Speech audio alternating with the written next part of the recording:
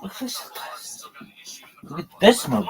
It's a 3-right lane shutdown due to wreck overall the 405 southbound could be mass free leaving Artesia Boulevard. Plan ahead for Artesia Boulevard eastbound off the 405. You can head western southbound of the 405 or take the 110 south. Go to the grind.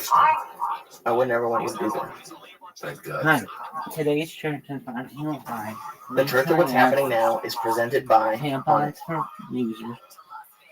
This show is brought to you by MeUndies. MeUndies are seriously soft, feel-good undies delivered right to your door. And the best part is MeUndies is offering our listeners 20% off of your first pair when you go to MeUndies.com/Joey. That's MeUndies.com/Joey. And guess what? When you love MeUndies because you're going to love them, they offer you a subscription service that gets them sent to your door automatically. So go to MeUndies.com/Joey. Show is also brought to you by MVMT watches, movement watches. They start at just $95, and when you go to the department store, you're looking at a $400 to $500 price range, so you're already saving money. Go to mvmtwatches.com/church right now to get 15% off of your movement watch today. I have the black on black. I love it. Go to mvmtwatches.com/church today to get 15% off. We need to get the press out of the Hamptons. This isn't, no offense, a low-income area where people are excited. Oh shit! It's still Black History Month, motherfuckers. And this is as black and beautiful as it gets. Little Chaka Khan featuring Rufus. Or the other way around. Does it fucking matter? Monday, February 27th. The Church of What's Happening Now, motherfuckers. To the internet at the worst possible time. Literally, there are people, children are identifying as animals on the internet, not all of them, but there are people that are claiming that they feel more represented by, I don't know, birds or something. There are people on the internet wearing diapers. There are adults wearing diapers and demanding to go to spas where they can be treated like babies. Here we go, cocksuckers. Here we go. And this is when we are introducing them to culture at the...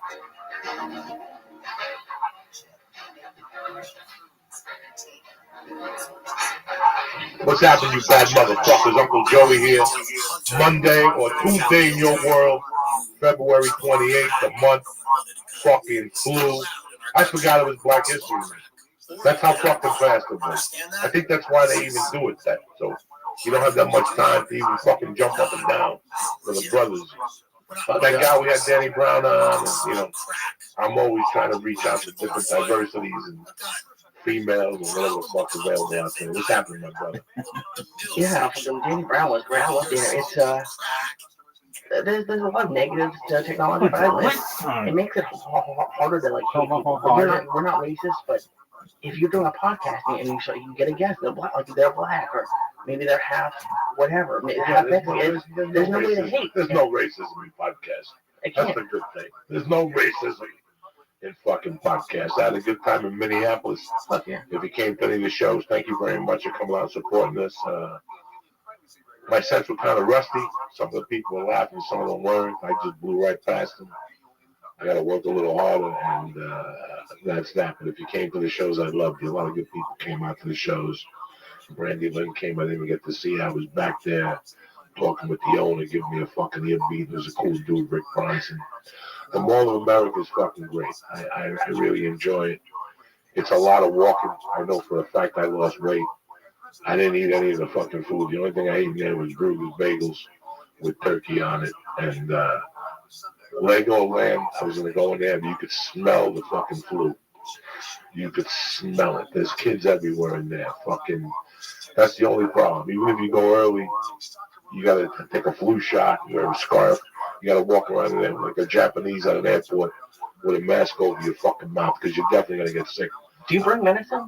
I bring everything. Yeah? I bring fucking everything. I have everything I have for every ailment I've ever had. I carry some of it on the plane. That's immediate. No spray. The Tylenol is the other one. Anxiety medication. A vapor pen. I'm prepared.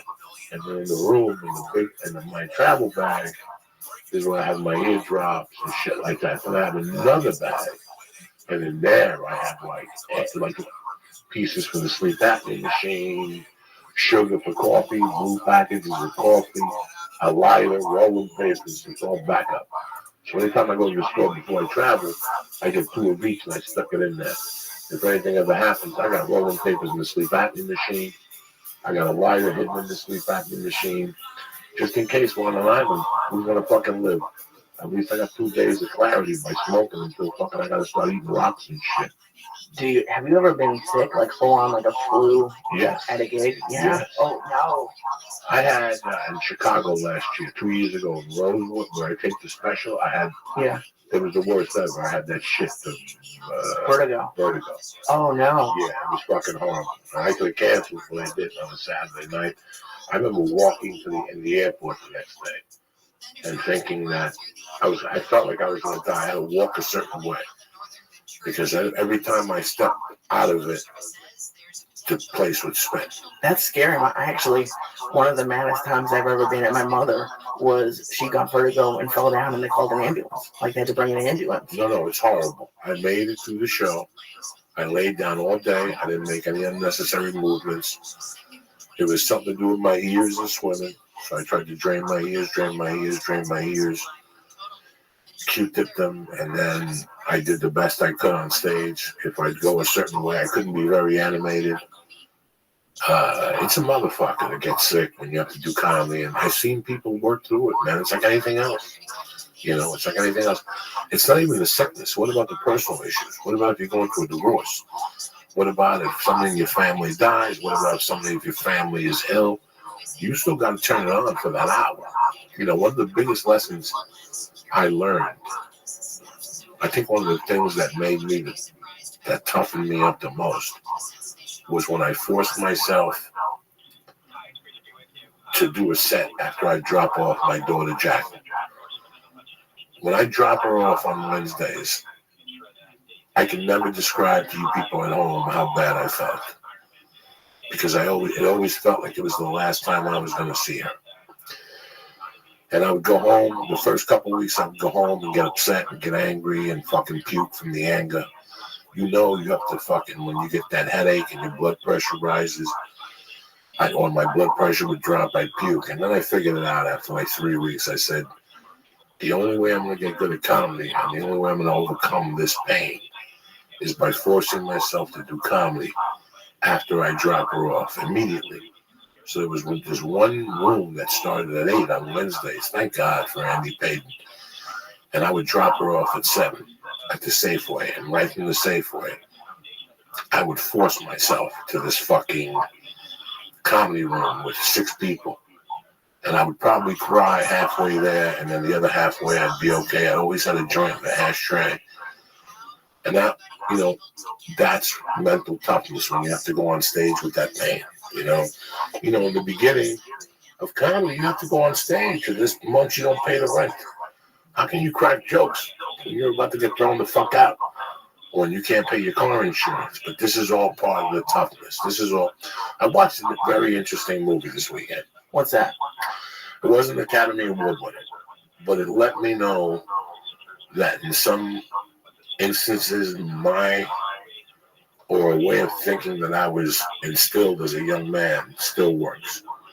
I watched the movie The Accountant. I watched it on the plane because you're on a fucking plane. I have my iPod, I'm high, and The Accountant was about Ben Stiller and Ben Affleck, and he kills a bunch of people. And that's the subplot of it. That's the main thing. But the subplot is about a child who suffers from severe autism. When he was a young man, he suffered from severe autism. He still he has it. He has it. Yeah. So it was kind of weird how his father was an army guy, and he didn't want him to be pampered, so he made him force it on him. And there's one scene where they show him fighting a Chinese guy or a Vietnamese guy or an Asian guy or whatever. I don't want to be whatever. And he's beating these kids. They're beating him, but he's beating these kids. He's a man beating 2 kids. And finally he turns around and looks at the father and he goes, enough. And tomorrow's another day. And the father goes, no. To see what you got, you got to peel layers back every once in a while. And he goes, I got to know my son's limitations. I almost cried on the fucking plane because America doesn't think like that no more. America's not even close to thinking like that anymore.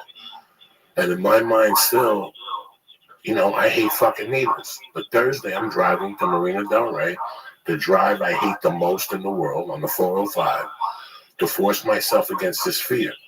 You know, I'm not looking to be the greatest jiu-jitsu guy in the fucking world. Not at all. I go there because every time I go there, it's a struggle.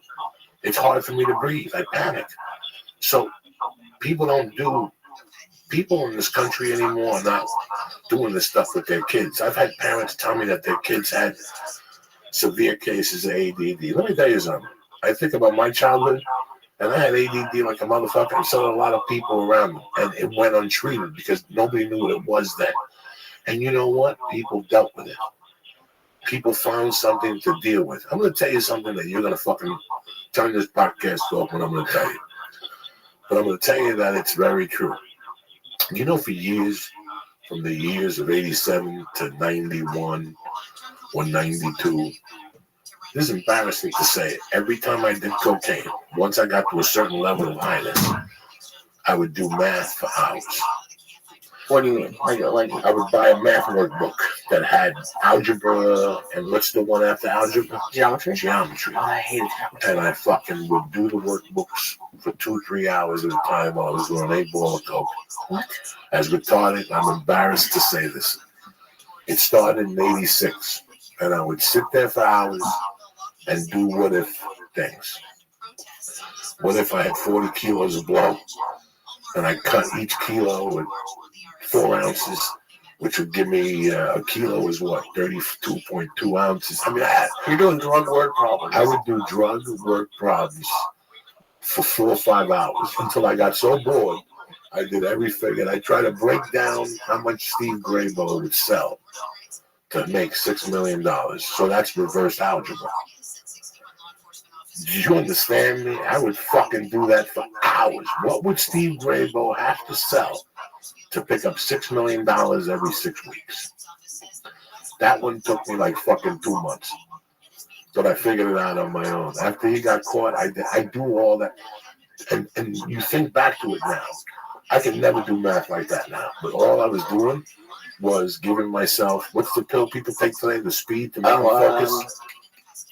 Adderall. Yes, Adderall. I was going to say. It was a different part. It was a different thing of Adderall, if you really think about it. Cocaine worked in my mind like an Adderall. Why do you look at shadows so much when you're on cocaine? Why do you focus on a fucking peephole for hours? Why do you look under the front step of your door when you're on cocaine? How can you do that for 6 hours? And you focus and you see shadows and shit. Your mind plays tricks on you. How? Because that speed. It's kind of weird to say. And again, I hope you people won't turn the podcast off when you hear me say this. When I stopped snorting coke, 90 days later, my eyesight went to shit. I wish that was a joke. How's your math? Your math is still good. My math is solid, but I can't do what I was doing in 87 for 4 or 5 years that I'm doing now. And you didn't get a calculator? Not even close. I wouldn't fucking buy a calculator if you paid me.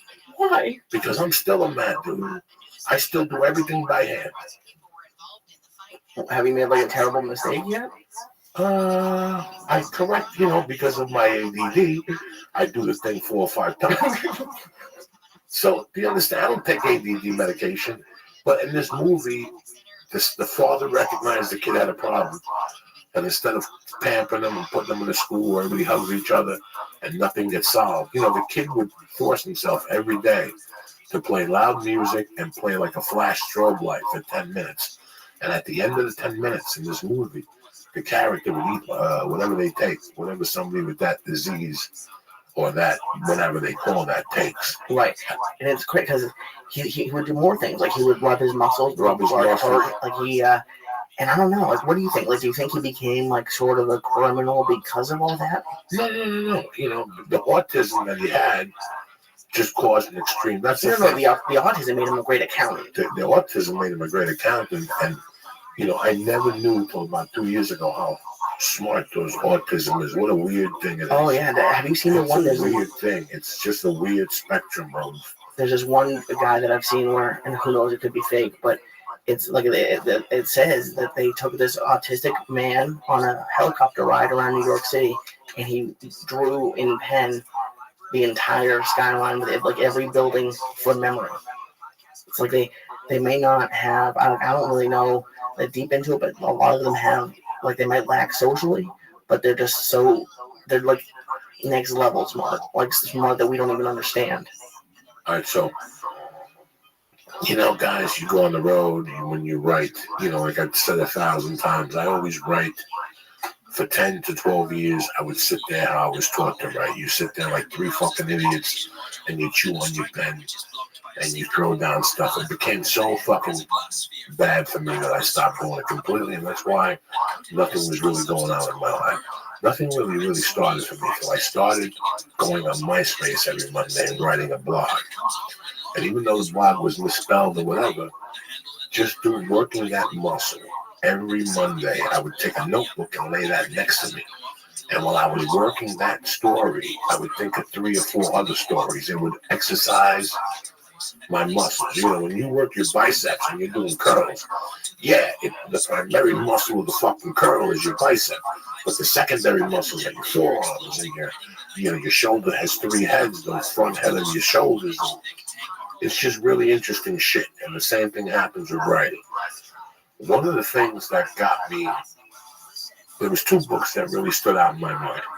The one book was On Writing by Stephen King. And I had read at this point, I'm not going to lie to nobody, I did what everybody else does in LA. LA has a scam. LA has a scam that when you move here, Lee came here to be editor, and one day he goes, Joey, you know what? My minor was writing, so I'm going to start writing. So what will Lee do? Lee's either going to have a good friend that's a writer, because birds of a feather flock together, or Lee's going to go to Samuel French, like every other fucking sucker, including myself, and buy 2,000 books on writing, because we feel that if we read half the book, we're going to learn how to write. And guys, I threw away thousands on books. And I got to be honest, I read every single one of them.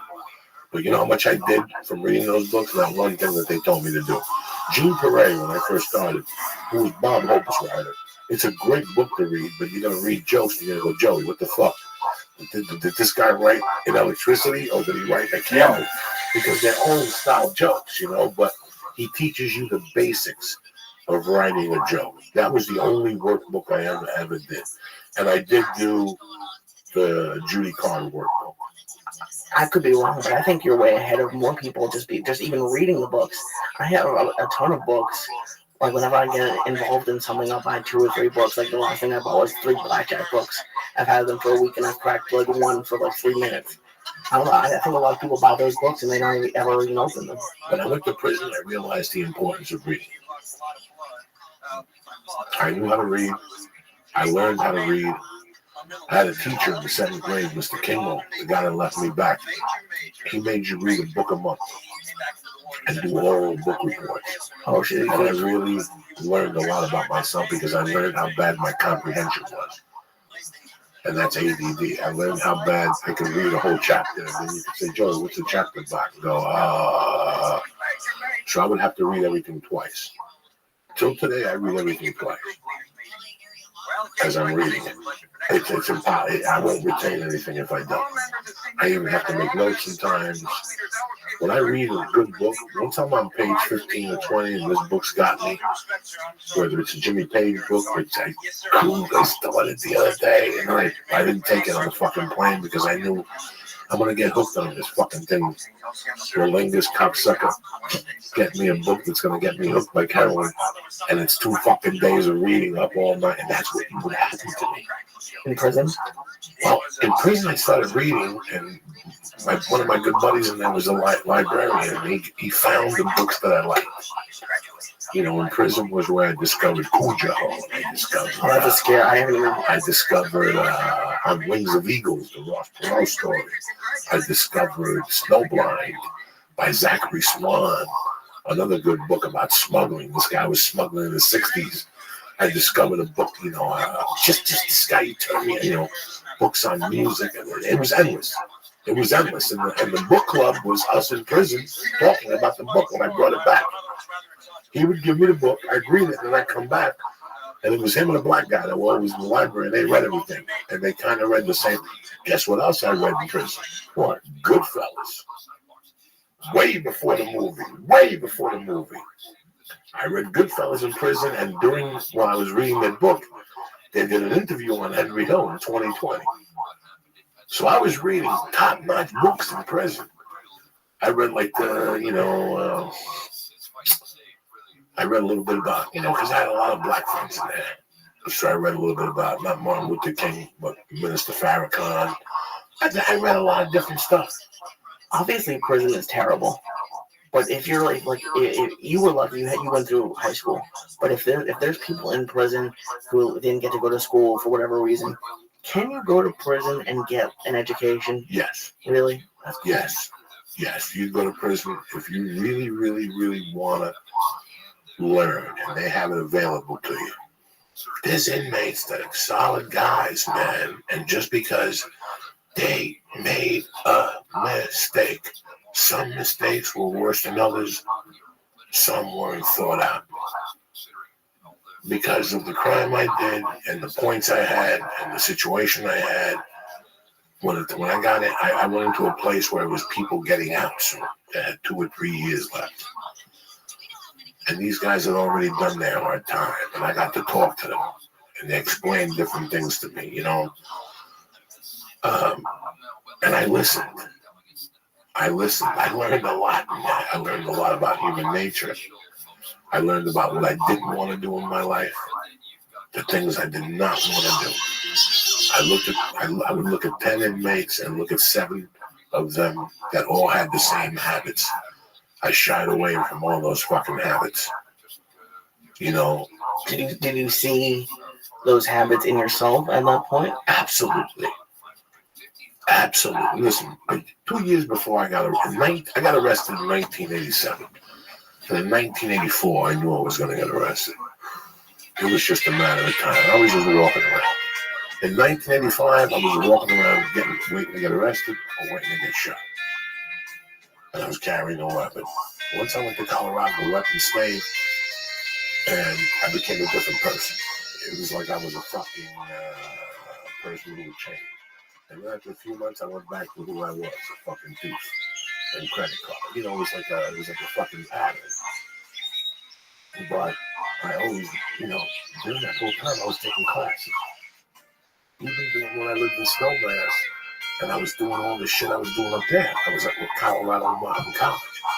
I was always one of those guys that had a little bit of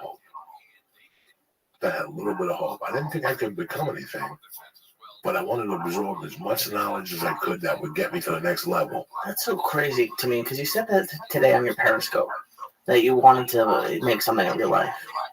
And I don't know, I'm starting to think that maybe my thinking has been wrong, but ever since I've been a kid, the only, to me, making it means just you have a lot of money. No. That's what people are wrong. That's the misconception we have till we're about 30.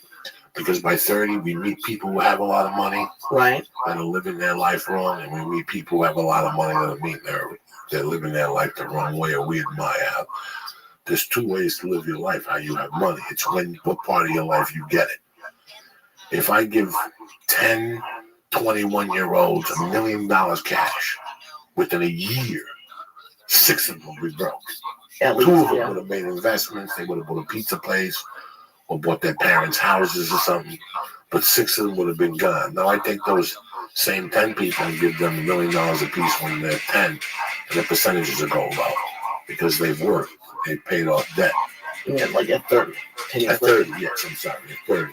And if I take those same 10 people at 40, what will happen? The percentages go higher because we paid our dues. It's like we goof around, but it's true, we women. When they're 20, and like the hot guy's got a tattoo and a beard and says all these things, but when they're 30, they lower their expectations. By the time they're 40, they'll marry a guy with a kid. Because they understand where life goes. I'm happy. I accepted prison at that age. It was good that I went at that age. Mm-hmm. And it was good when I got out of that age. I got all the right things at that age. And listen, I said 1,000 times before, I didn't stop being a fucking criminal until 15 years ago, in one way or another. You know, I was still breaking the law, and I was selling coke or stealing wires. It's still breaking the fucking law. What do you think would have happened if you hadn't gone to the prison that you went to? If you'd gone to like a hardcore prison? I would have fought for my life. I would have, whatever the situation was, I had to rise for it. I knew that mentally before I went in. I knew that at every level. I didn't know what I was getting myself into.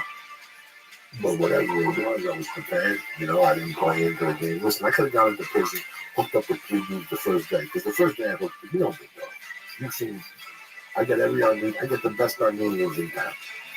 The first day I got to Camp George West, I hooked up with this dude from talking to him, and within an hour, he had me hooked up with a shot of heroin in his room an hour later. What are you talking? If I wanted a shot of heroin. And then he had a buddy. I'd seen this guy before. He was a white dude that kept smiling and agreeing with him to everything. And I knew that these 2 guys were by the law. I wasn't going to do heroin. I said, yeah, I'll see you later. I don't like music, and I disappeared. And a day later, the kid took me aside and goes, stay away from those 2 guys. Those 2 guys are scam artists. They make you send them money, and they make their living off. When you shoot heroin, you shoot it as a cotton ball. And these guys that make their living off of that cotton ball, like that cotton ball, that last shot of heroin, like they were just, you know, regular fucking cookers. So, yeah, I avoided them. That's it. I was still their friend. I didn't say I was at war with them or anything. If they came into the kitchen and, you know, I could hook them up with an extra bun or something, I would. I just didn't go into that fucking feed.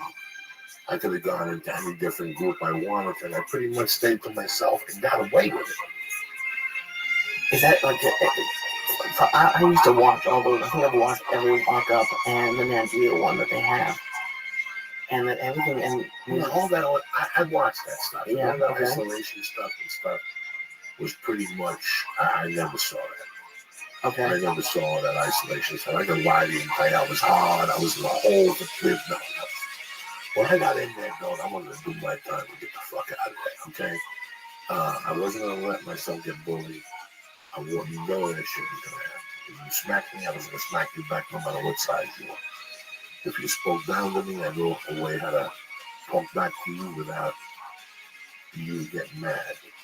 And I never came down to that. I fought a kid in there, Severino. I still love him with all my heart. And I beat up that white dude for fucking, the dude that put the box of shit in his fucking drawer, that half a fucking retard, wannabe biker. And that was it. I had no problem. And in the halfway house, I really had no problem. I just, listen, man, I was thinking this weekend in Minneapolis about what's going on right now. Whether it's Animal Planet, the podcast, stand-up comedy, my family, the daughter, you know. It took 54 years to surround myself with the right situation. I'm no better than you or whatever. That's why I talk to you the way I do at the age of 28, because I want you to eliminate the waste. There's just a lot of waste. And God knows I did 90% of it. In no different way than just doing stupid shit.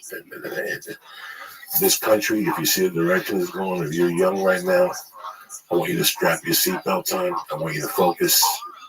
I want you to buy property. I want you to do as much as you can so you have as much security by the age of 40. Who knows if we're going to have Social Security? You know, when I was a child, they said there wasn't going to be no Social Security. You know, who knows? I'm 54. I'm thinking about Social Security. I'm not going to lie to you guys. Starting next year, I take leave of breakfast every day, 15% off at Denny's. You know what I'm saying? West Side Gang. And he picks up the tip. And McDonald's. I don't know if you get like a free senior discount. Sure. But the thing, you know, this morning I said something and Lee called me. He goes, it's the funniest thing. I said, you know, when I didn't watch the Oscars last night, but I watched CNN later on that night, and I saw what had happened and the people, the Hindu who made the speech and the other guy who boycotted it. And, you know, it's like it's the Oscars. We're trying to have a good time, and you got to bring all that shit up. You know, enough. And they do it for what? To get the pat in the back. You know, I'd rather fucking get fucked in the ass by a midget, then that pat in the back for me being brave, for sticking up to Trump. It's over. You know, I mean, what the fuck are you bitching about still? You know? And I was sitting there thinking about how I never want to be around those people. Like, since I moved here, guys, tonight I was supposed to go to Doug Benson's High Court premiere, which starts tonight, by the way, and it's a pretty good show. Doug did a good job. He's smoking pot on TV. You got to take your hat off to the fucking kid. So I'm on one of the episodes. He's got a great crew of people that are playing bailiffs. I think, who else? Jessimae Peluso. Jessimae Peluso's playing one of the bailiffs, one of our girls. So, yeah, they got a great crew. So I wish him all the luck in the world. You think about the journey he took. When I think about comedy, I don't think of myself as a good comedian or a great comedian, or that I'm going to be remembered, or you don't see me going on tours or selling tickets like Dane Cook or nothing. You know what I like about that I did? What's that? The journey to get to the Comedy Store. I still can't believe it. The talent with me, there's no talent.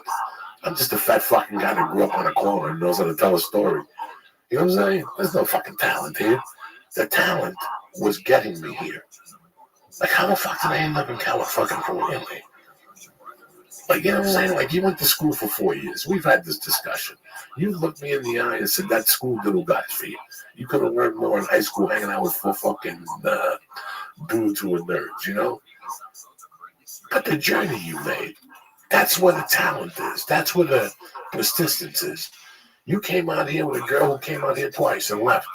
You know, since we've been here, we've had people come and fucking go. The talent is getting here. It's not become, for me, it wasn't, I don't see nothing in the comedy. I like that I do comedy, and I'm lucky I got involved in it. But for me, listen, man, before my mother died, I knew I was going to bust out of North Bergen. I love New Jersey. I love everything it stands for. But there was something about North Bergen that I know I didn't want to stay there. Completely understand what you're saying. I know there's a lot of people who understand what I'm saying, a lot of people who don't.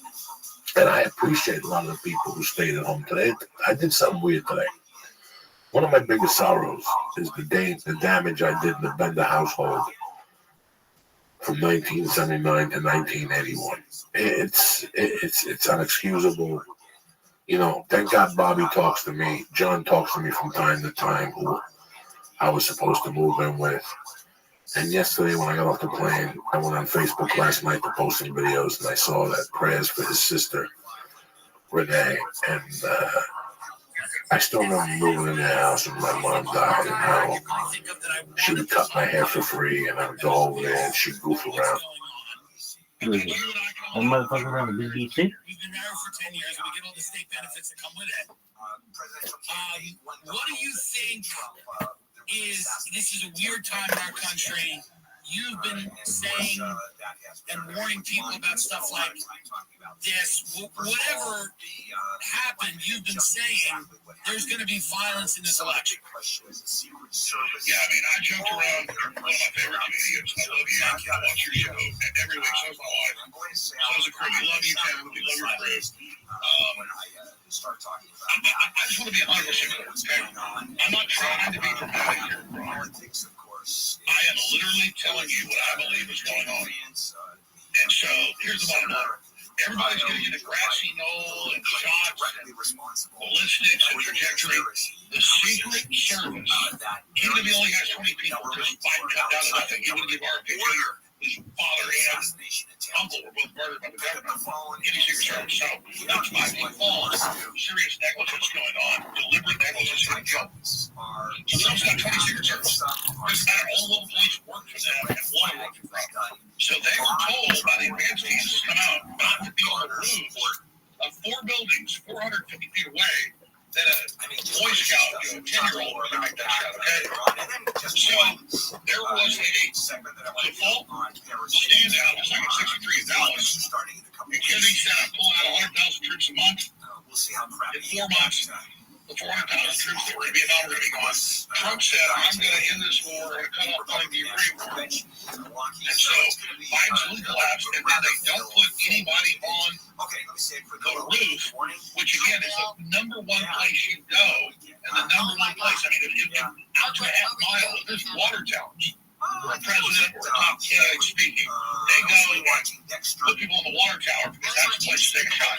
450 feet away, literally a 10-year-old can hit bullseye 450 feet. Okay, I've shot guns multiple times. Most people can't shoot like that, but we're talking 450 feet. But the round that got fired was so lightweight, a little bit of wind blowing, cold war, they could always shoot a little bit to the left. But the point is, it was 1/2 inch away from him, right in the temple, and killing him, shot right through his ear, right here. And so that's one issue. This was not a mistake. This was not a screw up. This was premeditated. But yes, I've been on air like a parrot saying they're going to kill Trump or try to kill him. And when they kill him or try to kill him, all hell's going to break loose. So I want to be 100% clear. Now the deep state set this up, brought in the shooter, protected him, put him up there. That's all 100% fact. Don't be naive. The deep default is put people on rooftops within a half mile. This is 452 away. This is preposterous. This was the default set position. This is like putting salt water in your gas tank or not putting gas in your car. You have a newborn baby, you throw it in the pool. It's not a mistake. It's done on purpose. All the Secret Service is not their fault. They follow orders. No one is on 4 rooftops, 450 feet away. Who is giving that order? Who is telling them, don't be on the rooftops, do you think? Sure, the guy, no, that's right. We know. Okay, that is the senior advanced team of the Secret Service. And that is that there's a name, this woman, I forget her name.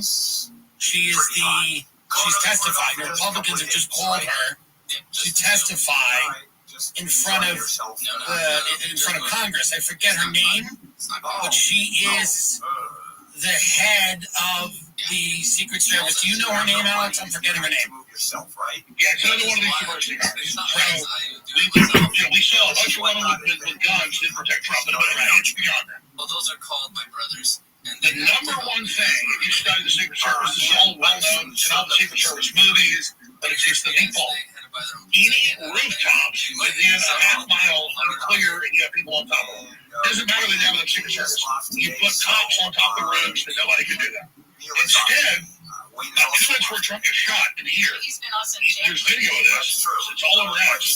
They clear everybody out from behind Trump because they hear dozens of witnesses have been on the news that said there was a guy with a gun on the building. Right, I saw it for minutes going, there's a guy on the roof with a gun, and they sit there and fumble and watch, but the local SWAT teams waited, and they're on the radios with their guns trained on him, and they're like, not to take a shot. So there wasn't just a stand down, not putting people on top of buildings, which is the first thing you do. That's where the shots come from. A lot of every case. They did and got it's all video. The shooter passes up with a rifle, crawling around and getting a front position, and they're told to stand down for about 2 minutes. So we're talking about 120 seconds. So it's like a lifetime. Because in real situations, you got a shooter, you got a guy with a gun. It doesn't work. You blast him. So everybody having a debate about its hearings and why this happened. That's all the distractions. So moving on from that. Trump beat all the fake impeachments. He beat the Russiagate. He beat fake civil cases. He got guilty, but nobody bought it. They were popular. He got convicted in the New York show trial. That gave him an extra 10 points. In real national scientific polls that are being conducted, I talked to Republican Party that's doing these. Polls about 25 points ahead nationwide. In mainstream news, they say 15 points. In battleground states, he's 10 to 15 points ahead. With young people in the district, that's not enough. Maybe they can steal a 5-point lead. You can't steal a 10-point lead. You can't steal a 15-point lead. So even in New York, he's now in play. Places like Michigan, 10 points ahead. Pennsylvania, 2 points ahead. Georgia, 15 points ahead. Arizona, 15 points ahead.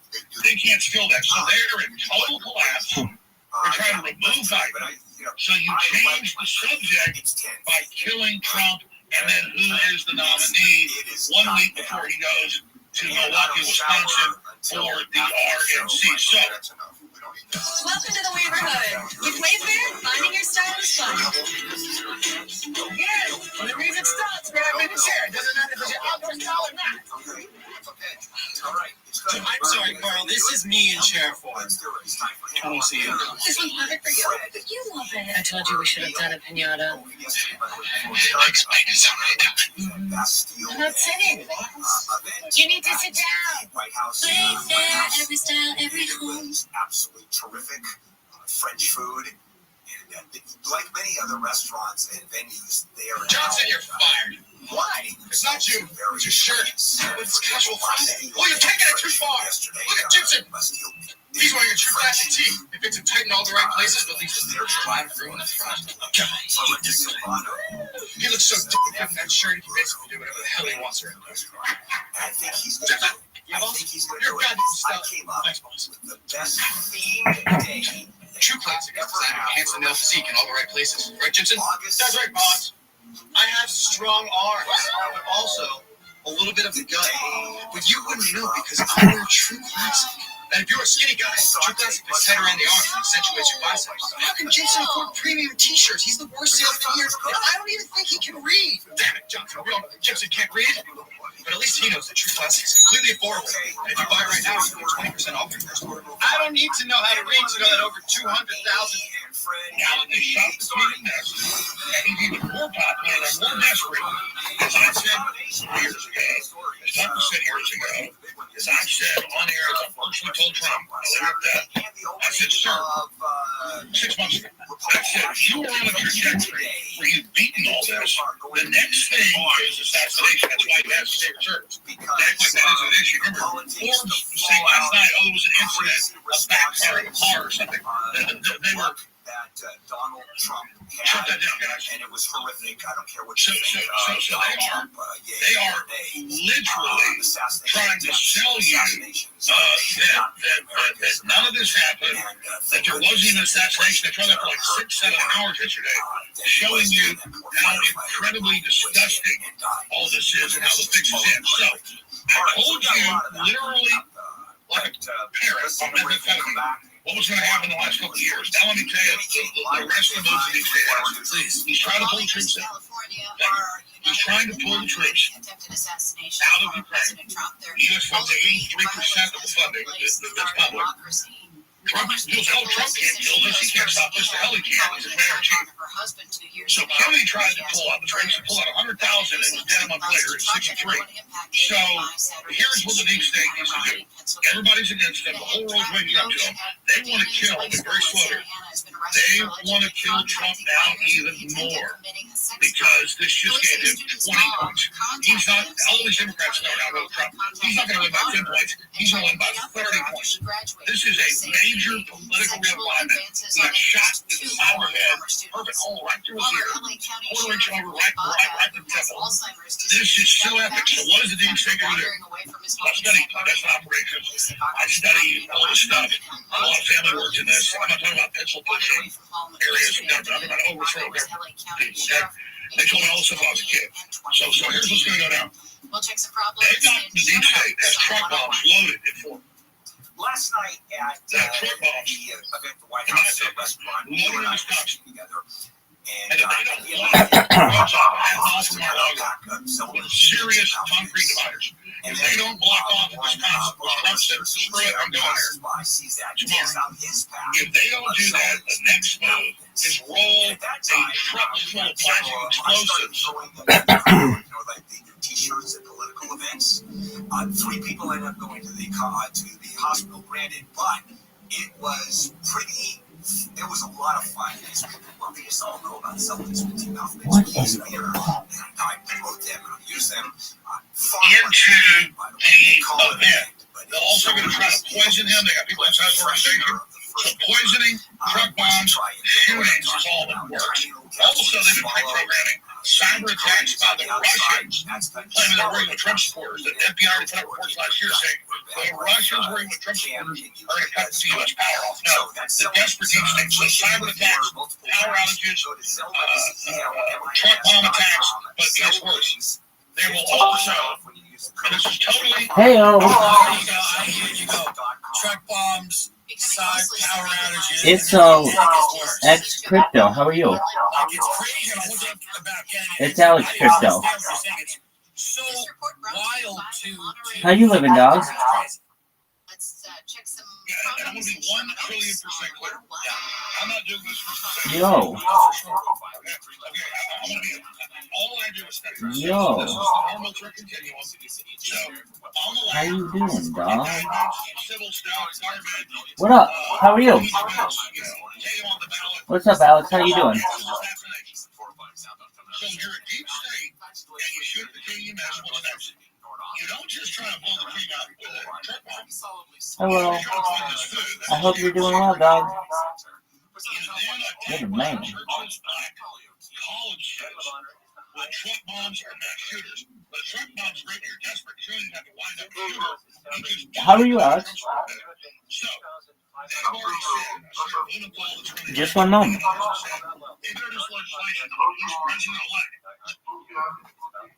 You as well. I hope you're having a great day. Did you hear that we had a presidential... I hope you're having a great day too, man. Did you hear that a presidential candidate and former president survived this assassination? Your blood pressure numbers change your life. I was watching it, I did not know what that was. If you stopped your treatment plan, restart.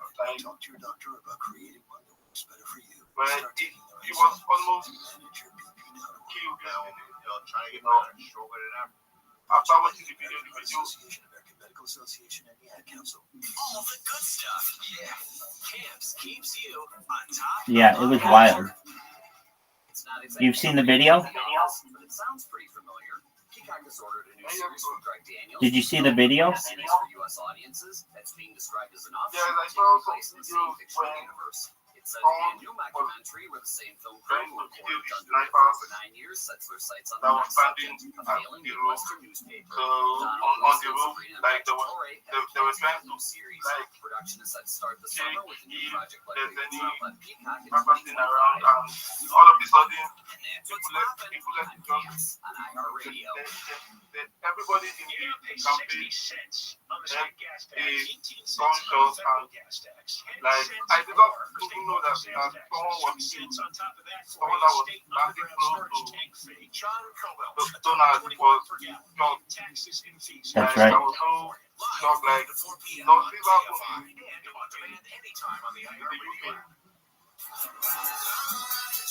So it's kind of a wild time in the United States, obviously. And then there's a... I was so shocked, like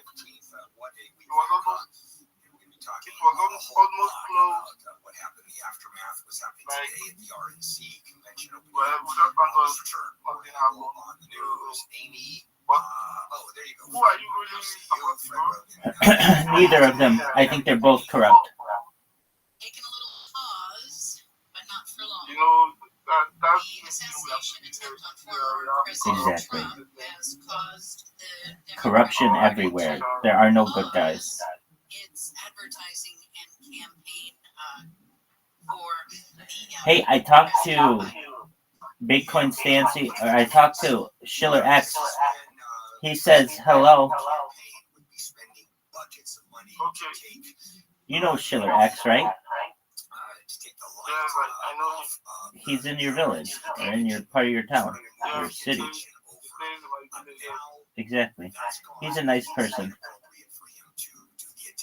Well, it's actually nice that concentrating on the RNC. Hey, have I shown you my robots? Except that the Biden campaign says they are going to be restarting. Alex. Could happen as soon as today. They took their weekend off, and so they're kind of Have I constantly evaluating. I'm I just would like to see Abuja personal attacks on Trump because the Biden campaign is not. Have I shown you my robots? That's not flying. It's basically. Have I shown you my robots? What happened? No, I don't. So Let me show you. I'll show you. It really is. Normally, I wouldn't pay attention. Okay. Yeah, no, I wouldn't care about the acceptance speech because it's going to be the same that you hear every time from every politician of every ilk on both sides. Everybody's going to be watching Trump. Everybody. What does it mean for Trump after what happened this weekend. He survived. What is it? In the end, I don't think it's going to make a whole Okay. difference. I think that it's so baked in, and I don't think independents are going to move towards. Can you see my screen? That he was, thank goodness, just wounded a little Alex. tiny bit. 2 inches difference. It would have been just unbelievable. Alex. Yeah, I think in the end it's not going to make a whole lot of money. Here's what I want to do: football pool. How big is the bandage going to be on his ear? Alex. I say it's going to cover up his entire right side. I don't think he'll go out on stage like that. He'll probably just have a Band-Aid is what he probably will do. Alex, can you hear me? If his whole right side is covered or a good part of it. Yeah, I don't know, because then the accusation is going to be he's making too Alex. Now, He got shot. His ear got shot off. Yeah, but no, Excellent. So do you see this pointer? The ear is still there. Yes, I can see that. Excellent. So it pastes, copy and paste a link to my Discord. And then what it's going to do, it spams someone 13 times. Then what it's going to do is it's going to close it. It's going to go to the next person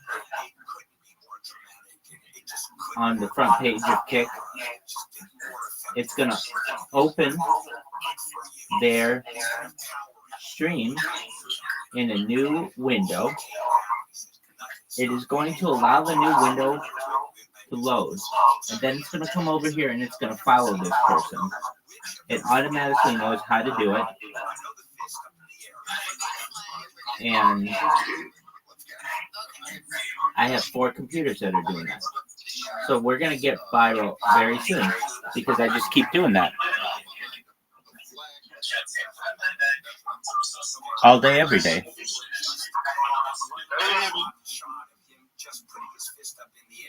So we're gonna get famous that way.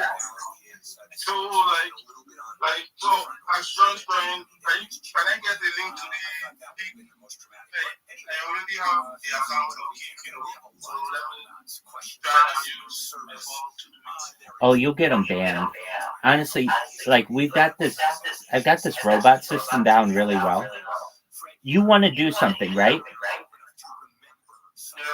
Yes. Okay. You want a job? Do you need money? Do you want a job?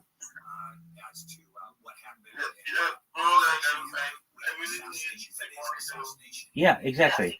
Okay, do you know what Fiverr is? Fiberr? Do you know what Fiverr is? Fiberr? Yeah. Okay, so what you want to do is you want to create an account, and what you're going to do, what can you do? Are you a good graphic designer?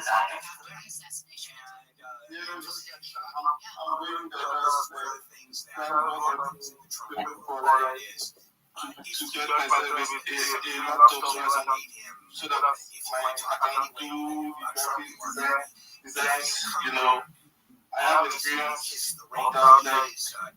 That's what I really need so I can keep to my work. Like my work, I'll be serious with my work. Sometimes my phone gets hot, so that's the reason why I joined the space yesterday, and all of a sudden my phone was hot, so I just have to leave and find a way how to charge my phone. So I definitely need the laptop so that I can work hard. Right. But it's okay. So what you're gonna want to do, I believe the website's Fiverr, perhaps. It's Fiverr. Okay. So what do? You go on it and you say, I'm a graphic designer and I'm willing to do graphic design work for $5. And somebody will say, hey, can you give me a logo for $5? And you'll be like, yep. and you'll give them a logo, and then they might say, I like it, but I want you to change the color. And you say, okay, so what color do you want me to change? You work that out with them, and then you get the money. So Governor Newsom says 61 law enforcement officers. That's okay. I'll send you the link too. Just one moment. The governor also says this is not. We're gonna set you up. Okay, so FIV. Assassination on Saturday, but that these plans have been in place since May. Yeah, I mean, I don't know if that's No, true or not. it. Because Gavin Newsom has I a don't way think of it's saying that things way. that don't pan out or are not true, but Don't go to that. Don't go to that website. security, there aren't enough Secret Service It's- people. There certainly aren't as Okay. So, can you hear me? That's okay. Let me fix it. Hold on. The man at the Trump rally in Pennsylvania, the firefighter, dove in front of his family to protect them and ultimately was shot and killed by the assassin. He is being hailed as a hero, Bill. Well, he jumped Can you hear me on- better? He jumped on top of his family. Yo, Alex. That is a legitimate hero. Alex. I was watching. Alex. Maybe NBC was being interviewed. She was in the front row. Alex. I was asking her, so what happened at that moment? And she said, if you look Yo, at dog. the person in the front row, Alex.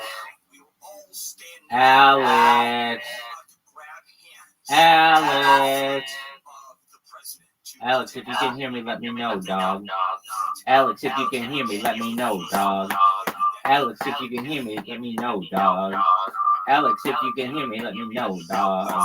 Alex, if you can hear me, let me know, dog. Alex, can you hear me? Alex, can you hear me? Alex, can you hear me? Hey, Alex, can you hear me? Alex, can you hear me? Hey, Alex, can you hear me? Alex, can you hear me? Hey, Alex, can you hear me? Alex, can you hear me? Hey, Alex, can you hear me? Alex, can you hear me? Hey, Alex, can you hear me? Alex, can you hear me? Hey, Alex, can you hear me? Alex, can you hear me? Hey, Alex, can you hear me? Alex, can you hear me? Hey, Alex, can you hear me? Alex, can you hear me? Hey, Trump was hit in the air Saturday just as he turned his Alex. head 10 minutes into his rally speech.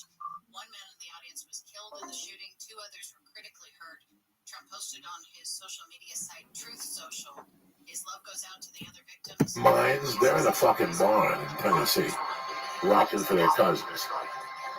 There's no explosives, there's nothing fancy. They just rock the fuck out of you. And that state of mind is the art, if you see where I'm coming from. And we've discussed it 10,000 times, but tonight I brought it, The War of Art. I have read this book maybe 10 times. I bought it one time and I made my notes in here, and I don't like it. It became annoying in case it becomes somebody else's book or they want to read it and they got to see stupid notes or me outlining the whole thing. So it's pretty funny if you ever get this book. It's not a hard read at all. It's what's hard is sitting down to write. And then I was telling you guys like what I mean. Like this guy just breaks it down. And what he really talks about, if you go to a store and you pick this up, do you dream about writing the great American novel? Do you regret not finishing your paintings, poems, or screenplays? Do you want to start a business or a charity? Wish you could start dieting or exercising today? Hope to run a marathon someday? If you've answered yes to any of these questions, then you need The War of Art. This powerful straight-from-the-hip examination of the internal obstacles to success. This is when I was living through all those years. When I started doing that stuff on MySpace and writing, somebody turned me on to this book. And I fucking cried the first couple times I read this. Because this is who I've been all my life. And this guy ended up, this guy's not coming on like he's some fucking big shot. Right? Big time off. He's coming on. He's telling you what he went through and what the number one problem we have, standing in our way. People always go, you know what Junkie has been the problem is he's standing in his own way. You hear an expression all the time when people say, and this book is basically, you know, Hitler wanted to be an artist. At 18, he took his inheritance, 700 kronen, and moved to Vienna to live and study. He applied to the Academy of Fine Arts and later to the School of Architecture. Ever seen one of Hitler's paintings? Neither have I. Resistance beat him. All in all the statement, but I'll say it anyway. It was easier for Hitler to start World War II than it was for him to face a blank square of canvas. Holy shit, when did I write this book? Do you know that? That's crazy. Okay, this is, guys, if you're stuck, you know, listen, guys, I got left back in the 7th grade, I got a GED. I'm not coming on like Anthony Robbins here, but I'll tell you what, this defined a lot of fucking stupid questions I had. You know, Enemy is a very good feature. You know, and it has resistance great as hits. It defines what we don't do. We simplify it as resistance. The following is a list in no particular order of those activities that most commonly elicit resistance. The pursuit of any calling in writing, painting, music, film, dance, or creative art, however marginal or unconventional. The launching of an entrepreneurial venture of enterprise for profit or otherwise. Any diet or health regimen, any program of spiritual advancement, any activity whose aim is to tighten abdominals, any course or program designed to overcome an unwholesome habit or addiction, education of any kind, and any act of political, moral, or ethical courage, including the decision to change for the better some unworthy pattern of thought or conduct in ourselves. You know, I sit here with Lee 20 fucking times and we giggle and we break his balls, but the underlying thing, you know, I went through all this shit, guys. When I sit here and tell you, no matter what position you're in your life right now, you get yourself out of it. Dog, if you don't believe that, stop listening. Stop listening. I talk to people at shows now every week who go pull me aside and I'm like, you know what, man? I had this fucking job and I listened and I decided to start playing in band again. And now I have a part-time job and I play 2 nights. And it's because I had the balls to take a chance. If not, I would have been stuck the rest of my life. Miserable because at least I didn't give it a try. You gotta give it a fucking try. It's 2017 and it ain't getting better. That's good. Like, we were reading off that list, like the first, like 4 of them are one that everyone did. Yeah, no, this is for fucking a year. I sat there and I would try to write a book. I wasted a year on this book since I've been with this guy Gordon. And all of a sudden I read this book again before I shot the special. Okay. Before I even started writing the special, I read this book. And I got my dick on. And then I read it again before the surgery. I read it on days I don't want to go to jiu-jitsu. I read it on days I don't want to go to a meeting. I'll just pull it out. I have two copies of this. I got it in the travel bag. Because, guys, it's that easy to fucking slip. It's that easy to slip anymore. You guys know what I'm fucking talking about. I talked to Jay Brown. I talked to a bunch of fucking guys that are having problems. Jay, I hope you're not mad at me. I got nothing but love to you. Let me give you some shout outs real quick and we'll continue this conversation. Yeah, we're going to cover a couple books this month. I got the guy who was the undercover cop on the Iceman. We're going to cover a book by Anthony Bruno called The Iceman. I'm going to order it tonight from Amazon. When Steve came on, that's always a great idea, like a book club. Guys, let me tell you something. If you're stuck, you want to get off an addiction, you're heartbroken, get yourself a couple books. Get a biography of somebody you admire. You know, and if you're broke, go online. They got cheap books online. So what if the back page is ripped? It's you know. Do you have a favorite fiction author, or do you not read a lot of fiction? I don't know what fiction and non-fiction is. You know, fiction's like made-up stories. You know, I like biographies. Yeah, I like biographies too. You know, I like the one about the guy who killed Graybo. I don't know what that is, American whatever, renegade. I like books like this, The War of Art. Anything that can help me. I've told you, the books that changed my fucking life. You ready? Right, The War of Art. The Art of War. The other one by Shinzu. That has like 2 things in there I fucking apply to all the time. But the number one book that has helped me the most in my whole life was a book I bought in 1987 called Telephone Sales in the 80s. That was the greatest book I ever read in my life. It is my Bible. It's because who I'm here today. It really was that great of a book. And I've read it, I went to 2 Anthony Robbins seminars. I've done a lot of that shit, guys. I'm not going to sit here and tell you that. I went to a lot of that shit because I thought it was crazy. I thought it was fucking crazy. You know, 6 or 7 years after my mom died, you could have sold me a fucking any religion. Scientology would have got my hand on me right now. I would have been the captain of the ship. Speaking of that, have you seen that big Scientology building? Oh, they're back in the valley. Oh yeah, we'll go fuck with them. Oh my Let's go God. fuck with them. Let's go get on the guy in me that told me something. Tell me went to work on an orgy one time. You sucking a penguin's dick. The whole thing. Yeah, they're bringing it back.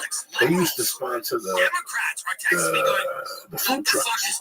Oh no. On Thursdays, you go in there and get a sandwich. Next thing you got fucking Johnny Scientologist asking if you want to take an IQ test. So I stopped going. I went with my daughter when they embarrassed the shit out of me. Embarrasses the shit out of me. Let me go shout out real quick before I forget.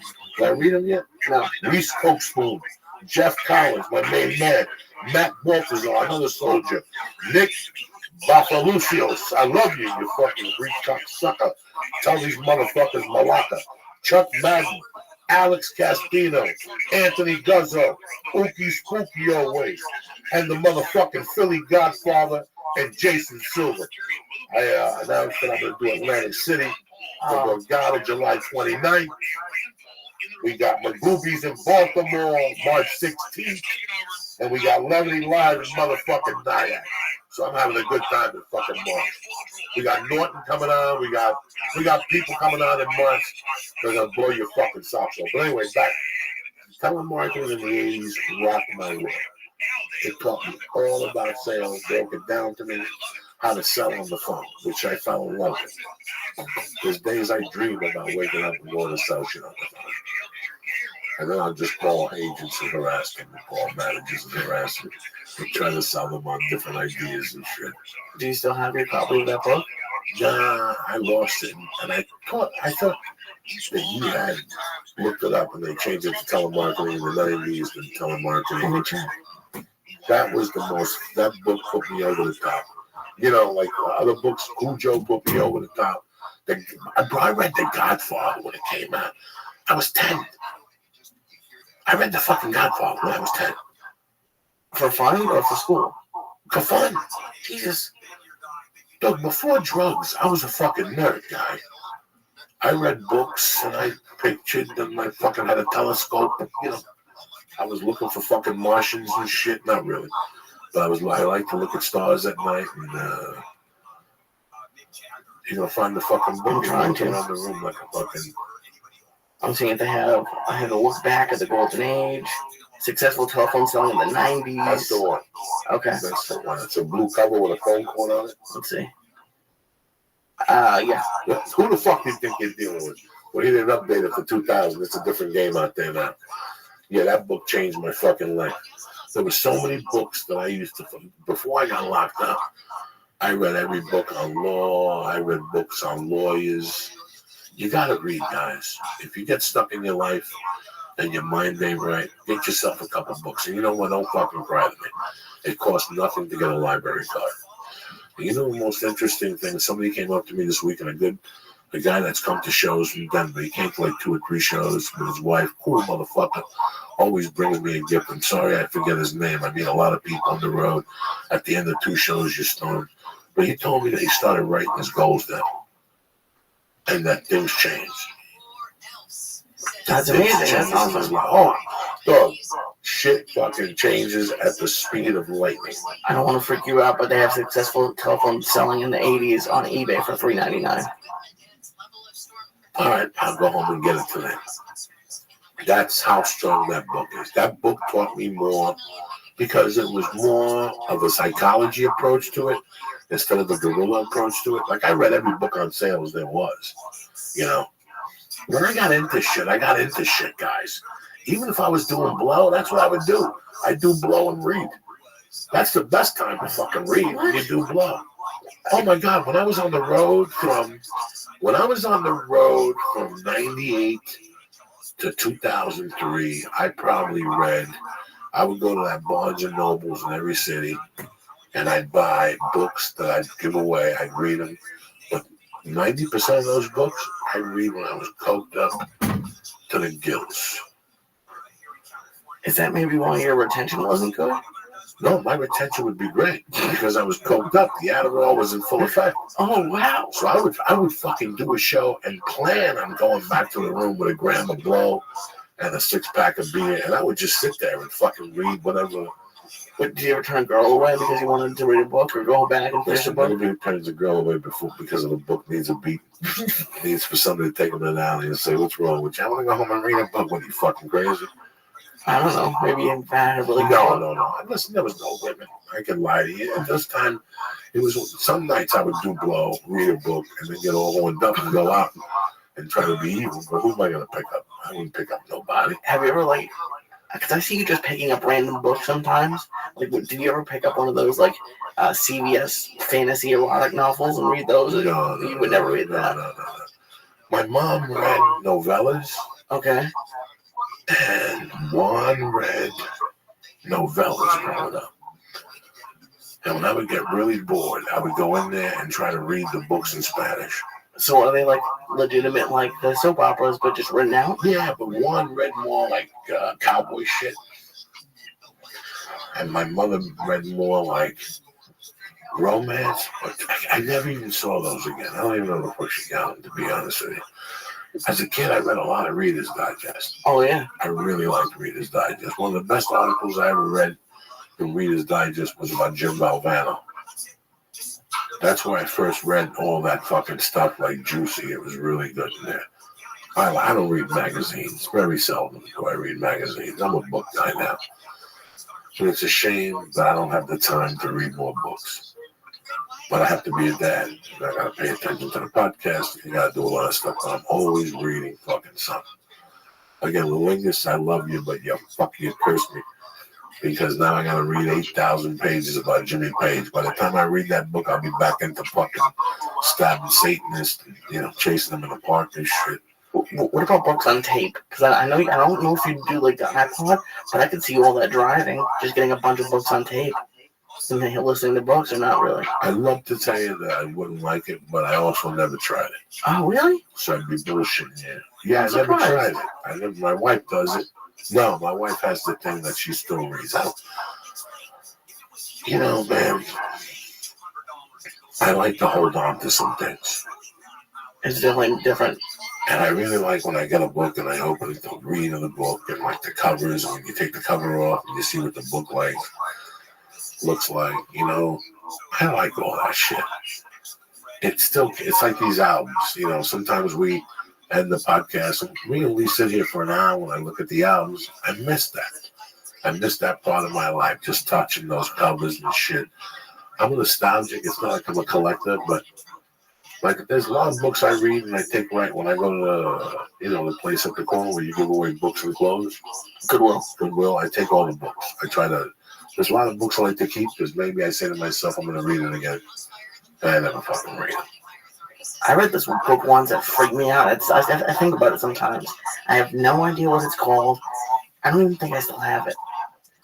But it was this guy who sent somebody a jail cell and had them build it in his, they build him a cell, and he made himself be put in jail. For some reason, he wouldn't tell the guy why he did it. But it's just, I don't know, it's weird when a book affects you for a long time. You remember the author? No, I could look it up. I might even still have it, but it was just, where'd you get the book from? I walked into a bookstore one day. Who gives you this weird shit? I walked into a bookstore one day, and you know what? But I didn't even walk in. It was on one of those carts that was outside, and I just looked at it. It looked interesting. And I think it might have been the last book that I actually ever read. How long ago was that? 6 years, something like that. But you read a lot online. You do a lot of investigative shit. I don't know if you can call it reading. Well, you read when I talk to you about microphones. you go online and you fucking, you love to, God forbid, Yelp a fucking hot dog stand somewhere. Oh, well, we're gonna go here. Let's Yelp the food on the corner. There's a hot dog stand on there. Yeah, that's So you really like sad that that's the extent of my reading is Yelp reviews. But it's I think that one of the things that really kept me together, as fucked up when I was burglarizing and doing drugs, that I was taking classes, guys. Jesus Christ. What possessed me to stay? And I would pay out of pocket. Oh, it's not till I got to see you bold and I got to continue in education there that they would start throwing me loans in those days. But not loans, grants. What am I saying? There's no loans.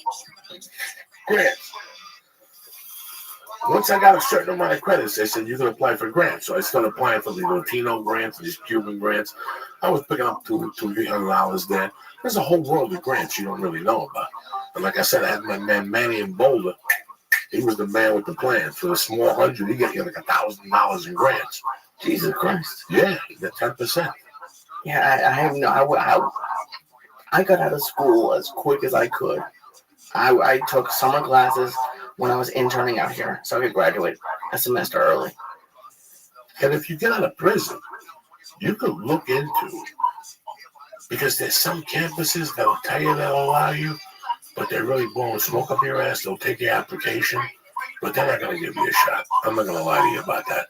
But there's some colleges that don't give a fuck, and they just specialize in that they get your aid and everything. They'll even get you money for housing and shit if you get locked up.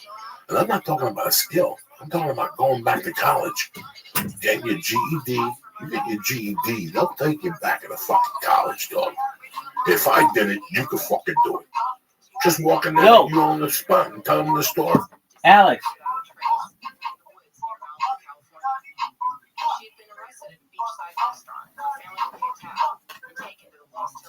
Alex.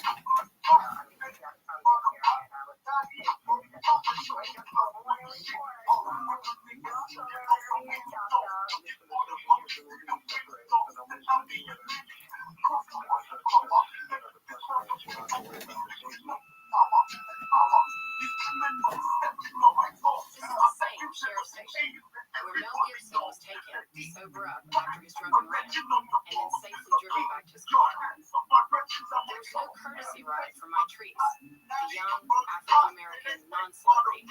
They knew that she had been released with no car, no money, no cell phone, nothing. And in the dead of night, her mom calls them this morning to tell them that she never came home. And it's like, oh, well, she probably just... Stop and listen to us right now. I said, I thought I came here about another meeting. They said, no, you're here about this. And I said, no. And they said, you made a big mistake and really poked me in the chest. They felt suits the next week. So I've literally been in the high-rise buildings $50 million to try to get some America out of debt, which is easy. I love it here. I love freedom. Shit, I love freedom. But I'm trying to explain to people. They just tried to kill Trump. What are they going to do next? False flags. You name it. Do you think I don't even want to say names, but people like Elon Musk who took a very high profile stance and says I endorse Trump, like, do you think there are other people that are in danger of all kinds of things, whether it's maybe it's not violence, maybe it's their businesses being attacked, maybe it's their livelihood? Do you think that this is something that is, obviously it centers Trump in your information, but is it bigger than him? Alex, can you hear me? Alex. Oh, excellent. What'd you do? Wow, that was fast. That was fast. Okay. So, here's a way you can make money. Do you see that you can market yourself as a graphic designer? Excellent. Okay. So now what you need to do is you need to create accounts on all the major platforms that is just your design. What is the name of your company? You don't know. You've never thought of this before. What is your name? Well, my name Bill's wandering around somewhere. He's probably eating his frittatas. Okay, returning to handle on the news. Here's That's okay. a lot So, of people, including me, could get behind. I don't know Matthew McConaughey how you want to market yourself. You have a great name, so it's Alex. I don't know if you want to use your first and your last name. That's usually how people do it.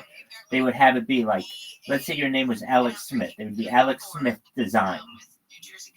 But if you don't want to use your last name, then you can change it to a name of a company for anything that you want. So the name of your city in Nigeria, it starts with an A. Agape? Okay, so then Okay, the name of my city is Abuja. Abuja. Apologies. Okay, so then why don't you call it Alex Abuja Design? His argument is that, Oh, like right now, what we're dealing with, the extremes are going further Do you- left. do you like that? Decency's off the table, and he wants to change that. But everybody is saying that. Also, as you point out, charming. He's very good looking. And if you look at a close-up picture, he's got quite the No, it would be Alex Abuja Design. okay. Well, here's why. Alex Design isn't going to be available, Well, there you go. right? Yeah. So it all works. Now, that's an idea. We don't have to go with that. Okay? That's just an idea. Let's think of something better. We can think of better stuff. So if I were you, I might want to see if something like the Alex Design is available. TheAlexDesign. Why? Because like no one knows your city in Nigeria outside of like Africa, and you want it to be like, oh, there are all kinds of Alexes in the world. I'm the one to come to for design. Does that make sense? Well, can you say that once more? That's fine. If you ever need me to repeat anything, Alex, I'll repeat it for you, okay? Alec Baldwin has thanked his Just ask. supporters in a So, big surprise late on Friday. the name of your city Baldwin's is case fine, was but dismissed. you could go with something They said that's that, different. Like, there's a website called prosecution withheld evidence like Name Checker, and I'll go to Name Checker right now, and I'll check and see if some names are available for your company. Just a moment. So if you're like, okay, Rabbi, what website are you going to? It's Name Checker, NAME.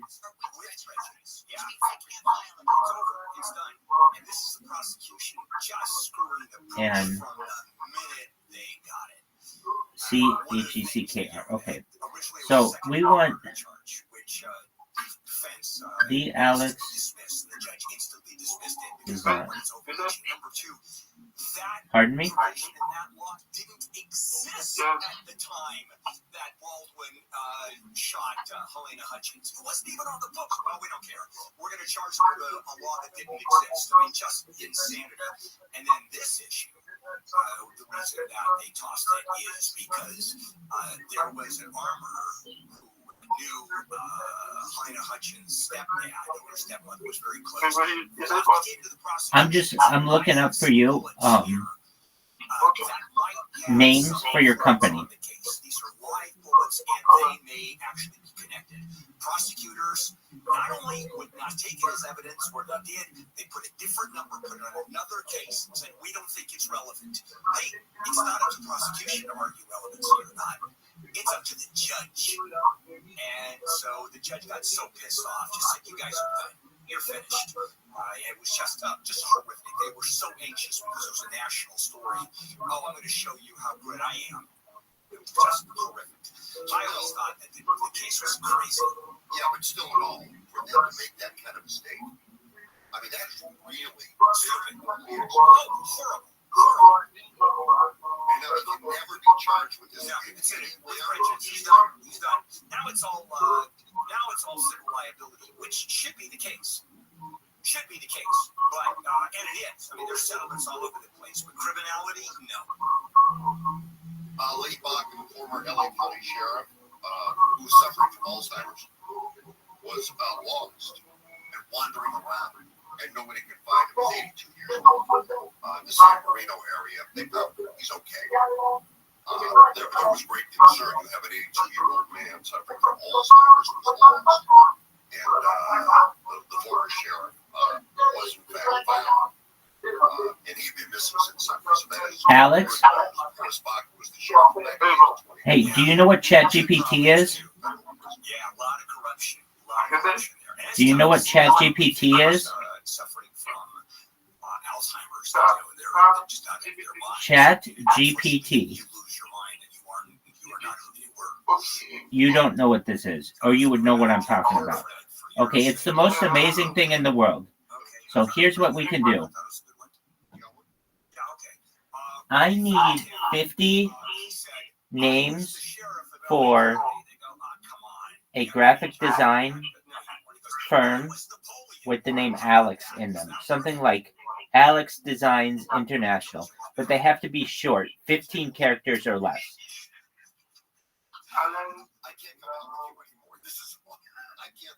Ooh, some of these are good. Okay, so Alex Graphics, Alex Arts, Alex Designs, Alex Visuals. Okay, these are good. Just one moment. Do you only have one phone? Okay, that's fine. Do you have a friend? Do you have any friends? Okay, so get your friends in on this call too.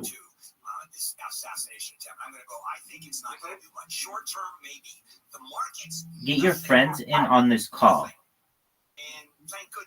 Whenever you can. Tell them, hey, because I'm going to help you and I'm going to help them too. So here we go. I'm going to look at the term Alex Graphic Design and see if that's available. It's available on some, not all.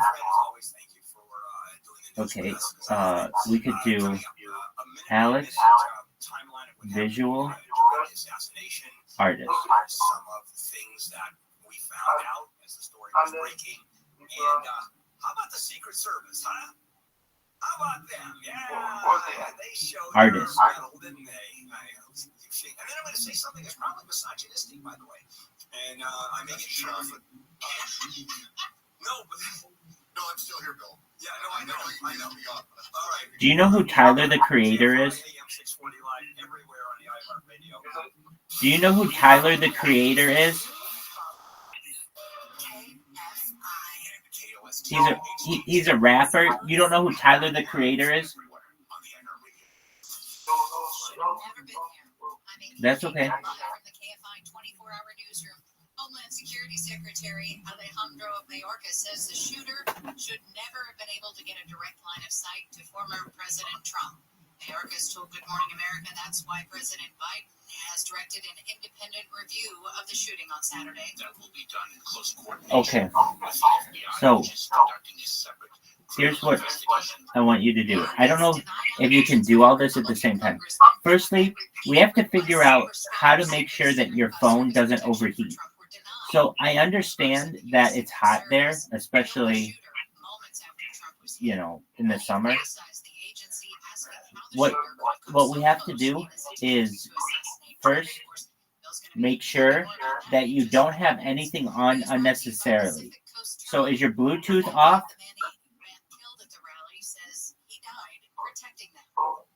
Is your Bluetooth on or off?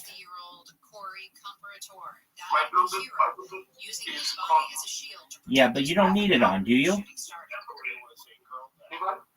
Do you need your Bluetooth on for anything? Right. You remember you said that your phone overheats? Well, we want to make sure that it preserves battery and that it preserves temperature, and Bluetooth uses both of those.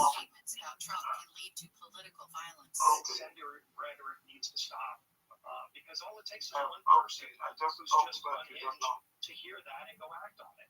and saying that's a positive signal that you take somebody out. Perfect. Independent Senator Bernie Sanders says radical rhetoric that incites such violence has no place in American democracy. Former So USA now wide receiver Jordan we're gonna go- Addison has been arrested on suspicion of DUI. Police say he was found asleep at the wheel of a Alex. Rolls Royce near LAX on Friday night. CHP says the Rolls was blocking lanes from the westbound 105 to northbound Well, Slovenia. I mean, Addison now plays for the Minnesota why Vikings. don't you make it your A name? woman has been killed in an attack in Lancaster. You don't have to. She was hurt You don't last have night. to, but The LA County Sheriff's okay, Department so says the woman Alex, was pronounced dead at the hospital for Art, a head injury. Lieutenant said a person had been detained but didn't give any other information. let's see, Alex, Hollywood Teamsters have creative warned that they're not close to a deal in ongoing negotiations with the major studios and streamers. artistry. The union is headed into its final week of negotiations over wages, benefits, staffing minimums, and AI. Union What, we officials could do have Alex accused Creative Arts. There you go. That's a good one. negotiators of a lack of Okay. urgency in the proceedings. Current labor agreements expire on July 31st, with the union saying they will not extend them if negotiations don't succeed. A federal courthouse in downtown LA could get a new name. U.S. District Courthouse on First Street is currently known officially as First Street U.S. Courthouse. Democratic Congressman Jimmy Gomez, who represents that part of downtown, has proposed changing it in honor of civil rights activists Felicitas and Gonzalo Mendez. They were part of a landmark federal court case in 1947 that ended the segregation of Mexican-American students. Gomez's resolution has passed the U.S. House and now waits for action in the Senate. Last week, the LA County Board of Supervisors approved a motion in favor of the name change. In downtown LA, Michael Monks, KFI News. A hydrogen-powered ferry is about to set sail in San Francisco. The ferry doesn't emit pollutants, only heat and water vapor. It will make its global debut in the Bay. Friday, Sea Change will run 3 Okay, days I a week just sent you. free rides across the Bay for the first 6 months. I just sent you Officials call this a the first step toward building a zero-emission fleet. website. And say it's also helping the state reach its emission reduction targets. We're just getting this word in, looking to verify it, but Fox News is reporting that a judge in Florida has dismissed the classified documents case against former President Trump. We'll bring you more information as it comes in. And we'll check the 101 with the KFI in the Sky next. If you decided to sell your house, you're downsizing, like I did, or And get it for Instagram, heading out of Southern California, maybe you've inherited a house, comma, TikTok, comma, Twitter, comma, all of these. Okay. And then, do you know what AI is? Do you know what AI is?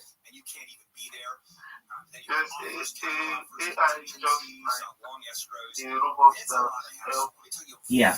Go to chatgpt.com right now.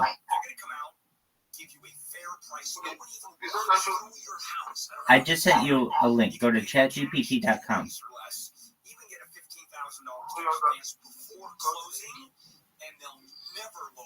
Did you find it? 10 days or less, fair price, no logo. That's directbuyers.com. Call 844-242-SELL. Take your time. 844-242-SELL. Visit directbuyers.com. Once again, just getting word that the classified documents case against former President Donald Trump has been dismissed. Judge Eileen Cannon, in a ruling this morning, said the appointment of special counsel Jack Smith violated the Constitution. What'd you say? You don't have to. Just say it doesn't have. You will want to make an account in the future, but for right now, you can just go to where it says stay logged out. See where it says stay logged out? 64 Rancho Santa Margarita, 62 in Pasadena, 64 in Santa Monica. The KFI market report, the Dow is trading at 167 points, the Nasdaq is up No, ChatGPT. and the S&P 500 is up 29. We've got a crash in Go to chatgpt.com.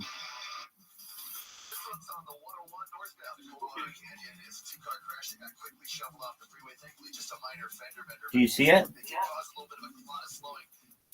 picking up now. 101 does look normal, although you got that typical flowing from the 170 Yeah, like to the 405. I'll send you some Approaching the 101. Sure. The That's fine. 170 action approaching the 101.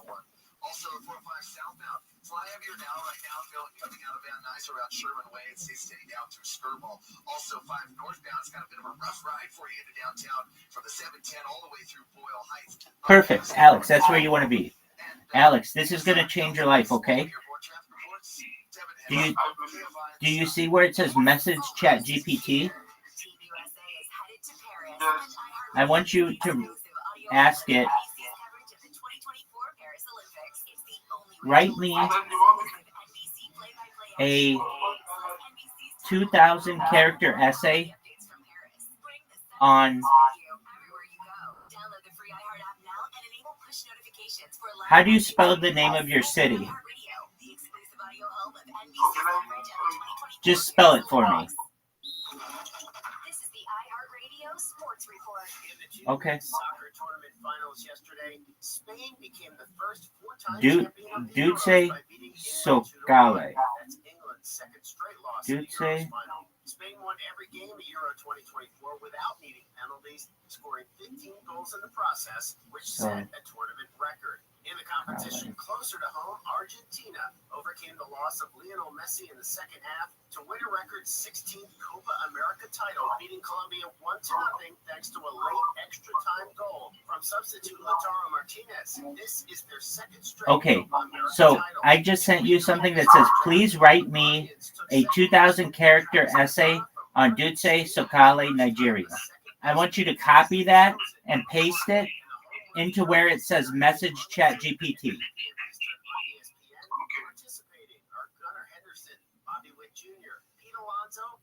Garcia, Jose Ramirez, Marcel Ozuna, Alec Bohm, and Teoscar Hernandez. I'm Andy West with your iHeartRadio Sports Report. Open the free iHeartRadio app for the best sports stations in the country and the most sports podcasts. Where it here, I'll show you where you type it.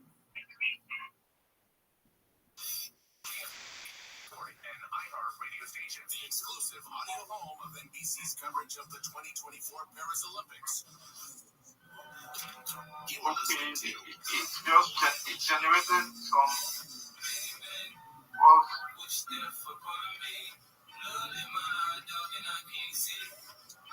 This is KFI AM 640. Bill Handel here on a very busy Monday morning, July 15th. Did it write an essay for you?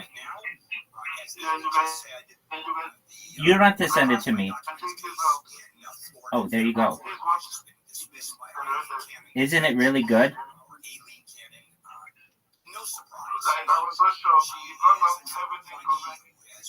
It shocks you. You're exactly right. It's shocking. It's so good. It's like magic. So here's what I want you to do. Play around with it. Ask it, how do I become a very good graphic designer? Just ask it that question right now. Online, using my phone.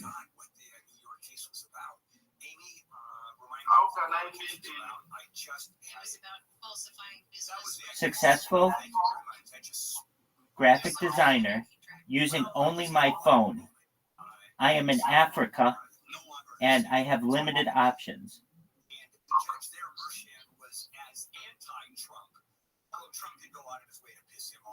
It's like magic, Alex. It can tell you everything you need to know. So anyway, that just came in. Of course, the assassination attempt that happened on Saturday. So let me give you a timeline before I dive into it and talk about the Secret Service. Big problems with the Secret Service. I'll do that next segment. So here we go. Saturday evening, 6:05. Trump steps onto that outdoor stage, and it was at a Pennsylvania farm. Wow. Of course, when you see, it's kind of interesting because now you get to see what they do whenever there is a rally of a presidential candidate, especially a former president.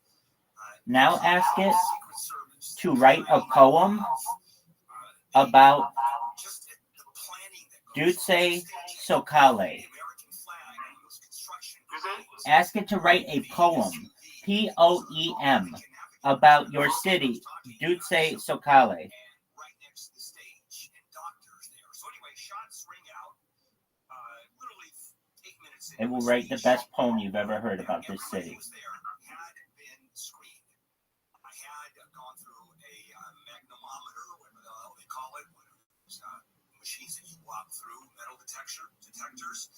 There were snipers, counter snipers on the roof. You can see those, the big tripods, big weapons. Exactly. Very, very cool. Very great. So basically, absolutely, you're welcome.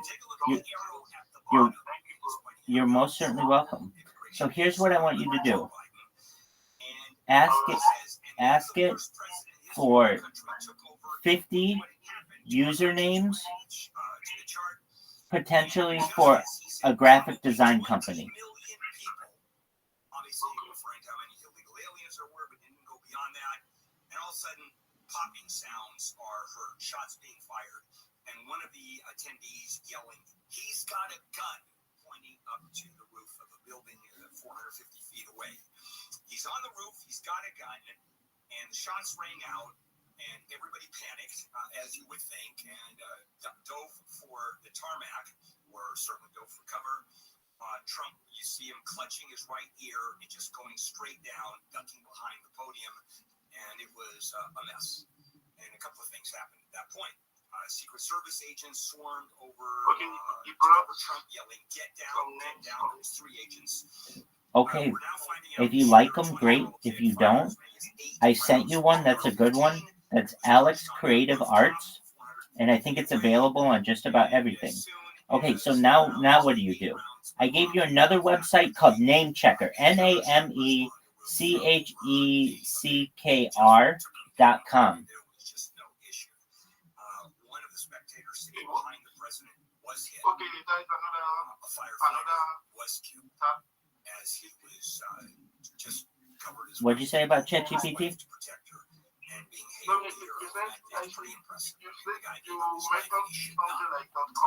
Yeah, it's called Name Checker. I sent it to you in a message. Name Checker, NameCheckr.com. You could see blood on Trump's right ear, and then what he did. And this was not thought out.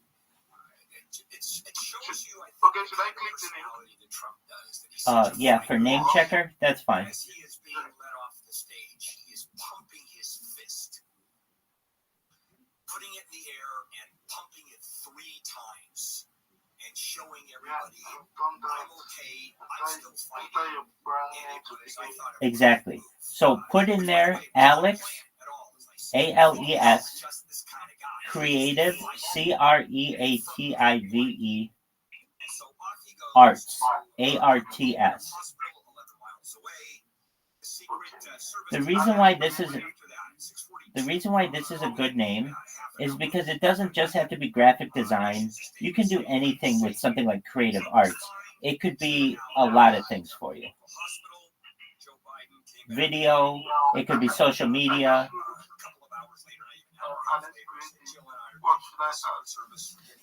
Well, okay, so you type ALEX CREATIVE ARTS as your brand, and you search it. Arts. Alex Creative Arts. Alex Creative Arts.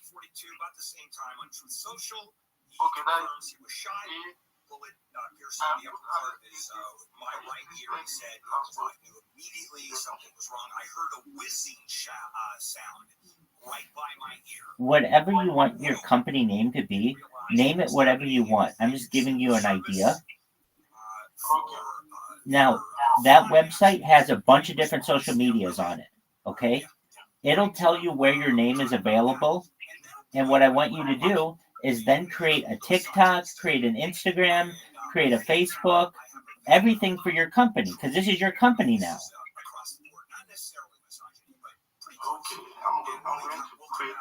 Excellent. And you're going to have to create about 20 different social media accounts So this is going to take you all day.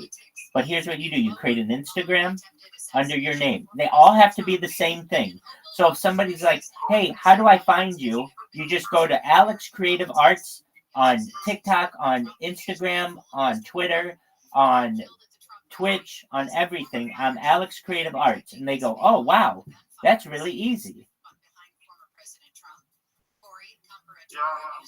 Okay?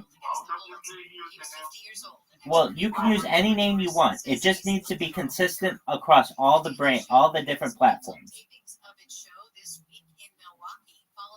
So you have to get you've got to get a YouTube account, you've got to get a Flickr account, you've got to get an Imager account, a Reddit account, all of the different ones.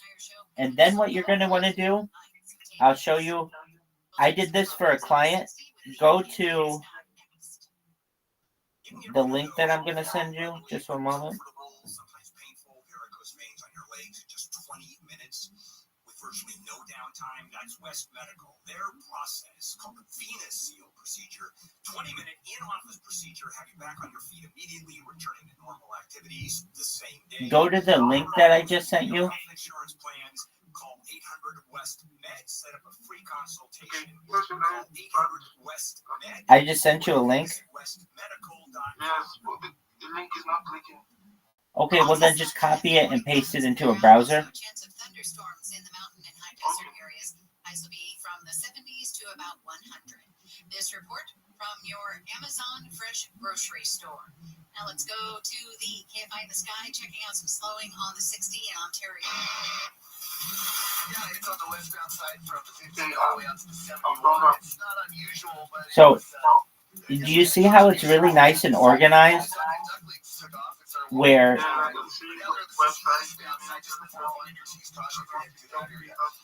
31 westbound, really rough right now. It's 15 all the way out to 71, but I mean you're used to that spot being rough, but it's looking like pretty much stopped from the 15 all the way out to 71 right now. 71 southbound is also heavy from Butterfield Ranch all the way down. it's really nice, isn't it? So you want to do the same thing for yourself. Okay? Now, when it comes to putting the description of what you do for each of them, you want to go to ChatGPT and say, like, I have a graphic design company called Alex Creative Arts, and I need to write a description for my YouTube channel. And the description says that it can be 1,000 characters. Can you please write 1,000-character YouTube channel description for me? I am a graphic designer. I live in Nigeria. I am energetic. I'm creative, and other good stuff. Please, thank you.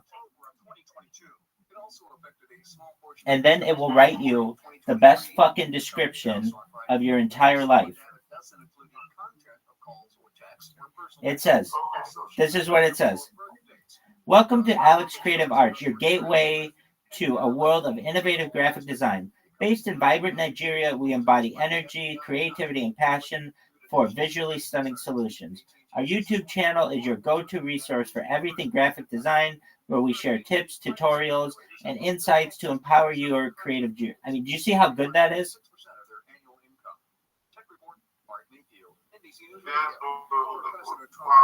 It's magic. So here's what you do.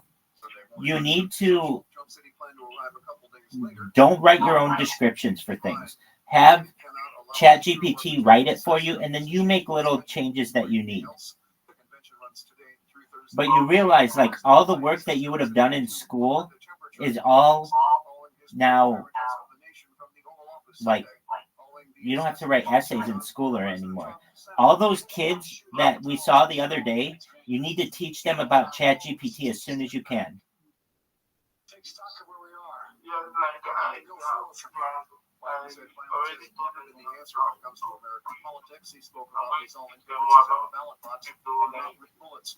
Just no, not about crypto. Not about crypto. About AI.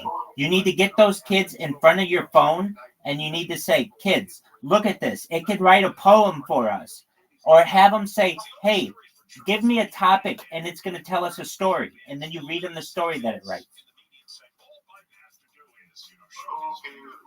They need to see how fast AI can work, because it's going to be like magic to them.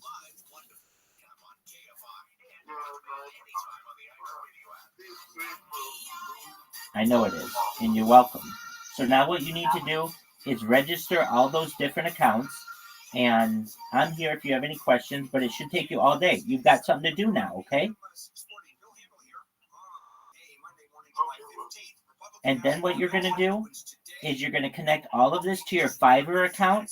We're going to get you some graphic design, like just stuff to put up on your different channels, and then you're going to have like a legitimate business, and then you're going to start getting you're going to start being able to get customers, and then once you get customers, you'll do the work for them, and you get paid within 5 days. So what I'm saying to you, if you work hard today, you could start making money by the end of this week. Like it going in your bank account, not just having customers. I mean, you could start having customers today as well, depending. But I mean, it's all up to you. So I'm here. You know, I'm always live. If you have any questions, I'm going to continue listening to the podcasts. If you have questions, I'm here. But what you should be doing, you should be just hanging out in here. But I understand if you can't stay in the Discord. I get it. You only have one phone. So what you do is you use that phone to register for all the different accounts, and you know, come in and update me when you can, or if you have questions. But this is a really big step for you, okay? Now before you do any of that, do you have a logo? No, you don't. Okay, so here's what you need to do. Just go to a logo, like an AI logo generator.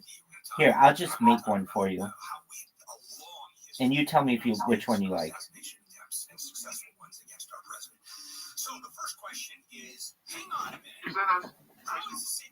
No, I'll just find something for you. Just one moment.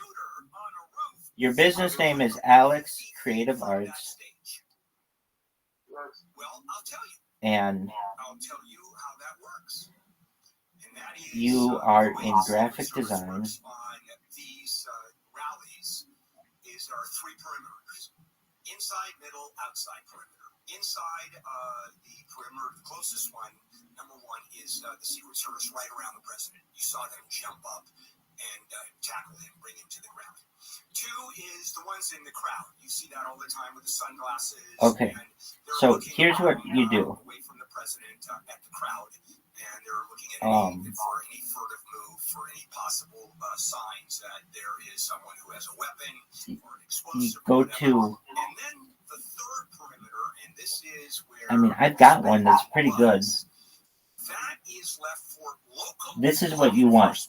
You want a circular one, okay? There were 4 counter snipers on the roof of the buildings over the president. Do you understand what I'm saying?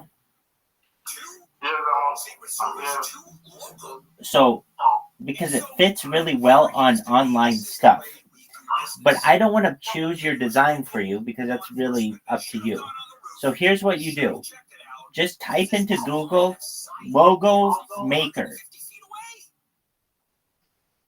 I was talking to Dana, our security guy, last night, and he does security for John and Ken and for me when we do our crazy events. And he was on a Google logo maker, LOGOMAKER. And he said this was a complete screw up. And at 450 feet, you know, anybody who knows how to shoot line of sight, well, obviously it has to be line of sight. That was not a hard shot. And as soon as the shots were heard, the guy poked his head up, shot 8 times immediately, and was taken down almost instantly. So now the question is, wow, how can the Secret Service not have secured that building? That is a big question that has to be answered. The other thing is the Secret Service detail around the president. If you noticed, and I did almost immediately, is they jumped up and were protecting the president. Remember, this is an overhead shot. And instead of cramming the president down and covering him from the top with their arms, etc., that didn't happen. He was able to pump his fist, show his face, while being shuffled off to the car. And I'm thinking, what the hell is going on? How can they not protect him like that? How can they have his head exposed after a shot? Go to the website I just sent you if you can. And there were times as he was being moved to the car, his big SUV that was waiting there, and that's where he went to the hospital in that vehicle. And here is my misogyny. Half of those Secret Service agents were women who are a lot shorter than men. Former President Trump is 6'3". You would think they would have all of the Secret Service, all of them, in that first perimeter, tall enough to cover the president. How do you let someone a foot shorter guard a president when you know there's going to be, or you suspect, and in this case it turned out, that a risk is from an overhead shot. And as he was being dragged off, you could see some of the Secret Service with their arms up in the air over his head. But there were times when, clear shot, if someone had not been taken down and was a good shot, there it is, right again. Did you get the link I sent you?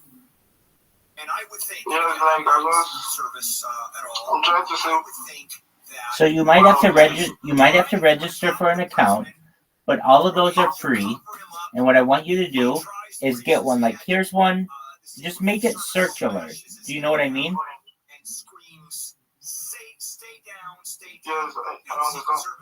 Excellent. And where it says slogan here, you could probably just put the @ symbol, Alex, Creative Arts. And you know what? I'll just send you this one. And Hinckley had just come up to him at point blank range and fired into Ronald Reagan. If you look at the Secret Service, they grab him, and I mean they shove him into a waiting SUV. I mean, this guy was shoved hard. I mean, he didn't have a chance to say or do anything. That's how the Secret Service acts, and I'm surprised that there were Secret Service agents that were a foot short. What's your email address? The president, what are they doing? I'll tell you what's going to happen. I think you're not going to see. What's your email address? There are some tall women. I think that's going to be fine. Okay, I'll send that to you. Okay. That's what we have as president. We're going to have taller people, I think.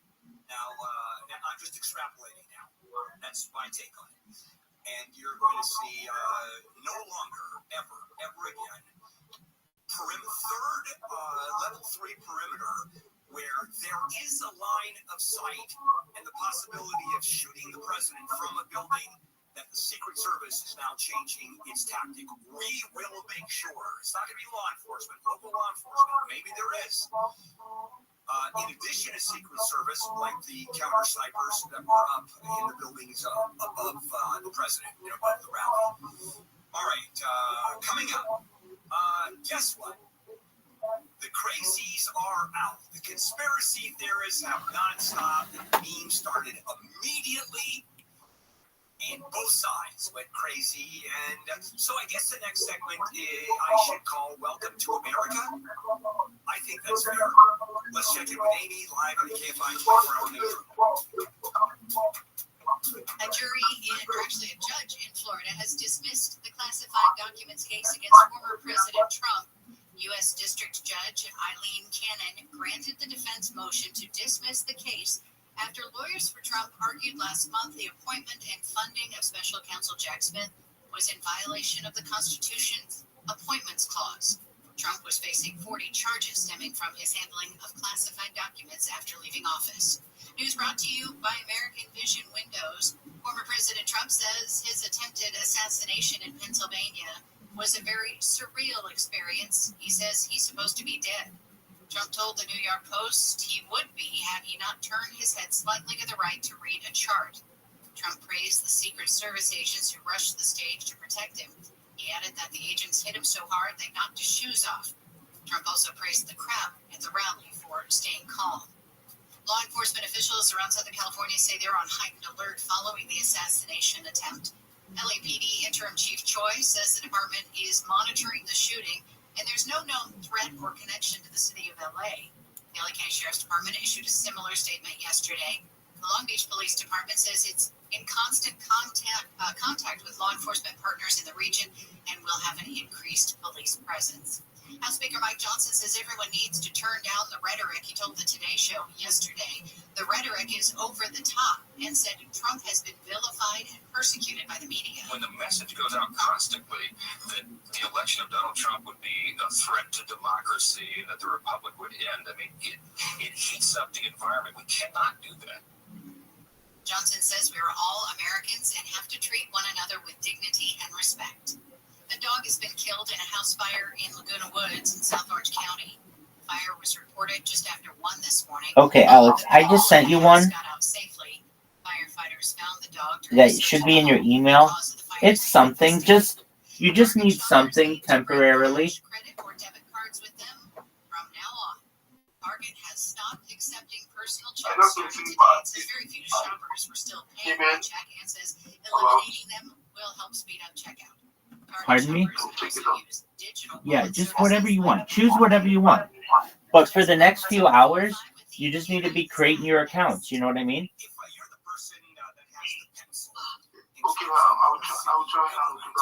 Excellent. I'm here if you need help, okay?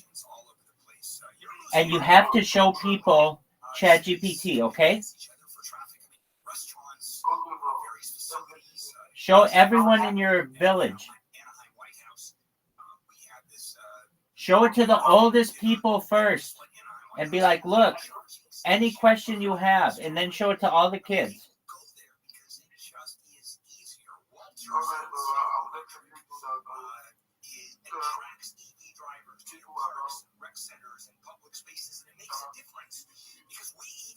Cool, dog.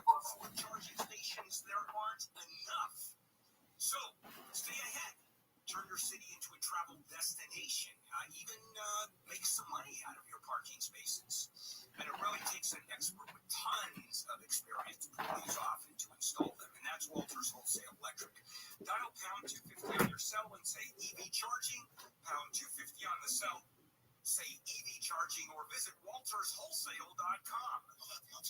One-time auto dial text message. My heart. Southland weather from KFI.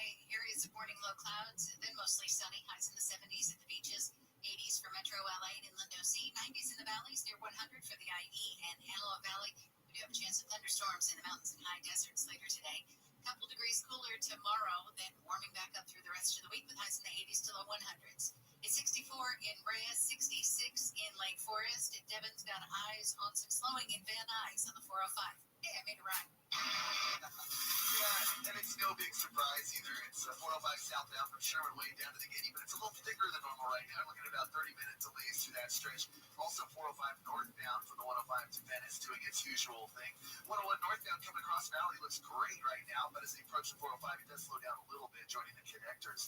It's busy through Mid-City as well on the 10 with heavy slowing from Western all the way out to La Cienega. The worst of that is right at Washington through the Arts District. With Southern California's only airborne traffic reports, Devin Hennessy, KFI in the sky. Our iHeartRadio Music Festival, presented by Capital One. Coming back to Las Vegas, September 20th and 21st, streaming live only on Hulu. Breaking the gun. I broke one guard out of 6. Everybody else was throwing me around, but I was almost there. I don't give a fuck. I keep showing up.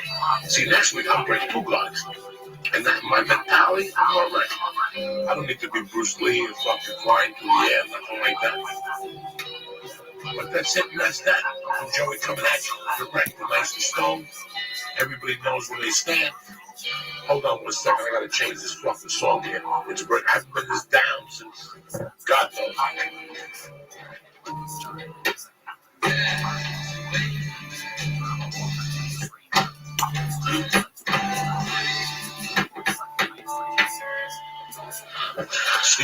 to the last song, and then we'll leave you alone. I'm not going to bother you all night. What are you? You think I'm one of those fucking creepy people? I'm not going to bother you all fucking night. I don't need the aggravation. I got enough problems on my own. I got Lee over here puking from the chocolate. We still got this for a nightcap tonight. This is when I go home tonight.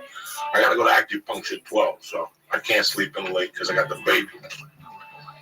I got the baby tomorrow, but I got to go to acupuncture at 12. And then I got to go to get hypnotized at 4. And then I got a fucking show at the Comedy Store tomorrow night with the boys, Skylar Stone and Jay Moore and those fucking savages. And then not next week, but the week after, I'm coming to Baltimore. It's all over the Ravens. They're expecting me and shit. Joe Flacco and shit. So, absolutely, Elon Musk is a maverick, and he's anti-establishment. He knows how to dominate, so he sees we're winning. So you know to say, is he good, is he bad? He sees we're winning. He's on our side. He's dominating. He's doing a great job. 100%. You've got Brazil. You've got Australia. You've got the EU. Criminal charges they're announcing for Elon Musk. Elon Musk is 100% on our side. He's all in. Hey there. I know this might seem out of the blue, but If you don't shut the fuck up, I'm gonna put my fucking fist up your ass. He has endorsed Trump, and it's on like Dr. So this is an epic moment to be alive. Elon Musk has never offered me money. Elon Musk has never tried to get me to do anything he wants. I've talked to him a lot. I've done interviews, talked to him. I'll leave it at that. Since Inside Baseball, he's good friends with Joe. We're all lost tonight. But Elon Musk sees America winning. Elon Musk sees you anyway. He's on our team. So, yeah, of course they're after Elon Musk. Of course they're trying to put Elon Musk in prison because he's real. But the other person that owns that big shipping company, that owns the grocery store, they literally thought, like, hey, that's what we're doing. I said, no. They said, well, we're really surprised you did that. I mean, is this, I know you don't want to say the name, but is it, would a good guess be Jeff Bezos? Oh, no, certainly not. Okay, right. The only reason I say this is, Thank God I'm wrong. Of course, it's not him. Yeah, I want to meet that experience. Here's the deal. Right. I'm a bragging history. I've been in meetings with Bilderberg Group members, billionaires, flown out to Bel Air, flown out to DC, flown out to London. I've sat there at literal British royalties' houses. And they're like, hey, man, what are you charging? How much money more? And I'm like, does the money include all World War III? It's not hard, but I'm not that important. I'm like a baseball card. Globalists don't collect baseball cards, they collect people. Jim. Yeah. And so I don't tell you these stories to try to act powerful or. No, I listen. I've listened to you for years and years and years, and I know that you truly are deeply misunderstood. People talk about you. They don't understand that you have a libertarian streak, that you're a lover of freedom, as we can see right now. You deeply care about the country, and you are a guy that when you disagree with Trump, you'll say it. When you agree with Trump, you'll say it. When you agree with Democrats, you'll say it. What do you think is the biggest vulnerability? Because obviously Trump is way ahead. He's way ahead in the polls. What's his biggest vulnerability electorally? Do you believe there's any, or do you believe it's pretty much the election's pretty much been decided at this moment?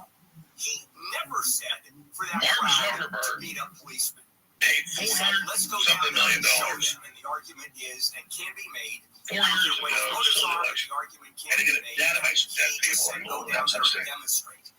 And so they can steal, depending on the hash rate, 5 to 6%. Now, most so Trump's winning by 5%, they can steal. So you saw in Pennsylvania or Michigan where Trump's like this or getting curved. Bruce Bartlett Biden knows about it. online and invoked the Reichstag. So Reichstag. Trump's biggest weakness is they're going to kill her. This is They already tried to kill him yesterday. So they have nothing to lose. They don't care. They're going to try it again. So Trump's biggest Germany, much like his parliamentary issue is his mortality. It's his humanity. And so that's where we are, Tim. And people are pretty cavalier about this. I've seen a lot of people in my life that it's not comedians because their job's to make jokes, and that's completely fine. But I'm talking about real people that aren't attaching the importance to it that should be. I mean, this is when you see a bullet whiz by the head of the front runner for the Republican, for the presidency. At this point, he's the nominee. He will be officially the nominee in 3 days. He's the front runner. And if you look at the polls, he's essentially the president-elect. And a bullet whizzed by his head, and I feel like people aren't attaching the significance to it that some people are, the people that are kind of surprising me. But then there's a lot of people that just feel like they're kind of just taking it in stride. And they go, yeah, well, it's a violent country. I'm like, I don't think that's the takeaway. Yeah. I totally agree. They're delusional. And if they kill Trump, it's going to be 10 times worse for them. No, I know. And this guy has a wife and a family, and there is something very callous about the way that people have responded to it. Yeah, let's be clear. Also, Grace. I guarantee you, the pussies that are just talking about so what. I saw like a CIA lady showed like the Grim Reaper with one of those claw games where you get the toy out and they're mad because it almost got Trump. They're like flirting with disaster in Armageddon, and like they're laughing because I know these CIA people. I know these operatives. I've studied them. They don't get the wheelhouse turn. And so they think it's like really tough and cool and funny. The average CIA analyst cannot wipe their own ass. It's like Chucky Schumer a month ago at Father's Day couldn't cook a hamburger. He has a raw hamburger with a piece of cheese on it. These people are aliens. And so they thought they'd intimidated America, Jim. They thought America was done. They thought we were idiots. No, we were asleep. And now they think bumping us in the face and messing with us is making us back down. And they're about to find out the opposite. So all bets are off. They're going to try to kill Trump again. They're going to stage false flags. It's the next move. It's so easy to say what comes next. And so that's why I'm begging everybody to follow me around on shows. I'm begging people to pray for me. Who is this I'm guy? begging people to understand because Wait, Kimbo? if you look at the average CIA, Yeah. they don't even want combat vaccine more CIA because they're scared of them. They have like weird college degree women. I think it's women, but it's like literally 50-year-old women that hate men and can't fight their way out of a paper bag are literally wargaming how they're going to kick our ass. What do you think they're planning? I mean, they're running articles in the Military Times saying the draft should come back. And this is, they're saying they want a draft. They're saying, what are they? The generals are saying war with China is inevitable within 5 years. You've seen what they've done in the Ukraine. They've pushed the Ukraine war to the brink where we're almost in a hot war with Russia. They've supplied Ukraine with weapons that can reach Russia, can hit Russia, or they at least were claiming they were going to, and that might not have gone through. But there is this, what is coming? What are they, Boeing is killing everyone in the office. In Boeing, you walk in the office, you're dead. You're poisoned. What? And that's our biggest national security company. What is happening? Jim, that's a perfect analogy. You gotta go on my show. Yeah, him on yours. Better come on the show. I will. Hurry. Boeing's killed a bunch of their employees. That was overwhelming. Because they think that fixes it. It makes it worse. It's not good. They're killing everyone. It's a total and absolute surprise hand effect. Yeah. And so that's where we are. Is that the deep state's dying, the deep state's falling apart, and their answer is just launch another war. In the EU, Germany, sweet ranks of announced national arrests, and the public's protesting. And they're saying, our new economy, don't worry, is war with Russia. The West started that 11 years ago. They were telling the Ukrainian government thing.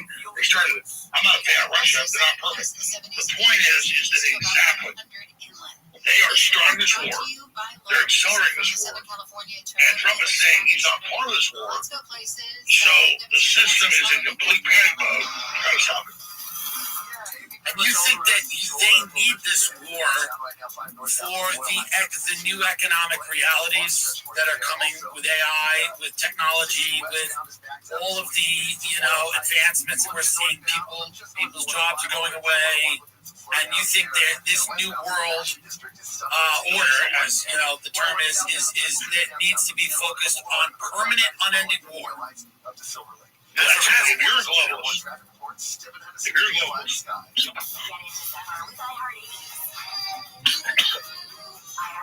globalist,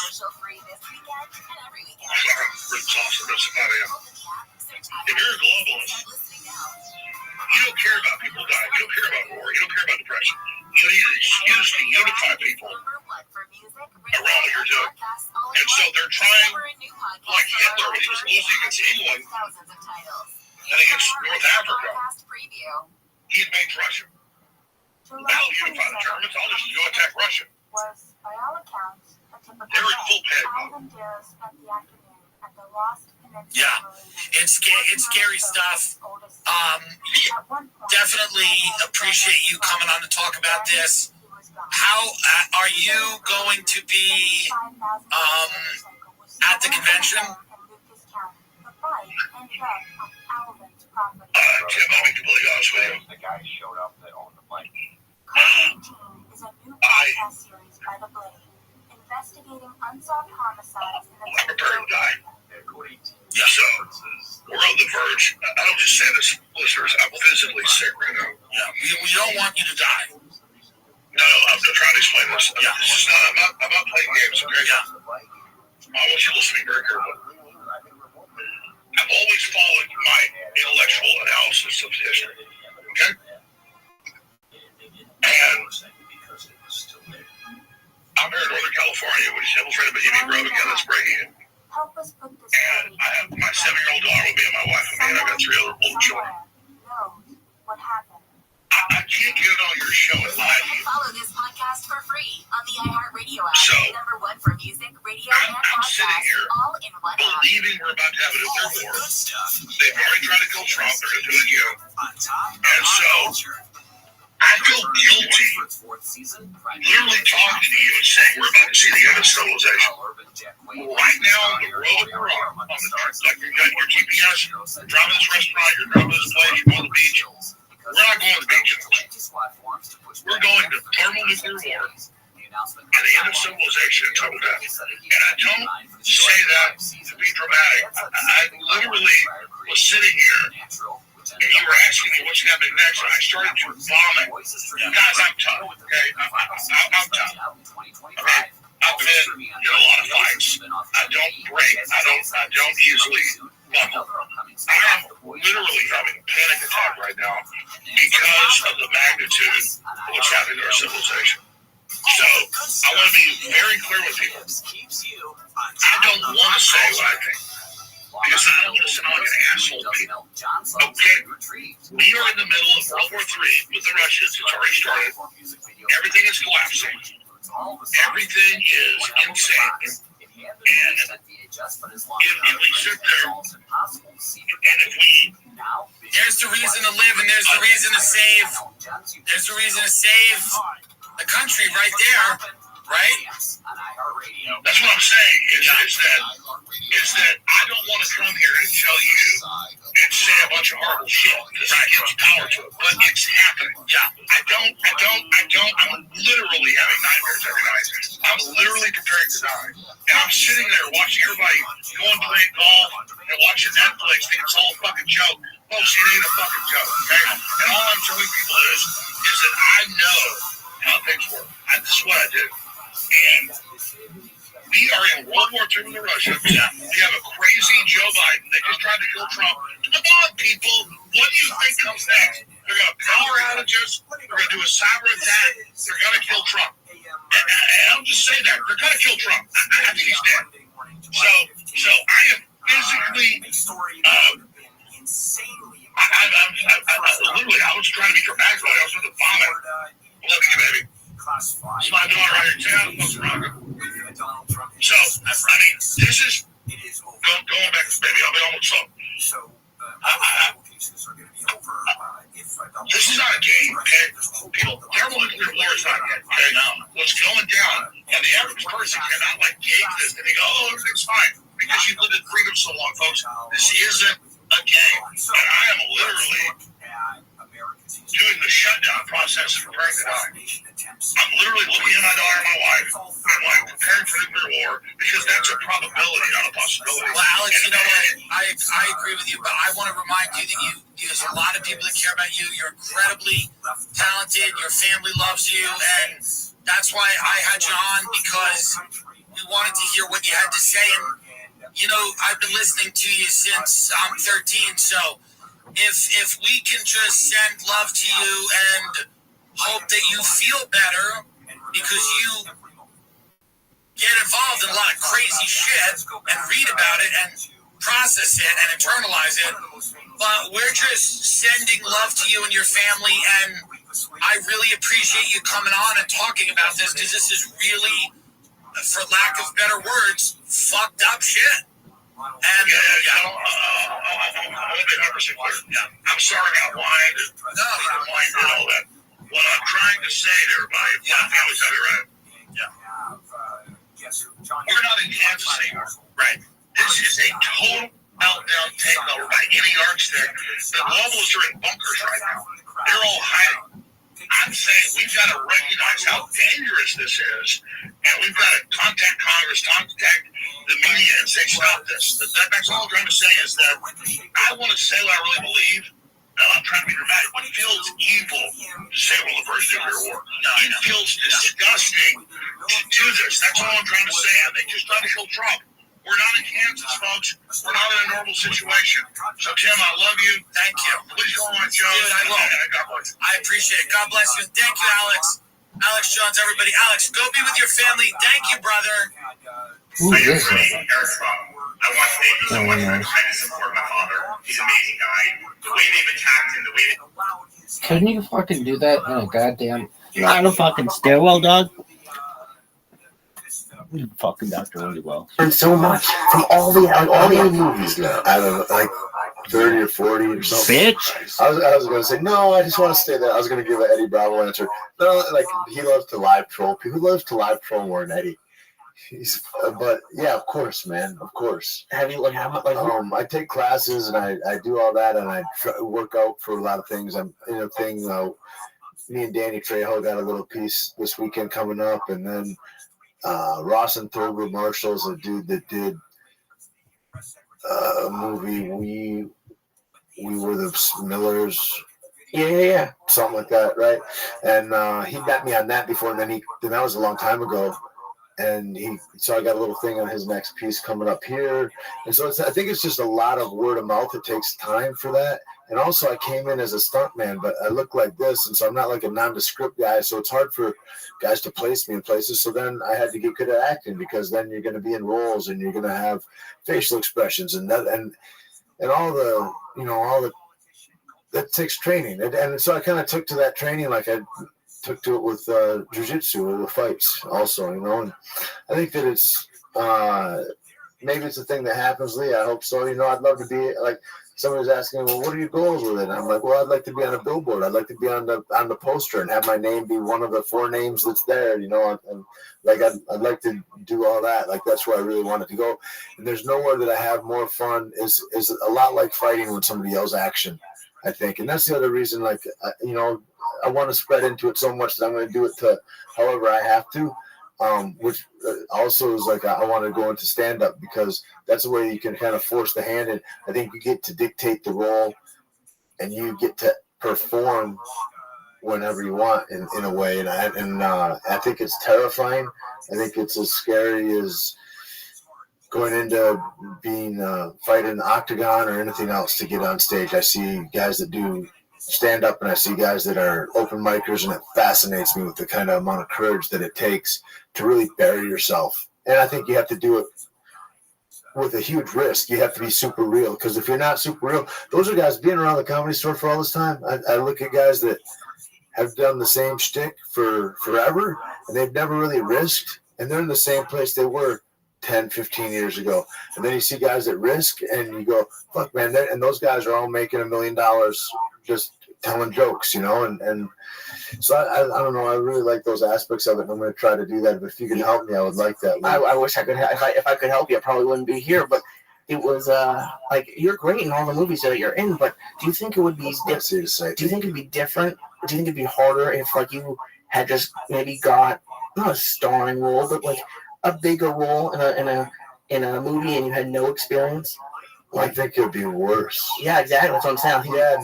That's it's like that thing that they say, God gives you only what you can handle, or something like that. Like there's all these sayings that are kind of like that, and I think it's like that. I think Eddie taught me a lot about like being on a vibe with the universe in a way, and I think about that a lot, and I meditate on that kind of stuff, and I try to elevate. Somebody said, "Well, what's your mission statement? You do all this different shit. You got, you're getting money 6 different ways or whatever." And I said, "Well, I want to elevate myself to be the best representation of Tate Fletcher that I can be, so I can be the most useful to the people, like my family, friends, and community around me, wherever I am. And especially now more than ever, with so much darkness in the external world, that I want the parts that I can make better. I want to be able to do that." And so anyway, that's kind of, I don't know. I think also doing stand-up, you watch it save people's lives, a lot of people. And have you done it yet? No, motherfucker. I'm sorry. I'm nervous as shit about it. Really? Yeah. Bobby Lee says, "I'll have you up the improv for 5 minutes and get ready in a month," or whatever. And I was like, fuck. I was hanging out with you guys for a long time, and you talk about jiu-jitsu, and it used to drive me crazy. Those road trips with 6 people in a van, I wanted to shoot myself. And I liked you with all my heart, and I liked when Duncan was there. But Red Band at that time was still under the impression, the one that I gave him blow, he ratted me out. I mean, it was just a world that I had never been involved in. Yeah. But you guys kept talking about jiu-jitsu. And I would go to Eddie's and watch, and I would go, I'm not doing that. I'm not doing that. And then I started watching it, and I became a fan of watching just regular jiu-jitsu online. Marcelo Garcia, Lucas Leitchis. Like, I would just watch this shit. Not when I was coked up, when I was smoking weed after that, years later. And it took me 2 years to actually walk into a jiu-jitsu school. It took me 2 years to break down how I was going to do this without nobody finding out if I failed. Okay, that was the plan. How I could do jiu-jitsu without it getting back to Eddie or any of my friends that I even went in there, just in case I don't like it. You know what I'm saying? It's weird how that's like a thing. What a fucking shame it was for me to go down there. And I probably went down there for 3 months before I ever said anything to anybody. Yeah. And then I told Eddie, and he was kind of weird. He goes, "What do you mean?" I go, "I've been going over there to gi." I talked to Matt Serra, and he goes, "The first 90 days you want to be in the gi." I was completely lost, When I got out of the prison in Colorado, I could lie to you and tell you, no, my mind was on how I was going to do the next line. You know what I'm saying? Sure. But 3% in there, I was curious about stand-up. I was curious about going back to school and finishing up my 9 credits and getting a degree. I had a job already, but something that was lurking inside of me. So I got released in February of 89, okay? In February of 89. Anybody got a pen? Here. February of 89, and this is why I do this. So just to show Tate, I got out of jail in February of 89. In January of 90, I thought about it. And I scratched it off. And then in January of 91, it was snowing, so I had to stay home. And the movie Punchline came on with Tom Hanks and Sally Fields. Yeah. Have you ever watched it? Yeah. And that sent me into a tizzy. And I actually called the Comedy Works, and they said, "Come on down on a Tuesday." And that took another month or 2. What did you say? Like, I want to be a comic? I'd like to know if you have an open mic. And they said, "Yeah, we have one every Tuesday night. Just call the Tuesday before, we'll put you on the list for the following That's week. a hard phone call to make. And you get 3 minutes. Okay. But from that phone call of January of 91, do you think I actually went down there? No. Why would I? Yeah. Why would I? But then one day I went to get breakfast. And in April of 91, I saw an ad, a whole section. Roseanne had just busted out of Denver. She had just broken up. Denver comedy was booming. Nobody knew where to go. There was only 4 clubs in the whole state. And they did an article like in the Rocky Mountain News in the middle. Like I went walked into a diner and did this just to see the sports section. And it landed right in the middle. And it was, do you want to be a stand-up comic? And it had how to become, and it had a course for $31 at the University of Colorado. And then started like a week later. Did you go? Fuck yeah, for $33, fuck yeah, I went. Fuck, Kelly, what'd they show you? Just 3 weeks. 3 weeks of... And they say, right, here's, pick an idea that pops in your head, things around it. That's funny to you, but my point being that after that, the guy said, because the final class, you had to do 3 minutes on stage. Right. And as I was walking out, the guy goes, come here for a second. He goes, you should try this. You should really maybe try it. You had something up there. And you're like 30 years old, 35 years old. 31, 32. Yeah. I'm an estimator for a roofing company. Really unhappy marriage. That's when you hit Rick Kearns? About a month later. Really unhappy marriage. Really undecisive. Snorting here and there. Hidden. By this time, it's better to want than to have. My mother had died, and I always craved an American family. And I finally meet a white chick, and they have a family. And I liked going up there, and they sat like white people and had dinners, and they prayed. And it was shocking to me, this education night. He was a retired colonel, lieutenant colonel from the Air Force. And I don't know. It was better to want than to have at that point. And I acted like an asshole. We just broke up one day. But finally, June, it's either 18th or 21st is when I went on stage. So it basically took me 2.5 years. Blows me away. So it took me June either 18th or 21st, talking about 1991. Oh yeah, we could do this shit forever. So, I want to explain that to you. That fear is a motherfucker. Yeah. And then if we go back to Monday's podcast, it's not really fear, it's called resistance. Right. It's called resistance. For years I was trying to write a book. I'd pop up to the book, lit lift. But I also have Twitter, Facebook, and all of a sudden you're on Twitter and somebody sends you a picture of their pussy and you need to jerk off first before you write. Then you need to smoke. Then you need to get some nicotine. Might need a sandwich. And you know what? Let me call Tate now and see what he's doing next month for lunch. It's resistance. It's the same thing. But with your case, this is a realm that you've been around for over 10 years. So I think it should just be comfortable to you.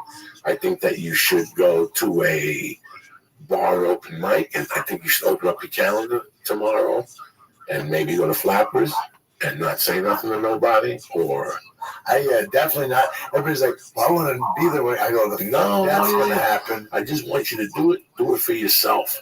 The best feeling I have in my life every day is obviously when I kiss my daughter, and the feeling I have when I'm at home. When I walk out of jiu-jitsu, for me, for you, it might just be a walk in the park. It's just something you do. When I walk into jiu-jitsu, first of all, when I walk into jiu-jitsu, I know I'm going to go in and tap out 18 fucking times. I'm going to have to stop to breathe. But I'm going to sweat. I'm going to mount. I'm going to pass guards. I'm going to get my neck choked. I think that's resistance in a good way. Resistant death and gravity and everything else. Like, that's what that kind of thing is. But I pulled up to our brothers 2 times and pulled away. I can't lie to nobody here. The same thing. So I get the fear. I get it, but I don't at this point, because the best I feel is when I walk out of jiu-jitsu, because I dare a motherfucker to come in front of me. I wish I could go from jiu-jitsu to a stand-up stage. It would be not very good for people. It would not be. Last night you were a fucking monster. I couldn't imagine you bringing more energy to that. Yeah, no. I walk out of that jiu-jitsu with that last taste of testosterone running through your body, and you'll say shit a little worse than what you're saying. Right. It's a little bit more honest. Give a less of a fuck. Like, the filters are off. I know you can't take like a 7 o'clock class right now. put like if you had like a mat in the back and a shower, would that be like the best like role for like an hour? Take a shower, change, go on stage. Oh my God, they couldn't stop me on stage. I would be so fired up. Like, and for me, my excitement, like, I never did any of this. So like today, I rolled. It was too many people to roll. So all we did was break and pass guards. Right. I think I did 6 of them, and I passed 1 purple belt's guard. I got in that car like I had won a gold medal. Yeah, those victories are huge. Do you understand me? So for me, if every time I wrestle with Tate, if he gets me the spider guard, but for some reason I wrestled this 8th time I went with Tate, and he didn't get me in the spider guard, and he got me in the half guard, I won. In my mind, he didn't get me. I kept my elbows close to my body. Every time he tried to trick me, whatever, I kept them close. All that stuff to me is a win. Where most people wouldn't look at it as a win. You know what I'm saying? Yeah. This time's the first couple of years I went. The first jiu-jitsu I went. I only rolled 1 time, 5 minutes at the end of class. I didn't have the energy. Right. But I would go. Today I went 128. Tomorrow I'm going to go 131. And I would let Tate get on top of me. And I would I'd be down there breathing, fucking thinking the world was going to end. Anxiety. It feels like that. That's coming in on you. Who the fuck's going to want to come back to that the next day? Yeah. I remember walking in there leaving like a will in my car. If I die, take the car to fucking my wife. Funny. Because I thought I was going to die in these classes. Yeah. That's how rough it was. That's what I think about when I hashtag seek death. And like we talk on my podcast, like Keith and I, about that, about being in those moments where you're there to give your all. You're there to tempt death. You're there to push up against it. And when you do, there's a great fucking release that opens. Like your chest opens in a different way and cracks the light of God and spirit through the whole universe that vibrates. And you're involved in the moment, like that is immortalizing, really, I think. And I don't think that if you go and you half step and don't commit to those, it's like watching you on stage last night. If you had been like on a fucking tear, going, these fucking Chinese people, like, and gone, these fucking Chinese people, like, and let it drop, you just lost everybody. You just lost everybody. You need, and that's that thing, that being fully committed, man. That I didn't have that peace in life for a long time, but man, is that fucking a huge investment you make in yourself. And, for years, Joe Diaz would have gone in there last night, looked around the room, saw one person with white hair and go, I can't do that, Joe. Right? Oh, yeah. Little things would throw you off your fucking plan. Like when I hear about fight plans in the MMA. Right. Tate, we went over this 80 fucking times. Right. Stay away from his fucking left. You went into his fucking left. The same thing happens on stage sometimes. You fall into ruts where you don't, and I would get discouraged by psychological things. There's 6 old women in the front seat. There goes my pussy. Like some OCD shit. Yeah, like I can't do that material. I can't do that material. Now I don't give a fuck. Yeah, if you come into a comedy club, you got to go, I'm willing to accept whatever. Whatever, and I'm going to stick to this joke. If that joke has to say something off color and it's towards a particular race, and there's 6 of those motherfuckers in the front row, you're going to go up there because it's not what you say, it's how you say it. These are the things you learn. The thing about stand-up, the first 3 or 4 times, and I've had this conversation 1,000 times with different people wanting to get on stages, I want you just to do it and get it over with. And it sounds so huge, but it's so minute. Do you think you can write anything out or prepare anything, or just go walk on stage and burn under the lights? I'd rather you go up there and burn under the lights. I'd rather you go up there and tell your name like you did in school. Yeah. What'd you bring us today, Tate? Today I brought you a truck. It's on Hot Wheels. My uncle worked hard to get it for me. I used to have a purple one, but my dog Squat ate it. Now I have this one. Thank you. And you got it over with. Now you know what feelings you're going to expect. Now you know what type of emotions you're going to go through. Now you're going to know, you know what, Joey told me not to look at their faces. Don't look at their fucking faces. I've been doing it 25 years. You should be looking at people's fucking faces. I heard the first 10 minutes. Was it Mitch Hedberg that turned around and faced the curtain? Was that what it was? Yeah. Man, that's fucking phenomenal just because he wasn't feeling, and he was experienced. He just wasn't feeling it that day. He's like, I can't do this. I'm just going to tell my jokes to the blank wall.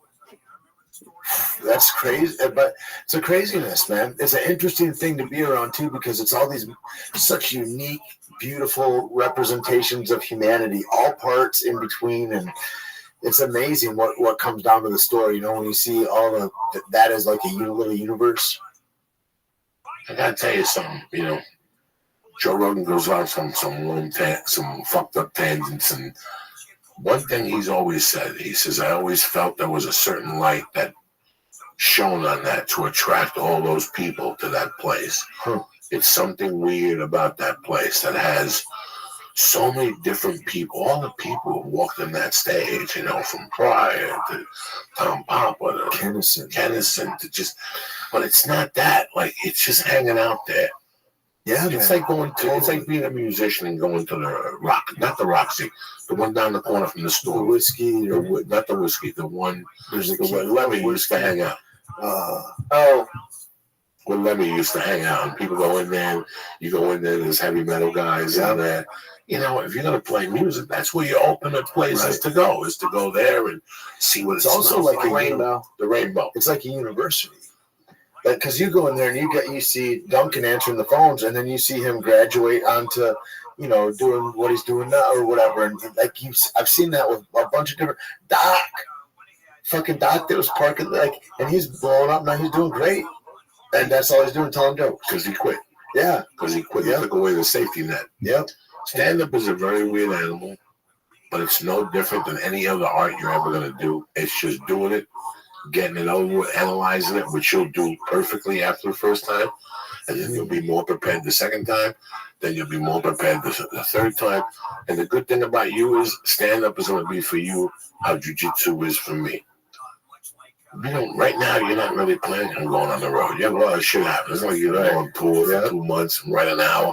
So right now, you're going to focus on 2 10-minute sets as you know, and again, time, nobody knows time till you're on stage. Right. Ooh, yeah. 3 minutes is a fucking eternity. That's what I say to dudes about training. Like we do training sessions. I'm like, listen, if you don't understand how long 5 seconds can be of suffering, like there's 5 seconds left on the clock and you got to keep moving. The coach is yelling at you and there's a dummy underneath you, elbow and knee or whatever. Like, then you haven't worked hard. Like, when you know that, like, what seems like a short amount of time is fucking eternity in there and you're burning through it and it hurts every moment, like, all the seconds are broken into 100 parts. Fuck, that's different, man. What about when you got a 10-minute set that you got to do? And you go blank and you're under the light? You're getting money for rent. Oh, that was too much. And at the 2-minute mark, you're dying. You're dying. You can't get them back. Your experience can never get them back at this point. Because that's all experience is losing them and getting them back. Losing them and getting them back. You know what? I've seen people go up there and say horrible things and then switch it up. And, you know, there's shows I do, I'm a magician. Because I go to, like last weekend, I went to Minnesota, House of Comedy, great club. But you know what, man? Right now, at this point, I just shot a special. And the last 2 months has been deadly on the writing. Not good. I'm trying to write a book. So the writing I'm doing for comedy is like it's just not getting together. But I got a couple of bright spots. You know what I'm saying? Like there's a couple little things that once I put forth, it's like a constellation. I'm building a constellation now. I need to get 8 stars. Right now I got 1. If I could get 2 more, that's 20 minutes. Now the last 20 will come like nothing.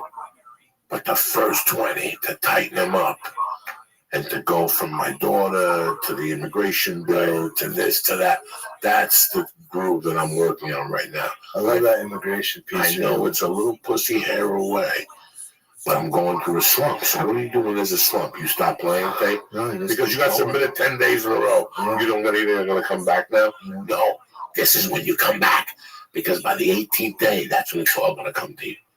So the last and I think that's what commitment is. That's what commitment because you don't give a fuck. Like at the thing, like when I feel like I plateaued, and I'm like, well, I just keep coming because there's nothing else. This is the thing that I do. Like, and when that becomes the thing that you do, like it doesn't matter how you know. I was tripping out about baseball players the other day. A friend of mine, he's like, you know, if you want to be in the Hall of Fame, You need to hit 30% of the balls. That's failure everywhere in life. If you make it 30% on a test, you wrote your name. You're retarded. In the Baseball Hall of Fame. But like if you hit 3 out of 10 balls or 4 out of 10 balls, No one hits 4 out of 10. No one has ever hit 4. Like Ted Williams was the last guy to hit 400. so imagine that, bro. You get up, no, that's amazingly. You get up on I the think plate, so, right? Yeah. and imagine you need one joke to go momentum into the next joke. Imagine if you're gonna suck dicks every fucking time, or 7 or 8 out of 10 times, but you get up with the same kind of power and panache that can hit a home run every time. That's a mental discipline. I mean, I'm sure there's some of those baseball players that just throw it away, but the guys that are good, that pay attention, that try on every shot, to me, that's phenomenal. It hasn't been done since Ted Williams did it. I don't even know what year it was. Let's see. Crazy. Yeah, that's a trip to me, like that, to mark my reinforcement by going, like when you're saying about the stars and you're like, and then the last 20 will come easy, to not dread it, because I think there's something about the way I feel about the thing that I do going into it. It's like I can't dread it. I've got like, or I can and it gets done, but it's way more arduous than it needs to be if I'm just excited and Now let me break it down to jiu-jitsu terms. What if your father was a black belt in jiu-jitsu, Mm-hmm. and every day from the age of 5 to the age of 12, he fucked around with you with a Kimura. You could bang a Kimura with 2 fingers. Mm-hmm. All you need to do is grab the guy's wrist, and exactly your arm knows how to do it. Yep. But guess what? You got to pass my guard to get my Kimura. Right. You have no experience in passing my guard. That's what I got to do now. Right now, I have the bits in the beginning. Now I have to figure out the pass and how they all mix together. So you're going to teach me the one step behind to break the pass, and then I'm going to try to get the 2 underhooks and put pressure on them and grab this thing and pull myself in. You're going to teach me all the pads. Right now, I got the things, I just don't have the pads. Right. That's going to take another month or so. It's cool. It's cool that you've done it enough that you know how much time it takes. That's but dope. for a month, let me tell you something, January and December, my mind was brutal. Is that right? I didn't want to get on stage. Now, were you going up just as regularly as always? Yeah, always. If I'm out of town, if I go out of town, I do 5 sets out of town and 1 on Tuesday. There's a comedy joint right up the road here, right? Yeah, Flappers. No, there's And the another Ha-Ha right down the corner. and there's another one with a big marquee outside. Yeah, Flappers. The Ha-Ha. Is that what it is? Yeah, there's 2. Okay. The one is closed down. Okay. You drove past 2 of them. Maybe. Yeah, but one of them is closed down on Lancashire. Shaky Town. Town. The Ha-Ha Yeah, Shaky is on the other side. Yeah. Yeah, so if we get out of here early, we go there and we'll put you up tonight. 10:30 10:30 and shit. What time? We'll get you out of here. Because that's the only way to do it. Bust your nut. I can't have. No, I'm not busting you up. No, but to go up there and just break I'd rather drop it on you at 7. Yeah, I drop it on you at 8 in the morning. I get I don't want you in that hell all day. Yeah. How am I going to get out of this? No, I that'd be can't horrible. call Joey. Oh, I know Joey 15 years. How am I going to get I out might of get it? a flat tire on the way. Yeah. I might even stage an accident. I mean, that's how bad it fucks your head. But that's why I would drop it on you like 7. Like, what are you doing tonight? Dick? Yeah. No, pick me up. Let's go to dinner. On the way after dinner, let's stop at the Sportsman's Lounge. There's an open mic. And I just throw, it's like when your father takes you swimming when you're 6. Don't you know how to swim? Let me hold on. Boom, they throw you in. Yeah. You flap around, it takes you out. That's it. Now you leave there going, Joey, I can't believe I got on stage. You're a fucking scumbag. You'll probably even punch me and be mad. But I still shake every he morning. did it. We did it. Really? Yeah, I did like 3 or 4 times. I think. Yeah. And for my special, they brought him up. They made him go up. Yeah, I didn't plan it on the. I didn't think you were gonna put on the CD. But you can't think about it. Right. I was telling Lee when I was a sports salesman that I would always kick on Saturdays in the sports selling business. I was always number 1 on the board. What do you think? Because I did an 8-ball on Friday night. I went to work unconscious. Yeah. So I went back to basics. You know what I'm saying? That's the best coaches. Like, you look at how Greg Jackson coaches guys. You see a lot of guys, they're like, I want to see that 4-punch combination or whatever. And it's too much. Greg's just like, okay, I needed to breathe. Okay, let's try to count 12 jabs out in the next round. And it'll be just that. It'll be just simple nothing. But it's like, because the truth is, if I'm trying to work this 4-punch, whatever the thing is, I'm too late anyway. I got to rely just on my fucking charisma of all of the years of training that I built into my movement, that I'm just going to move in a scrap the way it is, because it's a scrap. It's not technique driven so much as it is the momentum driven of what you've written into your body, into your musculature on how to move, right? And that's, I think, the magic place to get for fighters is like, who are you at your best day in the gym? Has that guy ever seen the lights of competition? Most guys would say no, you know. And I think it's the same thing with comedy, with so many art forms. It's like we need that pressure to be able to polish that fucking diamond, man. Absolutely. Art is art. Art is art is art is art. I'm going to tell you something. You don't think I'm crazy? Since I started jiu-jitsu, my stand-up has gotten better. Oh, 100%. I know for a fact. Yeah. I know for a fact. I feel the difference. I feel the breathing. I feel how everything has affected how I've thought and combined them together. Me writing is me being on my back. Nobody likes to do that. Nobody wants to be on their back. Nobody wants to write. You know, just so many different things that, you know, we were talking about one day where you are a very intelligent guy. You might come to me and they go, Joey, did you watch my son last night? I go, yeah. That fucking joke he's bombing. I go, that joke's a funny joke. The problem is you're not experienced enough to say it. There's something about the way you're saying that joke. Just ain't right. So it's there. It's a joke. Put that joke away and try it again in 3 years when you have confidence from a different angle.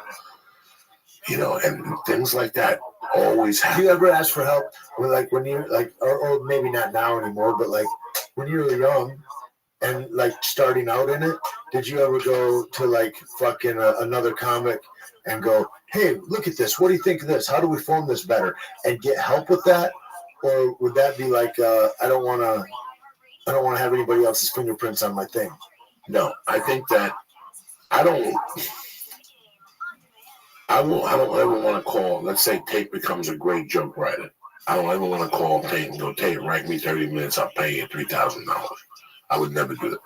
I'm the type of guy I don't want you writing for me at all. Well, what if I'm writing my own and I'm going, how do I make this better, Joey? Do you have an opinion on that? Or do you go, I don't want to put my fingerprints on your shit, Tate? Okay, so no. We're going to discuss this right now. So let's pretend me and you meet 3 times a week, Monday, Wednesday, and Friday. Yeah. And you're like my trainer for jokes. Yeah, so me and you are going to write together. Okay? Listen, man. 2 heads are better than 1. 3 heads are better. 4 heads are better. All those years when Chris Rock had 3 of those specials, that were tremendous specials. Mm-hmm. Okay? What people don't know is, let's say HBO would give him a $250,000 advance. He would take 50 and give it to Nick DiPaolo, a tremendous joke writer. He would take another 50 and give it to Richard Jenney, as good as the business gets. And he would take another 50 and give that to Louis C.K. Okay? Because he's got no ego. He knows, okay? He knows. Okay, so did these guys write a material for him? Not at all. If you'd watch him on Monday nights, if you were at the store, he'd meet up with Nick at the Improv about 8:50, do a 10-minute set. Then on the drive to the Laugh Factory, him and Nick would talk about more shit, and he'd do another spot. And then they'd close it out at the store. And if they were lucky enough, they'd go back to the fucking Laugh Factory and write that bit again. And he would do the same on Tuesday night with whatever his name is. And then on Wednesday night, he would team up with Louis C.K. So by the end of that special, it's a 60-minute special, but I guarantee each of those wrote 15 minutes. That's why those specials are so good. Bigger and Blacker, the one before that, where, what did he say, you know, this talking about being black, about being rich and wealthy. There's a big difference between being black and there's a big difference between being a nigger. All those brilliant specials where when he was running with Rich Jenney, and that's what a smart comic does. These guys started together. They know each other like freaking. Me and you and Lee were white belts 15 years ago. I know Lee likes the North-South. I know you like a motherfucking come over. So now we don't train no more. Right. But I'm training with Cabrini now. Lee's gone on to train with John Jock. Guess what? Yeah. When you're going to fight next time and that guy's a jiu-jitsu specialist, me and Lee are going to come down. You're just going to put us up and feed us. Right. And we're going to work you. You follow? It's the same fucking thing. You're going to come. We're going to go. Remember that? Come on. You guys that are joke writers, don't really write, knock knock, who's there? They don't write the joke. They're just helping him see the thing from a different angle and bring out more funny in it. Yeah. And if you would watch Chris Rock specials, that sarcasm, he has great sarcasm. But combine it with Nick DiPaolo's, your fucking special is brilliant. So if each of these guys never feel sorry because they're like, dude, I gave him my best joke. No, because it's not really theirs. It's like a thing that's thrown. Yeah, I got it. Yeah. I never knew that. I always had it backwards. I always figured like when these guys that get joke writers, I didn't know that's a cool style. There's a lot. I like this style better. Yes. Well, if HBO comes to me tomorrow and goes, we'll give you $500,000 in advance pay, we'll give you $250,000 up front. I'm going to get 3 of the best fit guys I know in the type of thing. I'm not necessarily going to get Joe Rogan or Chris Rock. Sure, I might get a feature act that nobody's seen before. You see that Fahim kid? Did he fuck it up last night? He's so good. Dog, his special's coming out on Cecil. I'm going to have him on. I'm going to try to get him on next week. He's fucking good. I'm just like inspiring to watch. Like he's a bad motherfucker. He's dangerous. He's like a former engineer. Like he's really smart. It comes across, man. It comes across. And that dude, I like him. Like I saw him go in and out of characters. And the problem with fucking dudes that are like comic character guys is that they live that character. Then they become, if it's a douchey guy, they're douchey guys. If it's like a Spartan, like, hey, whiz bang sports fan, then they're that guy. But you see a guy like that go in and out of characters, and he's still so solid on his feet of who he's fucking phenomenal. He's phenomenal. I'm excited to see his special. This special that I just shot for CISO, I had a cat, Willie Barcena, help me. All right, Willie Barcena has done 19 Tonight shows, so he knows the short set. I didn't want the special to be filthy. You know what I'm saying? I wanted it to be more me, so I would write the material, perform, and send him the performances.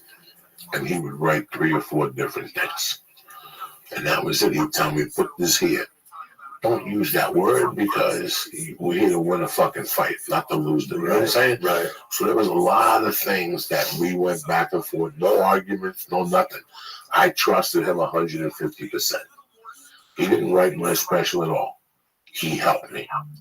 Lee would take the sets with me. I would take them on my iPhone, and the next morning I'd email them to Willie. And Willie would send me notes. So by the time I got back from Austin on Sunday, Willie would have all his sets. And Tuesday, when we meet, he'd have 2 pages of notes. That's dope. And I would go home the rest of the week and practice that shit at Flappers or at the Ha-Ha and just stay on the public too. There's no help. There's no doing it. There's no practicing that shit at home. You have to put your ass on the line, and you might go and look silly. You got to risk everything. You got to go and risk it. Me shooting a special, I looked at it as me training for a fight against Anderson Silva. That was it. It's the same thing. You got to do the same shit every day. You got to sleep, eat. I got to think about this. I got to get up, and my back hurt. Right. I've never sat that much in my life. Now I do exercises while I'm sitting down, if I'm sitting that long. But I was trying to write in like 2-hour chunks, smoke dope, run errands, come back, go to a coffee shop now, change locations, 2 hours, go home. And that night after everybody went to bed, I go to Starbucks till midnight over here, on Magnolia. So I always had different things to I don't like right. Yeah. I have a conversation with Lee. I love jujitsu, but there's only one thing I don't like about jujitsu. A day like today. Who the fuck wants to roll inside on a day like today? You know what I'm saying? Mm-hmm. A day like today, I would usually blow off jujitsu, get kettlebells, go to NoHo Park, swing 5 sets, couple cleans, couple squats, and just walk around the track. Yeah. Stretch out, get some sun. That sweat is a natural, whatever. Right, I love right outside in the sun. Like, I love it. I love it. There's something about, if you read Steven Spielberg's book on writing, it's called On Writing. Very interesting book. He talks about a way that he used to have his room and how he breaks it down from motherfucker. Really? Oh, Stephen King on Writing breaks it down. Stephen King, not Steven Spielberg. No, Stephen King. I'm sorry. Stephen King, yeah. So order it right now on Amazon. You're going to love it. He has great shit because he's like us. He's a real fucking dude. That dude did coke and heroin. Really? Yeah, bro, I just heard this shit. Like he was on Sons of Anarchy. You know, this is a trip because he was on Sons of as a Anarchy. kid. I was figuring if you're successful, you're on the straight. That's what they sell you. That's if you're on the straight and narrow. If you're success, and like he's a successful writer, so you know, in the meantime, How the fuck you think you all our write heroes about a kill dog? themselves and shit. You know, Like, yeah, right. Kills people. Yeah, You know, I think he had Carrie, the dog, the fucking. Carrie was a piece of paper. It was a couple pages that he had wrote about. He was a janitor at the time in New Hampshire or wherever the fuck he was living. And he was working as a janitor in a high school or a grammar school. I don't know. You'll correct me after you read this. And he saw the period box in the girls' bathroom. So he wrote a couple lines about that. And then he wrote a couple lines about people who have superhuman natural brain abilities. Right. People that could read stuff. So he took whatever he had, he wrote like 30 pages on it, he threw it in the garbage. And that night when he got home from work, his wife took it out of the garbage. He said, I read this. This is really good. That's Carrie. Crazy. How fucking crazy. That's the wild thing, too, is like how we're never good enough for our own shit. Yeah. He's going to break down so much shit for you. It's just an interesting book. Whether you want to be a writer or not. Right. I mean, this is just a book from this guy's perspective. And I think he talks about his addictions and like he was starting to blow it to write. Yeah. You know, last night I was watching something before I went to the store about Ernest Hemingway. Sat at the same fucking place every day and wrote and got hammered. He hung out there for 10 fucking years. You know, the guy that Fear and Loathing in Las Vegas. Yeah. He was no fucking guy. Bukowski. You know, they were all had him into the dope. The Spanish guy. The one that the guy that created Device. But everybody. Yeah. They each got to have something. This is what takes that imagination. I remember one time, Tate and I were like, Tate's going to go, Joey Diaz, get the fuck out of here. Tate and I were in Austin, Texas, at the, what's the name of the restaurant we go to across from the hotel? Papados. And me and Eddie and all those guys, but me and Tate were getting into a conversation about how Alice in Chains wrote their music on heroin. Look at him. He's going, oh my God. And I remember Tate looking at me going, that's interesting. Like, Tate was heavy into the, you know, you were very sober then. You were very proud. And you were like, that's interesting. I can't imagine, Joey. And you went like,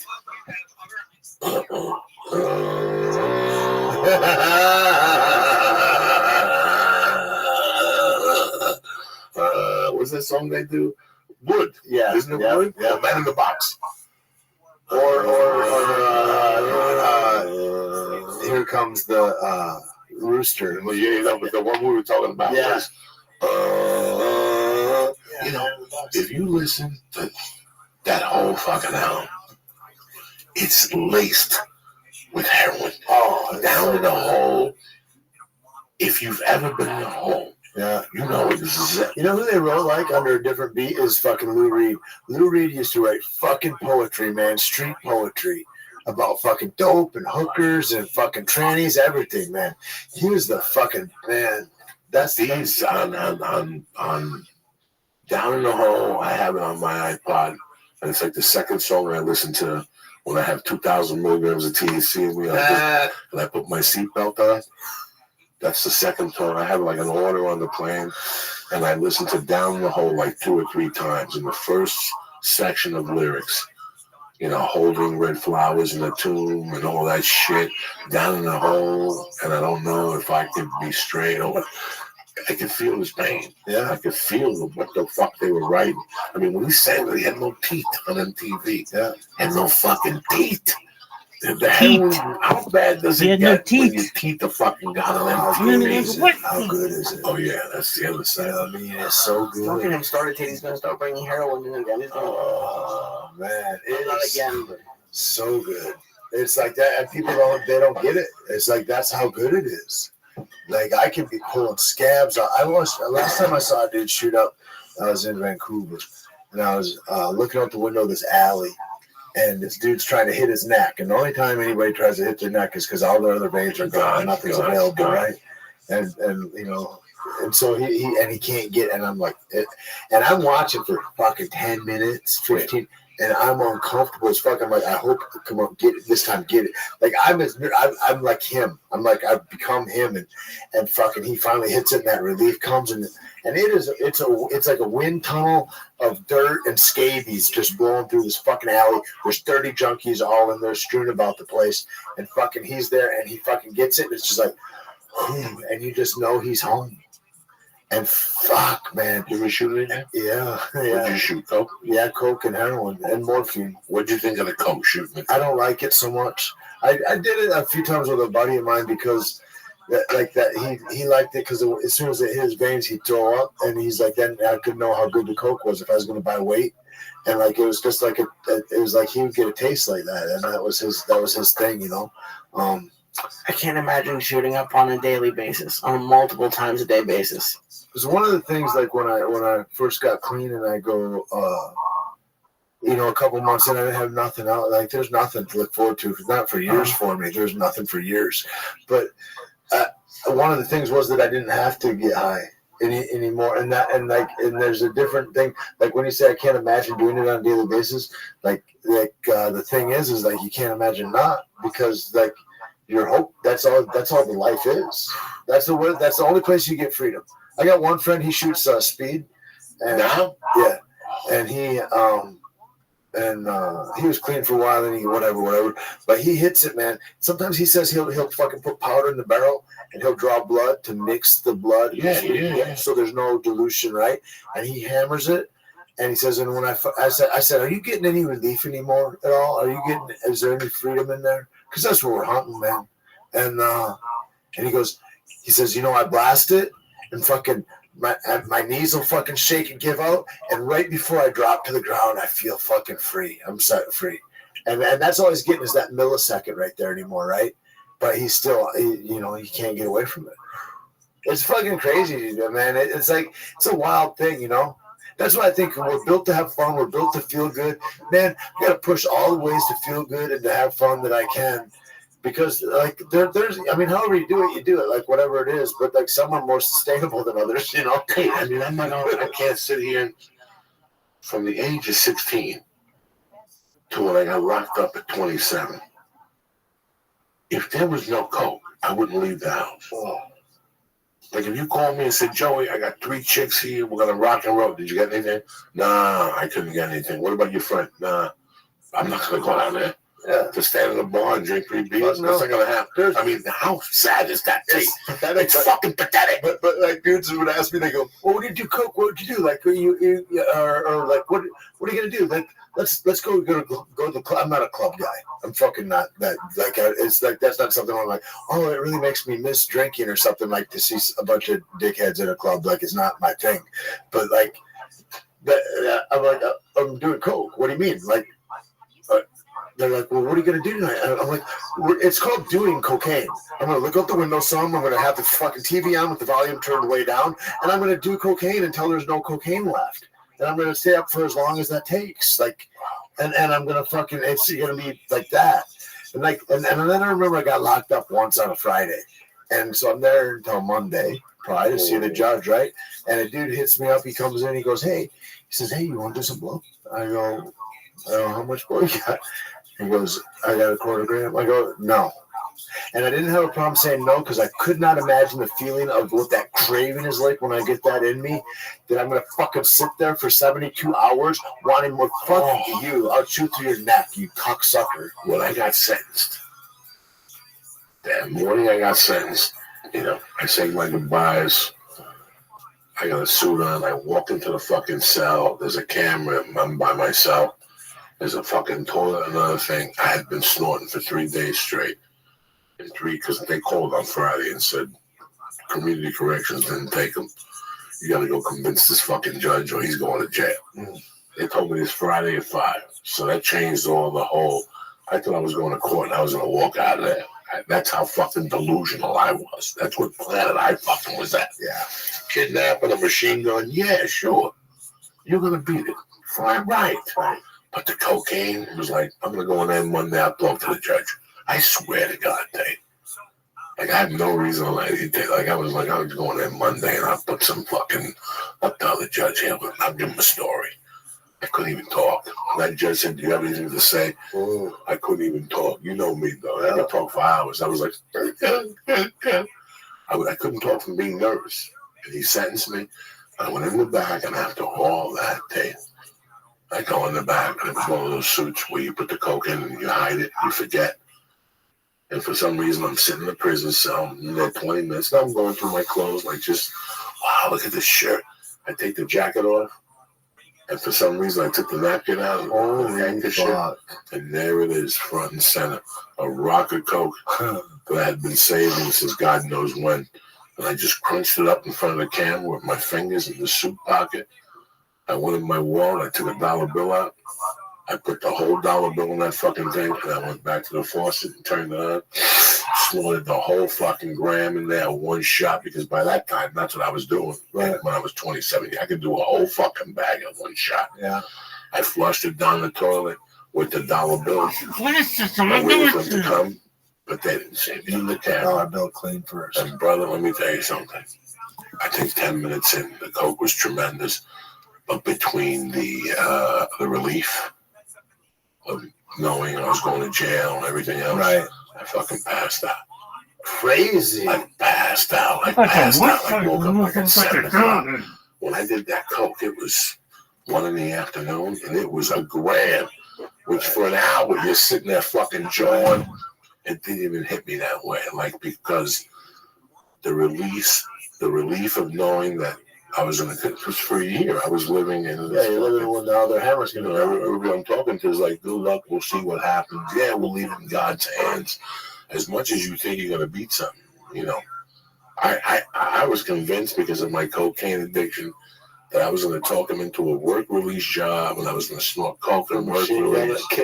Machine gun and kidnapping. This is how retarded drugs go to you. Cocaine is so good at fucking people up that your whole life can be spiraling down the shitter with turds right behind it, and you think you're killing it. I thought I was going to call that crazy. No. I thought I was going to go in there and smooth the judge over.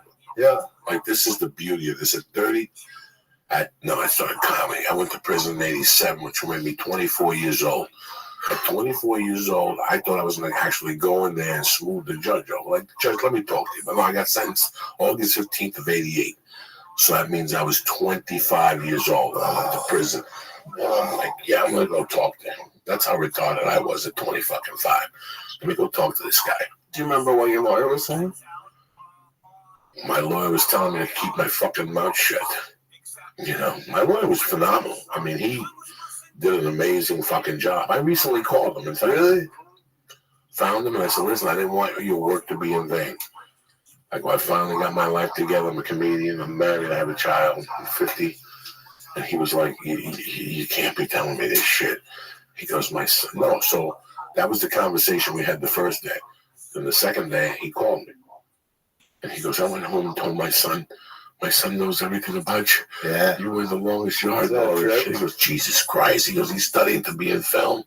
So I said, when he becomes a big director, tell him to call his Uncle Joey. You know what I'm saying? Yeah, don't call me now. Call me.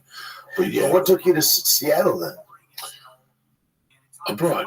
Yeah. Abroad and air. Just stop with that goddamn can. Did they have a better comedy scene there or anything like that? Absolutely. Big city. It's like LA. Like, that city's a huge fucking West Coast city. Denver at the time was McKelvey's, Wits End. That was the place that I've been to in Denver. Was that open back then? Denver Comedy Works. The place that all brick and shit. It's fucking real nice. Yes. It's been there since 81. I love that building, man. I just got a sweatshirt from them.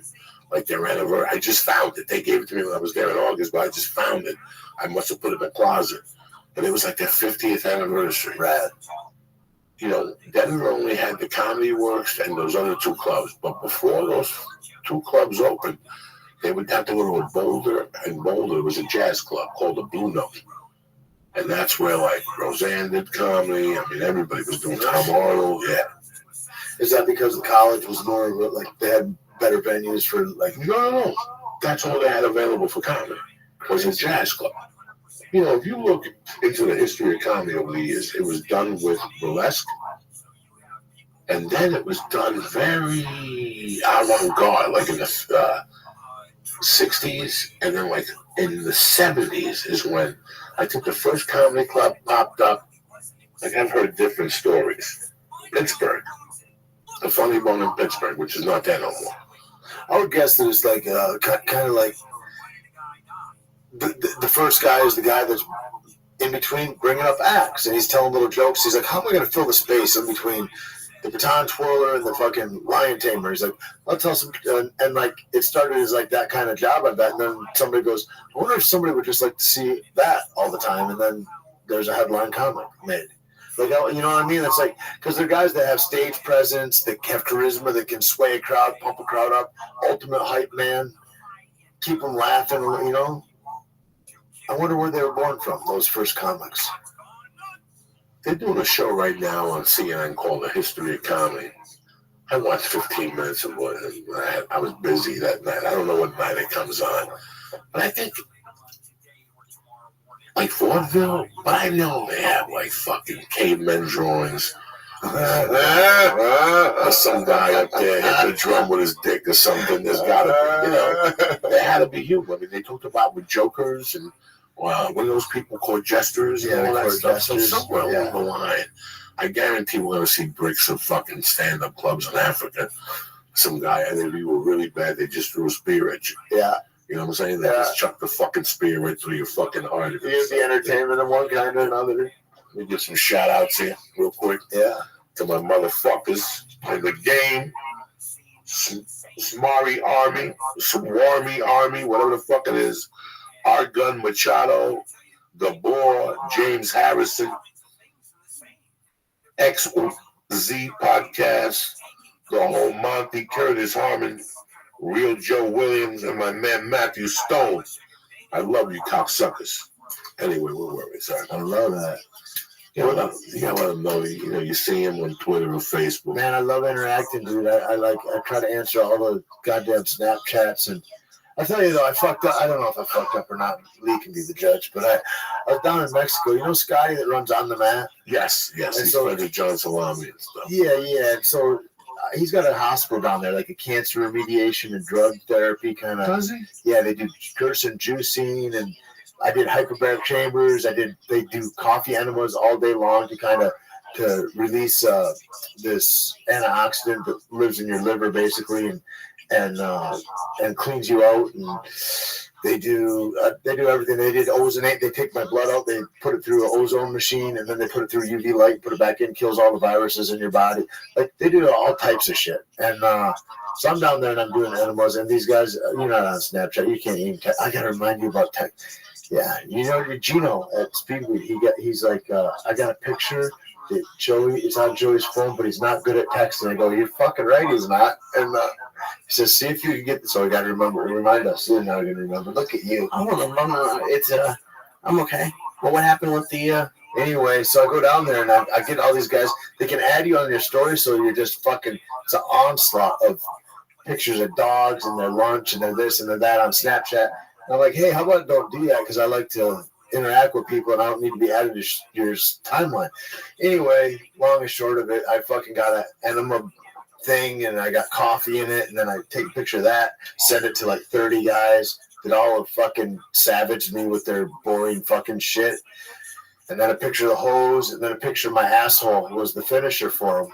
And I fucking send that out to all these guys. And they're like, holy, and then the finisher was what was in the toilet after the enema comes up. Oh, no. And I'm like, you're welcome. How about keep me off your fucking timelines? Since then, it's been real nice in my neighborhood. No, wait a second. So I don't do Snapchat. I know. I get confused as it is. I'm good with Twitter. I'm good with Periscope. You're good on MySpace. I used to be good on MySpace, but I'm not good on this other shit. Snapchat. I'm impressed with how much you do on Periscope. Like, you're a savage on there. Well, I do 2 before the podcast, but I try to do one on Monday and Fridays, especially when I'm in a different city. That's cool. I want to smoke a joint and give them a look. Do you live stream this? Yes, you do live stream it. Yeah, it's going on right now on YouTube. God damn, that'll be eating my snuts. All right. Oh, stop. Please don't talk about that again. I'm just teasing. He doesn't. That's it. Don't talk about it. Right? You want me to talk about it? You want me to tell a story from today? Sure. No, I can't tell you a story about the snot today. Anyway. Too savage. No, it's true. So give yourself, look at the calendar tonight when you go home. Yeah. Look at the rooms and look at they got all the, oh, I'll tell you where you're going to go, where Tommy used to go. Marty's. Nobody's going to see you there. All right. Nobody's going to know who you are. Cool. You go down there, your son, where is it? Pay $3. It's right in Hollywood. Sunset. On Sunset and, I got to write it in. It's right down the block from the fucking Israeli restaurant on Sunset. My favorite, Aroma. I like Aroma. Yeah, it's right down the block from. How's Aroma Israeli? It's actually a coffee shop in Israel. Like it's really? Yeah, they got one on Studio City too, right? No, they're not related. Oh, they're not. No, the Aroma in Hollywood. That's where they have the salmon. Yeah, fucking delicious. They got a couple good fucking dishes in there, Jack. Marty's on Sunset. Yeah. Is that what it's called? Did you get the picture I sent you? Every night? Yeah, 7 nights a week. Okay. I think it's like $5 to get $5, and you go and you get on stage 10 times in one night if you want, because they just. I did. I got it. They just keep rotating you. So it's fucking tremendous. I'm really proud of you, Tate. This will change your life. I'm excited. Do it as a hobby for a while, just to get your feet wet. It's another thing. Listen, knowledge is power. Ayakoka. Yeah, baby. Ayakoka said that. Knowledge is power. I like to spread it out. I like it's the next scary thing. Because it's like wrestling, right? It's like you're wrestling this new thing, and you'll get good at that too, And that's what I want to do. I don't want to just do it a few times. I'd like to make it part of my living lifestyle. How do you get into, just speaking about doing things that are scary, you're into a lot of different businesses. How do you get into jiu-jitsu and coffee and how many, a bar and how? Well, jiu-jitsu is different. I got into jiu-jitsu to stop my head, and I just wanted to, there's always a thing in my body, I think, where I was like, I want to be able to use this. I want to be able to be useful at it or whatever. And when I had the chance to, jiu-jitsu fascinated me because I got armbarred by a dude that was 100 pounds lighter than me 3 times in under a minute, same arm, and I was baffled. I had no idea how that happened, because I thought I was tough, right? And so then I just dove into it, and I got in there through stick fights, through a group. You did Kali? There's Kali, Eskrima, Krabi Kaban. No holds barred stick fight. Yeah.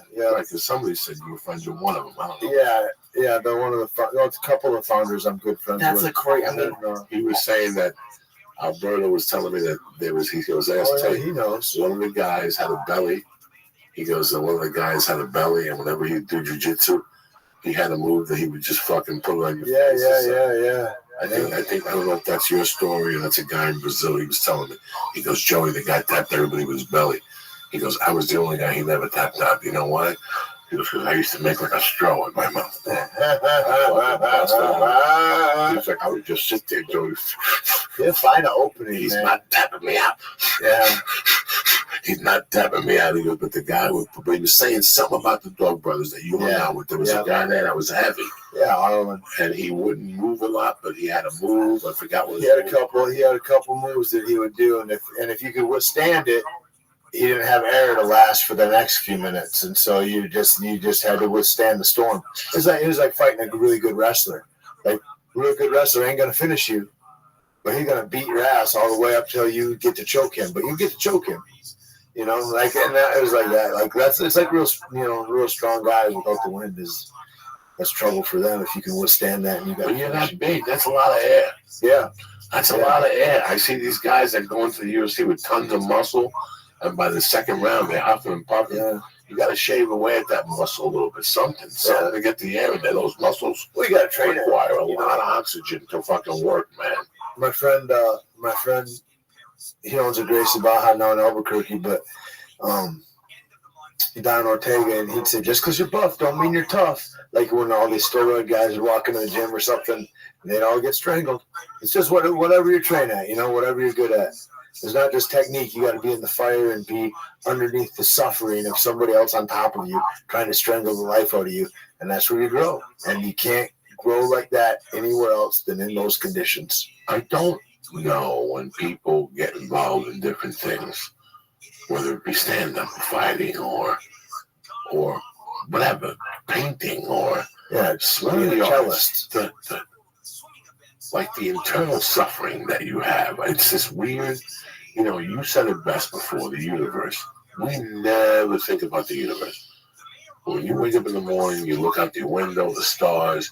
We never think about the universe. Not the fucking universe that they talk about in Armageddon. The universe. The spiritual universe. Bull riding. Let's talk about bull riding. Kid came to the show last Friday. He goes, before I listened to your podcast, I never wrote a goal in my life. Wow. Because I started writing goals, and pretty soon they started coming up. That's because you put something into the universe. Yeah, you project, when I call you the first year of your stand-up career, I would never call you and say this to you. But there's a lot of people who call you and go, hey, what are you doing tonight? Nothing. Come on down. Do 15 minutes in front of 400 people. You think you're not going to get paid. You know what I'm saying? Like, I would pay you, but then But it's not about the money. It's about you going down there. Right. Because you just put something into the universe. Whether you bomb or not, you don't know what you're doing. Right. You have no idea what you just did. Yep. You did something from the kindness of your soul that 2 people are going to laugh. That means you made 2 people out of the 400 laugh. They're going to think your goofy ass is funny after 2 weeks of doing comedy. That always is. And, people don't want to put things into the universe anymore. And before the universe gives you something back, the universe you and I live in, because we believe in karma, we've done time, we've done drugs, and we've seen all the, when you hit somebody in the head to take $30, and all of a sudden, 2 weeks later, you got $32 and you lose it when you jump into the water, and you remember the 30 you stole 2 weeks later. The universe gives you signals. That's what I was always scared that the other shoe was going to drop. It's because I was always forcing the other shoe to drop. I'd make an action that there was for sure going to be a reaction to a couple weeks later, and maybe I'd be dumb enough to not be able to see the scope of the whole reaction, like that there were related issues. They're the same issue. Yeah, man, for sure. The universe is a very, with stand-up comedy, with acting, it's a very Is that sativa or indica? Indica. This is from Gina. Do you prefer indica or do you prefer sativa? If you have a certain type of sativa that'll sizzle my eyeballs, I'll smoke it. But that Jack Herrera and all that shit don't do nothing on Uncle Joe. We brought a sativa in here a couple You don't get high on it? Not at all. What about you? It's not the same though. I prefer the indica.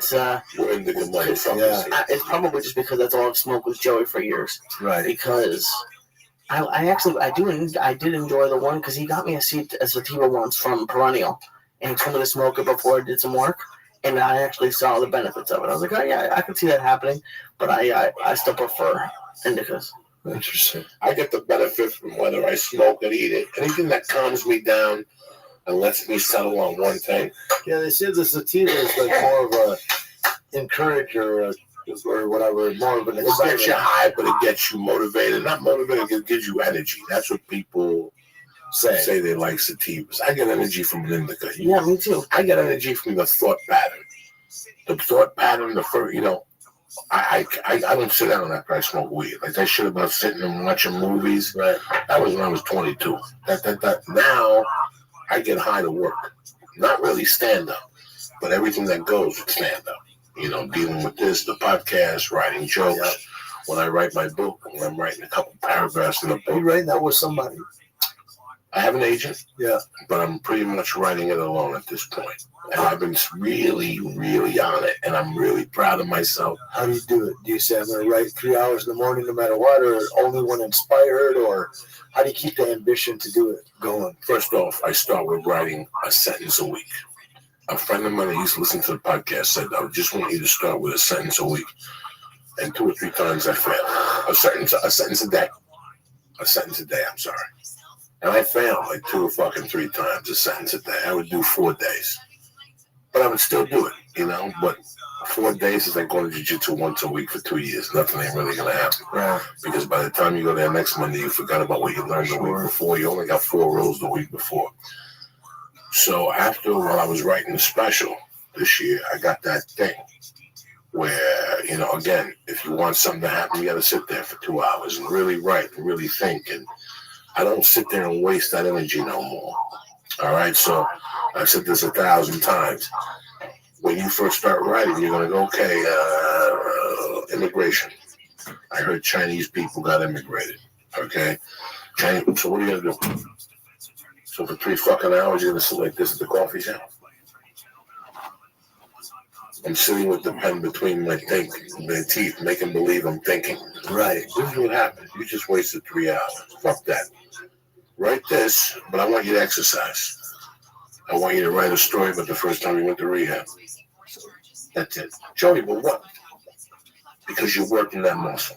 Yeah, you're working that muscle. This is a muscle. This is a muscle. Believe it or not, this is a muscle. But the real muscle is sitting your ass in the chair. That's the muscle we all lack, is actually sitting down for that hour going. Mitch Hedberg did it every day. If you called Mitch Hedberg at 11 o'clock, you wouldn't get an answer. From 9 to 12, he shut everything off. His house was empty.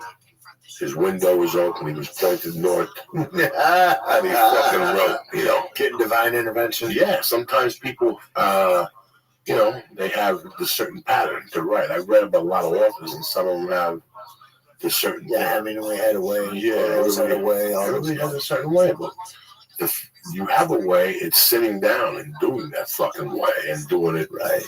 And everybody's looking for magic, right? They're looking for a light switch to go off. But nobody wants to sit there long enough. There's no fucking light switch.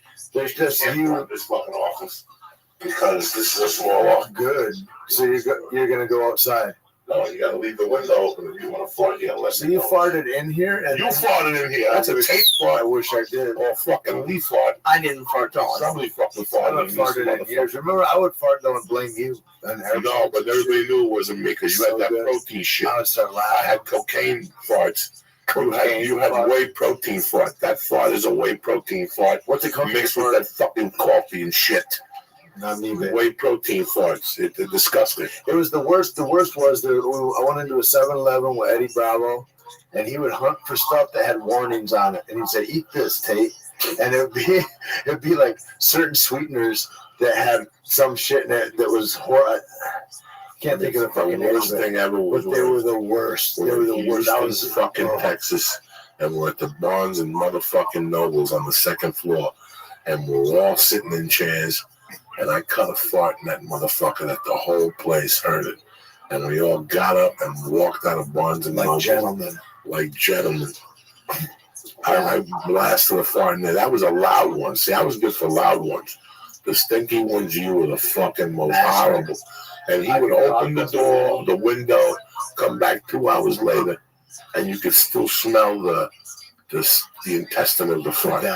Like the middle of the fart. Like if you take a piece of shit and cut it in half, it smells completely different. Like once you cut this, when you're walking down the street, sure it does. Sure it does. How many times you go to the bathroom and you take a poop and your shit breaks in half, and all of a sudden like a real skunk comes out. Like one piece is so heavy on it's like a metal, it's like a steel bat. Like one that this is real heavy. It just breaks when it's in your muffler and you still got 3 inches in your mouth. And it releases that Batman fucking smoke out there. Horrible. Horrible. We gotta get more fiber in that life. No, I always eat more fiber. That's why I don't fart like Do you still do the green stuff? Which one? A protein drink? No, like just greens. I eat salads. There's some green thing that you were like. Yeah, I was drinking or something like that. Yeah. Terrible. God, they all taste bad. They all taste fucking bad. I dope up every protein powder I get. Yeah. All of them taste like that. I don't eat any of them. I quit all that shit. Like I do like amino acids sometimes, but I don't I eat food. Like, and that's it. Like, I don't really fuck with protein powders. Sometimes I'll do like a recovery one. A friend of mine makes it nice. But most of them give you gut problems. Like, most of them are filled with some kind of crazy isolate that is fucked up and makes your guts all bloated I'm like, I don't like it, man. It doesn't make me feel good. And I don't think it has a benefit. I think we've been sold a big bill of goods about, like, how much protein. Like, I think the supplement companies are really, like, supplement companies make. Oh, dude. A ton of money. You know, that's my next business. Supplements. Sure, why not? I got a great endurance one. I got fucking some good amino, all natural flavors, because all of them got cancer in them. And so we've got natural sweeteners, natural flavors, all that kind of stuff in them. We'll be out in a couple months. But yeah, man, I don't know. Like you asked about, like, I wouldn't do any of them businesses. I wouldn't do any of the stuff. I don't look at it and go, here's the plan I'm going to take. I throw my hat over the fence, and then I got to crawl over the fence to get my hat. And I think that's how you get stuff done sometimes, is because if I knew all the work that went into making, like, Caveman Coffee or Pirate Life Podcast or I wouldn't fucking do it. I wouldn't take that on. I wouldn't take all the headaches and the emotional stuff and the fucking try to get everybody's character and personalities together. It's a lot, but it's also then the thing that you built that you love and that you take care of like a baby. And you're like, this is a fucking cool thing that I've thought the idea into the universe, like, and made a thing. Like, it's kind of dope too. It's in because I have the exact, right now I'm going through a period where I'm trying to get as much out as possible so I can focus on only a couple things. Well, you're going to need to get an assistant. Well, no, I don't need an assistant yet. Now that you've gone into these 6 digits, I know where you're at, Lee. I know where you're at. Hopefully one day, but if I get an assistant, so I shouldn't talk about it, gentlemen. We don't need no fucking assistant. That's the problem in this town, is everybody needs a fucking assistant. At the end of the week, you can get yourself an intern. I went over on that Callan's deal and Brendan, and they got interns, and I'm like, what's an intern? They're like, they do all the work and we don't pay. Like, it's like, you know what I mean? It's like, I was like, that's amazing. Like, they're like, yeah, it's fucking great. People are just learning the business or learning this and that. And they do all the work and we don't. Wow. But my thing that would break my heart with that, I like people. I like working with people.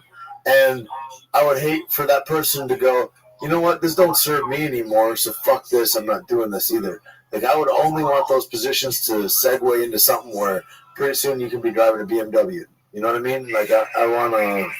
That's the whole point of the internship. That's a whole... I mean, it's tough when you're in school, because if you're in school, you can't get a job. But when you're a senior, like, that's the hope, is you'll intern there and then get a job offer. I don't want anybody in here working for free, number one. I don't want anybody working for free. And number two, I don't want nobody in it. That's the beauty about that. Could be number one. I don't want nobody in it. I don't want nobody in it. Where's this guy? That's San Lazaro. He's a saint of the dogs and shit. Those are the people that want to kill Michael Vick. That's why I didn't let him in a lot of federal prisons. Cubans are real big in San Lazaro, so. That's like St. Francis, also, like the patron saint of animals, right? Yeah, so. But these guys go a little deeper. They'll stab you and shoot you over fucking dogs. Yeah. Because the dogs licked Lazarus's legs and they licked his whatever disease he had. I can't think about it right now. Anyway. But, yeah, just same fucking, he's kind of built. So he was built. He was 90 pounds. He was a fucking bone and muscle. You know what I'm saying? That was fucking it. No, it's, you know, he wants to start businesses. What kind of businesses? I'm not. That's the thing. Is we've been talking about it, and I have a few different ideas I'm going back and forth between.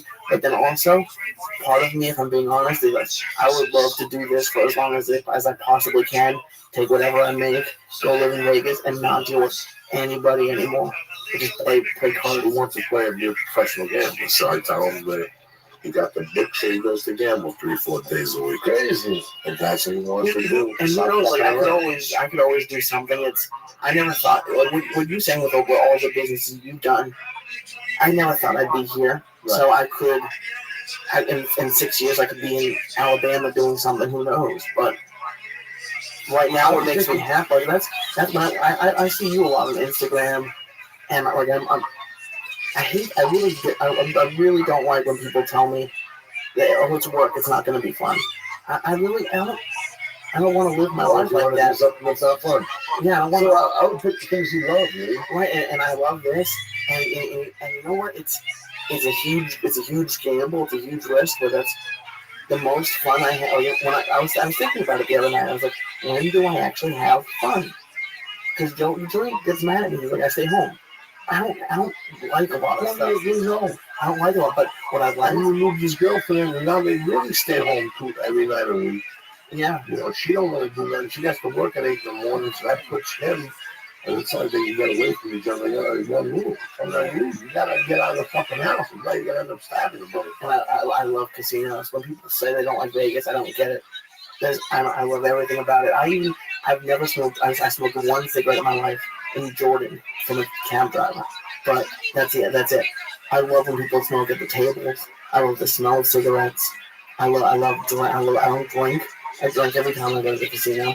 I take 2 stars, 2 red stars, which does nothing to me, but it just calms me down a little bit, and I have the best time ever. The thing I've actually started doing now, though, is I set a timer, because I'll sit at the table all day because I love it, and that's when you lose your money. So I started doing like 30 minutes and 45-minute timers to see where I am and like take a break. But yeah, that's if I really sit down and think about it, I love everything about casinos. And I know most people hate it, and it's a lot of degenerates, but they're some of the best people that I meet and get to talk to, and we're high-fiving and telling stories is people at blackjack tables. I think that everybody should have a job and a journey. You know, be sure. So we don't want to be falling down in 5 years. You be confused. Yeah. The progression. There's studios in Santa Fe. In 3 years, you're gonna go, you know what? I don't want Keanu Reeves on bar me. I'm done with this shit. I fucking kick him in the stomach and end the film. You know what I'm saying? How many times did Keanu Reeves fucking choke me out? Fuck him. Yeah. So one day you go, fuck this shit, and everybody evolves, man. But at the end of the day, it's a journey. I was telling you when you came in, you asked me, and I told you the fucking truth. And I always had natural aptitude. Right, and I could always make a buck. Like growing up, I always knew how to make a buck from fucking day one. I knew. So, you know, when I was 27, I was fucking frustrated. Yeah. You know, I was making, before I got locked up, the year and a half before I got locked, I was making anywhere from $3,000 to $7,000 a month. In those days, my rent was $450. I had 4 roommates in Boulder. You know what I'm saying? I'm making $4,000 or $5,000 a month. I'm spending $700 a month at the house. The rest was on blow, dry cleaning, and booze. I would get high, and at 2 in the morning, I'd knock on the roommate's door and give her a stab and eat a pussy. And then go back to my room like nothing happened. You know what I'm saying? Dream. The specter. You know, but it was so fucking weird how I started making that money. Like I was making $800 a fucking month washing cars, and they asked me to start selling cars. And one day I went from the first day I sold cars, I made $1,000, and I was like, "Oh, the detail shop, and I'm never coming back." What you guys were paying me in a month, I made it in one fucking day. Every month after, I was brand new Subarus in Boulder. Come on, guy. Right, yeah. Unless you're retarded, you're not gonna make fucking no money in fucking Boulder, you know? I ran into one of the best salesmen ever today. When we were just sitting out, I was taking those stupid pictures, but we were just sitting out there, and the guy from the Sprint store came out and was like, "You know what would really make your pictures look really good? An iPhone 7S from Sprint." And then he started going. He's like, "You know what? I can see your life is on your phone." Like he just started going at me and Joe Perez for like 5 minutes. But he fucked up. Why? He is the best salesman in the world. Because me, I would have gone out there with the camera and taken pictures. I just don't know. See what I'm saying? God damn it. See what I'm saying? That's where the amateurs fucking fail. And right there, I would have had you outside with numbers. What are you paying for that right now? Let me do this. Have you seen the commercial? Right there. You sell on your feet and your clothes on your ass. You understand me? I wouldn't have fucking told you to wiggle work better. I would have came out with the phone, taken the fucking picture, and then showed it to you and compared it to you. And now I got you. I got my hooks in you. Let's go with me, baby. You have a split phone? I get you 2 phones for the price of 1. It's Wednesday. Now I got you and Joe Perez all fucked up. My job as a salesman is to keep you fucked up. Yeah, keep you interested. Keep you fucked up. I just think as long as I could get, like, I used to sell roofs and like siding and shit. And we sell in Denver. We do storm sales. Yeah, I did the same. And I go, man, if I'm sitting on the couch having a glass of water, I got a contract. And so that would be my only goal. I wouldn't try to sell the home. I would just go, I'm just trying to get on that couch. If I can get welcomed in their home, make them feel comfortable, I'm good. I'm good. Yeah. Listen, leave your card. We got your estimate.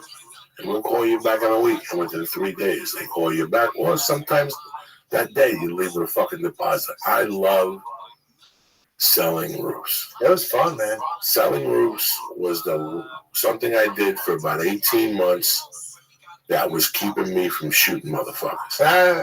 Okay, it was my tail end couple of last months in the halfway house. I got out of there, but I was still on community corrections. And I had two brother-in-laws that were, you know, they were like, I hate to say this, but they were like acclaimed roofers. Like all day long, people would fucking come on the roof and go, listen, we got this roof over around Federal and this, and they knew it. They had been doing it for the same company since they were 16 years old. Yeah. And now they were both in their fucking mid-30s, and they knew everything. I mean, our crew in those days, we did a ballasted roof. We would do rocks on it. No way. We would do 40 square. What's going on? You're an artist, aren't you? How are you, Marmelo? Yo, Marmelo, what up, girl? Marmelo. Yo, girl. Can you hear me? Marmelo. There are local, national, federal police every single place in Milwaukee, everywhere you look. And it's important to explain what that is because I don't think people realize how tight it was 8 years ago. Yeah. And that was without The man slapped the We'll get into it when we come back. lion's paw and King has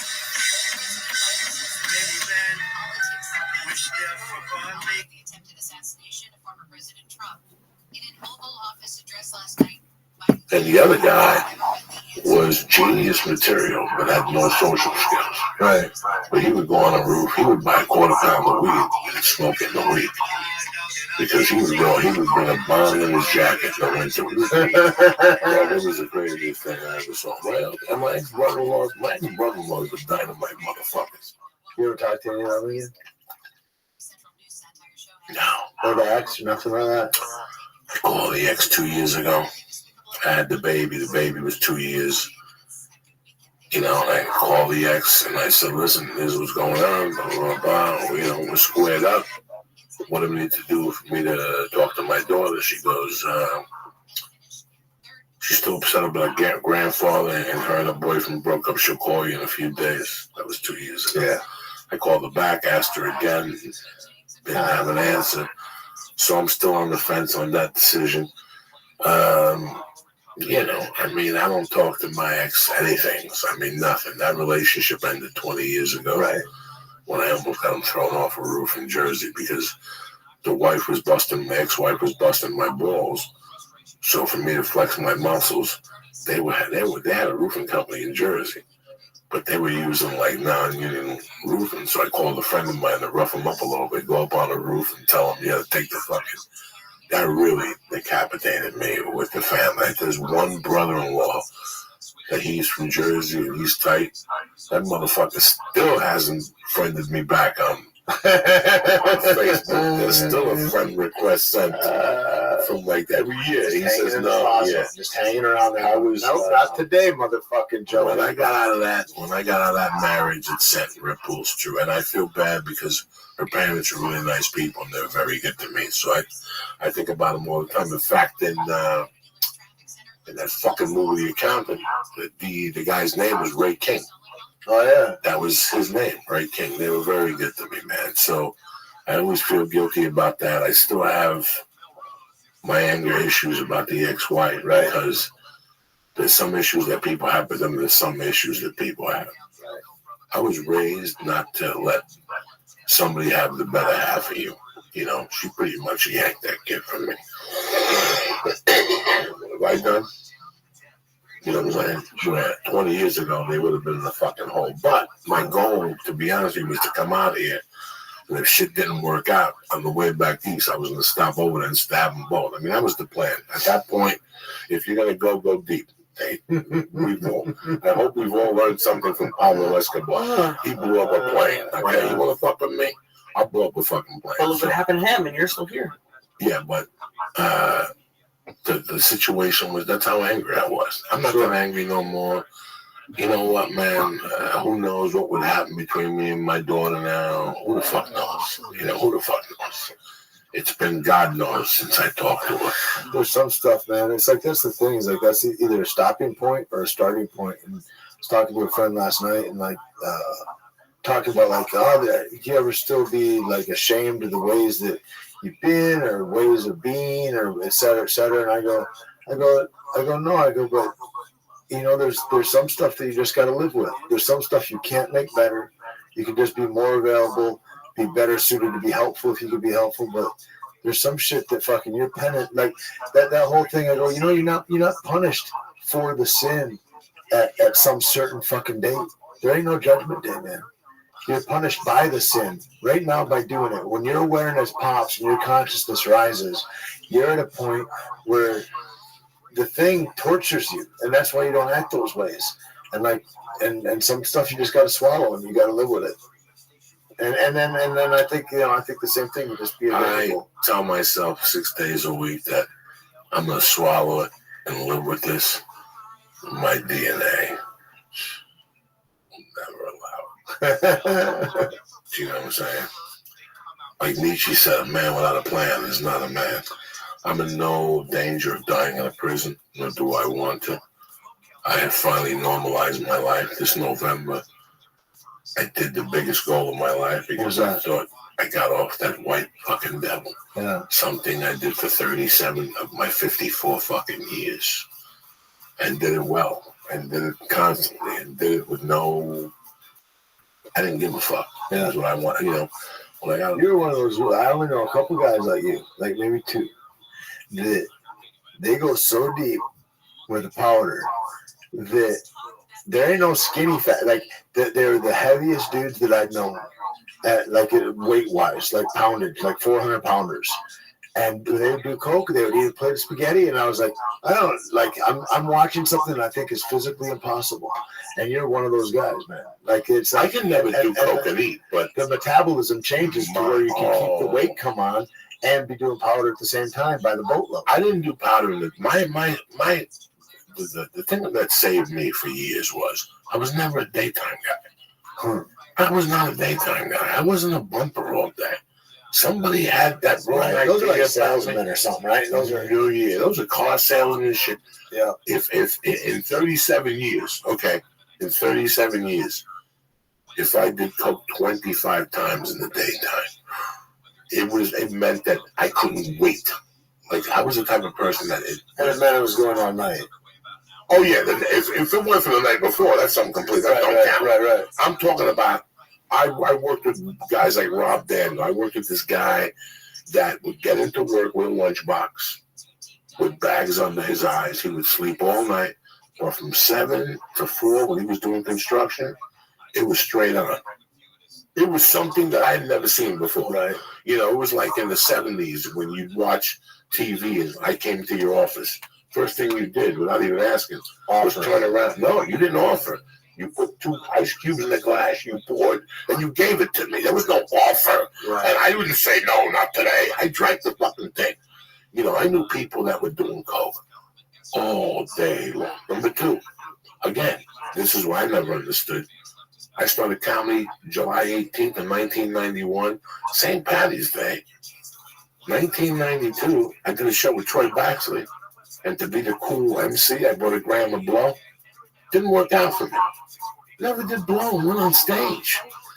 I did blow the night before and went on stage. Now, if you do blow 3 nights in a row and you go on stage, you're not going to be you. Big difference. But I never sat in the comedy store and got on stage. Right. That never happened because there's no... You'd wait to get a package after or something. The package will be in my pocket burning a hole in that motherfucker. Yeah. If you don't remember, that in between the rooms, the green room with Joe Rogan, that in between, I couldn't wait till the second show started. Yeah. Because I would bring Joe up and I wouldn't even say goodbye to you motherfuckers. Yep, bye. It's not even, no, there was no goodbye. Where'd Joey go? Yeah. And then you guys would text me, page me, And there was no calling, nobody back. Not once got a text back. Nothing.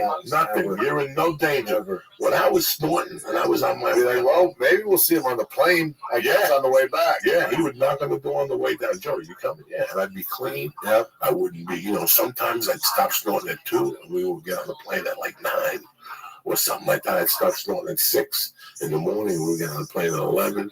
There were those situations. But it was so weird how I was always a nighttime guy. At 8 o'clock on the way to the store, I would pick it up, put it in my pocket, my right top pocket. I would dingle, I would dangle, I would talk to you the whole time. I'd just be looking at you, just thinking, what is this motherfucker gonna get on my face, right? So I can get on stage and do this fucking spot. Because once I do that spot, I'm coming right out here, I'm doing a line, but I'm gonna go into that bar and get a drink, and that's the rest of my fucking life. And guess what? Fucking Lee gave me the 40 he owed me, so I'm gonna buy another 2 packages. I mean, that was my life, Dave. That was my life. Who am I kidding? Yeah. So it was, for me to think about November 8th of this year and think to myself, it was 10 years since I last did a line of coke. Something that I would snort. When I first got into comedy, I made myself a deal. I said, if I'm going to do this, the other thing I'm not going to wrestle with is this cocaine decision. I'm not going to do that, Dave. I did a year of that. All right, guys, tonight's my last night of cocaine, guys. This is it. No, and I wouldn't even snort with people at the end. I would say it to myself, this is the last night. I never did that. There was a day I looked at myself in the mirror and said, I'm a junkie. This is who I am, and this is what I'm going to do. I know I can't snort 7 days a week, but I'm going to give it the old Yankee try. I'm going for 3 nights. And that's what I did. I was very content doing coke 3-4 nights a week and sleeping 3 nights. I was very content because I knew that's what I was going to do. Yeah, I wasn't going to wrestle with it no more. The only time I wrestled with it was my last 2 years. That was the worst ever. That was the worst when I knew it had to stop for many reasons. It had to stop for the comedy. It had to stop for my relationship. It had to stop for my heart. It had to stop for the sleep apnea. It just had to stop. There was no, towards the end, the last maybe 9 months, I was getting electroshocks in my spine in the middle of the night. That's when you know it's not good. Crazy. I'm talking like just out of the blue. No shit. Yeah, no. And then it started getting upper and higher and higher. And at one point, I started feeling electricity in my fucking neck. And I think it was 2 months after that. A sharp pain right over here. Nobody would argue you were healthy. Oh, no. Remember when that other head was growing on your shoulder? The fuck was that? That was a fucking fat ball. We got the same science today. It was a fat ball. That's all it was. It was a ball of fat that wasn't tumor or cancer. It was just. Did you get it checked out ever? Yeah, I got it taken out. Oh, okay, I didn't know. Taken out. Yeah, I didn't know if it just went away. What happens is when you have sleep apnea, your body goes into shock at night when you can't breathe. So all this cortisol is released into your body at night, and that's why when you see people over 300 pounds, 350. There's a point where you can go up to them. You don't even need to be a neurosurgeon or a doctor. At that point, you go up to them, tap them on the back, and go, you got about 6 months before the stroke happens, and it's all downhill after that. It's a life of misery. You get that fat developing around this region. You see it a lot of people in the Midwest. You go to Texas, you see big guys, but they have a little ball. That's where that thing gets compacted. When you see people and they got that hunch on their back, once that hunch starts coming and they're about 360, they definitely got sleep apnea. That's why they got the hunch, the hump, because the cortisol develops right there. And that's why when you see people over 400 pounds, that fucking slunching, that's just a ball of cortisol. And to really separate that, you got to stop putting your body into this danger. It's got to be, every time you choke at night, your body's in fucking danger. So you think that curing your sleep apnea, that settled out a lot of stuff? Well, when you don't sleep, people think you don't ever recover. There's no. But I only slept 4 hours last night, but you don't recover. you don't recover. So not only does it throw off your glands and all, but it throws off your metabolism. Right. So you don't burn off as much fat. In April or March of 2000, a friend of mine got a deal, and I got an audition for a mobster, and I had no money, and I contacted him, and I said, listen, I'm in a bind. I got a great opportunity for a commercial, but I don't have a suit to wear. And he took me and bought me 3 suits in March of 2000. Beautiful suits. Tailored. Because you used to be a suit guy. That was your thing. No, I'm a mobster. I don't want to, you got to wear different looks. When you go for a commercial and you go for a mob commercial, you got to wear a white shirt. But when you go for a movie or a TV show and you're a mobster, you can wear any other color shirt. There was different things, but that's not the point of the story. The point of the story, Tate, was, again, you're my brother. In March, he bought me 3 suits. In May, tailored suit, all 3 pants. Nobody takes this to the laundry. Right. I gained such an amount of weight that in May, they were 3 inches away. Wow. Like, I was so embarrassed to take him back to the tailor because he was going to go, what happened? There was a point where I went from 0 to 60. Like, I went from lurking at 285 to 360. Crazy. Like, just a month, 6 weeks, 360. At that point in my life, I was doing coke 4 or 5 nights a week. I was smoking cigarettes. Yeah. I was drinking sodas. And there was no sleep. The sleep apnea wouldn't let me sleep. The fear had intimidated me so much that I would take 5 or 6. I'd started with 4 Tylenol PMs. And let's say I would lay down at 12:15. By 1:15, the sleep apnea would wake me up. And I would just stay up the rest of the night. On those Tylenol PMs, I'd go call for a gram of blow, eat some anxiety medication. Oh, yeah. My wife, you come over, wife. You tell my wife, one of the first things I had to do was pay for a carpet in that first apartment because I kept falling asleep at night with cigarettes in my hand. My wife would wake up every night, kicking a cigarette, turning it off in the carpet. The whole carpet was filled with cigarette burns. You thought a junkie lived there. He did, but not a heroin junkie. I was a coke junkie that could not sleep at night from the Tylenol PMs. So I would nod out and then wake up. Well, and in those days, Tate, I was smoking 2 packs of cigarettes a day. And then I'd buy 3 packs of Camel Lights at night. And I wouldn't go to bed till those 3 packs of Camel Lights were gone. Holy fuck. Oh, when you saw that picture, I remember during the longest show when I met you, you brought me oxygen to put in my sleep apnea machine, that the doctor would commit everything. We'd have to force the documentation because the producers told them if my blood pressure was ever higher than a certain amount, I wasn't allowed to fucking be in that movie. So that guy would sit with me for an hour every day. That poor, you remember that guy? That's how bad a shape I was in during the longest yard. I met you. I was like, he might die this evening. I mean, you're over there. I remember the first time we were talking. You're on a picnic table. You're rapping fucking Ready to Die or something, and you're rapping a whole album. And then who played that tranny? Was over there. Tracy Morgan was with me in the beginning. The whole time. He followed me like a savage. I had him tip-top with me. That was awesome, man. And then like you, and Heather brought me the Chlorogen and stuff. Or the oxygen. I started putting that because it was a high altitude. I was a mess. 90 degrees, fucking 100 degrees, 7,000 feet altitude. An easy 350.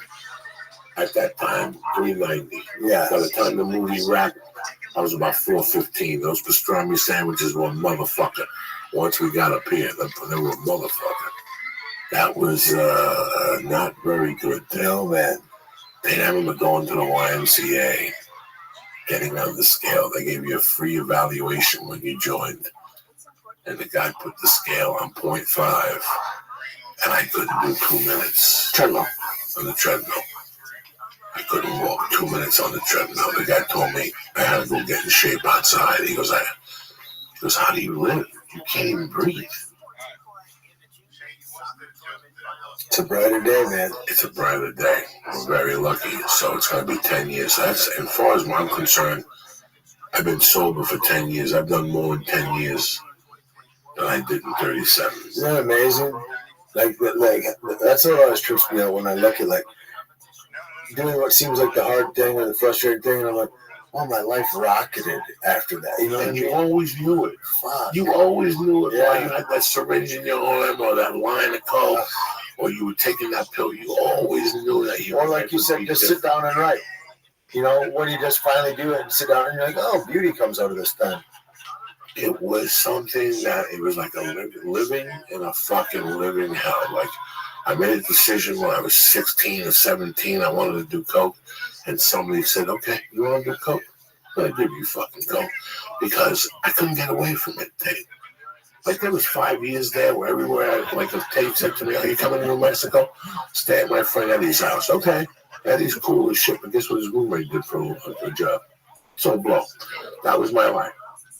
I could bump into cocaine on Mars. Yeah, I was one of those guys. Not heroin, not speed. I could find cocaine fucking anywhere within 2 minutes. Anywhere I moved, there was a cocaine dealer somewhere around there. That was, I always knew it. One time I actually moved with a guy before I got sentenced. The guy, when I left that apartment where I got picked up, I moved with a roommate. And I'm sitting there one day and people coming over. Is that? But yeah, Joey, this is Tate. How you doing? Tate, how you doing? Also, 15 minutes later, another guy would come over. And then that night, I go up to my room, and I come back at 10, and 2 people had just left. And then I would wake up at 3 to drink water, and he'd be up downstairs. Yeah, after about a week, I figured out, oh my God, this guy sells fucking blow. So I'm about to get sentenced for doing blow. Right. And I moved in with a drug dealer that's from my neighborhood, just 20 years old, went to the Vietnam War. And it got to the point where every night I would watch him watching TV, and I would open up his closet, and I'd go in his jacket pocket, and I'd take out the ounce he would bring up only, and I'd take a rock out, put it back in his pocket. That's how easy it was. Like, this could only happen to me. Not only do I move with a drug dealer, but I know where his stash is. Right. That was the little stash. Yeah. His big stash was in the garage in paint cans.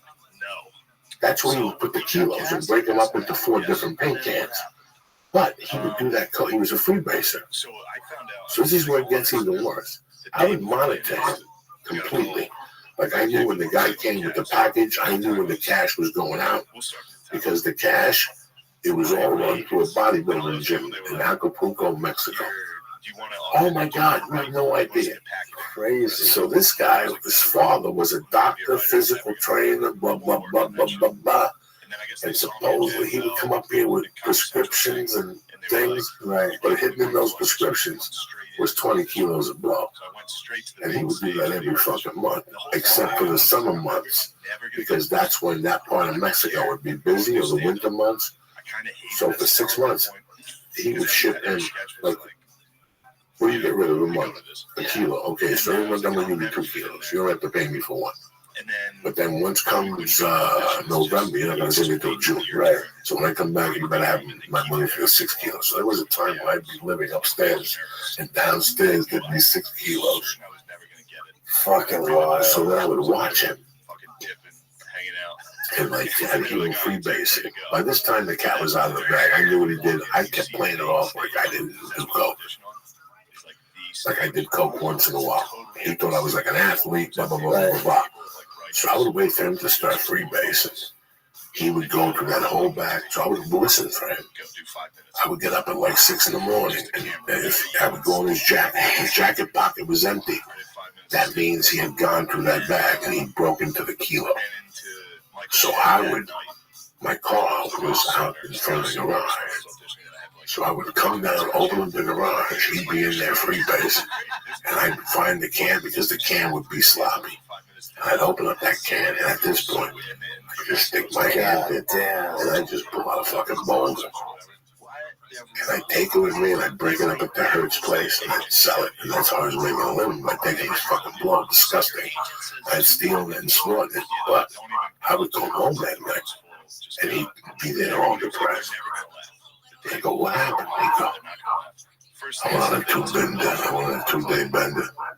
I'm not going to get this money. I go, what are you talking about? He go, I did about an ounce and a half of coke. He didn't do an ounce and a half of coke. We did a half ounce. I took an ounce with me. Yeah, he was so fucked up. He didn't know. I mean, it was, but this could only happen to me, this shit. Jesus. These are the shit that was happening everywhere.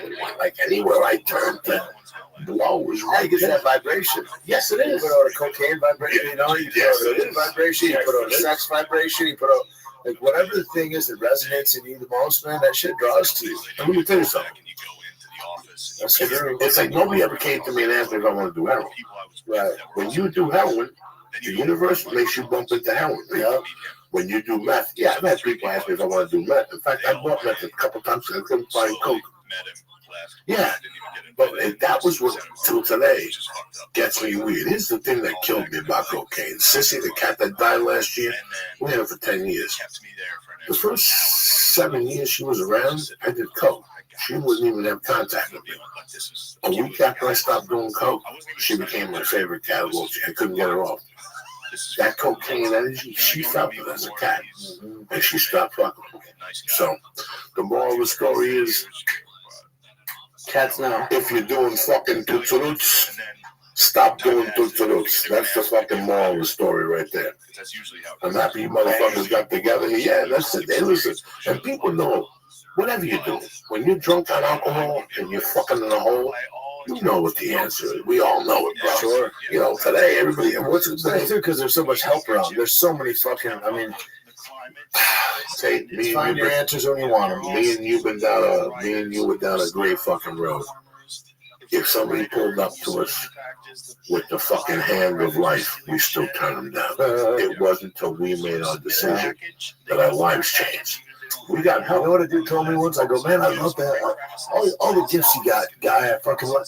And he goes, fuck that kid. He goes, your gifts are gonna be better because they're gonna be yours. And that is the thing, man. Don't ever romp for anybody else's life, man. Yours is the one that fits. Wait, what did you think of the massage from Zealand? You got it a couple days, what, for Valentine's Day? Yeah, the weekend of Valentine's Day, it was my first massage ever. I never had one, and I was a little nervous. And they sent 2 of them. Yeah, we got a couple One of for you, massages. one Yeah, for your wife. That was tremendous. And would you do it again? I would do it immediately. I would do it. It was a great experience. I've never been to a spa, but I really enjoyed having them come to my place. I enjoyed, and you want to know why? The main reason, I was so relaxed and so calm after the massage, without of getting in my car and driving 30 minutes after that. I was like, I don't want to do that. So they do wholesale. They do like service to your house. They come to your house. Another big thing which they mentioned, which I think would be great, is a hotel. That's what I think would be really great. I loved having it at my place, but my place is an apartment, so a couple of times I'd hear some people outside. But if I was in like a nice hotel, like a little setback, the room's a little set back, have them come right to your thing. You get sheets from the concierge, or they can bring sheets. They had music. They had oil. We had 2 of them. One was a little bit younger. One was a little bit older. I had the older one, and there's something about me. Like I judge people by if their hands are warm. She had the most warm, loving. It was the best hour I've ever had. That's awesome. You know what the best thing about that is? Everybody loves massages, but nobody gets them. Why? Because either the spa's closed or they're booked when you want one. Or trying to get there and sitting in traffic just destroys your day. Well, introducing Zeal, where you can book a 5-star top quality massage at a time that works for you in the most convenient place of all. Your house. Who's better than you? Whether your back hurts or you're running after the kids or your muscles are sore, Zeal brings you the same day in-home massages with the best license and massage therapist right to your home. Think again, an in-home massage is something only available to the rich and famous. Think again. Zeal is the perfect solution for anyone who wants a high-quality massage in the convenience of their own home. If you want a good massage, but you don't have the time to get one, have the massage come to you with Zeal. You pick the time, the location, and have your next massage on demand at home. You understand me? Just go to Zeal.com or on Zeal's iPhone or Android app. That's Zeal, spelled ZEEL.com. And select your top local licensed and pre-screened massage therapist. Choose your favorite technique, gender preference, time, and location of your massage. Zeal will send one of the 8,000 licensed massage therapists with a massage table, music, and supplies to give you a 5-star massage. Schedule, booking, payment is fast and easy. 7 days a week, 365 days a year. A Zeal massage therapist can be at your door in as little as an hour. Find out for yourself why Zeal has been featured in the Wall Street Journal, New York Times, Vogue, and on Good Morning America. Bring the spot to you and Zeal today. Really, today. They're on demand. You can have the best massage of your life in your home with Zeal today. To help you get started, our listeners get $25 off their first massage by using the promo code CHURCH, CHURCH, at checkout. That's Zeal, spelled ZEEL.com, and then make sure to click that promo code at checkout to use my code CHURCH, CHURCH. Right now, go to Zeal.com or on Zeal's iPhone or Android app and get a special offer when you try Zeal today. Enter promo code CHURCH at checkout and you get $25 off your first in-home massage on demand. You understand? Give it a shot. Number 2, I've been telling you about these people for a long time. If you don't have one by now, shame on you. Nobody wants to walk around with a fucked up looking asshole. Let's pretend you bump into somebody and they want to do the new style of the rusty trombone they're doing in fucking France right now. But your asshole stinks like 10 dead fucking farts. What are you going to do then? Nothing. You can't get that fucking rusty trombone. But now, with Tushy, you could get whatever you want done to your asshole. Let's pretend next year. It's a beautiful world we live in.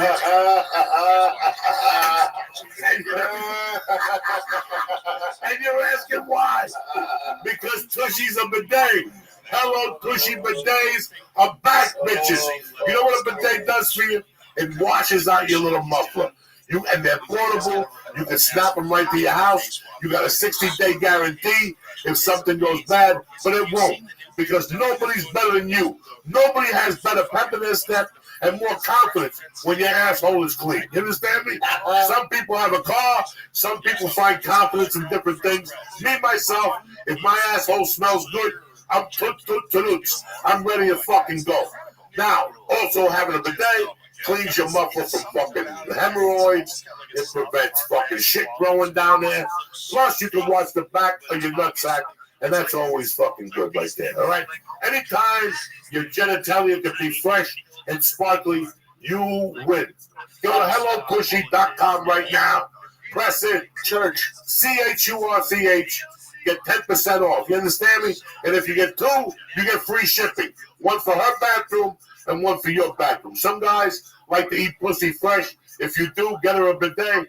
Me, I like to eat it after you run 2 miles, not 3. A little 2-mile run, a little yoga. That monkey got some fucking wank to it. You know what I'm saying? Not 2.5. Speak to me, old toothless one. Go to HelloTushy.com right now and press in Church. Get 10% off your order, you bad motherfuckers. I love you. We'll see you next week. And I want to thank Onnit.com right now. Go to Onnit right now and get yourself some of that hemp force protein, the cocoa, or get yourself some Shroom Tech, or get yourself some New Mood. It's going to fucking help you out. Go to Onnit.com and press in Church. Bam! CHURCH. Get 10% off delivered to your house. Who's better than you? I want to thank Onnit. I want to thank Zeal, and I want to thank Tushy for fucking sponsoring the podcast tonight. But most importantly, I want to thank you guys. Do not forget, next week, not next week, the week after that, March 16th, the Magoobies, Baltimore bitches. I'm coming back. Get that crack ready. Number 2. At the end of the month, I'm up in Nyack, New York at Lovely Line. 3/3 to April fucking 1st. Get your tickets now. I want to thank my main Tate Fletcher for coming out. Yeah. Drink the fucking coffee. He's got like 9 businesses. Go to his webpage. He'll tell you all about it. Check out my name, Tate Fletcher. Check out Pirate Life Podcast. Or Caveman Coffee, yo. Bars, massage parlors. Tate's got it all. You understand? He's got more jobs than a fucking Jamaican. I want to thank my main man, Lee Sayat. And we'll see you guys on the Lord's Day, Sunday afternoon with a surprise guest. See you next week. Thank you for listening. Stay black, you bad motherfuckers. I'm like an immigrant. I got so many jobs. You have 10 jobs you already did.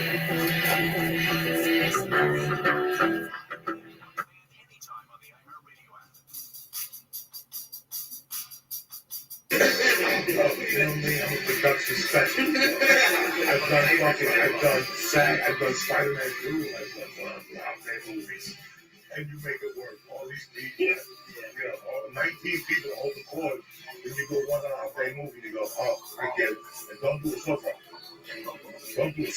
And you really see the shooting back. You do like General Hospital, you would have thought, if I would have walked into General Hospital 15 years ago, I would have thought. Because I knew nothing. I'm a very confident. No, you get in there, like, when 238. You go to 238, you close it in, you see it in there, there's a telephone. And I'll tell you, if you're in scene 218, be on the stage in 5 minutes, you fucking run it. I mean, this ain't no, like, big movie, what's the thing, not framing, they call it something. Blocking. They do blocking and do that. And you're like, really? Get the fuck out. And also they just start, nah. Like, let's say the line is, I'm going to see Joey. And you go, I'm going to see, sorry, there's stuff in the top. No. I'm going is already in. Just start from seeing Joey. That's how fast they are. Like, stop. You're like, oh, shit.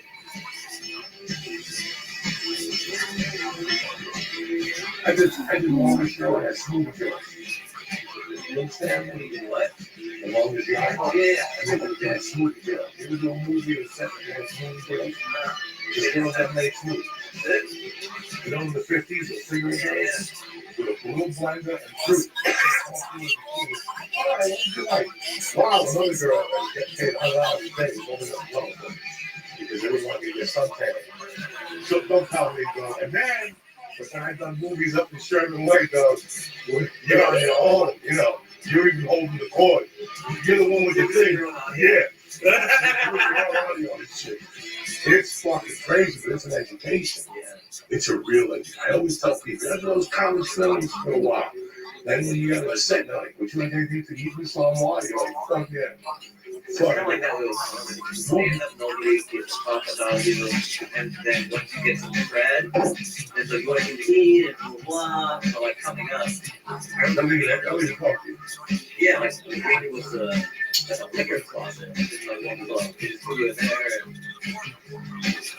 And then, until you go to the commercial stuff, they don't even talk to you. I could bring anything stuff. They don't even look at this for booty stuff. And then if he gets something, next time I try him out, we saw you on whatever. You were so great. The last time you didn't talk to me. You didn't say 2 fucking words. When Joe used to bring me in Ari Clubs, I used to call him. So, why do you bring those 2 movies? The story, bro. Back in San Francisco in the 80s. I started calling him gay and shit to his face. I think you want to suck up and straight to tell the truth. Please, I'm a married man. You're a father, friend.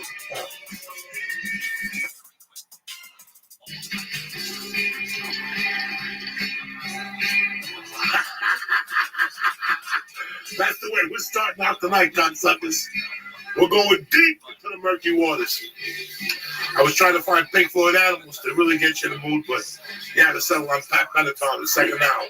That's how we're rolling tonight. You understand me? My man's here, Mr. Amar.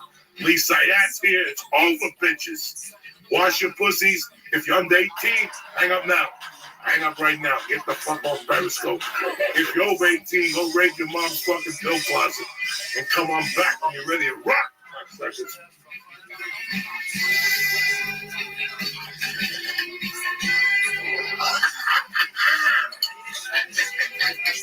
You gotta fuck these motherfuckers' worlds up on a day. Getting ready for a great podcast tonight. We already did one this afternoon. Undercover cop fucking that went to busted the Iceman. Some old undercover cop from Jersey that fucking went like 6 months, 18 months. Jesus Christ. And then he busted him. And this guy killed 50 people and fucking crazy. He was shooting cyanide in your face. And he was killing people in my neighborhood where I grew up in Jersey. Right there. The guy in my neighborhood was Mr. Ice Cream Man and shit. It was fucking crazy. So we did that one today. That's why I wanted to pitch in. So you can get this motherfucker started. Shit, Lisa, yeah. Really should night shirt on, ready to rock tonight. I'm giving up edibles for that. But we're doubling up on the weekly, you know what I'm saying? Edibles are done till Easter Sunday. I'm picking up the shit like Anarchy just to lead them off. But I'm going fucking on a sabbatical. Who gives a fuck? It's the Cuban Ramadan. You know what I'm saying? No edibles for Uncle Joey. The savage is back.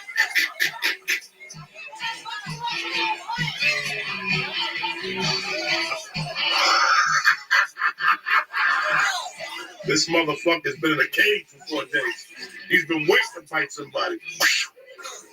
Look at this fucking thing, ladies. Look at this thing. Can you imagine this eat your little muffler?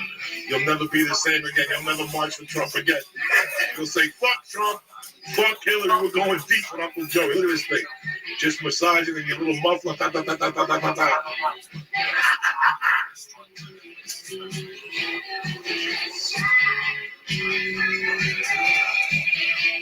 Wait, my one man fucking smoking team here comes out. You gotta go bond here. We gotta open you up deep with this. We got some tremendous weed today. This is the Death Star right here. This is what Bill Paxton smoked the night he died right here. He ain't fucking around. Dean Delray gave it to him. I told Dean, don't fuck with it. Then when you get Dean on that night? But we got Dean on it. This is the shit that killed Billy Paxton. He had it through a Titanic and he saved it. I love how the Oscars had like in memoriam. After everyone died, you just said this is the weed that killed someone. Yeah, what the fuck? Here we go. Last week I had the weed that killed fucking Prince, but you fucked up. Let's do this shit. Wait, hold on. Wait a minute. Put the cap on my man Lee here. What the fuck kind of fun is this shit?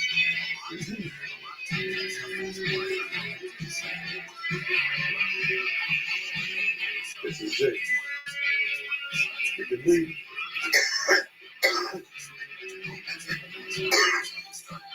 With the longest of oh, the fuck.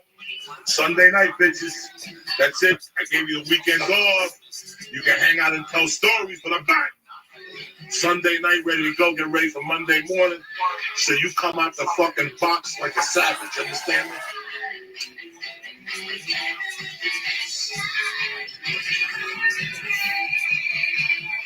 What the fuck you think you're dealing with right there, huh?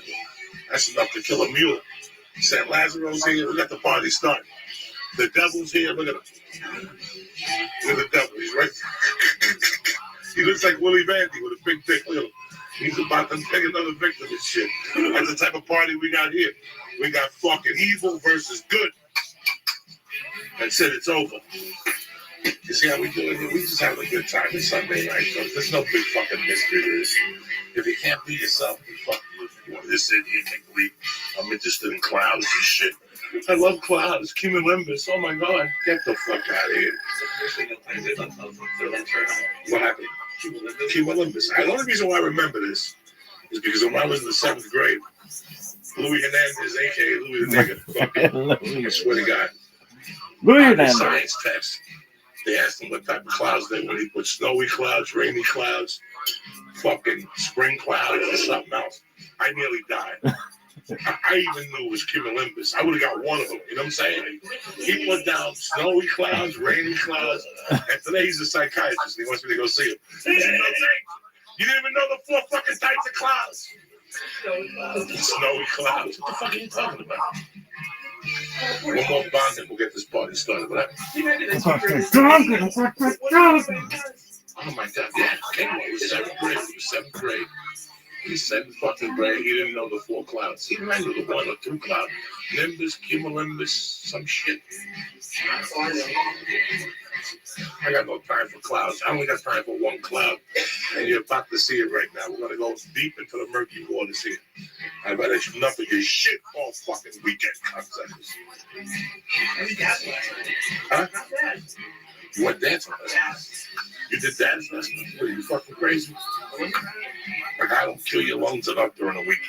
You gotta go smoke that. It was easier than this. You were smoking chemicals and God knows what else, man. I'm giving you 100% God's reefer right here.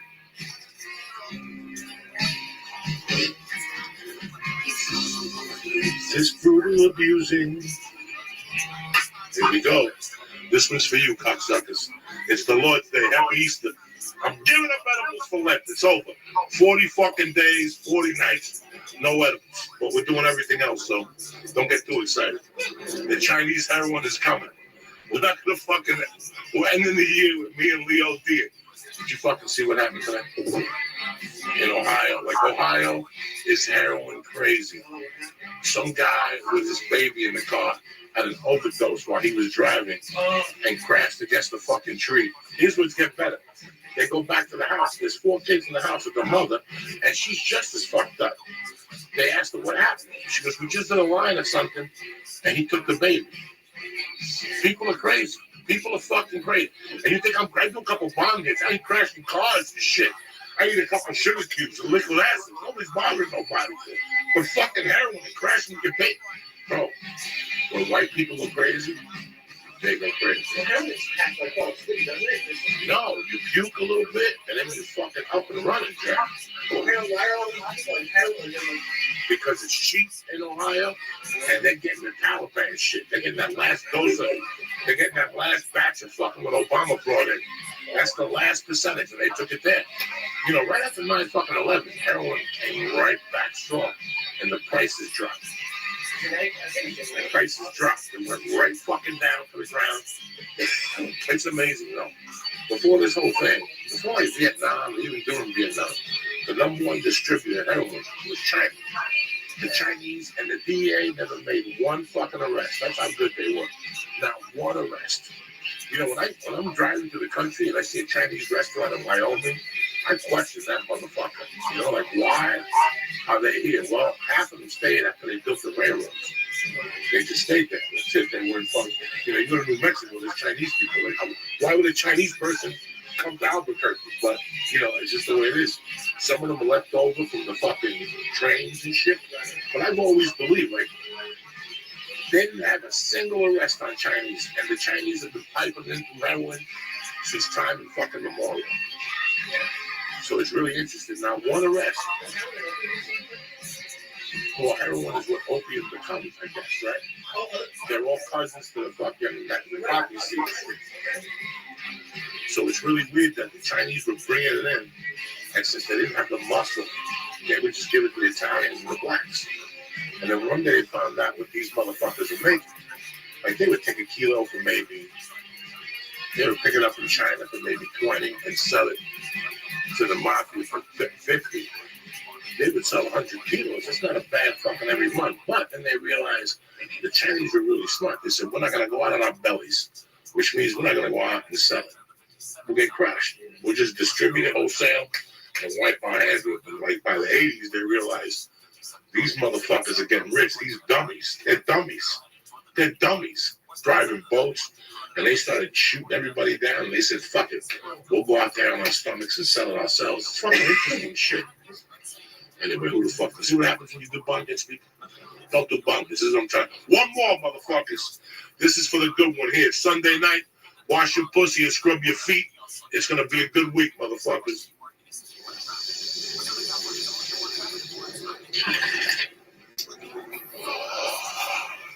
You always want to have a clean pussy because you don't want no misunderstandings. You understand me? It's like right now, I went home, I washed my little pussy, and I came back. When I leave here, I got a set tonight. I go home and wash my pussy again. I'm that type of Puerto Rican. You understand me? But enough is enough. We'll be back in 10 minutes. YouTube.com/C/Joey Diaz. 10 minutes. My main man is here, Mr. Amwa, to drop some fucking knowledge about his new DVD special on CISO, bitches.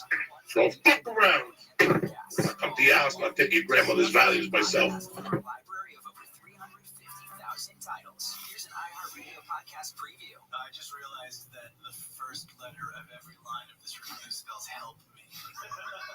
It seems like everyone's a critic these days. Blessing the world with our slightest opinions, all on our own mini platforms.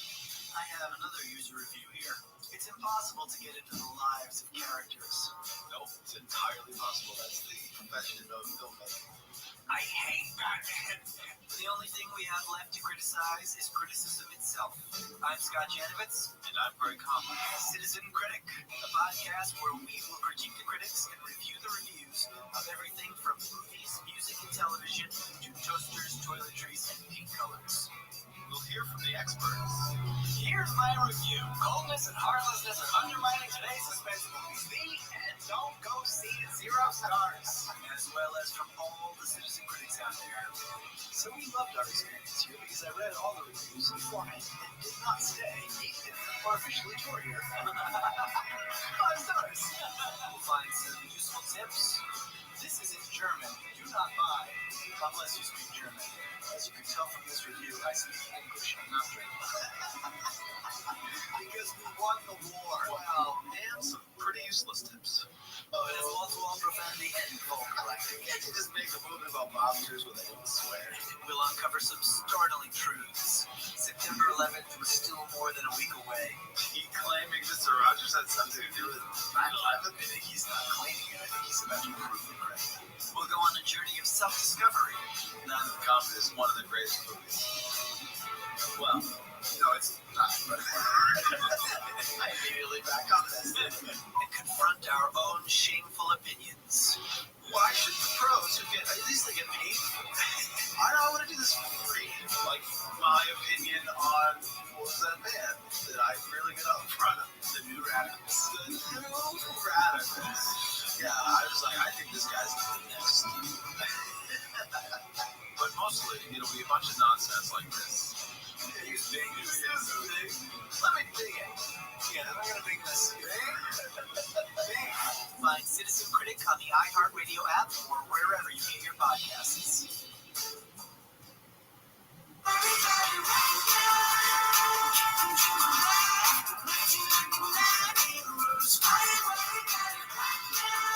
Still need to hear your story.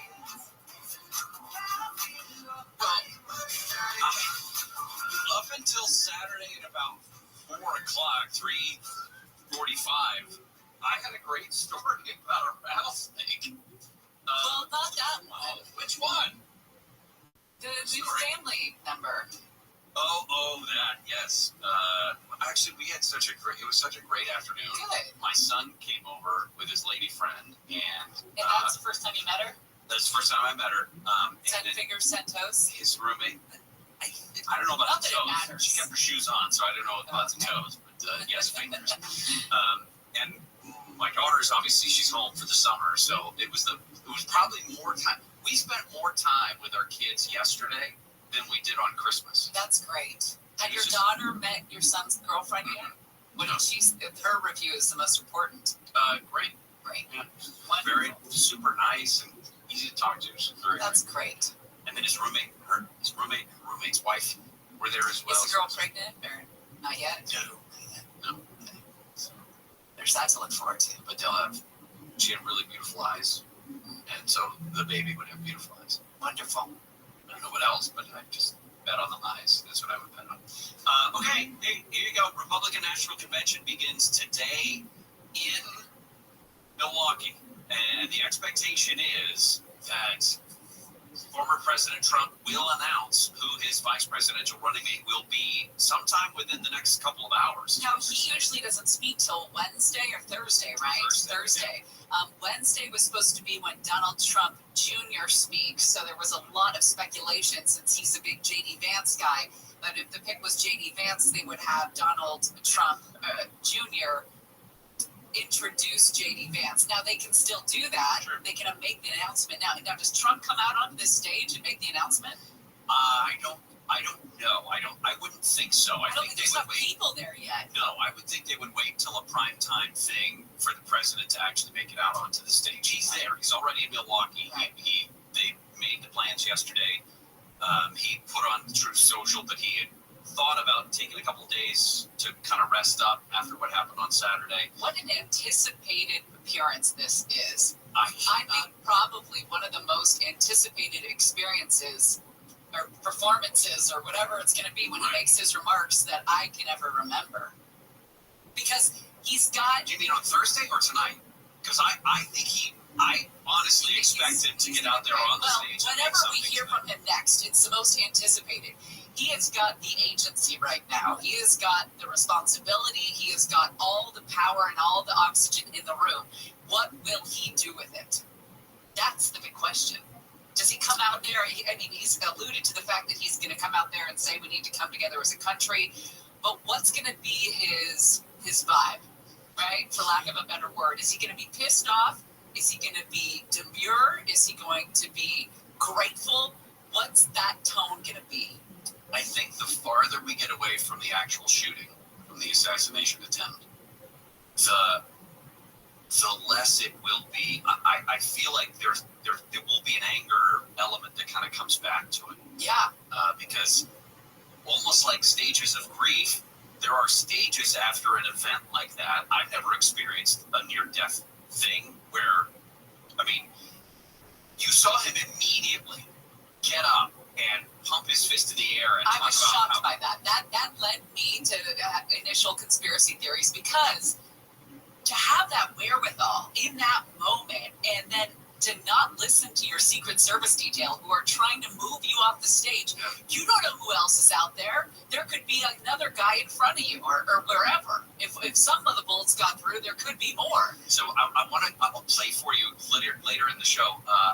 Doug Mills is the New York Times, I think it's Doug Mills, the New York Times photographer who was just in front of the stage and was taking pictures of the president at the moment the shooting happened and appears to have caught the bullet after it went through his ear. I mean, it's a dramatic photo, but he described those moments after the shooting. Secret Service piles on top of the president the way they're supposed to.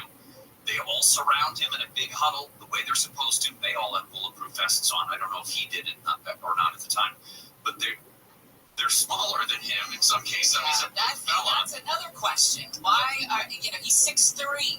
You're Secret Service agent, should be 6'5". Exactly. But the photographer said that there's a moment when he's snapping pictures and you see that anger face, the adrenaline of somebody tried to take me out, fist in the air, fight. And then he said he changed. And there was a moment where like he lost all color and realized sort of what was going on, and you can see that's when the Secret Service is able to get him down the steps and put him into the car and take off. So he was in a state of shock, and that's how he reacted, and then realized what had gone down. But the fist in the air, fight was pure adrenaline. Wow. I cannot imagine what was coursing through his body at that moment. And you don't even know how hurt you are, right? Do you? You know you were hit by something, but what kind of damage did it do? I don't know. I don't know what that would be like. I mean, that's part of the assessment that the Secret Service agents are trained to do. Once they get him on the ground, they immediately check him. I mean, they did that when Reagan was shot. They talk about running their hands around Reagan's ribcage, basically, to find out where the hole was. And in Trump's case, I'm assuming that the first thing they're going to do, if blood is coming from his head, they don't know it's just his ear, they're going to check and make sure that it's not deeper than that. It's a flesh wound. So, we did hear from former Secret Service leaders about how common it is at these events to be given a heads up. Oh, there's a suspicious guy over there. There's a suspicious vehicle or what have you. And that there is a danger to overreacting. So we'll talk about that as well. Just a quick note again, Judge Aileen Cannon out of Florida has dismissed the federal criminal case against Donald Trump that charged him with taking classified documents. 93-page ruling came out, so I'm assuming it had nothing to do with the timing of the events of the weekend, but concluded that Jack Smith's appointment actually violated the appointments clause of the Constitution. Now, Jack Smith can totally appeal this. Yes, it could easily go to the Supreme Court. It's probably likely that it goes to the Supreme Court so that we have some sort of clarification on this. Strange times. I'm getting hungry. Are you? Yeah. I have an apple, but I'm going to eat the apple. Then don't tell me that you have an apple, I because it makes it sound like it's up for I know. public consumption. I'm sorry. And it's not. Gary and Shannon will continue kindergarten. Amy King is in the KFI 24-hour newsroom. Lawmakers in California have joined others around the U.S. in saying that violence has no place in our democracy. Former House Speaker Nancy Pelosi says she knows that firsthand, recalling the attack on her husband 2 years ago at their home in San Francisco. She asked for prayers. Governor Newsom sent thoughts to Trump and everyone impacted by Saturday's attempted assassination and shooting at a Pennsylvania rally. Former USC wide receiver Jordan Addison has been arrested on suspicion of DUI. Police say he was found asleep at the wheel of a Rolls-Royce near LAX Friday night. The CHP says the Rolls was blocking lanes from the westbound 105 to northbound Sepulveda. Addison now plays for the Minnesota Vikings. NASA's Lunar Reconnaissance Orbiter has discovered what may be the deepest known cave on the moon, with an entrance about 330 feet wide. The cave, which could potentially be a location for a future moon base, is in the Sea of Tranquility, close to the landing spot of Apollo 11, the first mission to land people on the moon 55 years ago this week. Becoming mostly sunny with highs in the 70s at the beaches, 80s to about 100 inland. From the Southern California Toyota Dealers Traffic Center, let's go places. We're going out to Van Nuys. We've got some problems continuing on the 101. This thing going on toward the 405 or just past it. It looks like it's a wreck that has 3 or 4 cars involved, still in middle lanes. That's a busy one for you to come right from before Van Nuys Boulevard. South outside of the 101, not too bad. You'll see a few delays to Studio City unrelated. From Woodman back over to Split with 134 and back to 134 West, the Toluca Lake adjacent. It'll be busy for you from almost as far back as Burbank and Hollywood Way, heading in westbound on the 134 as you make way toward the 101 North and checking out the 101 southbound. Hollywood into downtown, still seeing a bit of a rough go for you from just past Normandy Melrose as you make way toward the 110. With Southern California's only airport traffic reports, I'm Nick Polio. It's almost here. Team USA is headed to Paris, and iHeartRadio is the exclusive audio home of NBC's coverage of the 2024 Paris Olympics. It's the only way to listen to exclusive NBC play-by-play action of the games, plus NBC's top Olympic moments and live hourly updates from Paris. Bring the summer games with you everywhere you go. Download the free iHeart app now and enable push notifications for live updates from Paris. Only on iHeartRadio, the exclusive audio home of NBC's coverage of the 2024 Paris Olympics. The free iHeartRadio app is #1 for music, radio, and podcasts, all in one. Discover a new podcast from our library of over 350,000 titles. Here's an iHeartRadio podcast preview. Hi, everyone. This is Leah Remini, and I'm joined by Mike Rinder. Hello, everyone. Happy to be back. Yes, so we are about to embark on a new adventure, this podcast. And this podcast is dedicated to Scientology's fair game, which is a policy written by L. Ron Hubbard in the 50s. Scientology claims it doesn't exist. These are the dirty tricks of Scientology, where they destroy people, their enemies, their perceived enemies. Basically, it's what, Mike? Anybody who says something that's the truth about Scientology. Yeah, that's right, Leah. Anybody that they perceive and describe as an enemy. And an enemy in Scientology terminology means anyone that says things that we don't like, anyone that asks questions that we don't like. And this doesn't mean that they have to be a Scientologist. Oh, no, this could be a journalist doing a story. You could have been abused by Scientologists. These are all people who fall into the category of fair game. If you do a welfare check on a family member and you're not a Scientologist, you are fair game to Scientology. So what Scientology does is they just follow the policies written by L. Ron Hubbard under the fair game policy of destroy. And that's what they've been doing for 5 decades. They continue to do it.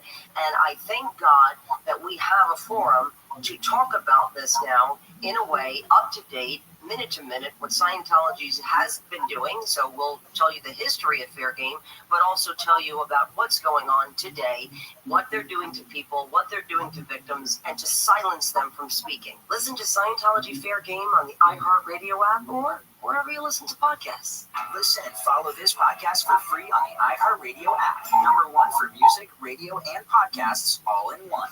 Everybody's sort of going back to the dance again. It's like, well, what Biden needs to do is this, and what he needs to prove is this. It doesn't matter what he needs to do. He cannot do it. He can't do the job anymore because he's too old and feeble. John Cobelt, and it's not getting any better. Live 1 to 4 p.m. on KFI. And on demand anytime on the iHeartRadio app.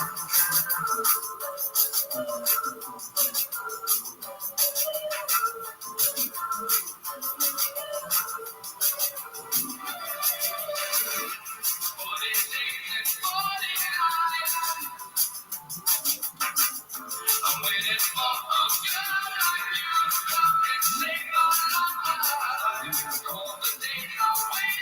You know, it's odd because people would say that Donald Trump was somebody who wanted to be a victim or appear to be a victim. Maybe he didn't believe that he was being persecuted politically with all the court cases and things like that. Well, now that ship has sailed, because how else would you classify him now? Literally the subject of an attack with a gun. The narrative has come to fruition.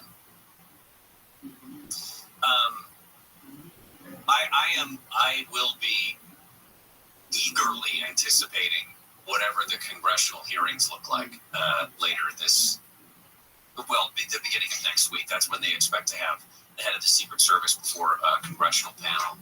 One of our friends, Jen, texted us that she recently read a book called Anti-Fragile by Nicholas Taleb.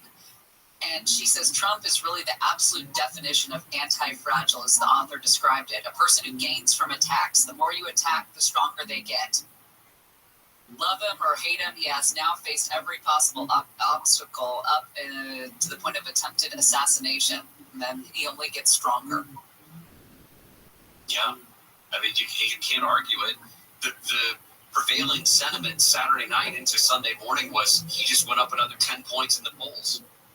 Yeah. And there were a couple, there were two highlights, I think, that I saw in terms of what happened. One of them was the fact that President Biden came out Saturday afternoon pretty quickly. And it wasn't a long news conference, and he was in Delaware when he did it, so he didn't have the pomp and circumstance of doing it from the White House. But when Biden came out Saturday afternoon, said he absolutely detested the attack, and that he had reached out to Donald Trump to talk to him and see how he was doing. Later, they did, in fact, connect by phone, and President Trump had said it was perfectly cordial, and he thanked the president for calling him. The other thing was Melania Trump's statement from yesterday. Did you read that? I did. It was beautiful. I mean, in an event or at a time when she had every right to be completely out of her mind angry. That's not where she went. I don't know if I'm sure there were times where she probably felt that, but she had every right to just completely blast everybody on the other side of the political aisle, or whoever she perceived as behind the attack or whatever. But her own husband's part of the problem. I mean, they've all, and I don't really think that it's not like you and your wife. You know, I don't think that their relationship. I don't think that she is. I don't think they have a traditional marriage. I think they lead separate lives for a lot of these political couples do lead separate lives for a number of reasons. One of the reasons is there's just not enough time that he has to spend with her and the family, and what have you. But I don't know. Their relationship to me has always been a little bit disjointed, and I don't know if it's a traditional marriage or how close they really are. But she was very eloquent. And my understanding is that Melania Trump, spoke with Jill Biden yesterday as well. Well, and just think, the last video we saw of Trump was him in that golf cart with his son. That's not going to happen anymore. I mean, I think that's top of mind for her, is all the events that her son has been with him. And now I don't believe that this shooter was somebody who was moved by Democratic vitriol. I think this was a crazy kid with his prefrontal cortex not developed who had access to guns and ammo. I think we've seen it before, we'll see it again.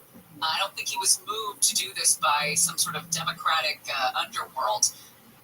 But that said, it can also put ideas in people's heads that this is a possibility. If they do want to take this guy out, and if my kid is part of the family unit, you better believe he's not going to be anywhere on this campaign trail. Yeah.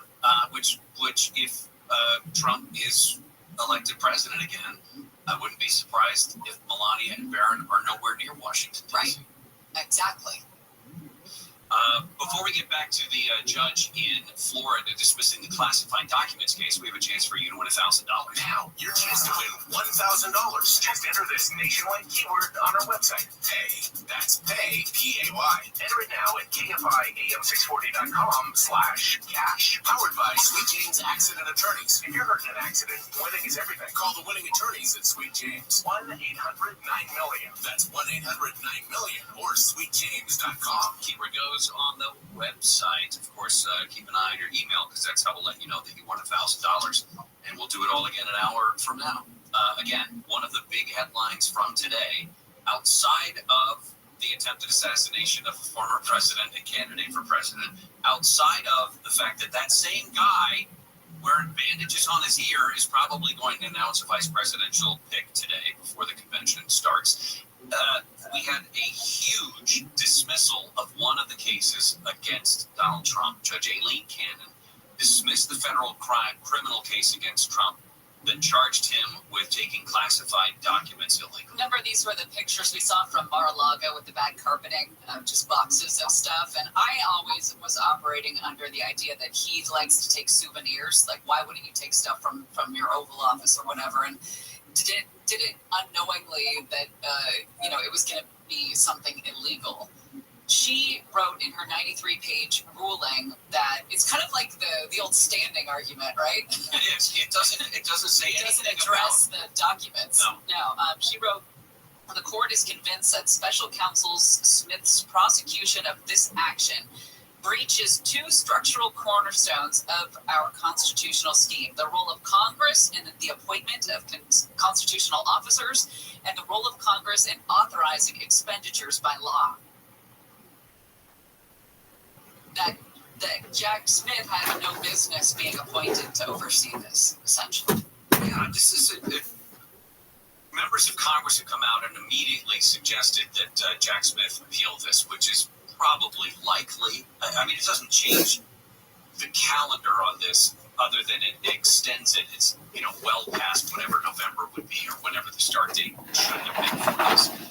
Chuck Schumer, Majority Leader in the Senate, said that Smith should appeal, demanded that the case be assigned to a different judge because he says Judge Cannon cannot handle the case impartially. It must be reassigned. The trial already pretty unlikely to get underway before November, and now it's going to be pushed back even further because the Supreme Court is likely going to be involved. Greetings from Podcastville. The Church of What's Happening Now is brought to you by Stamps.com. Listen, these days you can get back to get everything on demand, like our podcast. Listen whenever you want, when it's convenient for you. Did you know you can even get postage on demand? All you need is Stamps.com. I've been using them for years to send out coffee cups, T-shirts, posters. My wife loves it. You know why? Because it saves you time. And time is money and energy. What I'm going to do is this right now. Go to Stamps.com before you do anything else and click on the radio microphone at the top of the home page and type in Joey. Again, go to Stamps.com before you do anything else and click on the radio microphone on the top of that home page and type Joey. What I'm going to do is this. I'm going to give the church family a special offer. A 4-week trial. 4-week trial, including postage and a digital scale. So go to Stamps.com, click on the radio mic on the top of the home page, and type in Joey. That's stamps.com, enter Joey.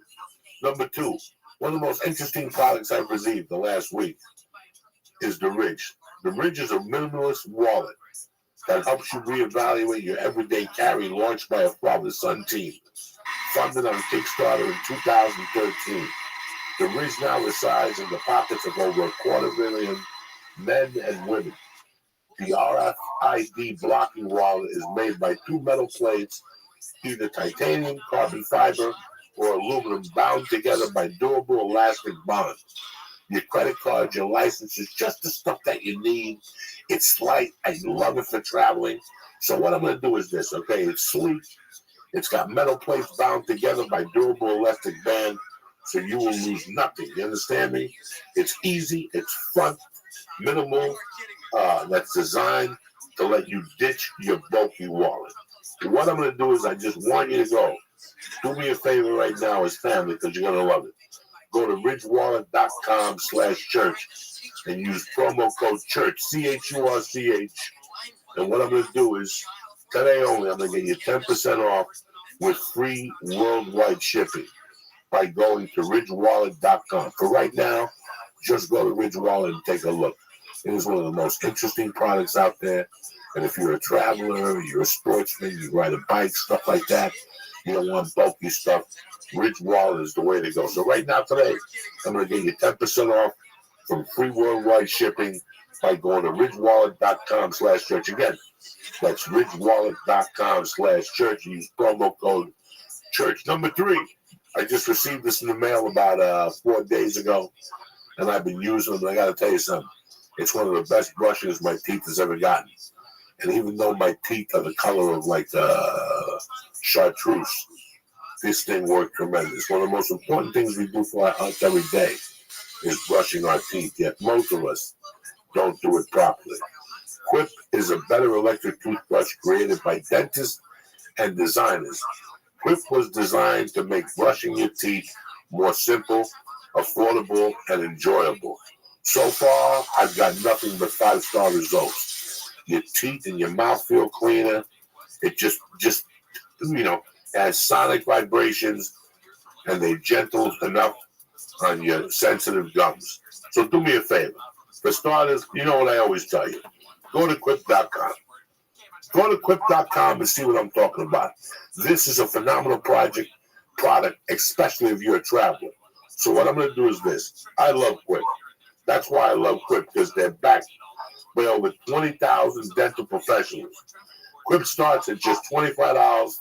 And if you get the quip.com/Joey right now, you get your first refill pack for free with a Quip electric toothbrush. It's a great Christmas gift. I'm telling you right now. You got a girlfriend, a wife, a husband, somebody you don't know that you want to give a present to. This is perfect. It's affordable, and they'll love you forever. So your first refill pack is free at getquip.com/Joey. Look at me, boy. I'm lovely, dude. If I could fucking if I had a little bit of a Lehman that I could take with me and keep somewhere, in a little, like a wheelbarrow, but for leaves, I put Lee in one of those, bro. Sounds nice, thank you. Yeah, and pillows in there too. I can just put me in there in the metal. Oh, that's real. Like some people would do. You would put them in the shed in the back. Oh, no. Feed them food time to time. What are you talking about? What do you mean? I'll put you under a warm lamp, Lee. That's what I would do. It's starting to get creepy now. It sounds like I'm hostage in front of your house. Hey, calm down and be a good pet, you little buddy. Put like a chain around his neck with a fucking chain hooked to the wall and stuff like that. Yeah, but a nice chain, like a gold chain. I don't know if I go that far. I know gold for that. You can't put a silk out on a pig. You know what I'm saying? It's fucking Thursday, November 8th. Kick this fucking mule, Lee. Come on. That's as good as it fucking gets, Theo Von. Crazy. Oh, Sly, the Family Stone coming at you. The Gristle Missile, baby. Thursday morning. What are you, fucking nuts? 20 to life. No parole. Fresh from Buffalo, New York. You didn't have a fucking beef on wick. I didn't have any. Dude, I did it. Somebody threw a piece of meat at me on one of those street corners. I don't know if that was wick or not. Did you eat it? No, wick is the roll. The roll is called wick. Oh, no. Nobody told me that. I should have come here. You found wick. No, You should be a travel agent, too. No. I just know what quality is in wick. Yeah. And nobody makes a bad fucking beef on wick in Buffalo. Like, it's like a disgrace for them. Really? Yeah, it'd be like a disgrace for them. Like, it's no. Yeah, I feel bad. I feel disappointed. I didn't get that. Shit. Some fucking pierogies from the Polish neighbors. Sauerkraut pierogies fried. Like dumplings, only you know it's not cats. Yeah. People like Lee and shit. I don't mind a little bit of cat, but you ever had fox meat, Lee? No, I don't think so. Have you? Yeah, I've had fox. Where was this? It's not it's more ligament than muscle, but it's good, you know? Fox, and dude, the crazy thing about fox, I was talking about this yesterday to somebody, but did you ever hunt? Nuh-uh. We caught a lot of shit, though. And we used to bury animals. We lived by like a road where a lot of animals would get hit and killed, so we bury. You know, the first animals I spent the most time with were animals that had been hit by vehicles. And so we would bury most of the dogs. What else? I think something else one time. This thing looked like a damn fucking small bear, bro. And it could have been. Because they have Louisiana black bears, a lot of things, you know. And I'm not saying they're black or anything like that. I'm just saying they happen to be black when people see it. And they're just, you know, but we would bury all kind of animals that would get hit by us. What are you, a fucking undertaker? I see a dead animal, leave it the fuck alone. It's bad luck. Yeah, but it was, I don't think they were alive and they were suffering, then you shoot them in the leg, or whatever the fuck you do. But if they're dead, this is the Department of Public Works that's in charge of cleaning up dead animals. Yeah, but the Department of Public Works, I think, comes for people that are paying taxes and people that got, you know, they didn't come. But they had a veterinarian or something, or like somebody used to throw dead animal carcasses in a ditch outside of our house, right? For like 7 years. My mother would call every week. What kind of dead animals? Big animals too. Did you grow up in Africa? No. Did you grow up in Louisiana? I had a couple cats and possums in my neighborhood that go up from time to time and walk around.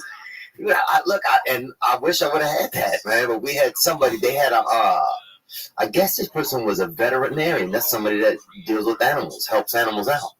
And so this person would come, and whoever they were at night, they're throwing dead animals. You know, instead of paying to get rid of them, they probably cost maybe $7 to get rid of them. You know, whatever. I'm sure there's legitimate thoroughfares how you get rid of animals. But this dude's out there, you know, chucking them in the ditch, I guess, on his way home. Because our neighborhood was kind of a cut through between like a nice area and town. So. You never did like a stakeout to see who was throwing animal carcasses? Yeah, we not. No, I mean, we were out there a lot, but we never saw the guy unless he drove by and didn't throw one out because we were out there. But then Wood Creek kind of sits next to an animal car. I mean, he probably threw it out elsewhere. But anyway, so yeah, we go out there all the time. My mother would call every week, come get these, you know, the kids out there beating each other with, people chasing each other with fucking, you know, fucking horse skulls and shit, but it was wow. Oh, wow. Joey fucking had that Christmas tea kettle, and he fucking serving Lee a couple cups right there, boy. Big Lee, the fart sponge, baby. Welcome to Africa, Lee. Normally, I like all your sayings. I don't like the fart sponge. Sorry, bud. And I'm just joking about that. I didn't mean that. I would never say that about. No, it's funny when people he's gonna take a liking to it. It's been like 2 podcasts since he farted on me. Oh, wow, dude! In some countries, in Japan, that's like buying somebody a scarf. No, it's not. You fart on I'm half Japanese. That's 23 of me. Oh, dude, yeah. I'm over here farting. Oh, he's got the thighs of a fucking kung fu fighter, son. I'm telling you, dog. Dude, you gotta know different nomenclatures and how to give a hug, bro.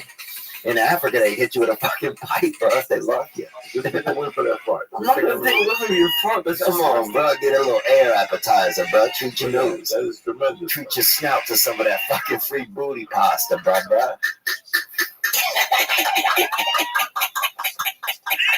Oh my god. Poor fucking Lee. Lee, man. Dude, it's so funny, you know. Sometimes when I'm not even joking about, when I would need to think about something good, you gotta think about Lee, man. Well, thank you. That means a lot. Yeah, I think about you, man. I think think about you to laugh. I mean, just the stuff you say randomly. Like, I just want to hang out and like listen to what you say during the day to yourself. I feel like it's hysterical. This conversation is getting creepy right here already. Well, you just farted on me. How? I think Lee might be a little cascarón. Oh yeah, I know what you're talking about. No, you know Shopping for peppermint, they call it, dude. Yeah, I'm I think he's coming out of the closet pretty soon. They say, hey, you know the boy over there, little I don't give a Lawrence. fuck. I don't care either, bro. I'll let you hang off my dick like a fucking mountain cat. No, I would never let Lisa. Not you guys, but I don't have the same relationship with him. You're still friends. I'm friends with him. I wouldn't fuck him. I would have touched my dick a little. You know what I'm saying? Around the holidays, bro. Just to make his day.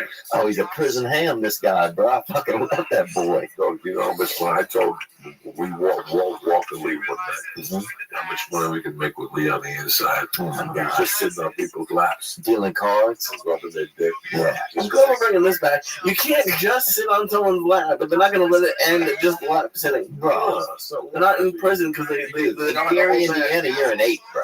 One female. In Gary, Indiana, dog, you're a female 8, baby. Yeah, I got a guy that'll pay 10 G's for you to put a wig on it. Oh, yeah. Special type of podcast. And just mug his dick with your fucking neck. He's already written me a letter. What does that even mean? Mug his dick. Lee, you gotta get out more, get off the internet, bro. You gotta go hitchhiking, man. I really don't. I don't want to now. You should go hitchhiking later one day as a school project. Yeah. I'm gonna end up dead. What school are you in? You doing classes online? No, I need to be. Classes here. This is the only How old are you, Lee? 30 now. Are you really? Yeah. I thought you were like 19, dude. I wish. Are you really 30 years old? Yeah. 30 years old. Oh my God, bro! My whole perception of you, I thought you were like a He was a college intern. when he first came in here. Oh wow, Look at him now, man. He's a fucking young man. that's awesome. Now you don't like me as much. You like that? No, it's just different. You ever notice when you learn something about somebody you didn't know, you know? Like you see somebody and they're like a lawyer or something, but then you realize they're like a sorcerer or something. Or they do shady shit. Or you see them like ballroom dancing. And you're like, this fucking guy ballroom dances? That always takes my brain a minute. Or if you see a big person and they got their stomach stapled and now, dude, I was at a pool one time. I used to work on this farm in the summertime outside in Natchez, Mississippi. And they had, and this dude, Don Blankenstein, was the pool guy every year, right? And he'd come out there, and I'd keep an eye on him because the dude weighed probably 700 or 800 pounds, bro. You know what I'm saying? He broke the gate every time he come in. He was the lifeguard. He was He's lifeguard, 800 pounds. Bro, he gets in the pool, trust me, nobody's drowning, bro. All the water's out, and the fucking kid who's sick is laying right there at his feet. Boss at the pool. No, he was the guy who came to put the cleaner in the pool. And so, but he'd open the gate, bro, and every time he'd walk through it and bring both sides of the gate down. Like he was just he was going to die soon, you know, when you saw him. You know, so you treated him well. And that's one thing I like sometimes about seeing huge people. It reminds you how to treat other people. Because you're like, oh, this person isn't going to be alive very long, so you would be extra nice to him. And so, but then Don, one time I'm out there laying by the pool, and this skinny guy comes in. You know, he could have fit through the gate with 90 of his fucking, you know, quintuplets or whatever. And he comes through the gate, and I'm like, cool. And he keeps talking to me. And I'm thinking the guy's kind of a, you know, peppermint hunter, bro. You know what I'm saying? A little tender. And it turns out it's Don Blankenstein. He got the stomach thing, and he lost all the weight. And he was a different person now. He wasn't the same. I don't know. It wasn't the same. And our relationship was never the same as when he lost the weight. Think of when they take I don't know what we're talking about. Think about when somebody takes away your passion. If you're a leader, yeah, you know, it's like when you first get sober. Yeah. You know, I was telling Rogan the other day, the worst 2 words in a person's life is sober and diet. I don't want to be involved in drugs. Yeah. I don't want to be sober. Yeah. I never want to be sober because it would make my inner battle, too rough. Yeah. I know my limits with cocaine. I know my limits with pills. I know my limits with alcohol. I've known my limits when I was 25. Anything I did after 25, I did because I wanted to. But I knew my limits. Right. You know, when I got locked up, I couldn't imagine a world where I couldn't smoke pot. Wow. You couldn't imagine that. I couldn't imagine, okay, cocaine. I understand not having a girlfriend. I understand being broke. But I never understood a world where I did not smoke weed. When I was 25 years old, weed controlled my mood. What did it do for you think? I was in so much pain when I woke up. And I didn't know that then. You never know it when you're going through. Yeah, you don't know. Especially at that age. It takes 20 years to look back. Yeah. You know, I was thinking about it tonight how I was taking a shower. That if I quit comedy tomorrow, it would be to sign back up in college and take a psychology class and become a psychiatrist and do whatever I had to take. I'd probably be 65. But at 65, I would help so many people so deeper. Yeah. Because I went through it. Yeah. This is not somebody who studied it. I went through it, wrote about it, looked at it. I think about it. I think about what made you. I broke it down from the macro to the micro. Well, you could put yourself in there. You could put them in your shoes and vice versa. When you become a comedian, yeah. If you're not brutally honest with yourself, it's not going to end well. Wow. And in life in general, yeah. Forget about comedy. In life in general, if you're not brutally honest with yourself, it's not going to pan out for you. Yeah. You have to be brutally honest, and a lot of people can't be honest. Brutally honest with yourself. Like, this is not going to work.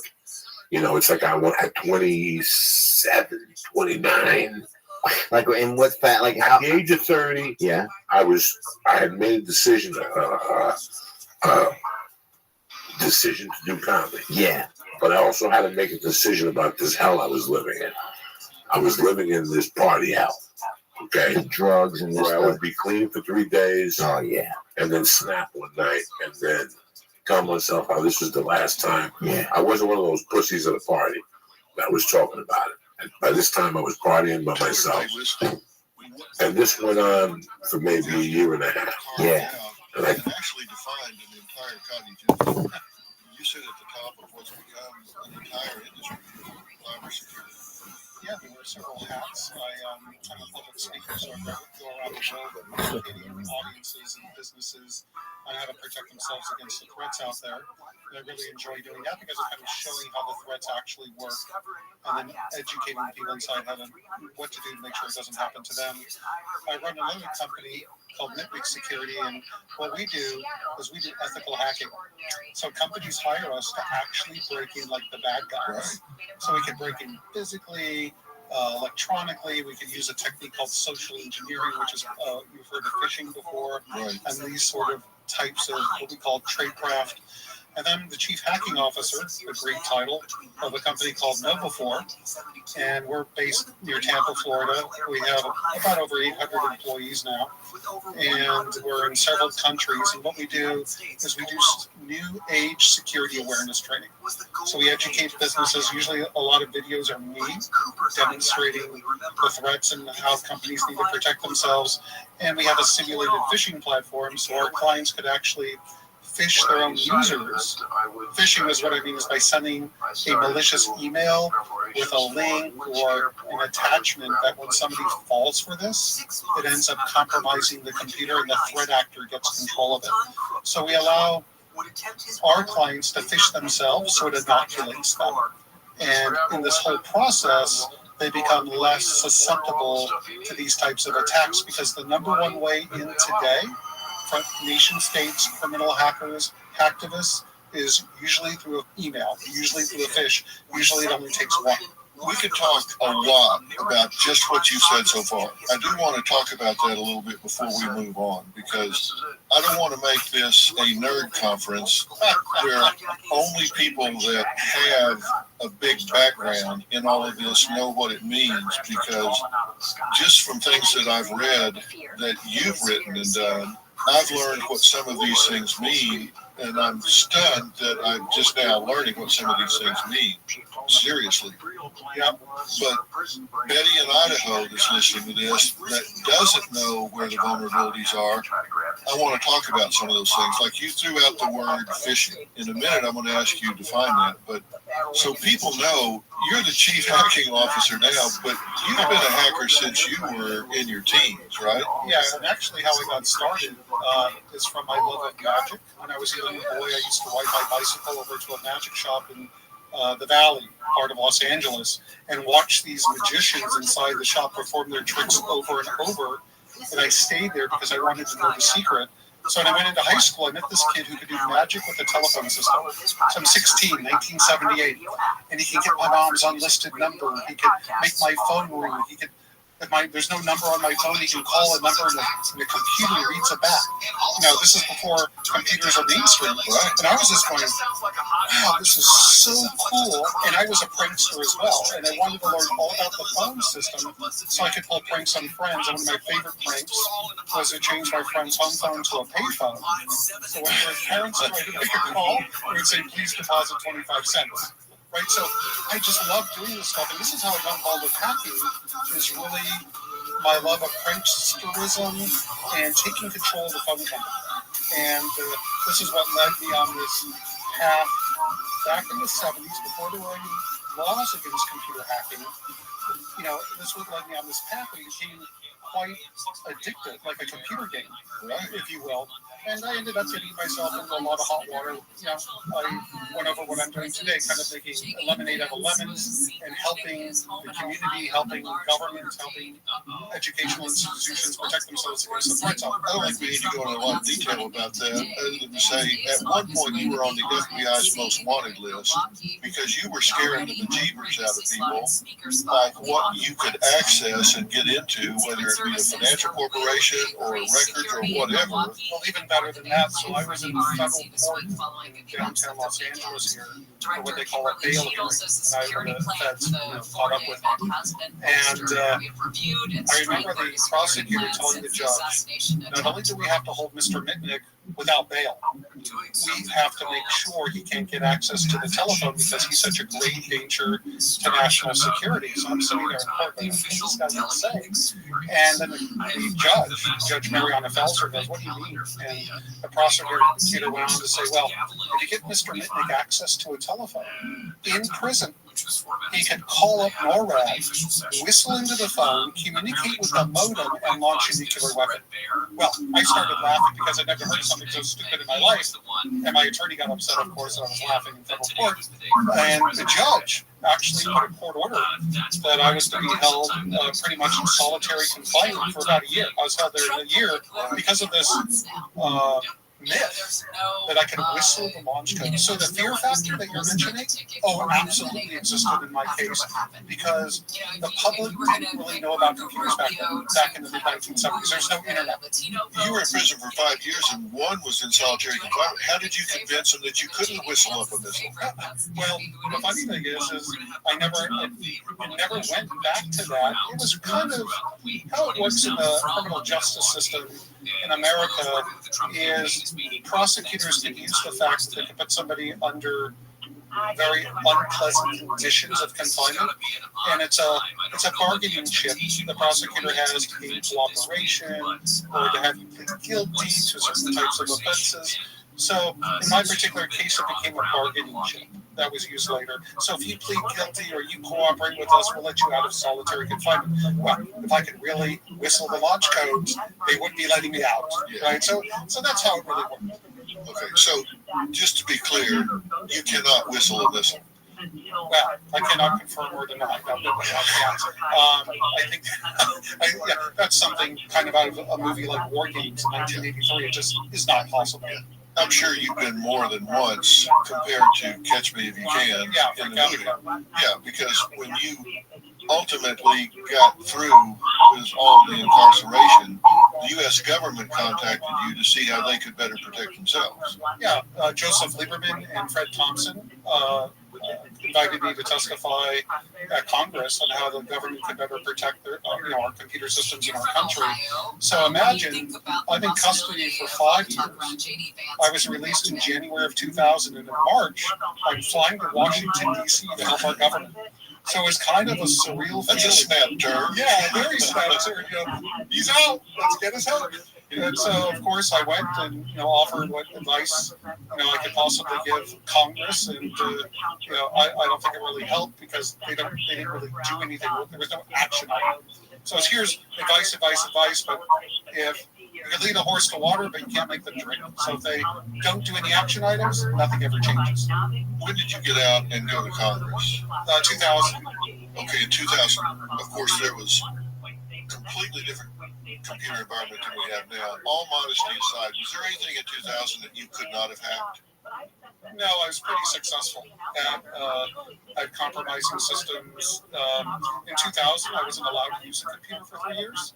Actually, the government had these onerous conditions of supervised release. I couldn't even use a cell phone, lest I launch a nuclear weapon. Do I believe I can hack everything? Pretty much.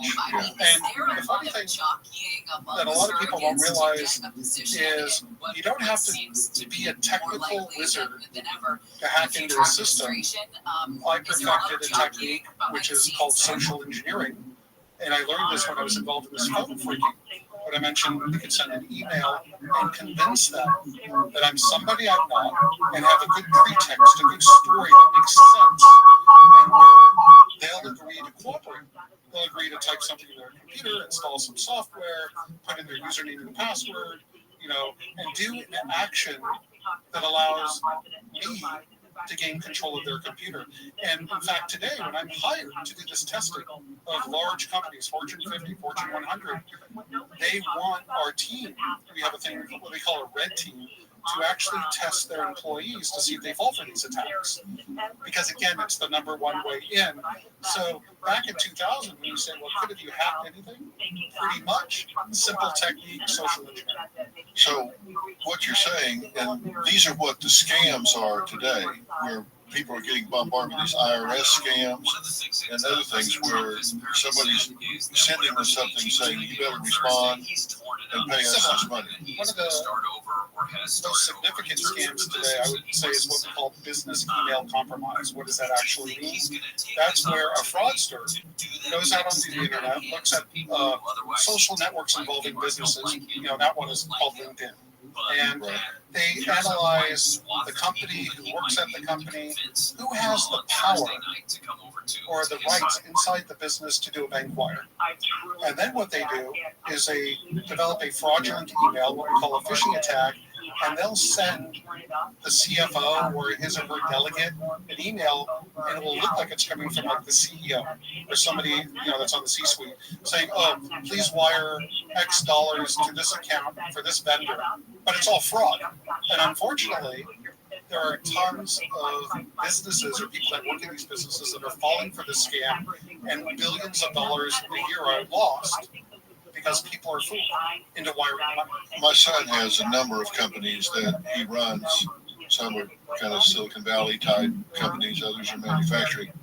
The other day, I believe it was the CFO of the company, or certainly someone in that division, got an email that appeared to come from him. It had his address, it had everything, and it said, "I'm in a meeting right now, so I can't be bothered, but I need you to wire $50,000 to this account.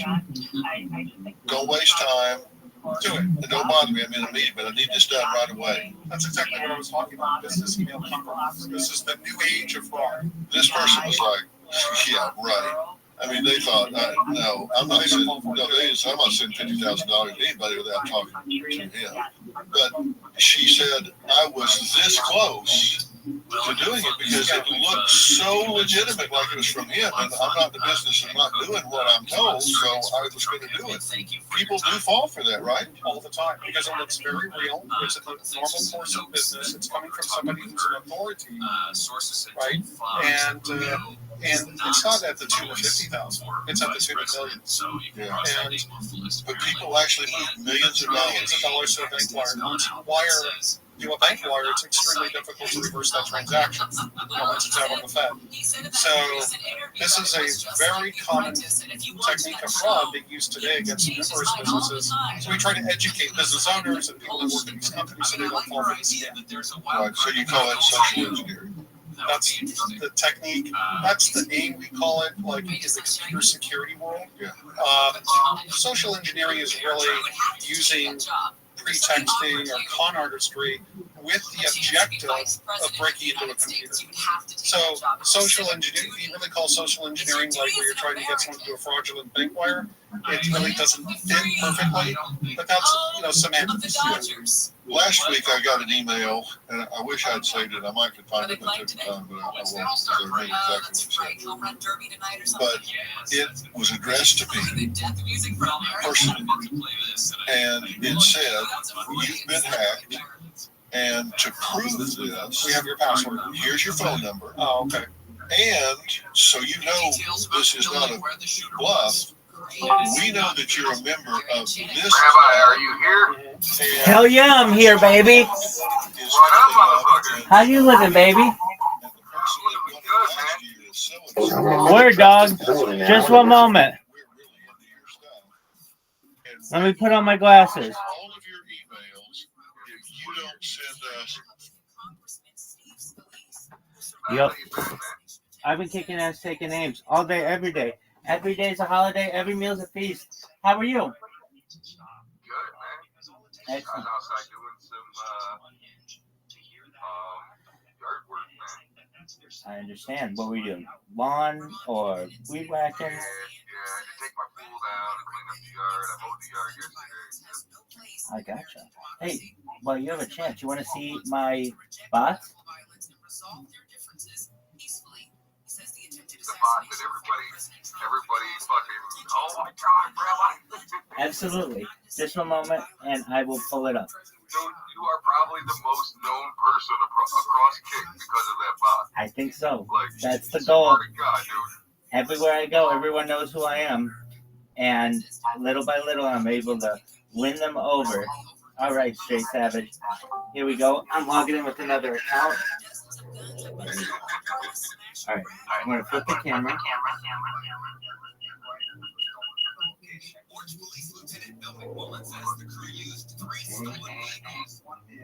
Okay, here we have one of 4 different laptops. So I've got 4 robots.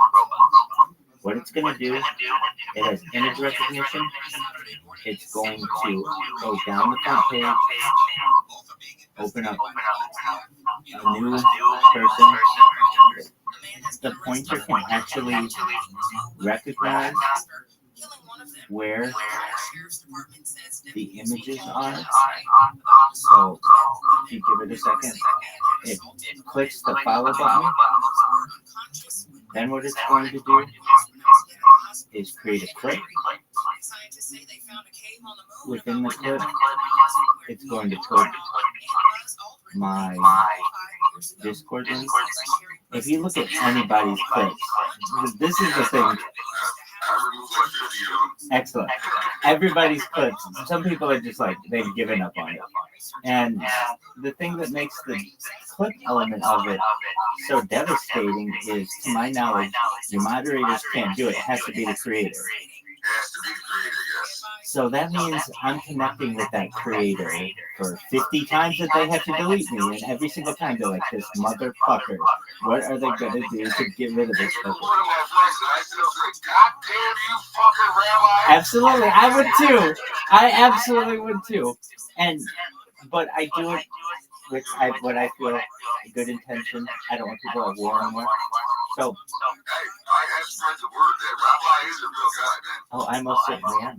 So then what it's going to do is just spam. I actually got a couple people that want to meet you, so you should come over to this other Discord with you real quick. Oh, certainly. I can do so right now. Let me send you an invite. Word, dog.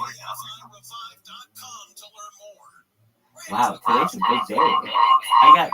I got you in my Discord. I've been trying to do this for some time, Straight Savage.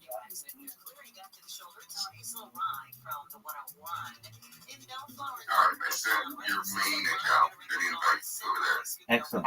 I'm going to join it right now. Alright, I'll see you in just a second, buddy. Excellent, thank you. Bye. And some follicular lights as well. Looks like we got a water pipe that burst there. And then on the 60 eastbound, right at Diamond Bar Boulevard, looks like we got some wood debris that is going to be in the right lane. In Riverside 91 westbound of Van Buren Boulevard, they were doing a break trying to fill some potholes. You've got slowing from Madison in DeVore, 215 southbound of DeVore Road. Got some construction going on. Only the left lane is open. And we still have trouble in Hesperia, 15 northbound after Main Street. That overturned Big Rig still blocking the 2 right lanes. With Southern California's only airborne traffic reports, I'm Jenny Harmon. Medal of Honor is the highest military decoration in the United States. Since it was established in 1861, there have been 3,517 people awarded with the medal. I'm Malcolm Gladwell, and our new podcast from Pushkin Industries and iHeartMedia is about those heroes. Listen to Medal of Honor, Stories of Courage on America's #1 podcast network, iHeart. Open your free iHeart app and search Medal of Honor, Stories of Courage. All the good stuff. Yeah. Camps keeps you on top of pop culture. It's been over 3 years since the Who went on tour, but Pete Townsend seems optimistic that he and Roger Daltrey will be back on the road together soon.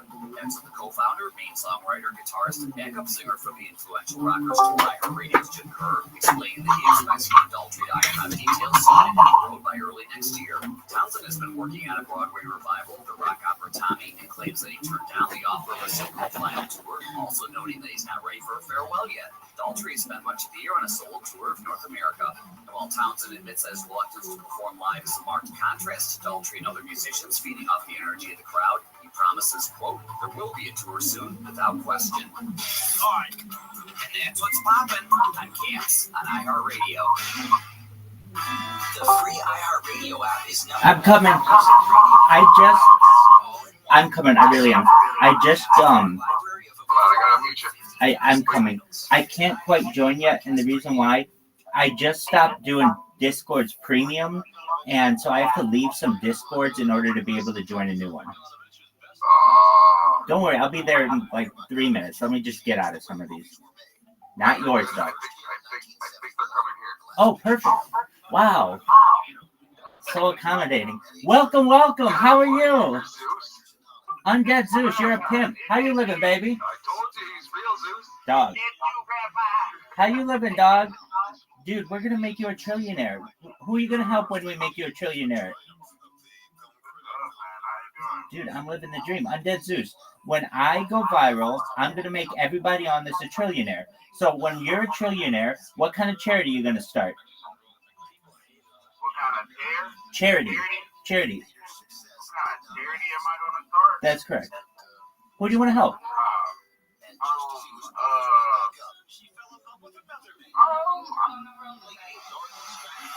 really don't know yet. That's okay. I have to think on that because I ain't gonna lie. If anything, I just help my community because we're a small community at the same time. But I don't know any charities around here. There's not too many charities around here, but I'll probably just pass it on to somebody else. That's okay. We're going to make sure that you can start one, and you can help any people that you want. Your community is a great start.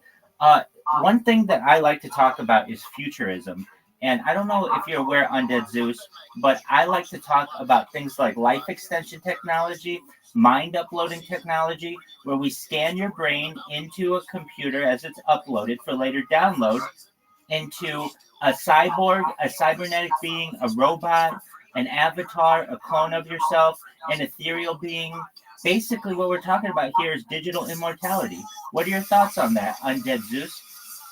I just let myself fly, because the life that I live will be lived, you know what I'm saying? And I don't want no more, you know what I'm saying? I mean, at the same time, it would be nice to know that I'll be immortal, but, I would rather that happen on my own body accord, you know what I'm saying? If it don't, then I just want to be in the ground or disintegrate, you know what I'm saying? Absolutely, I understand. So you want to live the normal life expectancy of a person, perhaps when you were born here. I totally understand. Right. Are you I down? want to see what happens later on. If that's true or not. If not, then I'm just in the darkness, and then fine. You know what I'm saying? You're already past that point, though, Zeus. Right. As a streamer and an influencer on any streaming platform, or put yourself out there, you're already past that point of living the average life we live. You are now going to be known for as long as the internet is around. That's absolutely correct. Eternity, like. Straight Savage is absolutely correct on that. With that being said, my life will still be going on. I won't be here. I mean, my kids are here. So I'd rather my kids, take upon my great grandkids to be able to know who their great grandfather was by watching your streams back and stuff like that. And we can take it to another level. There's another kind of technology known as revivification. What's revivication? That's where we take people who are dead and literally bring them back to life. So your great-great-grandchildren could perhaps revivify you, undead Zeus, and really make you undead. I mean, if they able to do that, and I can come back as a conscious being the same way as I am right now, literally, you know what I'm saying?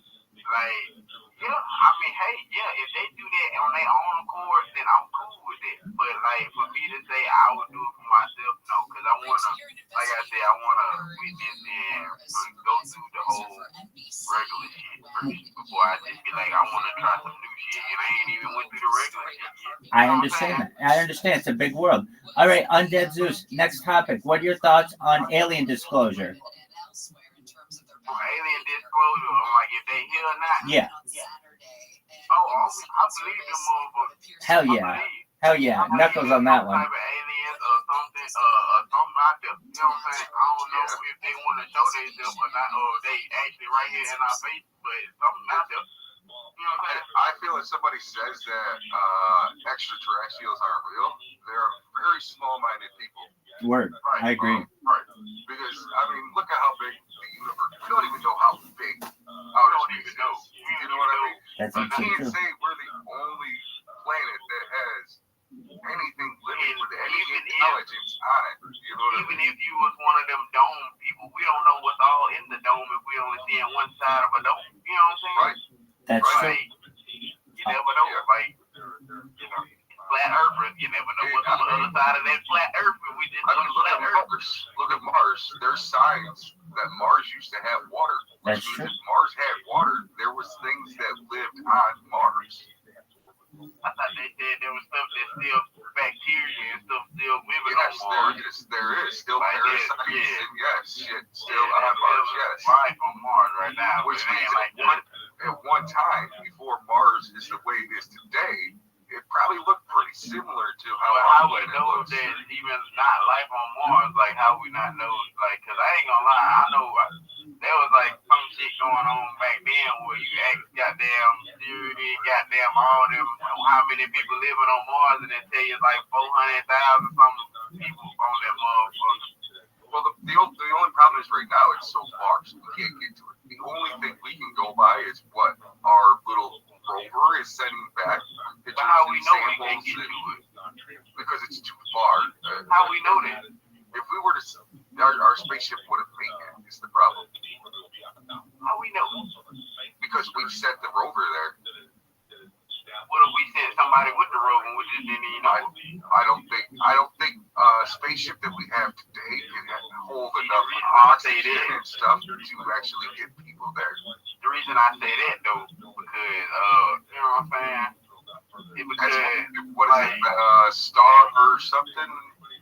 They think Mars really just spaceships there you know what I'm are saying? supposed to be the first ones to be able to make it to Mars.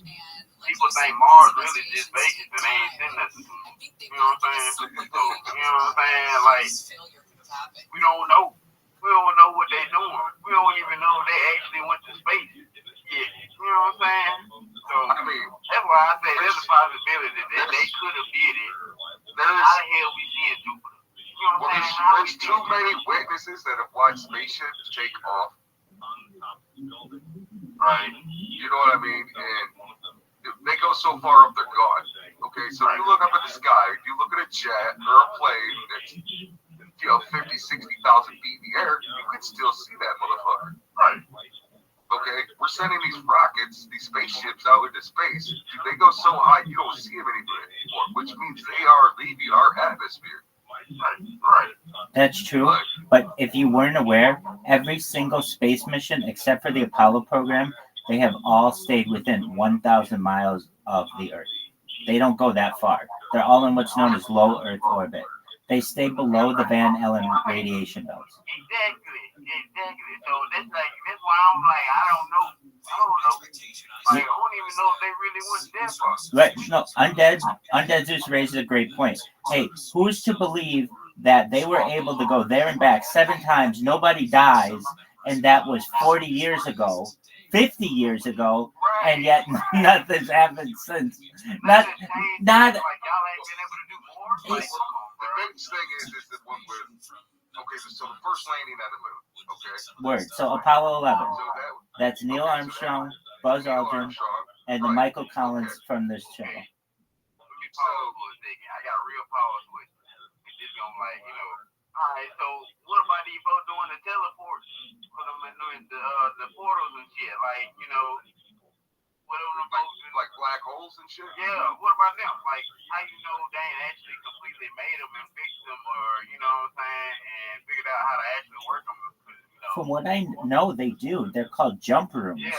They're basically like a little portal where you can walk in and be on another part of the earth almost instantaneously. If them motherfuckers working, how we know where everybody done went? They So- might be on Mars right now because they done used that portal to figure out how to use it. So I've Because alien technology, like, Another thing that baffles me about this whole thing, okay? So way back, Egyptian days, even older than that, okay? They used to make sculptures and paintings and all this other shit. So tell me how somebody, a civilization that lived 10,000 miles away from another civilization makes the same sculpture and painting as the other civilization. It's an excellent point. Would have never met or seen each other ever. To elaborate on that, the one that really catches me is the fact that we have several sets of pyramids all around the earth, including in Giza, including in China, including in Mexico, and they're all perfectly aligned to Orion's belt, and they're all perfectly aligned to like true north. How is it that all these different civilizations could know all of this? The only way, yeah, And exactly. how could they all build the same building? It's an excellent question in the same arrangement. From what I have understood, an explanation, whether you believe it or not, perhaps this could have been from alien abductee events. Essentially, you could have people who were abducted by aliens, and when they were given back to their societies, they were telling of what happened and how these different buildings and this different art should be arranged and constructed. That's just one theory, but the question remains, if it's not something like that, how else could you have everything so perfectly arranged and these civilizations be tens of thousands of miles apart? I be questioning this type of stuff, like all this space stuff. So, like, with all this type of stuff being said, like, I question everything. Knowing stuff like this, I don't believe, you know what I'm saying? I believe we went farther than Mars. We went to a whole other dimension. You know what I'm saying? A whole other planet other than the Milky Way. Like, For all we know, we are the aliens. For all we know. Yeah. It's true. We may have not originated on this planet. Word. We could have been in another planet with more advanced technology. Something happened to that planet, and that's when our people moved to this planet. Exactly. That's why I always say how we know. I don't know nothing like It's been discussed, or named, let's see, seeding. Essentially, we were seeded on this planet by other civilizations. And if you follow if you know who Bob Lazar is, does anybody here know who Bob Lazar is? It's okay if you don't. He's been on the Joe Rogan podcast.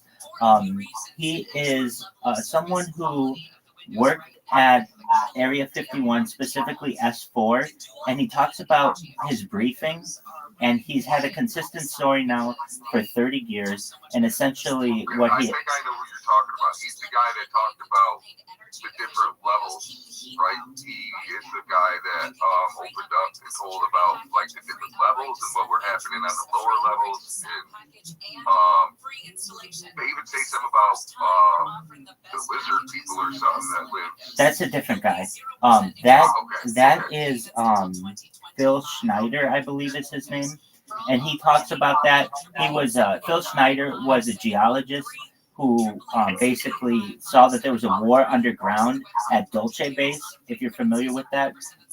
This is a little separate. Bob Lazar worked on advanced propulsions, reverse engineering spacecraft, and essentially all of his information, the story that is told, has been vetted and verified, and it's been consistent for the last 30 years. And what he has explained, at least in his briefings, is that we were seeded here by another advanced civilization, and we're basically a zoo. And they do experiments on us, and they watch over us, and they make sure that no like huge meteors take out the Earth, at least while humans are here. And this is what they this is the type of environment that they've built. Now, there's also been a lot of discussion in 1954. Allegedly, there were two. Okay, so we got Roswell in 1947. Okay, 7 years go by. 1954, there was allegedly a treaty that was signed between President Dwight D. Eisenhower and the alien civilizations, and essentially this happened in two different spots. Edwards Air Force Base was the first meeting, and then the second one took place in New Mexico. And the agreement was this: the aliens could abduct humans, and in exchange, humans would get reverse engineered alien technology. Right, we would get the technology, yes. Exactly. And so Philip Corso writes about this in his book, The Day After Roswell. Basically, this is how we got the transistor. This is how we got the personal computer. This is how we get smartphones. This is how we got night vision. Think how fast technology has advanced. That's exactly right. That's exactly right. And I've read if we didn't get this type of fast forward of technology in reality, we'd be like in a steampunk world, which makes a lot more sense. Back like the 1800s. Exactly. It would be like steampunk, where it would be like we'd be using big knobs and things to control stuff, as opposed to having like the transistor and electrical currents and electrical circuits. So basically, there had to be something that we had with aliens that essentially have advanced us now many years, and that's just on the surface. Apparently, on the underground, the shadow government, the clandestine services of the world, for every year that we advance on the surface, they advance 50 years. So if you think that Roswell was 1947, we're looking at 77 years or so times 50. A huge amount of advancement could have been already taken place and we wouldn't know about. And that's what I hear about. Essentially, that these giant corporations are sitting on tons of technological advancement, and they only allow things to leak out slowly so that we do what's called planned obsolescence. Basically, we just keep buying things that break on us every 1 or 2 years, and keep buying and keep consuming. And when in reality, we have technology can last a lot longer than it currently does. I believe that for sure. Right. I've heard a lot of that before. I heard that before. Absolutely. I mean, it's a reason why your grandpa and grandma's washer and dryer lasted for 70 years, but yet you can't get an Apple Watch that lasts for 5 years. There are reasons why they say they don't. You can't even buy a TV that lasts 2 years. You're absolutely right. They don't make them like they used to. That's because of something called planned obsolescence. And essentially, CEOs recognized, particularly in the 1960s and 1970s, that if they would build their products too well, that they wouldn't have a consumer base anymore, because the market. Yeah, they put their stuff out of business. Exactly. So what they do is they put automatic failures within their vehicles and within their gadgets. With printers, they make sure that a printer can only print a certain amount of pages, and then all of a sudden it gets a fault on it that can only be overcome by contacting the manufacturer. And it's so much work that people just end up buying a new printer. They do the same thing with cars. They do the same thing with washer and dryers. Do the same thing with refrigerators. Anything that you buy nowadays is essentially made to break within the next 5 or 10 years. It's not made to last 50 to 100 years like it was 50 or 100 years ago. And I know you guys see it in the stuff that you use on a daily basis. I mean, there's something now even just called e-waste, where companies are putting out products that don't have the RAM and don't have the capabilities to even work. Some Android phones I've used are like this. They're just underpowered. They don't work well. And it's like, what is going on here? The company has purposely underpowered, let's say, a tablet, so that you just get frustrated with it and you almost don't use it anymore, or you go and buy something a little bit better. That's why when people think like, oh, Apple devices, they're so wonderful. Really, they just are the ones that basically they just work all the time, but they're not especially better when it comes to some of the capabilities that Android has. It's just the fact that generally they're a little more powered a little more strongly so that they can overcome some of the e-waste issues that occur. Welcome. How are you? Adam, I'm Rabbi Rothschild. Pleasure to have you here. Did you guys know Adam? Oh, I don't know Adam either. Oh, he just hopped in. Yeah, so a lot of the things that we are discussing, what I discussed on this live stream, other things that I discuss on the live stream that probably is of interest to you guys, I'm about communications. I'm sure you guys get it a lot, where you don't know your connectivity with your ISP. You don't know your connectivity. You might think you've been streaming, but you're not streaming. You just don't know how well your cell phone is connected to your provider. I mean, for the last 40 years, we've had 1 bar, 2 bars, 3 bars, or 4 bars when it comes to your cell phone connectivity. Why can't we have a percentage? Why can't you know that you have like 96% signal strength? Instead, you get 1 bar, 2 bars, 3 bars, or 4 bars. It's been that way for far too long. Why is it when you go on a computer or even your phone, it doesn't have default set up for you? You know how much time is saved by defaults? And the fact is, like, every single day, a lot of people go to work. What's the first thing they do? They check their email. They go in and they check the internal memos. There are, like, things that we do in our current society every single day, but there just isn't a nice system to say, this is the default pattern that I use. Keep following it. And especially with these robots that I've learned how to use, it's like, wow, this could really be utilized for people in their daily activities if the powers that be just allowed some of the software to be available to your average citizen. It's like they want us wasting our time. With that said, what do you all think about what happened on Saturday with the presidential candidate assassination attempt? Oh yeah, it's definitely rigged. You think that? Yeah. I mean, I don't know. It's the fact of, like, realistically, if a president got shot or got shot at, he ain't finna be still on that podium. He ain't finna be on the podium just sitting there raising his hand up. No, they not finna do that. No. Yeah, what president is, them guards gonna tackle his ass down to wherever they need to take him. You know what I'm saying? They gonna make sure the president out of there. So there's no way. Hell no. I don't believe it. I think some questions definitely are. The fact that he only got nicked in the air and they somebody only nicked him in the air. Well, there's some questions that still remain that I have. How many shots were officially fired? I don't know the actual count, but if you like listen to the video, dude, it's like 10 plus probably. Exactly. Like now, even if you listen, okay, so when he's at the podium and they're like all covering him and everything, and you can hear him say, "Shoot her down," okay.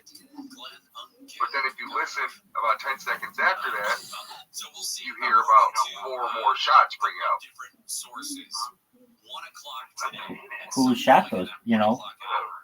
It's a great question. Where are these other shots coming? If the shooter's down, why are there still shots being rang out? Exactly. And it was really weird how it was reported. Like, they would say, Trump says he was shot at political rally. It's like, what do you mean says he was shot?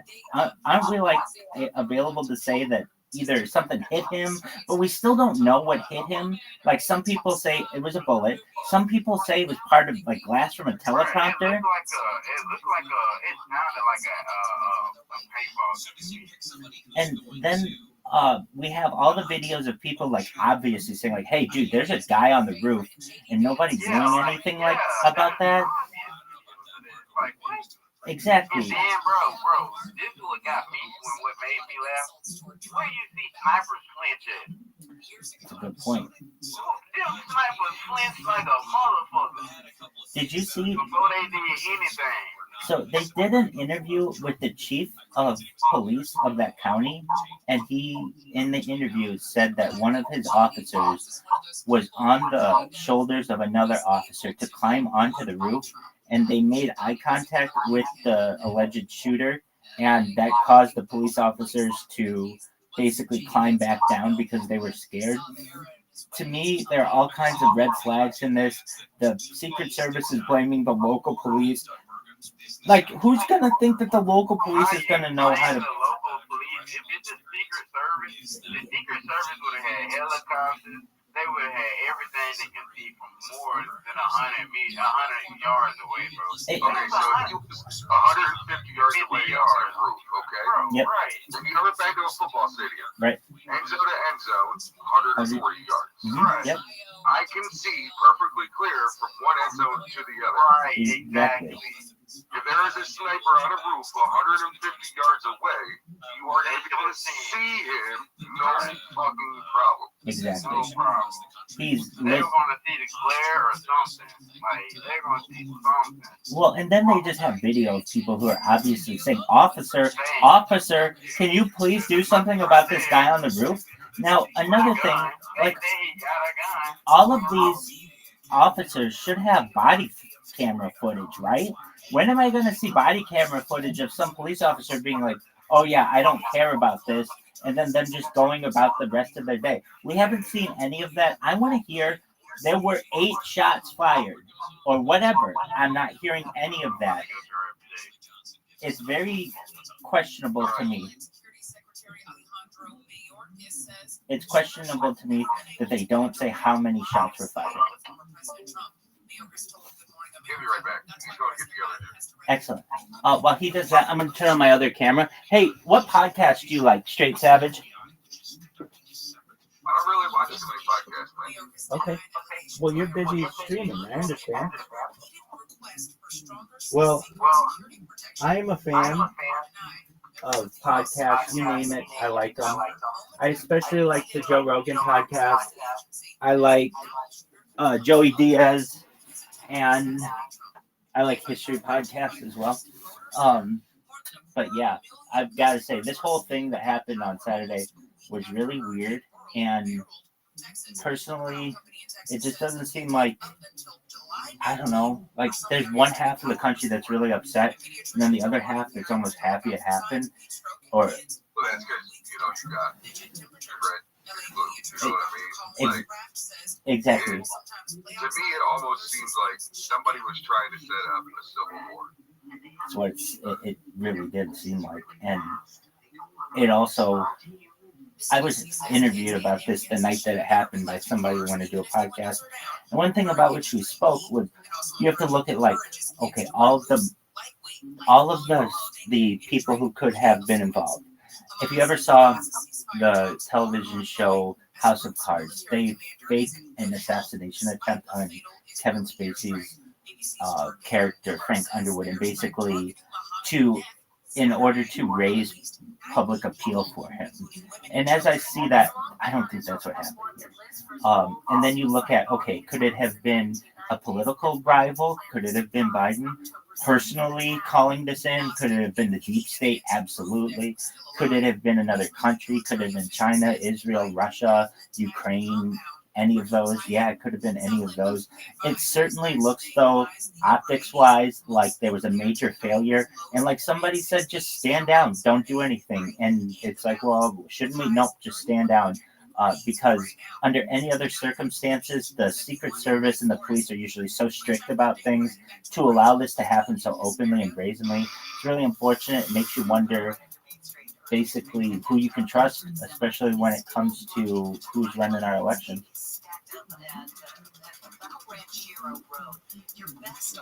So yeah, it's definitely kind of weird, man. Oh, it's definitely weird. Yeah, and was unexpected. I mean, I don't obviously think anybody was expecting this. Everybody was pretty, getting over the debate and then working into the Republican National Convention. Obviously, nobody expected something like this. I've got to say, Trump couldn't have gotten better pictures out of this. I mean, it was almost like the ultimate political photo shoot. I'm not saying that it was at all on purpose by any means, nothing like that. But he took advantage of the situation when he could, getting his fist up there, getting behind the flag. I mean, that one picture where he's got his hand up, it looks like Iwo Jima. It just doesn't get any more patriotic than that. That picture will be looked on perhaps for as long as there's America as a very patriotic picture. And when you're running against somebody like that, boy, that's ammunition that they didn't necessarily need. I mean, the worst problem is to be able to sit here and look at events and stuff that's going on. And I actually feel like we are watching the beginning of the fall of America. I think you're right.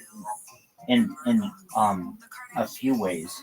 Yes, you're right. When I was a kid, and I'm sure when you were a kid, straight savage, it was like, we have the 50 states and everyone else can go fuck themselves. And that was basically the mentality of just about every American for a good amount of time. And now I'm starting to see separationist movements. There's a separationist movement in California for California to break off as its own country. And I can see that happening. And I can also see Texas perhaps utilizing. I mean, Texas is the biggest state we got. Exactly. Texas is bigger than most countries in Europe. You know what I mean? Right. And they have something in their constitution that allows them to leave, as they were started as the Republic of Texas. So I can definitely see Texas perhaps seceding. I can see California perhaps seceding. And I can also see Puerto Rico becoming the 51st state.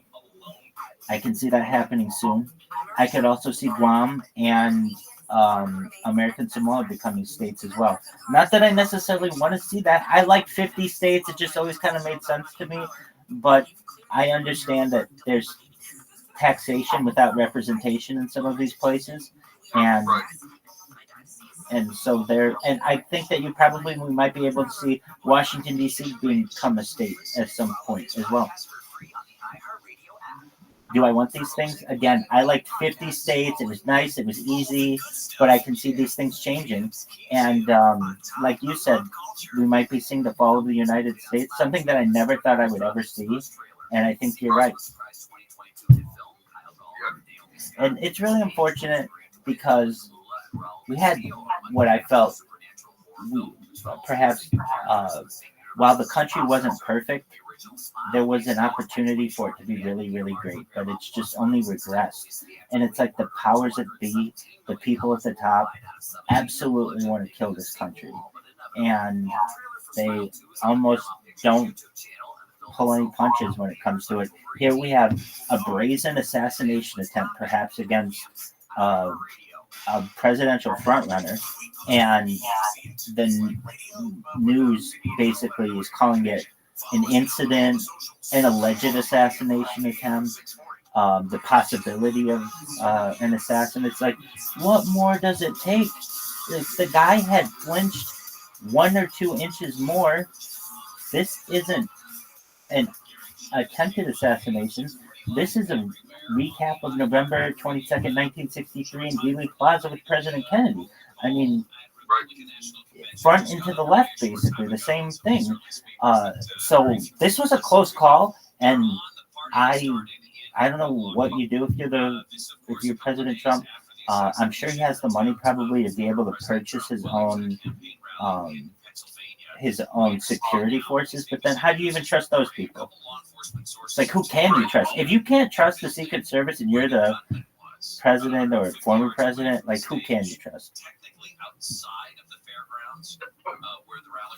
So, I can understand trying to get him on the podium, but in all actuality, I mean, Trump is a businessman. He's still traveling from his businesses to businesses, taking care of his dailies.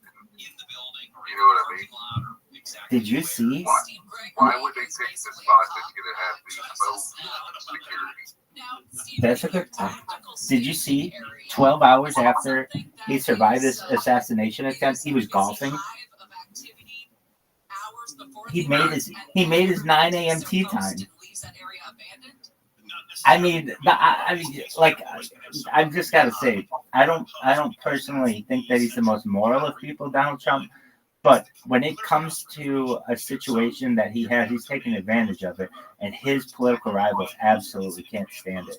I'm a big Trump fan because I love what he did for our economy while he was in office. Dog, the stock market was never higher. Like, people had money, you know what I mean? They had money in their bank accounts. They could afford stuff. You know what I mean? The economy was amazing. I completely know what you're saying, and I think that once it was almost like somebody just took a lever, and once COVID hit, they just basically had everything shut down when it came to the economy, because the economy was churning. In December of 2019, January of 2020, this thing was ready to go for a second term and really start churning out some even higher economic results. And I remember looking at the stock market and just being like, wow, no one's talking about it, but this is the best economy we've had perhaps in my lifetime. For about 2 or 3 years, it really was. We had startups, people were starting businesses, people were saving money. Unemployment rate for its lowest, like our country has ever seen. Absolutely. And then once COVID hit, obviously everything changed. And then since then, they have manipulated all the numbers. So the real unemployment rate's probably 40%. It's way higher than it is. But they changed the way that those numbers are figured so that people who are no longer technically looking for work don't count into the equation anymore. There's no way unemployment's 4%. It's ridiculous. And when you look at the stock market, only stocks that really basically do well are the tech world and defense contractors. Your little guy is not doing well. And it's only going to be another 4 years of that. Honestly, I don't think, in my opinion, I just don't have any faith in the system. And not that I lost my faith in 2020 or 2016 or 2012 or 2008. I've kind of always been a skeptic of elections. And so I go to the old adage that Joseph Stalin has. It's not allegedly, it's attributed to him. It matters not who votes, but who counts the votes. And if you know the company that counts our votes, now you can't even talk about these guys in the media, or they will sue you beyond comprehension. But the Dominion Voting Services, it's a Canadian company that was started in 2000. Why do we have a Canadian company running our American elections? None of this makes sense to me, to have private corporations doing any of this. This should be open source software that's being used, and until it is, I just can't trust it. So I still have questions about what happened on Saturday. My big one is this: how many bullets were fired? Because then what I'm going to do is go through every single one time I hear every clack of a gun, and I want to know where that bullet went. It's very interesting. I really feel badly. Obviously, the one man who died. Did you read what his daughter wrote? So there was one person who died, and he was just apparently the best father ever. I mean, took care of his daughters, made sure that their every want and need was taken care of. Just seemed like a real stand-up dude, and it's really unfortunate that he lost his life at such a fluky thing. And if I were the president and the presidential nominee, I would be at his funeral. Hey, do you want to see what it looks like when you lose your account? I know these guys are here. I'm going to show you right now, though. So you never want to see this. Welcome, everyone. You never want to see this when you are streaming, and you're never going to see it. But if you have the privilege of having a billion accounts like I do, sorry for the feedback, you're going to see. This is the message you get. Your account has been temporarily suspended. Please check your email for more information. That's what happens. Welcome. How is everybody? Jay, how you living, baby? It's a pleasure to have you here. Thank you so much for joining. I'm Rabbi Rothschild. If you didn't know, I stream my life 24/7, 365 for world peace. My stream goes back to the pandemic. We've seen the death of a king, the birth of AI, the coronation of a queen, and everything in between.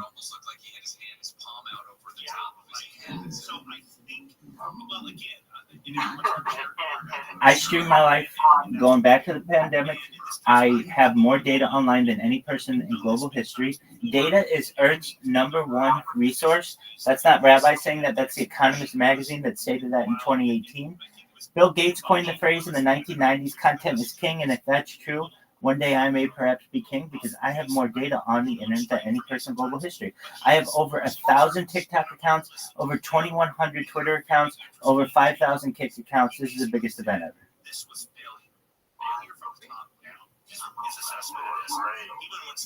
the big question is, do you know the name Rabbi Rothschild? Yes. You are right. You just answered your own question then, buddy. That's right. With so many different accounts, I'm able to live rent-free in basically every creator and every audience member on Kick. It doesn't matter what channel you go in on Kick, you say Rabbi Rothschild, and there's like that motherfucker. That's absolutely true. 100% true. And you know, people try to defend against me in different ways. They've got bots that will block my name. They've got bots that will block the term rabbi or Rothschild or trillionaire. But I get them in one way or another. I will put it in their clips. I will make sure to follow them. I will spam bot them. I'll do anything I can to get their attention. And let's say that absolutely none of that stuff works. I'll go on a different social media platform because I have so many different accounts, and I'll blow up their shit until they recognize me there. I told you, gonna tell you why. That's absolutely true. And, you know, the reason why I have so many different accounts, I just want to be uncancelable. I want redundant streams. If anything ever happens to any of my footage, I want to make sure I have backups and backups of the backups. This is huge. People are going to study this at a university level in the future, not only because of the social interactions, but the technological advancements, the history of the matter. We additionally will be able to study circadian rhythms of a human. We'll be able to study their behavior, their eating habits, their bathing habits, everything about a human. It's essentially a human zoo.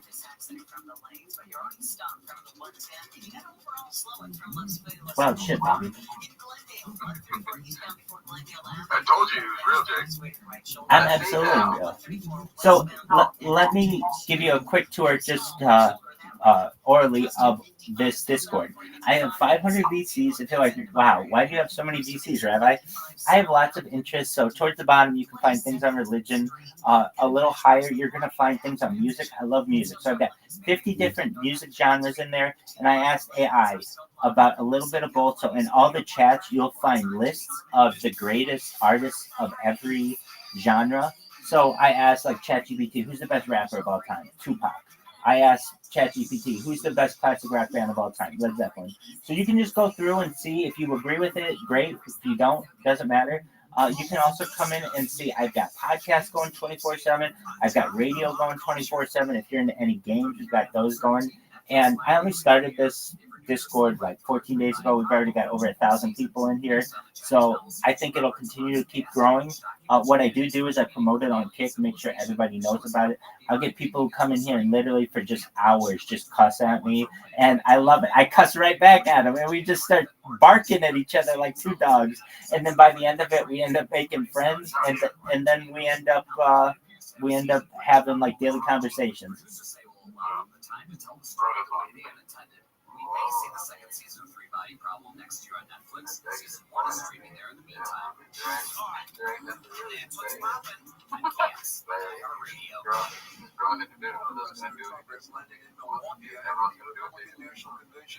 That's absolutely true. I utilize what's known as the mere exposure effect in sociology. Essentially, the more that you can expose an audience to a stimuli, the more familiarized they will become with it. Welcome. How are you? Oh, Jay, I see you got your camera on. Wow, are you a ninja? former President Trump Saturday. Oh, you're not a ninja. Oh, I see. I gotcha. He's a ninja. No. No. I thought you had a ninja costume on. You don't. Nah, it's just his bandana. Yeah, it's a bandana. How are you, Jay? So, Jay, you've seen my bots around? Yes, I see your bots around a lot. I see. Excellent. What's your name on Kick? What is it? Dreadhead J. All right, so I'm gonna keep an eye out for your account just to see if I. Been in history many times, but Excellent. Dreadhead. Oh, you're streaming right now. Beautiful. You got a big time stream, dog. I like it. Look at you. We're streaming you on you. Look at this. There's a thing on a thing.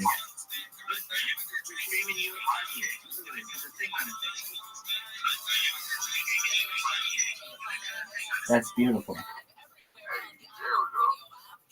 So, Dreadhead J, you're chilling and going to play whatever games today. Dog, are you going to get EA Sports College Football 25? It comes out today.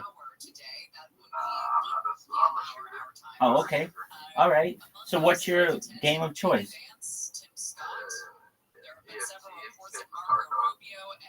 Ooh, fancy.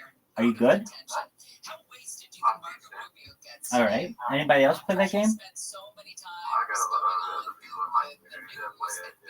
I gotcha. Well, what other games? Do you ever play anything? You only play shooter games. You play Halo?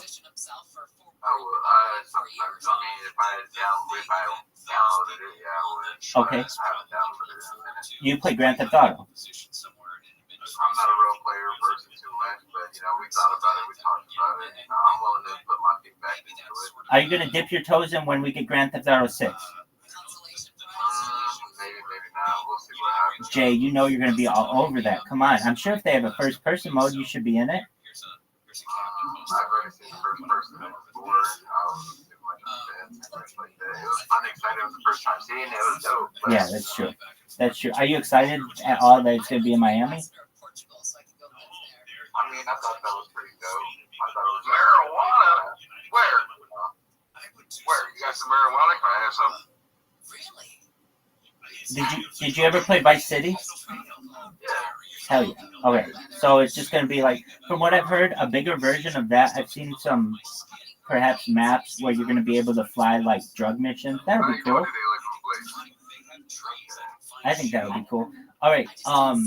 So that means do you play Fortnite? Okay. Are you good? All right. What do you need to do to get better? What's the weak point of your game, Jay? You're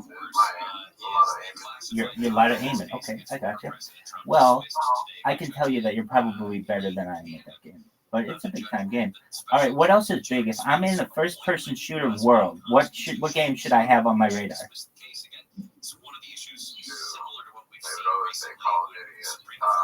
All right. Is that a jam of yours?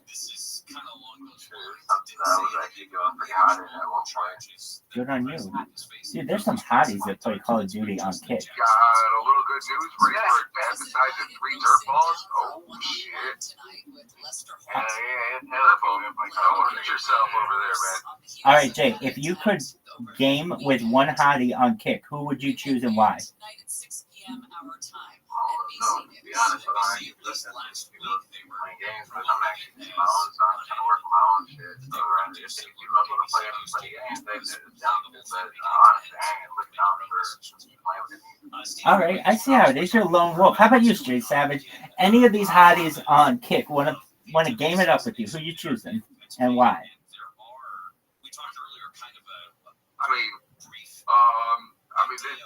There's a few, female streamers that I chill with and I hang in their streams and stuff sometimes.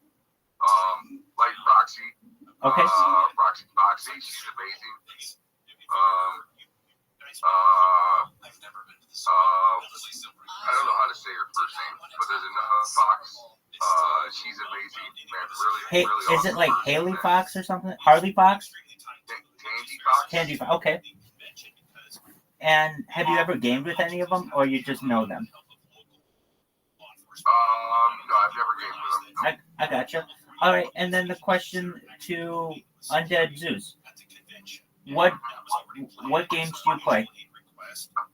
Right now, War Thunder and COD mostly. Okay. I And don't you, think I know her Liquid Blaze. all right. Yeah, that's mostly what I play. Or I play Tarkov with Jay a few times. And if you had to game with any of the females on Kick, who would it be and why? It'd be nobody because I don't need nothing. Hell yeah. Hell yeah. A man who's focused on his own craft. You're focused on your own craft. You don't need any woman getting in your way.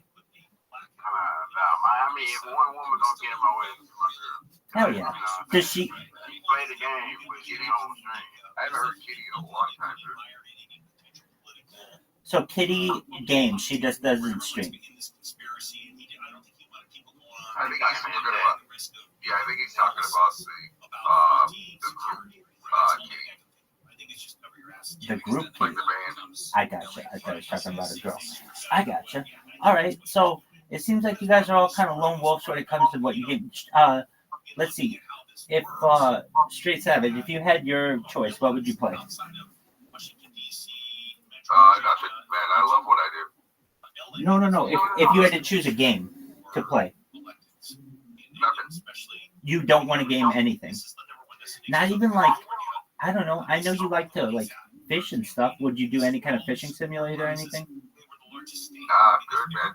Okay, I understand. It's a real life thing. Yeah, I love what I do here. You know what I mean? So.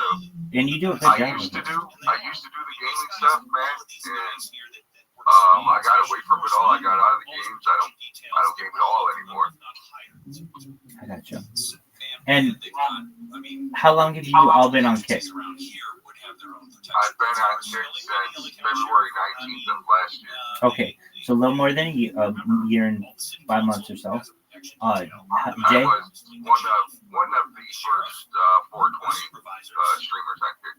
Was there ever a question of whether 420 content would be allowed? No. I was on Kick for about a month and a half, 2 months, and I got my affiliate. Action Man started streaming on Kick. He hosted out to me, and when he hosted out to me, fucking Eddie dropped a 50 bomb on me, and that pretty much told me right there that This is where it's at. yeah. Very cool. Jay, how long have you been streaming? Okay, congratulations. And Undead Zeus. I'm about to hit my year this month. Nice. Well, then you guys have been keeping up that grind. Do you guys ever check the Reddit, the Kick subreddit?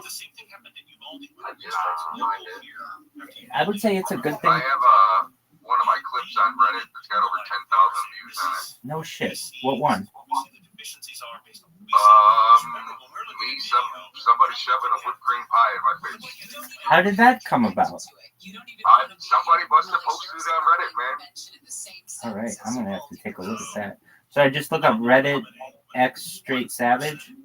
I can't remember how I found it, man. All right. I did find the post on Reddit because I was like, how does this clip have over 10,000 views? So I went searching the internet, you know what I mean? Word. And I ended up finding it on Reddit, a post on Reddit. I'm like, well, that's how it got all them views. Exactly. Damn. Is that the most of anything that you have to have gone viral? That's pretty good. Anybody else have anything on here that's gone viral? No. Oh, you still got, you guys have that? I had something go viral, but I didn't even know it went viral. There was a television anchor who was doing an AMA, and one question that I slipped under the radar was whether she uses her left hand or her right hand to wipe. and she read the question really quickly, and she thought I said right. So she said that she used her right. She's right-handed, so she uses her right hand to write, and everybody caught that I had said wipe, and I got 150,000 people to fucking think that was hilarious, and I didn't even know it. So sometimes you go viral and you don't even know it. Like, exactly. I mean, like your thing on Reddit, you just kind of were just randomly happened, right? Exactly. All right. And then the clip thing. How long has the clip thing been a thing on Kick? Like 5 months?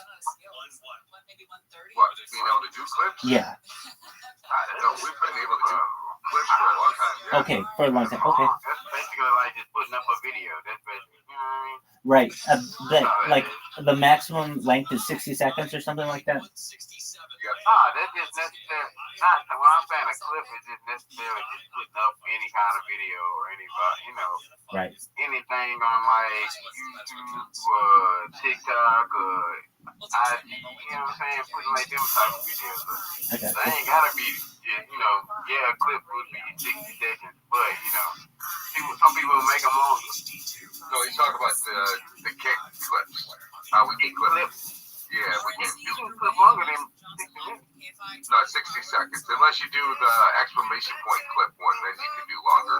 Oh, interesting. Interesting. Look at that. That's some inside baseball, folks. Very cool. I probably shouldn't have told Rabbi that. Yeah, you probably shouldn't, dog. Hey, Straight Savage, how long have you been in the 420 culture? Let me ask, like, at what age did you start? I started smoking when I was about 15. Good for you. How about you? How about Jay? How old were you?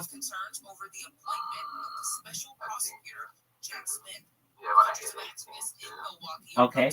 And my man, Undead Zeus? I hit it heavy when I got about 17. Okay. All right. I think I was 18, so all in the same realm. And is that your go-to choice of inebriative? That's the only thing I do. Oh, okay. Besides cigarettes. All right. Gotcha. Anybody do LSD or shrooms or anything? Yeah, I dab a little bit, you know what I'm saying? Yeah, now and then. Hell yeah. But it gotta be, it's like a once in a blue moon type shit. I gotcha. Definitely. Well, nobody's ever overdosed on cannabis. When I heard that as a youth, that's what changed my mind on everything. Wait, you mean... Nobody can overdose on cannabis? Exactly. I would hear about these drug overdoses, but none of them were marijuana related, and I didn't know that. No, because you'll literally pass out before you ever overdose. Yeah, you gonna go to sleep. You gonna take a nap. Absolutely. 100%. I think you have to smoke like a haystack full of marijuana, and the carcinogens...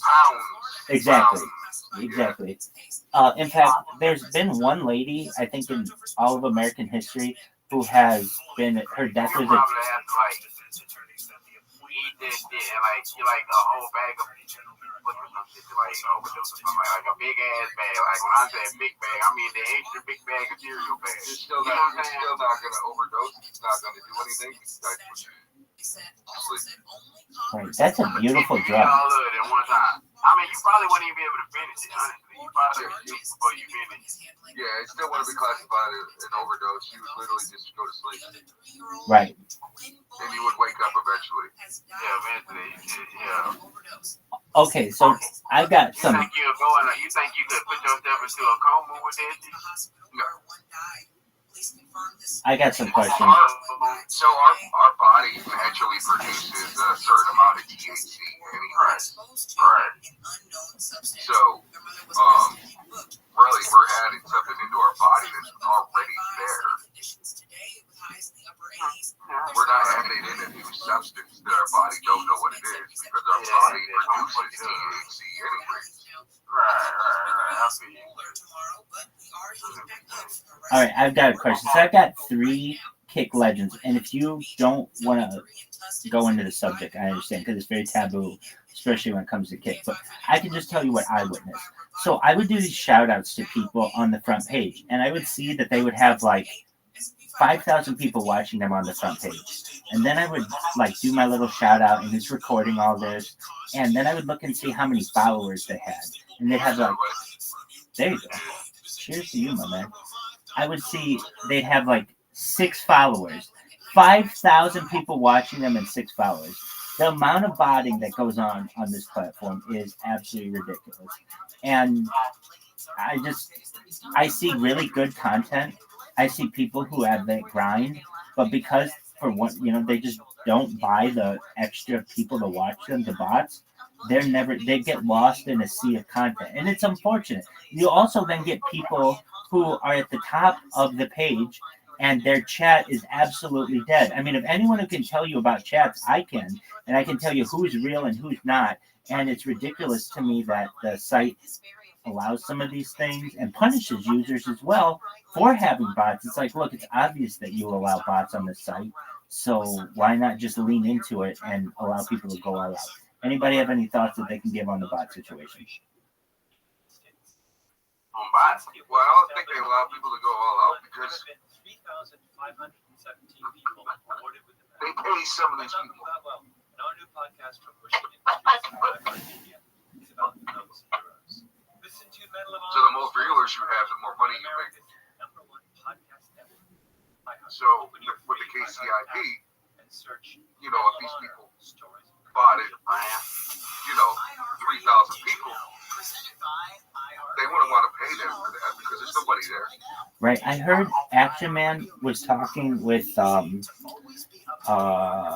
want to say it was Ice Poseidon over the weekend, and they were mentioning that you don't get paid for the botted users. I don't know how the KCIP program would know the difference, but that's just what I heard Ice Poseidon say. They were making fun of another streamer. I think it was like Mike, and saying that like, oh, he probably has like 3,000 bots and 50 people really watching him, but he's not even going to get paid on the 3,000 bots because Kick doesn't pay on that or something like that. And I understand. I know he was banned. Somebody's got a phone bot army. Is that what? No, I've never had that, man. It's something that I've seen.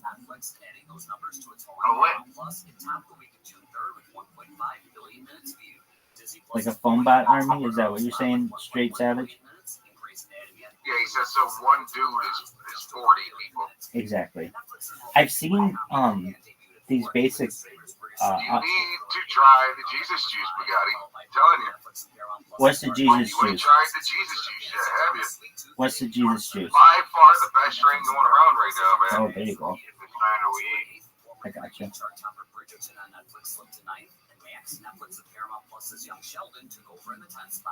All right, I see Dreadhead J. I'm watching your stream right now. You like Rick and Morty?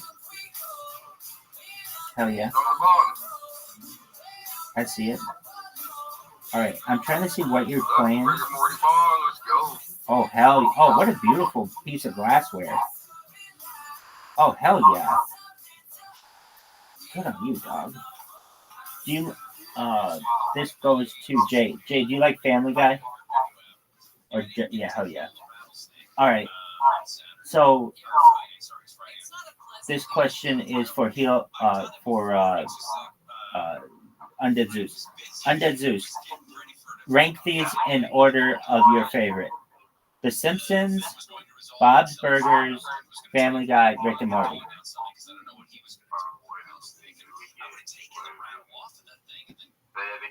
Bob's Burgers, The Simpsons,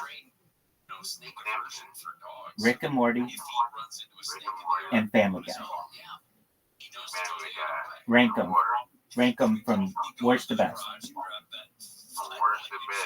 Word.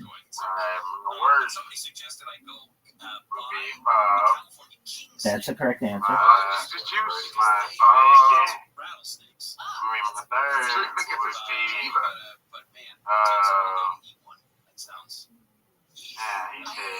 The Simpsons, Family Guy, or Rick and Morty. Okay, there you go. There you go. Jay, is that the same for you?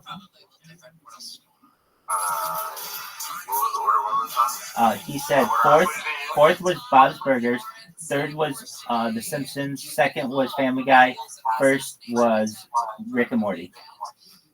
First Rick and Morty, then Bob's Burgers, then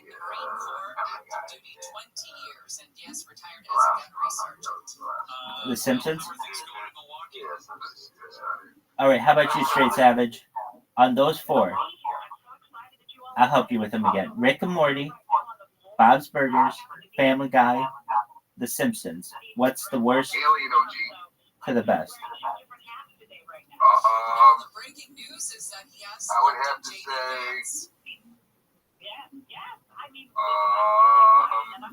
let's go Family Guy, Bob's Burgers, The Simpsons, and then Rick and Morty. Rick and Morty's your favorite? No, they'd be the bottom one. Okay, Family Guy's your favorite. I Yeah, got I'd you. have to go Family Guy, That's then solid. Bob's Burgers, and then The Simpsons. Okay. Unrelated question. Straight Savage, have you ever tried marshmallow cigarettes? So this is what they... Yeah, listen to me. Marshmallow is a type of plant. I don't mean like the sticky confectionery. This is what they smoke on television and in the movies, so that they don't age the actors, but it still burns and it still looks like and tastes like a cigarette. I've seen that, and I looked that up before. I know what he's talking about, yeah. Absolutely, they're known as herbal smokes. And if you want all of the enjoyment of smoking, but really none of the health effects, I recommend trying out herbal smokes. They make them in different flavors too. They're really good. I actually talked about this too. You remember what I said? I need that, like for real, cause I know my habit is not the fact of the nicotine as much as As burning something. I just like the fact that I can. Absolutely. The smoke effect. I like seeing the smoke. Word. I know that's what it is. I agree with you. And I have a necklace that I have, and it's like a copper necklace, and it has it looks like a whistle, but you just sit there and you puff on it, stimulate yourself on smoking. But I know it's not the full effect that I want because there's no smoke coming out of it. It's nothing but a little metal pipe, you know what I'm saying? You just hit it. Word. I got you. Like when I'm at work, if I go get it, hold on, I'm gonna show you what it is. Sure thing. Well, what got me into these was the television show Mad Men. They had all these actors who were smoking like it was the 1960s. But I wondered, how can they have these actors doing all this but not aging them? And then I learned about herbal smokes, and I got into them a little bit because they have different flavors. They have chocolate flavored herbal smokes. It's whoa, I wonder what that's like. It's fucking amazing. And it allows you to pretty easily get off of the nicotine-based cigarettes if you're interested. And I also think that it's kind of a cool thing in addition. If you like to smoke, why not smoke with different stuff? It was kind of odd to me that Donald Trump, somebody that I know from the reality TV world, would rise to this level. The Straight Savage, no, he's muted. No, especially out here in California. Yeah, I didn't want to interrupt you guys. You're good. Feel about how they felt so disenfranchised. The elites were keeping them down, and the jobs were disappearing. And me a Straight Savage one? Yeah, it did. Oh, tight. It's nothing but a little whistle, basically. It looks like a whistle, but it's not a whistle. You can make it whistle, but it's just so you can just sit there and breathe on it. You can blow out on it, so just to get that breathing. It helps with the breathing, you know what I mean? But I'm gonna start working on smoke that I be dang, that's what I'm missing. I want the smoke effect, you know what I'm saying? Right. Do it good, but I don't want it to harm me, you know what I mean? Absolutely, 100%. Herbal smokes are the way, and they have all kinds of different flavors. They've got chocolate, they've got strawberry, they've got cherry. It's pretty amazing. Herbal smoke? Yeah. So the one that I went with, I think it's called London Herbal Smokes. You can get them on Amazon, and it's they've got chocolate, they've got strawberry, they've got cherry, they've got menthol. They had 30 different flavors. It was different kinds of chapsticks. They had watermelon cigarettes. and none of them have any of the carcinogens and nicotine that normal cigarettes have. Yet you get all of the enjoyment. Exactly what you're talking about, Undead Zeus, with the being able to smoke and getting that feeling against your face. Whether it's true or not, Sigmund Freud described this as an oral fixation. Basically, people like the warmth of their hand against their mouth because it's very primal. It takes us back to being an infant and basically nursing. Grasshopper. So it'll probably take like 5 days to get to your side. Absolutely. So, like, basically, these are things that we can't control. It's why people chew on things. It's why people play with their mouths. It's sometimes why people even talk when they feel awkward. These are all, like, subconscious things that we do. So, one thought is to be able to wean yourself off normal cigarettes is to get on herbal smokes, which don't have any nicotine, but have all of the enjoyment. You can still go out with your friends, still smoke when you want to go to a bar, go do anything that you want. It just doesn't have that, the terrible, the tar and the nicotine and some of the other buildup that you can get. I think that's what I've been looking at. That's what I've been seeing because And they're pretty cheap too, especially in comparison to normal cigarettes. But that's definitely big. And then, of course, just vaping nicotine is huge too. And just. I tried that and that shit.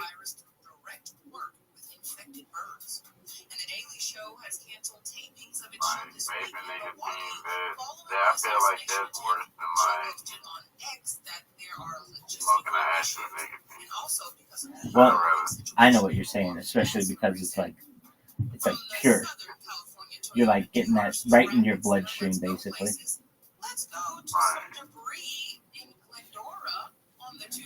But yeah, both of those, I would say the herbal smoke. Oh, just go to Amazon and type in herbal smokes. I'll look it up with you. The kind that I would get were the chocolate London. They're called chocolate London something.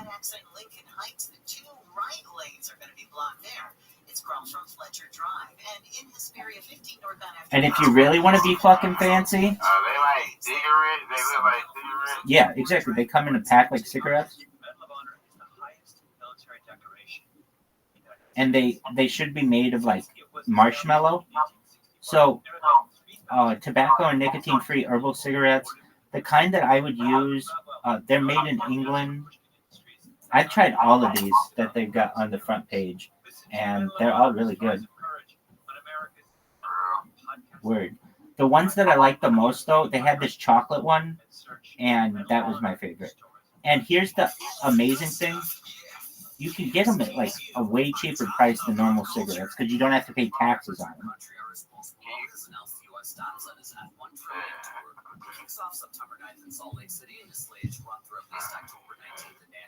The strawberry ones are good too.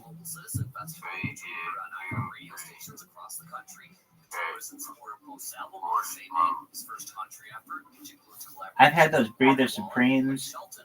Now, some of these are made for people who want to smoke cigarettes, and so they taste like cigarettes, and they do everything they can to mimic cigarettes. And I've had those, and they do taste like cigarettes and mimic cigarettes. You don't get as much of a hit on it like you do with a cigarette, but you get the combustion, you get to use the lighter, all the other fun shit about smoking. Plus, I don't know, when I'm at a bar or something and I see a girl smoking outside, if you can go up to her and be like, hey, there's a safe alternative to that, and you give her one, you look like $1 million fucking bucks. It's like, where the fuck are you coming from, Mr. Future? You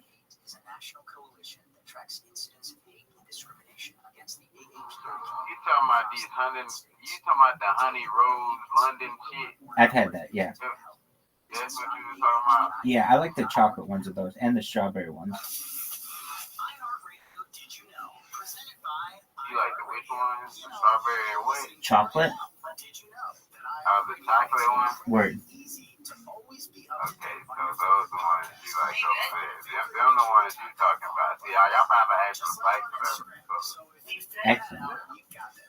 Well, it's like one of those things. When else are you going to find chocolate cigarettes? They're illegal, basically, if you want to buy them with nicotine. So this allows you to enjoy something that generally is illegal to be sold if it's sold under the standard.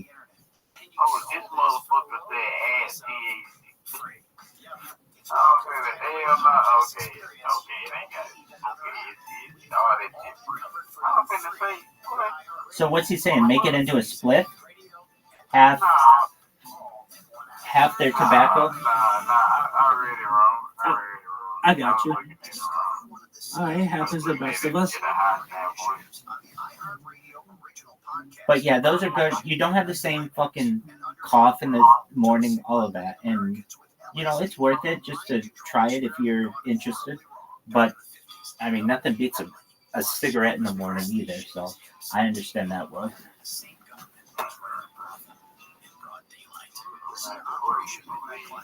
It's fun to experiment with them, definitely.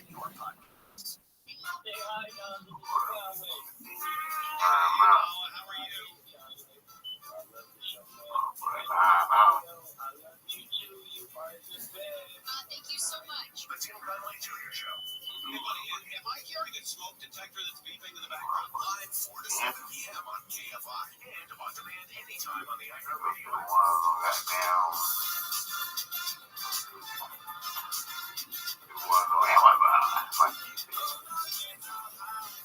Jake, does your headphones change at the same rate as your microphone? No. And do you have the same microphone as Straight Savage?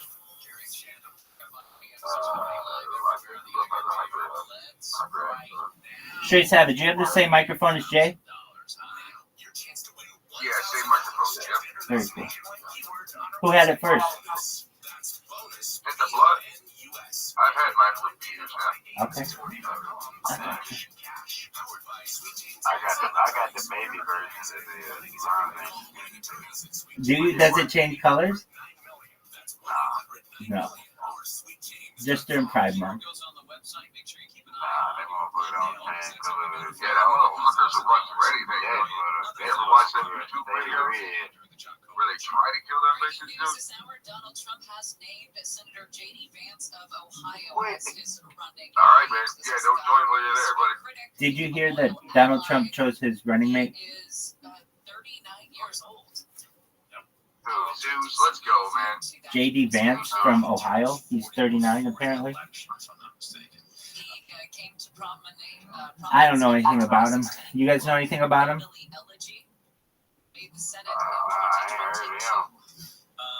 Will be receiving Secret Service protection. I didn't know. I can't even vote. So, Dreadhead J is smart.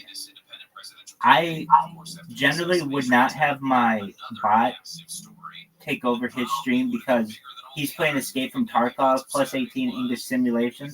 If you ever want to stay off my radar, just don't be in the just chatting. That's the best advice I can give you. There you go. Absolutely. But I can tell you that. What do you mean running in fear, man? Didn't really touch, or from what I read, didn't touch the Ain't that embarrassment? Not doing it. What'd you do? Join Discord when you was taking a shit, man? Supreme Court ruling said maybe there was just no standing for this. I ain't came with your radar. And everybody be like, have you seen Rabbi Rothschild? He ain't been in my chat. Dreadhead J, what's your dog's name? Got a beautiful face.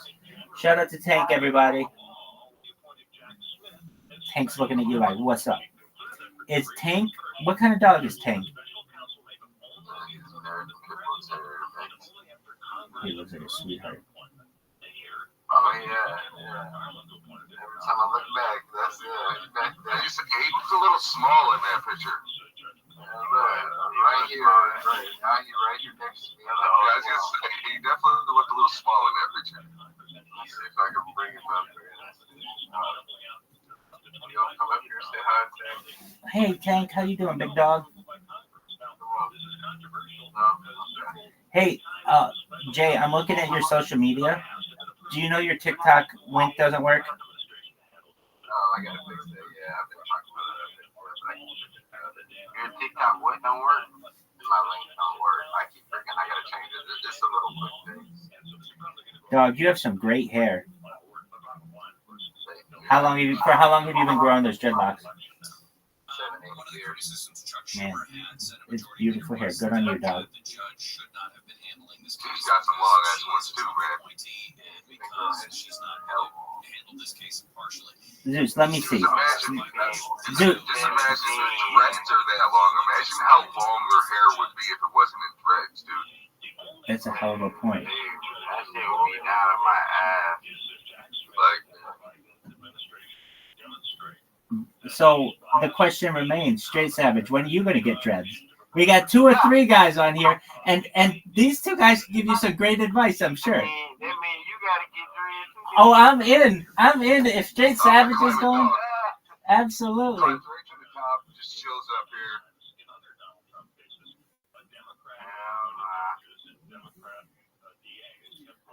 I'm going to take a look. I'm looking at Jay's recent clips. Let's see if Rabbi's been in your chat anytime recently. Hell yeah. Jay. Oh, dude. Jay, have you seen your clips? Dog, look at your clips and filter by date. Rabbi Rothschild's been all over your shit. Oh, he's probably got like 100 of them bitches. Dog. He's been deleting them, buddy. He hasn't. So I'm just in there. I'm like 15 to 20 of them. So, Jake, go to your clips. Go to your clips and filter by date. Try to get the cactus over here. She was sleeping slowly. Rick, how you doing today, man? I'm a Jay super fan. I didn't even know it. Oh yeah. Follow, spam, TTS if it's available. Exactly. Basically, everyone platform wide has shut off the exclamation TTS feature. They've all had to make it something different because I just come in and dominate that one. Oh, it's so funny. I get people from all over the world just say, "Yes, we know who you are, Rabbi. Shut the fuck up." That's hilarious to me. That's too damn funny. Word. That's funny as hell.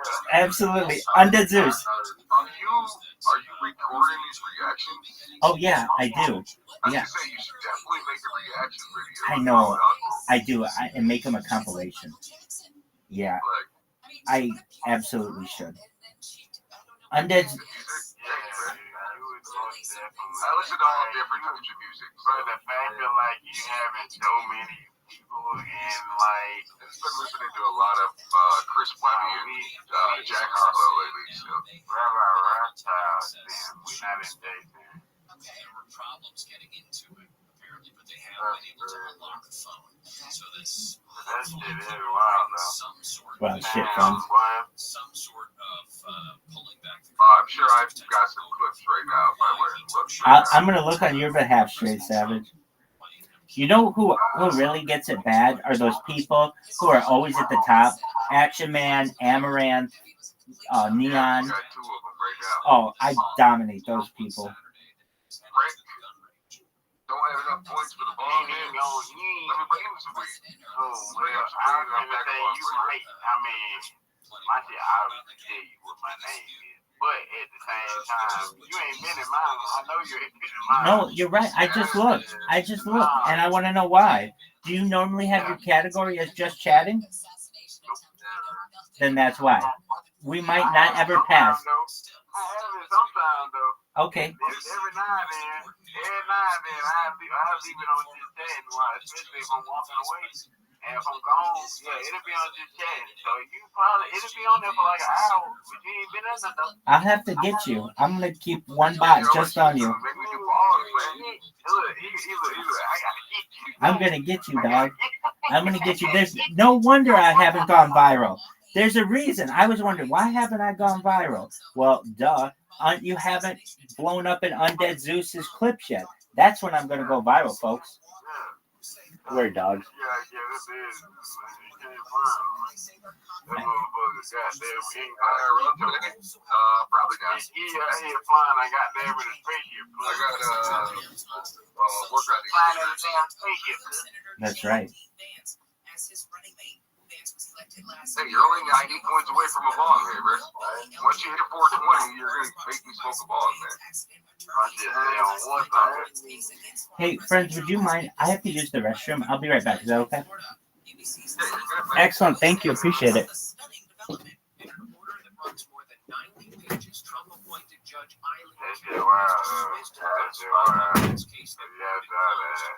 Y'all never thought that fucking Rabbi Rothschild was real, man. Yeah, nah, thank you, real. But in the sense of, like, he ain't came to my dad, so you know what I'm saying? Like, that's why I was like, I don't think you're a real person, because he ain't came to my dad yet. If he was a real person, he would have just went in anybody's chat, you know what I mean? 7 days, 17-hour, 50-minute watch time? Let's fucking go, Rick.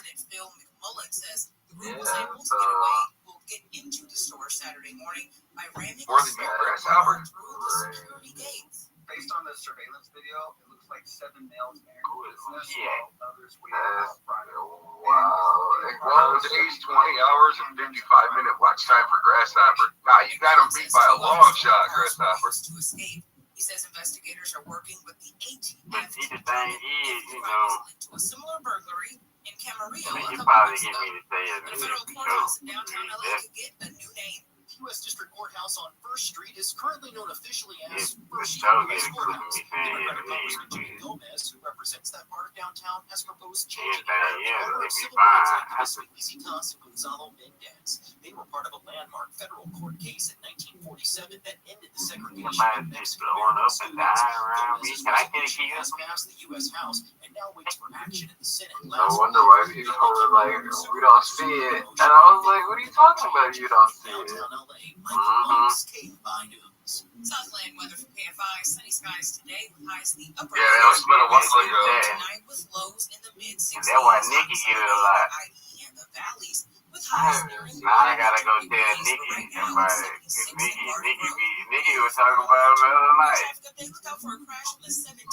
Oh, see, you done get fucked up, Rabbi.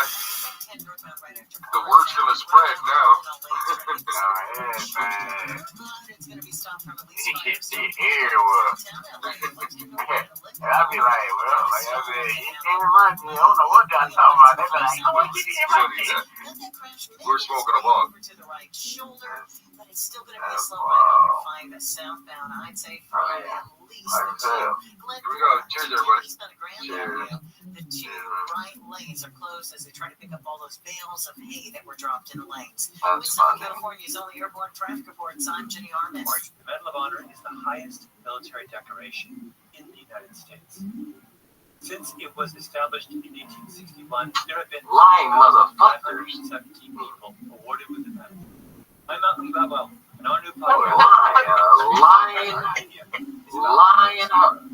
Listen to on America's #1 podcast network, iHeart. Open your free iHeart app. So I sat there and asked Craig, I said, Craig, in the little fog and Elder Ring in the map, I said, is there anything else out there? He said, no, not really. I'm looking at the damn map. Motherfucker, there's a whole other fucking, look like castles surrounded by water. And there's a whole other, like, snow ice area. The founder and CEO of Amazon and the richest person on earth. And I'm Jason Del Rey. As a reporter who's gave Rick that coffee wanted to hear. Years, I've noticed that when I talk to Amazon, I start to sound like basis. There's this obsession. It's basically where the tree sits at. That big ass tree, every time you see it in the fucking game. I'm not playing it right now, but I'm playing it on it.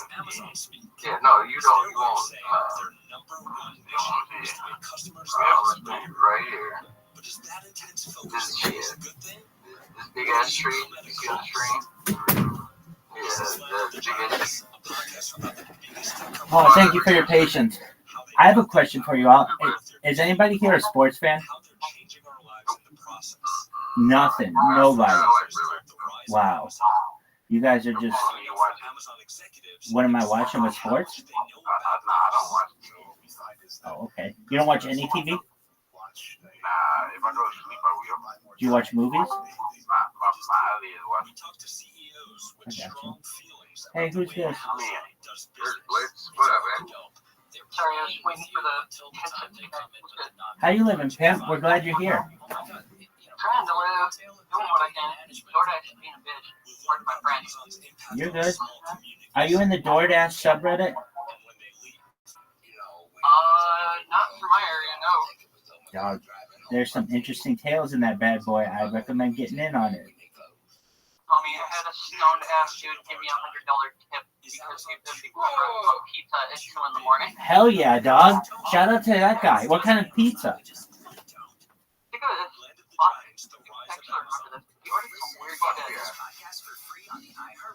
Hell yeah, throw a couple extra ones in there, bud. It was like an olive ham, and then it was like something else. I can't remember. It was like peppers or something. Oh, the old olive, ham, and peppers, all for $100. Can't beat that. Dude, that's I amazing. walked up to the dude's door, and he's like, "That's cool. That's amazing, bro. You got me just in time." Matter of fact, give me a sec. I'll be right back. He walks in his house, door wide open and everything, and I'm just sitting here like, what the fuck is happening? Bro comes back, give him the pizza. I was like, have a good night. He's like, I will now that this pizza's here, man. You have a good one too. Here's this. And then dips off. Excellent impression. I don't know who that guy is, but I feel like I know him because that impression was so accurate. That was good. I do some good ones, awkwardly. That's pretty amazing. I'm telling you, that kind of content would be fire on the DoorDash subreddit. That's what they want. Those kind of stories. But that's okay. I understand I him. saw the name of the server stuff and whatnot that Savage sent me, and I was like, wait, Rabbi Rothschild? Dude, I saw something in the server like 10 minutes ago. Oh yeah, definitely. I'm in there too. I'm still in there. I'm in a bunch of different servers at I was once. debating on if I was going to join the VC over there or not, and I was just like, well, even like in there right now, so I'll wait till I run straight later. Believe it or not, a lot of people find out about me from there because it's a pretty active server. So they'll hop in there, and I honestly never say anything to anybody in there because the first thing that people do is they say, hey, why do you stream your life all the time? And I tell them I do so for world peace, and then that's considered self-promotion, and then you get banned for it. So it's like you're darned if you do and you're darned if you don't. So I just stay quiet in there. Didn't I tell you? World peace. Didn't I tell you guys that? Yeah. That's like half the time when people ask in general chat when they're just typing, I didn't even tell them that. They ask about, why do you stream? And I say I don't. Because I know what that entitled. Smart move. Well, some of the ways that I'd like to inject the discussion of world peace into society, aside from this platform of the discussion of world hunger.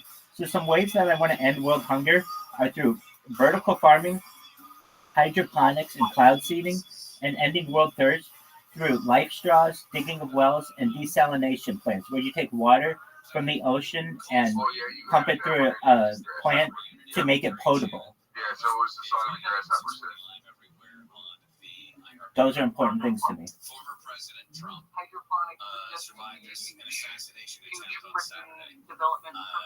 Word, absolutely. And especially if you turn that hydroponics vertically and have them on like those big merry-go or those big Ferris wheel things, always basically cycling, you can grow everything in abundance, basically.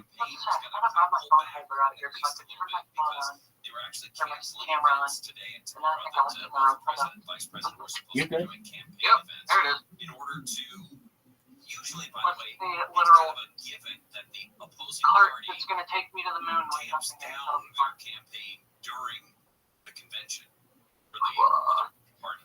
And the headset saying it's dying. Just a few moments ago, we found out that J.D. Vance from Ohio has been chosen as Trump's vice presidential running mate. Oh, what now? And Joe Biden's he ain't doing it. Just a few minutes ago. Do you know they make disposable plastic ones? He talks a big game about working people, but now he and Trump raised taxes. Disposable plastic ones that you never have to clean. What's going on, Blitz? Blitz, so you don't stream at all? No, I do. It's just the benefactor too. Like the example of if people in general chat, like Agent server or some shit ask like why do you stream? Right. I specifically say I don't because I know what that entitles on what they're trying to do. Right.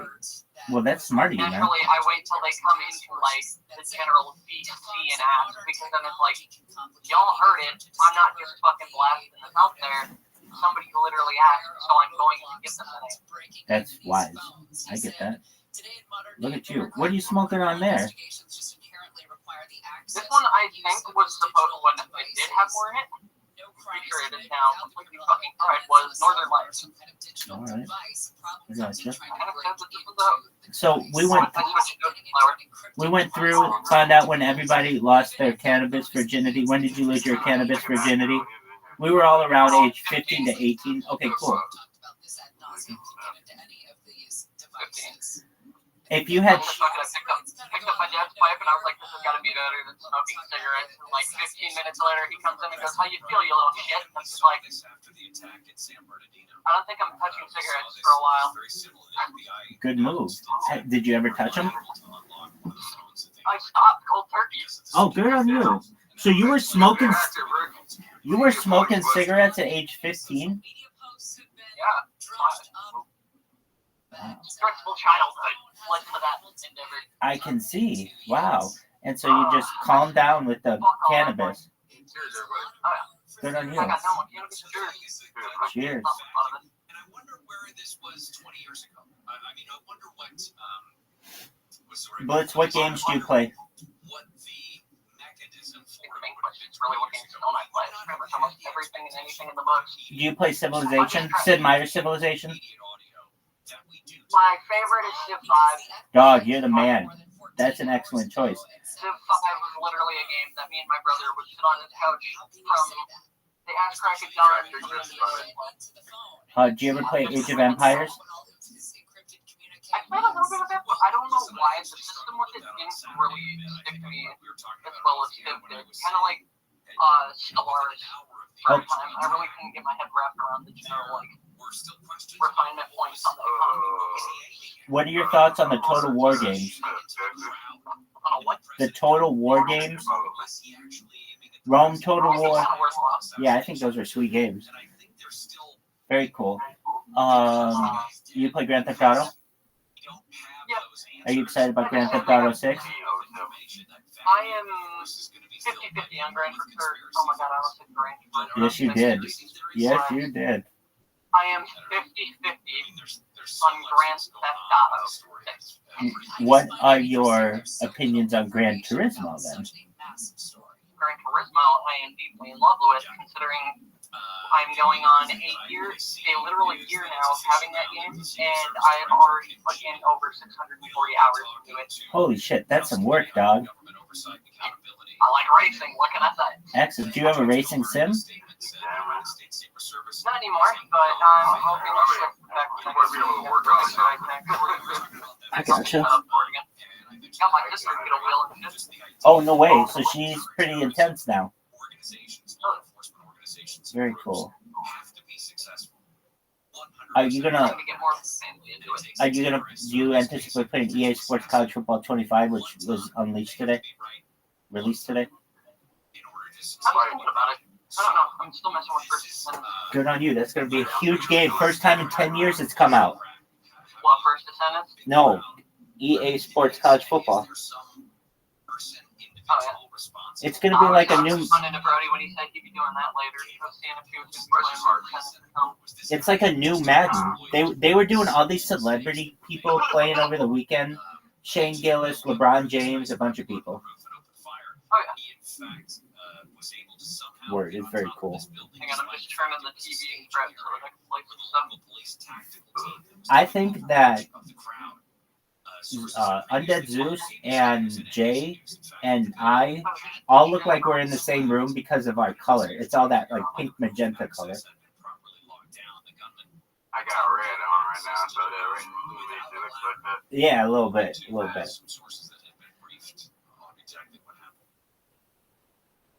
Blitz, on what platforms do you stream? On what platforms do you stream? What platform? I go back and forth between Twitch and Kick. Right now, I'm doing majority of my IRL stuff and live crap on Kick, and most of my gaming is on Twitch. I don't have my setup right now. Do you know that you're able to multi-stream for free using Rumble?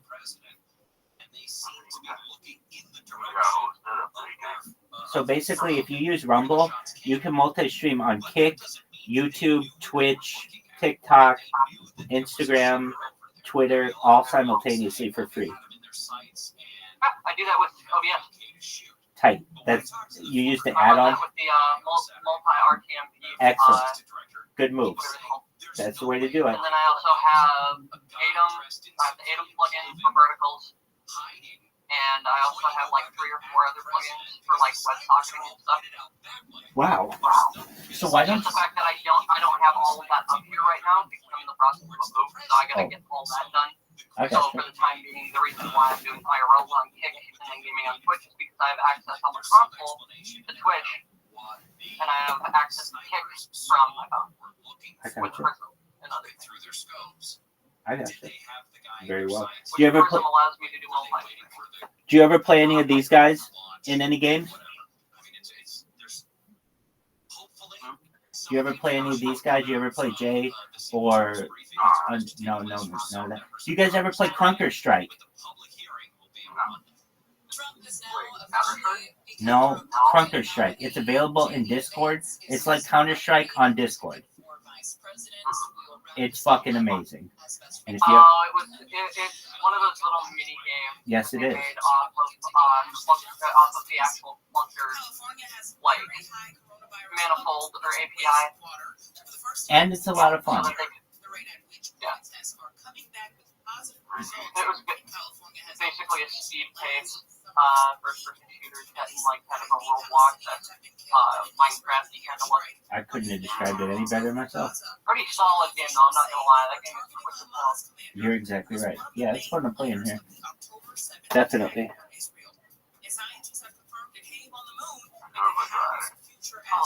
You know what? I haven't played Call of Duty on this big ass TV yet. I would. On a big ass TV. I mean, if we use the TV, yeah, but what y'all talking about playing Call of Duty? If you were still playing on the small monitor, I wouldn't do it. Because when I go from a big, my small monitor to a big ass TV, bro, I'll be running shit right back out. I mean, I still drop like 15 kills, you know what I mean? But like, it feels like you move way slower. So. Yeah, it's because it's the distance thing with and crap. How it's gotta load into the textures and crap. What? Oh, son of a fuck! I'm supposed to get the light water. I completely spaced on that.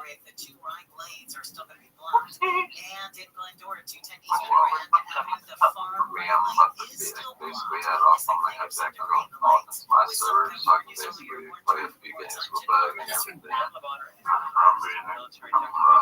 Nice meeting you, Rabbi. Hey, pleasure to meet you as well. If there's anything I can ever do to help you, please let me know. You take care. Thank you so much for coming, guys. Notifications are up. I ever heard.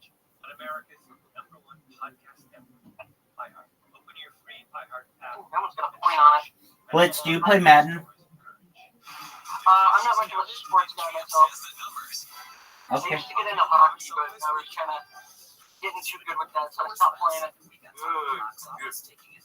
Which hockey?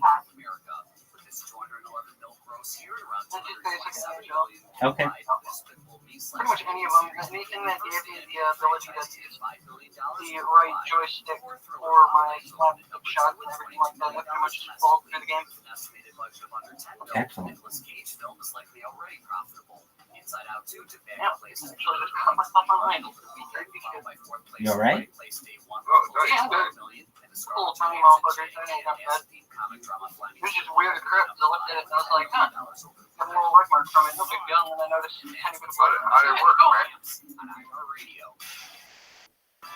The free iHeartRadio app is #1 for music, radio, and podcasts. All in one. Discover a new podcast from our library of over 350,000 titles. Here's iHeartRadio podcast preview. I asked you if Fred Rogers Wait, was here today, me, you, and Rabbi. sat down with him, and he sat across from you and said, "Hi, Ashley, it's nice They went to go play some games. I want to know what you would ask him." It wouldn't be one question. Blitz, have you seen my robots on Kick? Excellent. There's a first for everything. All right. Good to know. But yeah. Now I know I have more people to affect. Well, if you didn't know, Blitz, I stream live 24/7, 365. I'm live on 8 different YouTube streams right now. It's the biggest event in global history. No one has more data online than I do. Oh, shit. Yeah, it's a big deal. It's essentially a time capsule for the world. It goes back to the pandemic. We've seen the death of a queen, the birth of AI, the coronation of a king, and everything in between. For 30 years, Mr. Rogers looked through our television screens and said to millions of kids, So- "I see. I like you just the way you are." But Oh, yeah, that's awesome, man. His message would only focus on the sweater and the sneakers. I mean, does Fred Rogers? That's fucking sweet. I gotta throw you guys back in my pocket quick because I got no shit. Excellent. We're traveling. We always be traveling. Heck, you wanted to see traveling, you should see me the other day when me and my brother-in-law went to Home Depot. What'd you guys get at the depot?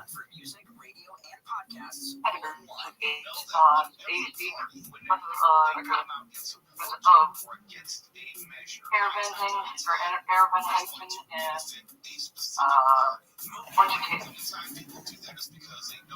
Like duct tape? Hell yeah, I love duct tape. Did you get gray or did you get colored duct tape? We grabbed a couple different ones. I definitely grabbed some natural gray, but we got some blue. There you go. I think we used some blue last night for the ventilation. There you go. You sent me to grab the laundry. It's not giving me a bag. Check you, check Or out. the- There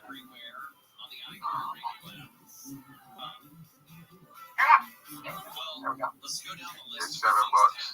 Just today. $7.88, so $8. Well, some of them have everything to do with the assassination attempt from Saturday, but You know, just today, Blitz, you want to play Crunker Strike? right before the show started, we found out that I don't even know if that shit will work on my phone, would it? Oh yes, it will. Let's see. Let's get a few rounds in. I'll start. Excellent. I'll start it up right now.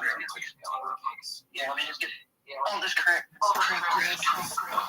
Take your time. And then I gotta check my DoorDash app. My DoorDash app on everybody not to go out. You should say I'm actually wanting somebody some money. Why are the police saying don't go out? Because there was a big issue last night. So think about my hometown as kind of a traditional beat. Our culture is a huge fucking thing. Okay. So It's okay to recirculate. last night there was a bunch Bring it all back to you, dog. There's a bunch of shit going on, I guess, last night. We had a bunch of out-of-towners come in and started tearing up some of our main spots that our current clubs have as territory. Wow. So they're currently out and about right now trying to find a lot of the dudes that are still apparently out in the area. So they told pretty much the whole group to stay home, don't go out to their home tonight, and just let them do what they're trying to do to find these people. Wow. That's quite the warning. Yeah, it's actually kind of cool because one of the biggest groups in the area actually work in tandem with the local PD because they want to try and keep that culture around here and be able to have that type of fun safely rather than being a complete moron.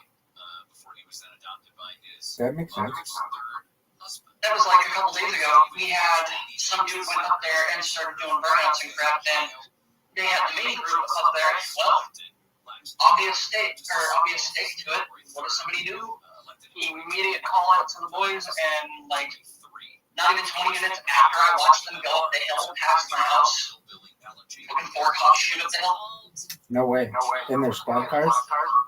Yeah. And they went flying up there. So I hit up a couple of the guys and I was like, hey, something's going on up the hill tonight. And my buddy hits me over, he's like, yeah, we had somebody up here trying to start a fight and then trying to cause a scene by doing some burnouts and shit. Just being an idiot. Straight Savage, you want to get in on this? What's that? We're playing Crunker Strike. So, in this call, you'll see one of the activities. You just press on it, and you join, and we'll be in the same little first-person shooter.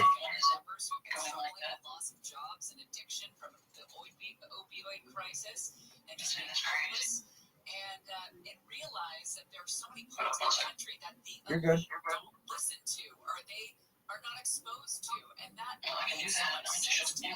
Just because you have one experience in life doesn't mean that that's the experience everybody has. You have no idea. Anyway, I'm still hoping I can go out to do some shit because I gotta make $10 to get back tonight. You know, they look at the career politicians, they look at the Joe Biden and Barack Obama as people that are so. Blitz, do you listen to any podcasts?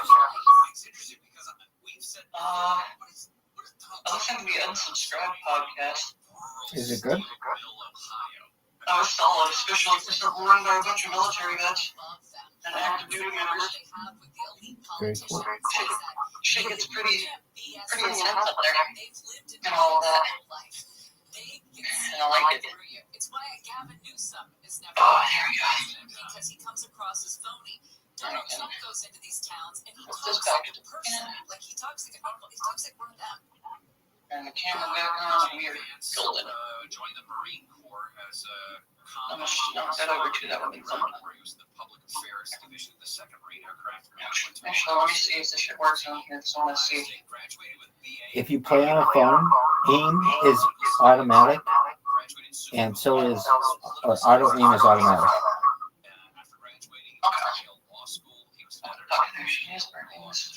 It's a cool game. Let's see how this works. Air 404, Loving Fix Not Found. No, wait. Try it again. So, he considered running for Senate against Sherrod Brown, declined not to, or decided not to, and eventually he ran for the seat that was vacated by Republican Rob Portman. And as we said, was elected in 22. You got me. Wait, maybe. Right when you said got one, that I thought you might have. Right when you said got me, that's right who killed me. Was I behind a box?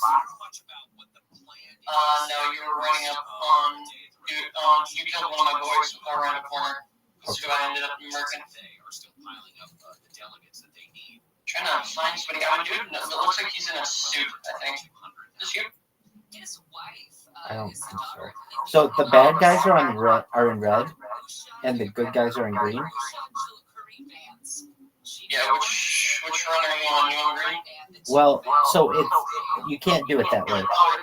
Oh yeah, okay. So it's like I just mark someone, whatever my name is, just pop up like help complete run. Okay, so mine is now in like starting a new game. Is yours starting a new game? Pausing video performance. I don't think so. Okay. So what I can do is I'll join your game. Just one moment. But it's done the Donald Trump thing. I gotta fix my control stuff again. I need that button moved. They're not gonna like anybody. Was there ever gonna be a big Donald Trump made where Democrats are good? Resets. Another big announcement came out of the Department of Homeland Security. Okay.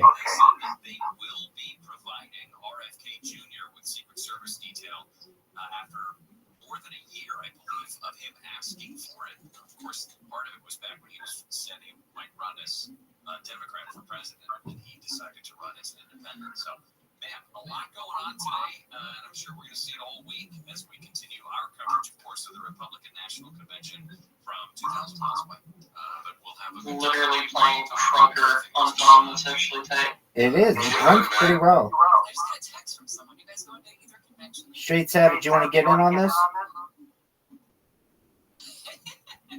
Johnny Ketchup. Are you on a team with Coochie Apocalypse? Let me check real quick. Hold on. That's okay. Did the game just stop? Yeah, it just ended because we got defeated. Excellent. Okay, so then we'll. I'm in with Melodic, Related, Armed Pod, Enemy Teams Complete Run, and Global Not. Looks like I'm back in a Team Deathmatch and Shipyard. Okay, you're on Team Deathmatch and Shipyard. In terms of the formalities, since he's got the nomination and he's named, will name officially J.D. Vance as his VP candidate. We've also got a reporter coming on from the New York Post who was. Okay, did it just start up again? From everything that went down during the attempted assassination of Was it a measure? Damn. Some things I just loaded in. Okay. It looks like it's been going for Cheers, everybody. Or for a second, because score 375 to 795. Still 2 minutes in it. Do you see Coochie Apocalypse? Coochie Apocalypse. I do not. Be on the lookout for Coochie Apocalypse. Why? Oh, man, yeah, I got a bee's nest out. Ouch. Out here beside my house. That I need to take care of. Oh, here, hold on. First off, that's fucking sick. Now that I know I can do that.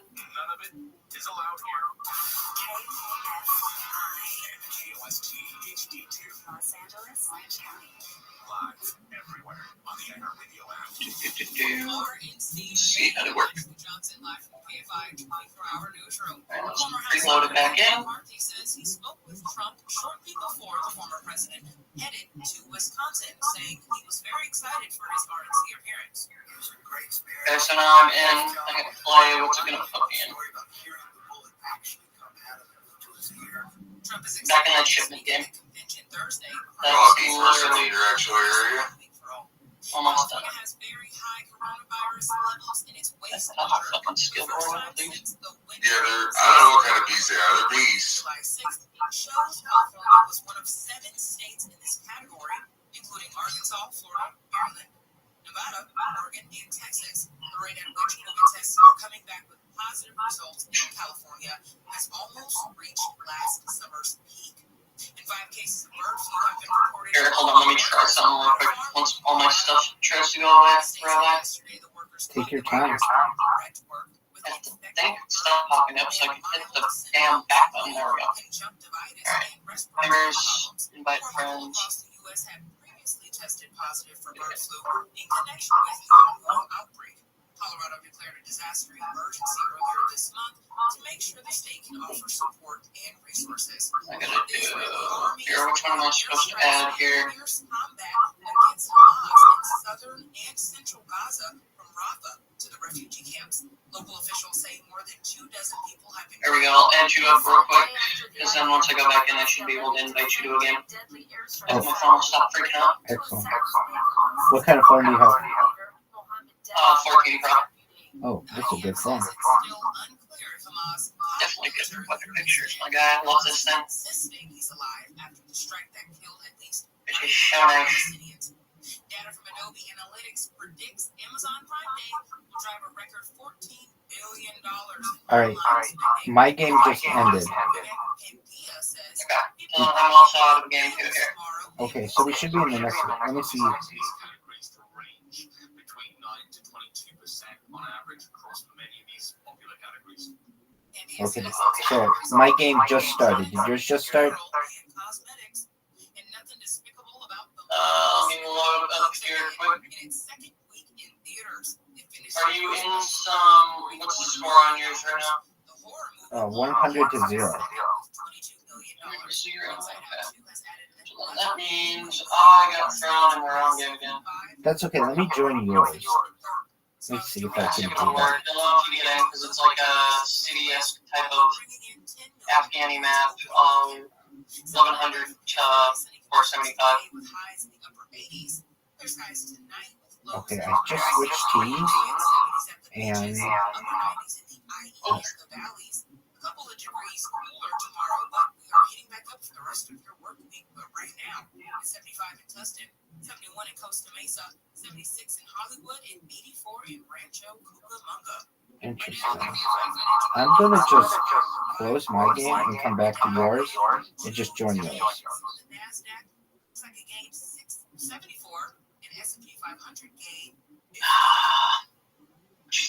Revive Real Estate will help you renovate to sell for a higher price. It costs to you. If your home doesn't sell in 2 weeks, they will offer to buy it guaranteed. Were you saying Under the Sea? Yeah. Oh, hell yeah.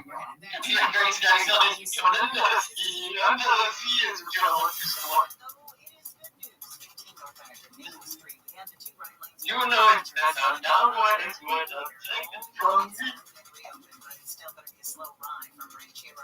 Oh.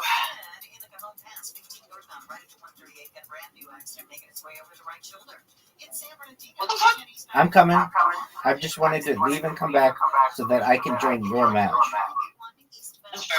I said here's a your entering potential. In Linwood on the 710 southbound connector to eastbound 105. Got a disabled vehicle. Hey, there he is. Do you see me? Yeah, we're behind you. Oh, tight. Let me see your name. Oh. Fancy Cougar? Yep. Oh, very cool. How did you get the name Fancy Cougar? It probably was because the game doesn't see that you're on my friend's thing yet. So what it's doing is it's giving me some random name. I gotcha. Sounds Otherwise, kind what it'll do is it'll show us. of like a It'll milk show us name. Yeah. Fancy It's Cougar. almost like having streamer mode on. Right. And but I see your regular name. Oh, cool. Like I see right on. Very cool. Oh, I almost forgot. No. Aha! That's good. Oh no. I just got a little too. I'm very surprised how smoothly this game runs. I'm surprised at how it runs on a phone. Exactly. Considering it's Smooth. basically being cloud ran, just insane to me. Exactly. Plus, simultaneously running audio and video. Yeah. Like I can decently hear the game and I'm able to use the mic on the headset. That is top tier shit.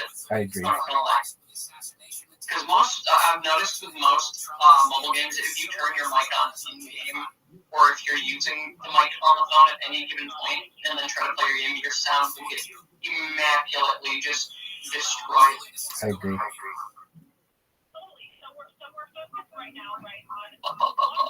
Where the heck did everybody go? Did you just go up in a ladder? Nope. And I mean, ran up on. Oh no.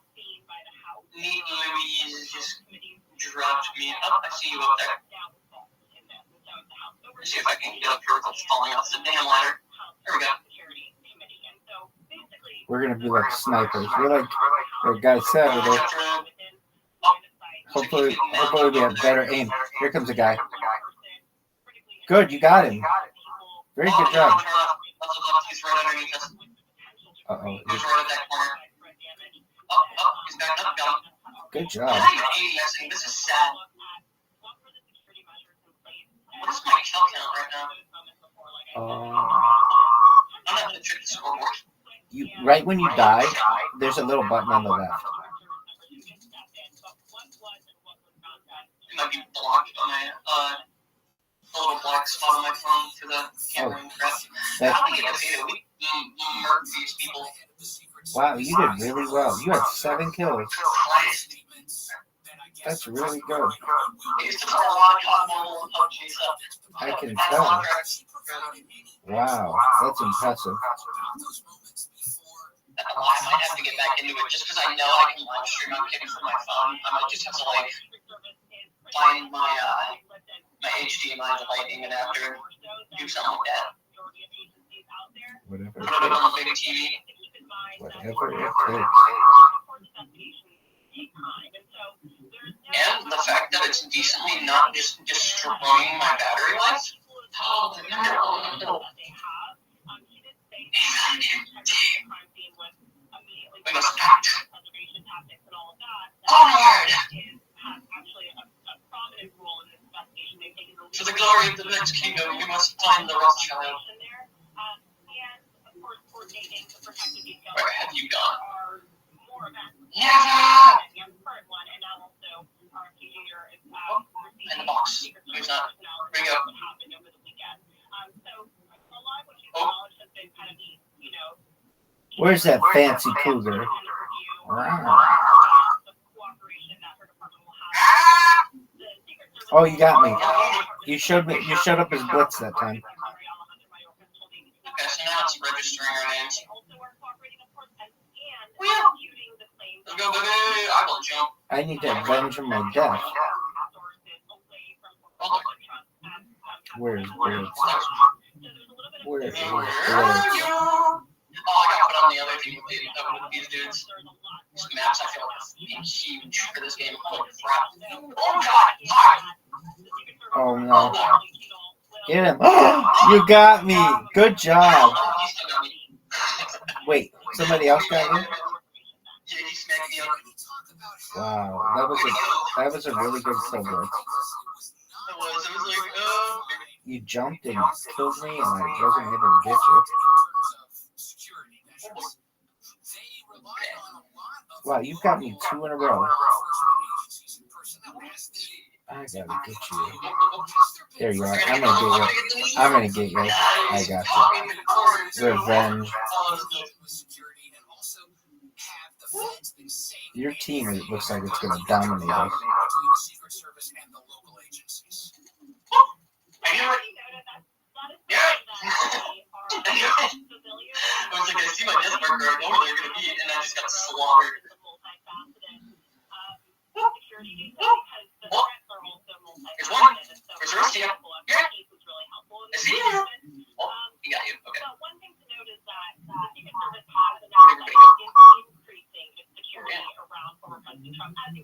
Joe doesn't use hacks and block. Be like Joe. What the fuck? Did you use it to jump up there? I did not. I looked over because I saw one of the enemy dudes jump up on somewhere, and they just looked up like, hello? You had 5 kills. Fancy Cougar, 1890. Blitz, 073. Right. An 1890 Fancy Cougar, can you imagine? She's like the queen of the gills.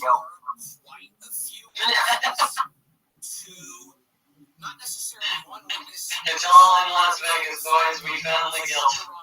Okay, this one, is like, it has a huge middle, and you should know that there's a way to get sniper rifles, and if you have a sniper rifle in this level, you can basically dominate the other team. I've seen people get like 13 kills because they have a sniper rifle, so just be careful. It's gonna be fun.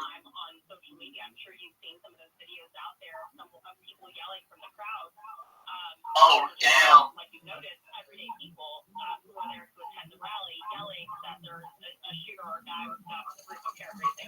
Oh, my gosh.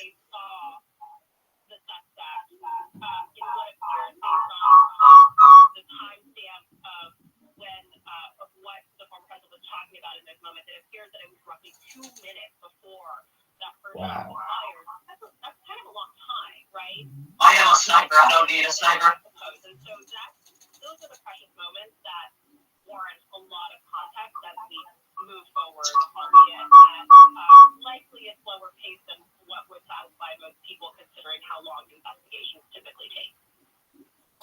Christiane Cornero, ABC News, thank you very, very much for joining us. Oh my god, a notification went off and just killed my FPS.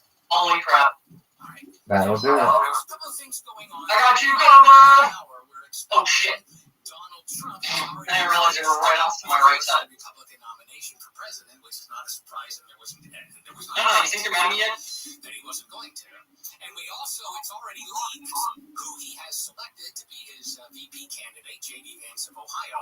We are expecting some kind of formal from the convention announcement of this. We don't was that review that was getting at me? J.D. Vance make a big speech? Will he simply come out with Donald Trump? Maybe Donald Trump will make a speech and introduce him. We don't know how elaborate it's going to be. Okay.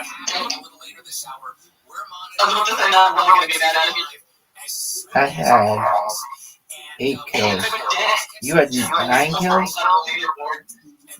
You had 9 kills? You dominated. They gave me an open map. What can I say? Yeah, that's like the best map for that. Once I can lock it in, I can lock it in. Because I don't know what I have on my filter for games. Oh, Is it a snowy map now? Yeah. Excellent.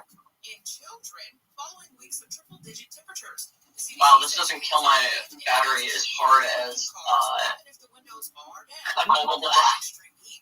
More than 250,000 customers are still without power almost a week after Hurricane Beryl, Texas. The power company in Texas says it may take up until July 19th for some areas to get power restored. And a dinosaur with green bones will be displayed at the Natural History Museum in LA.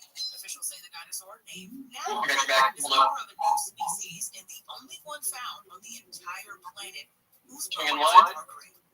From the Southern California Toyota dealers traffic It's gonna make me want to get the standoff too back. in South LA. It's all a ruse for that. It's what? It's all one big ruse to get you to play that again. For real.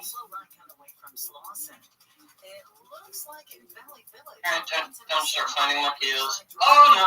Hello. In Sun Valley on 5 South at Laurel Canyon Boulevard, some rebar is in the middle of the red drip. 14 South at Placerita Canyon Road. Got some brush on fire over. You should know, if you ever see guys wearing like a dragon suit or like they have wings, I think that gives them like 10 extra points, extra hit points or something. So you can get a few upgrades that help your how much armor you have and stuff.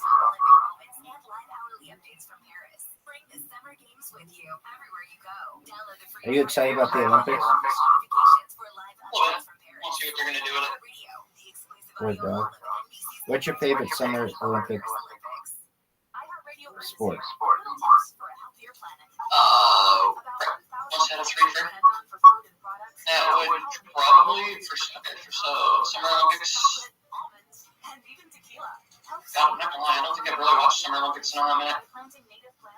Yeah, I'm not face. Thank you. Goodbye. Brought to you by iHeartRadio Earth and the National Environmental Education.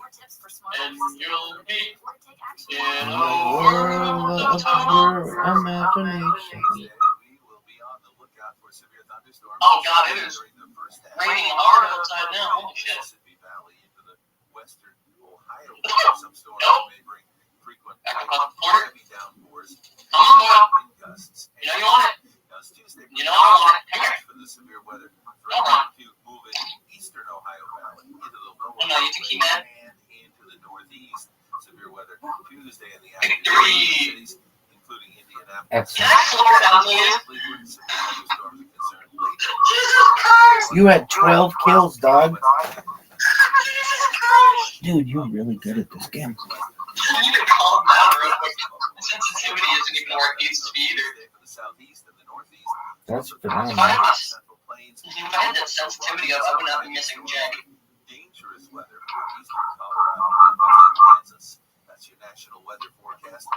Alright, is this one like red, yellow, and blue? Yeah, it's a Nuketown ripoff. Yeah. What were you? Oh no! I'm coming for you. was the most common, causing 30% of all cancer deaths. Excess body weight came in second. Thousands of people treated in Oregon may have been exposed to HIV and hepatitis B and C. You here? Hello? Patients and two providers Looking for you, my friend. are urged to take blood tests as a precaution. Whoa. Providence spokesperson says the actions of My boys just freaked me out. I got you. Got you on my sides. You went. Has not been identified. And worked for a third-party contractor. Whoa. No longer employed. Hello? Fitness guru What? You came from behind me. 76. The fitness coach has been famous for more than 60 workout videos. Hey, back up these lines. Copies worldwide. Okay. NBC News Radio. All the good stuff. Camps keeps you on top of pop culture. No, I can't. Somebody else is trying to, though. Oh, there you are. Oh, you got me. I didn't even fly. How? What? That was very good. I need to get revenge. Oh, there you are. You see me. No, it wasn't. It was somebody else. Ohio was number 6 Alabama and Indiana tied at 7 at 37. Serious? Tied with Kentucky number 9 with 37.8%. In comparison, a decade ago, not a single state had an obesity rate of 40%. Obesity costs $173 billion a year for the U.S. healthcare system and is linked to other conditions, including diabetes, cancer, strokes, and heart disease. Most of the states with the highest obesity rates also have low scores in public health measures across the board. And that's what's I'm Camp Radio.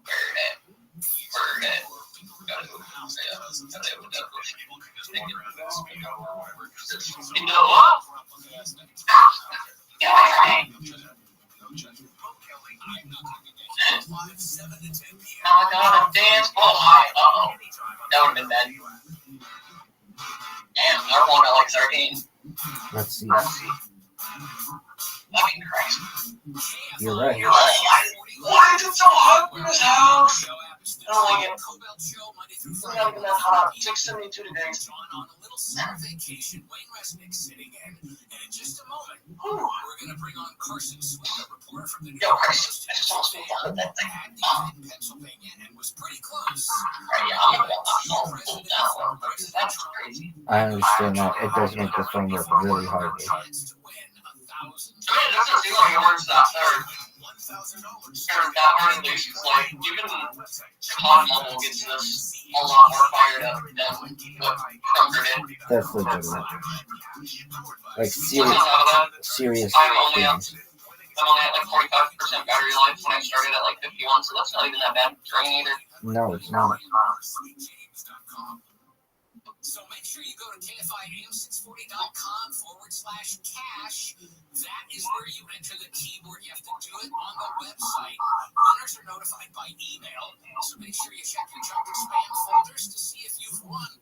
And listen to KFIAM640 for the winning keyword every hour, every weekday. Accidentally just selected over this part and I'm going to check out some. Hey, this happens. Goes every hour up to 5:20 with Tim Conway Jr. And that means the next opportunity to win is with me at about 10:20. All right, let's move on to our guest from the New York Post reporter and witness to the assassination attempt on former President Trump, Carson Swift. Welcome to KFI, sir. Thank you. Thank you for having me. Good to be here. All right, first I'll just ask you, I'm assuming you were sat there. Now you're telling me that? That was kind of late there. Weather Channel or Weather Service decides to finally tell me after 20 minutes or so of it raining. Heavy rain detected near your location. Yeah, no shit, right? There you go. You could have told them that notification. You're right. I've got it for you. You don't have it for me. Right. Just doing your regular reporting stuff. Absolutely. Well, as I often do. I have this part everybody else is muted because this is where shots rang out. I was on assignment. My job is you do not want to hear all that. Figure out what Trump's going to say, what are the big quotes, and report back on that. And I have a recording of 3 shots as Trump was talking about border patrol, and all of a sudden there was 3 cars. know. I was thinking about it. I might go play some Apex later too. Oh yeah, it's a cool game. Just because I know a lot of people haven't seen me play it in a hot minute. CEO sneaky. You have. I don't know if we're on the same one that one. Well, first thing is, I'm glad we have the perspective of you, because a lot of people are saying, and I noticed it too, that we could see in the TV coverage, you could see the people on the bleachers behind Donald Trump. Here we go. Does it look like a German town to you? Like, does it look like a German town? Oh, no, you're not at the moment. I still have my phone pulled out. Oh, okay. The way you put it makes maybe some more sense. It's such an astonishing and unexpected thing that maybe there was an element of being. Oh, I ain't gotta worry about aiming on the big TV. How big is the big TV? 78. Oh yeah, that's good. Hello, how y'all doing? The funniest part about it is both my sister and my brother-in-law have basically the same size TV. I'm just about to get a bigger one. Oh yeah, one up them. They can't hang. Oh shit! Hello, sir. I would like to request you lose.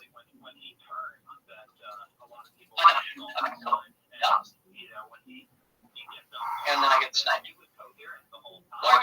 Is your level German? Your level German? Does it look the level that you're playing? Does it look German? No, it's Rust. Oh, okay. Because I'm not on Chrome anymore at the moment. Oh, that's right. We'll talk for my phone to pull down. I have to do the same in a few minutes. Oh shit! Hello? Twilight, get away from me. I don't want your housekeeping. Do you listen to the Joe Rogan podcast?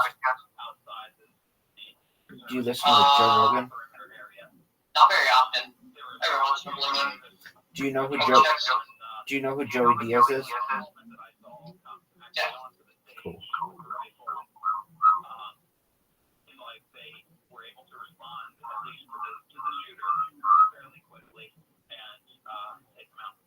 Cool. So I don't think today was a good day for me to log on to COD. I'm going to get reported. Why do you think you're going to get reported? Because I'm hitting every shot. I will do it. I haven't died nor have I missed a shot this game. Well, actually, no, I did die. I got fucking sniped. Hello, thanks, sir. Hey, you got me. Good job. There's a one dude that hasn't told me this game. Oh boy.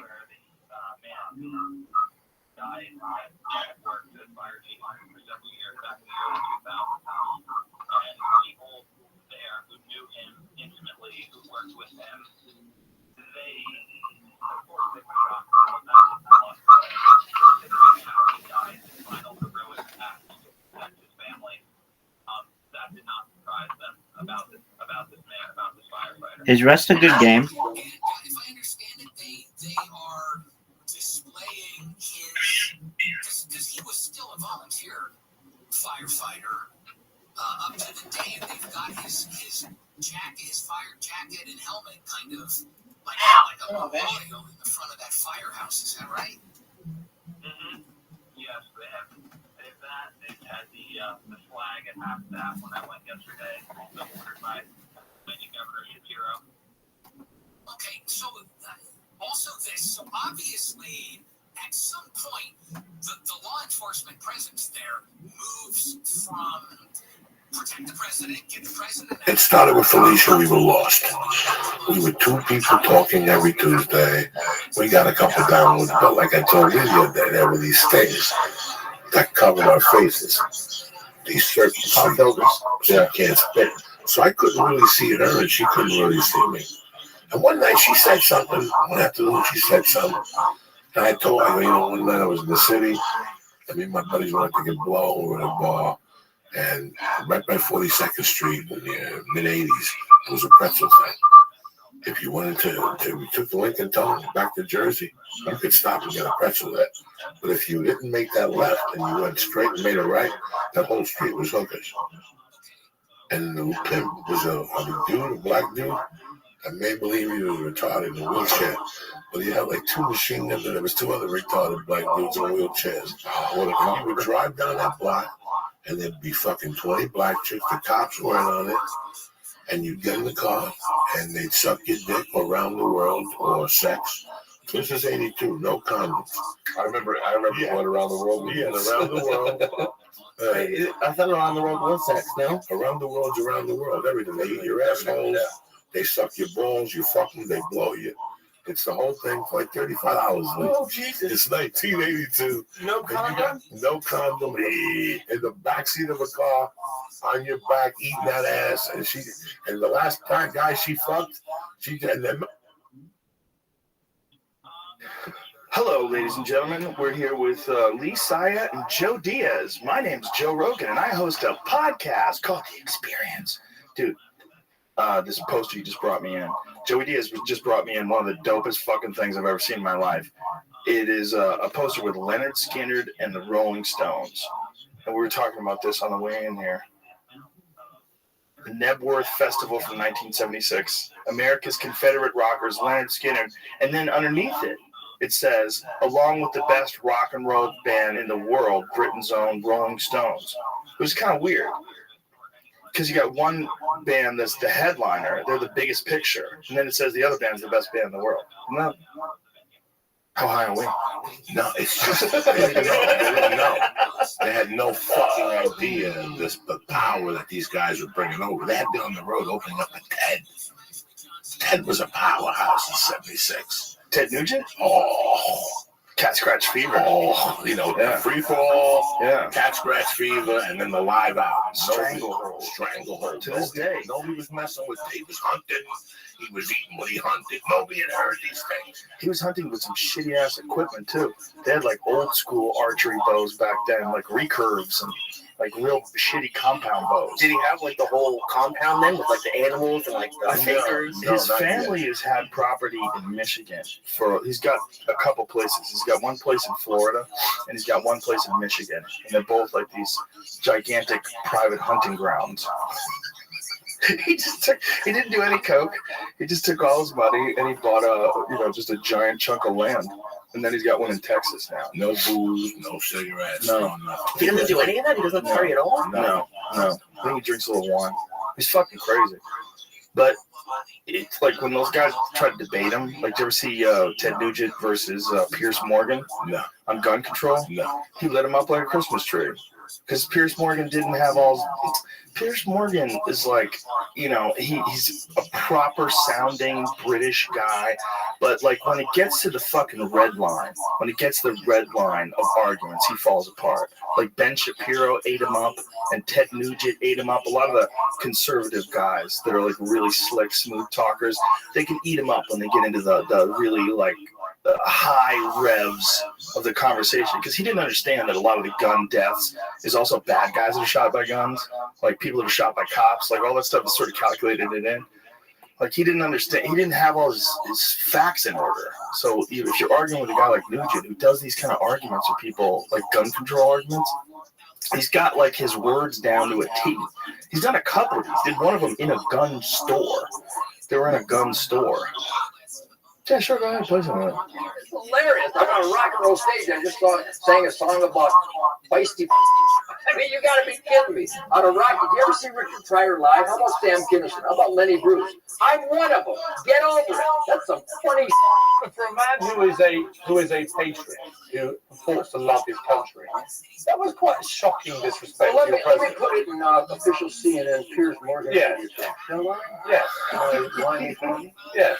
Anybody that wants to disarm me can drop dead.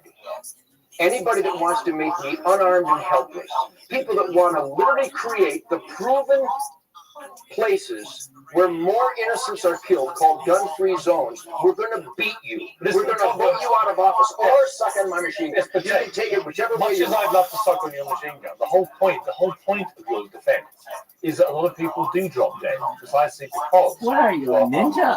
Now, and you'd like everybody else to be. 80 people. Write this down. Okay.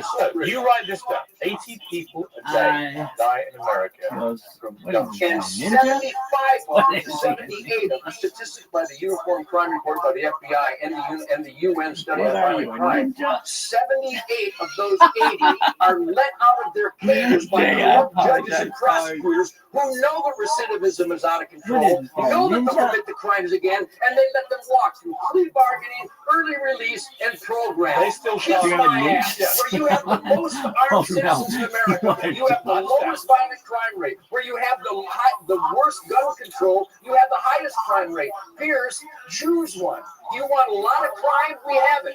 Gun-free zones. Do you want less crime? We have that. More people with concealed weapons permit. Why do you guys resist that statistic? What is you guys? It's you guys. Well, unless you're playing the devil's advocate. I can play any advocate I like. You're doing my job. Right. You're playing the idiot's advocate here. More guns equals less crime. Period. Unless I'm wrong. And I'll be sure to let you know. Your ass at this point, if you don't mind. Unless I'm wrong with your argument, you're basically saying that 90% of the gun crime comes from people let out of prison. 96%. Right. But they still have to get access to firearms. If you had your way, there would be 10 times as many firearms, right? You want everyone in America to own a gun? Not at all. I've never said that. What's your position? And I got to tell you. What is your position? And I hope you don't edit this out.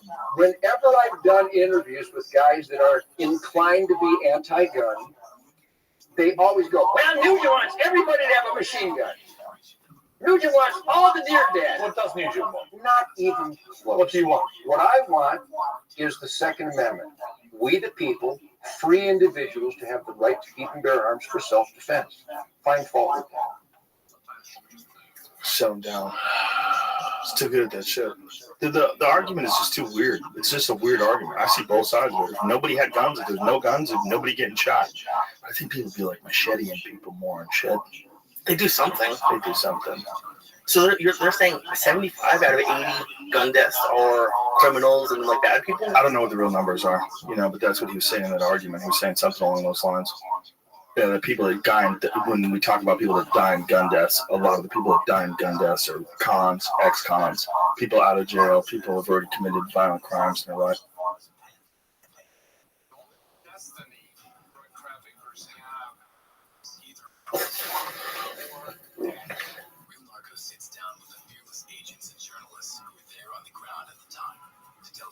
Story of the hunt for some of history's most dangerous criminal masterminds. These guys are the real deal. And this is Real Narcos. Listen and follow this podcast for free on the iHeartRadio app. #1 for music, radio, and podcasts all in one. All the good stuff. Yeah. Camps keeps you on top of pop culture. The OpenAI organization is pulling the plug on one of its artificial voices that's set by users to sound like Scarlett Johansson. Hello, ladies and gentlemen. We're here with Lee Saya and Joe. However, Johansson herself says that they asked her to perform the voice based on her work as the AI assistant in the 2013 film Her. Greetings! The church was Greetings from Podcastville. The church of what's happening now is Ensuring Likeness, Voice, and Image Security Act of 2024 to address those concerns, though federal laws have yet to be enacted. AI look and sound alikes can cause problems for performers who can have their voices or images digitally manipulated without permission. In one case, Stephen Fry found his voice hijacked to narrate an entire historical documentary last year. All right. And that's what's poppin'. I'm Camps on iHeartRadio. KFI AM 640. The Church of What's Happening Now is presented by On It. This show is brought to you by Indochino.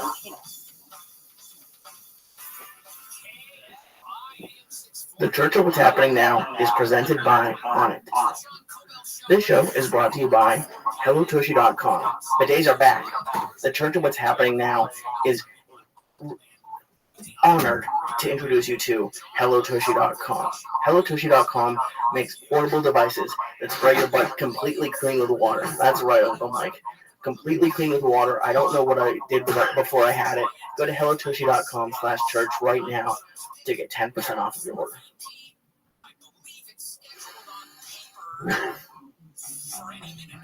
That's hysterical. There you go. Another fun-filled fucking afternoon. Uncle Joey, Uncle Mike, the Flying Jew, my main man, Lee Sayat. A lot of love, baby. The church and what's happening now.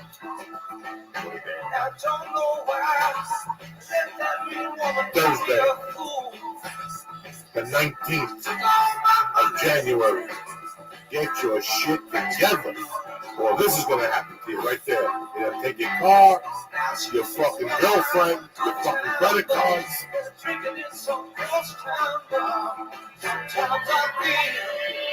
There you go.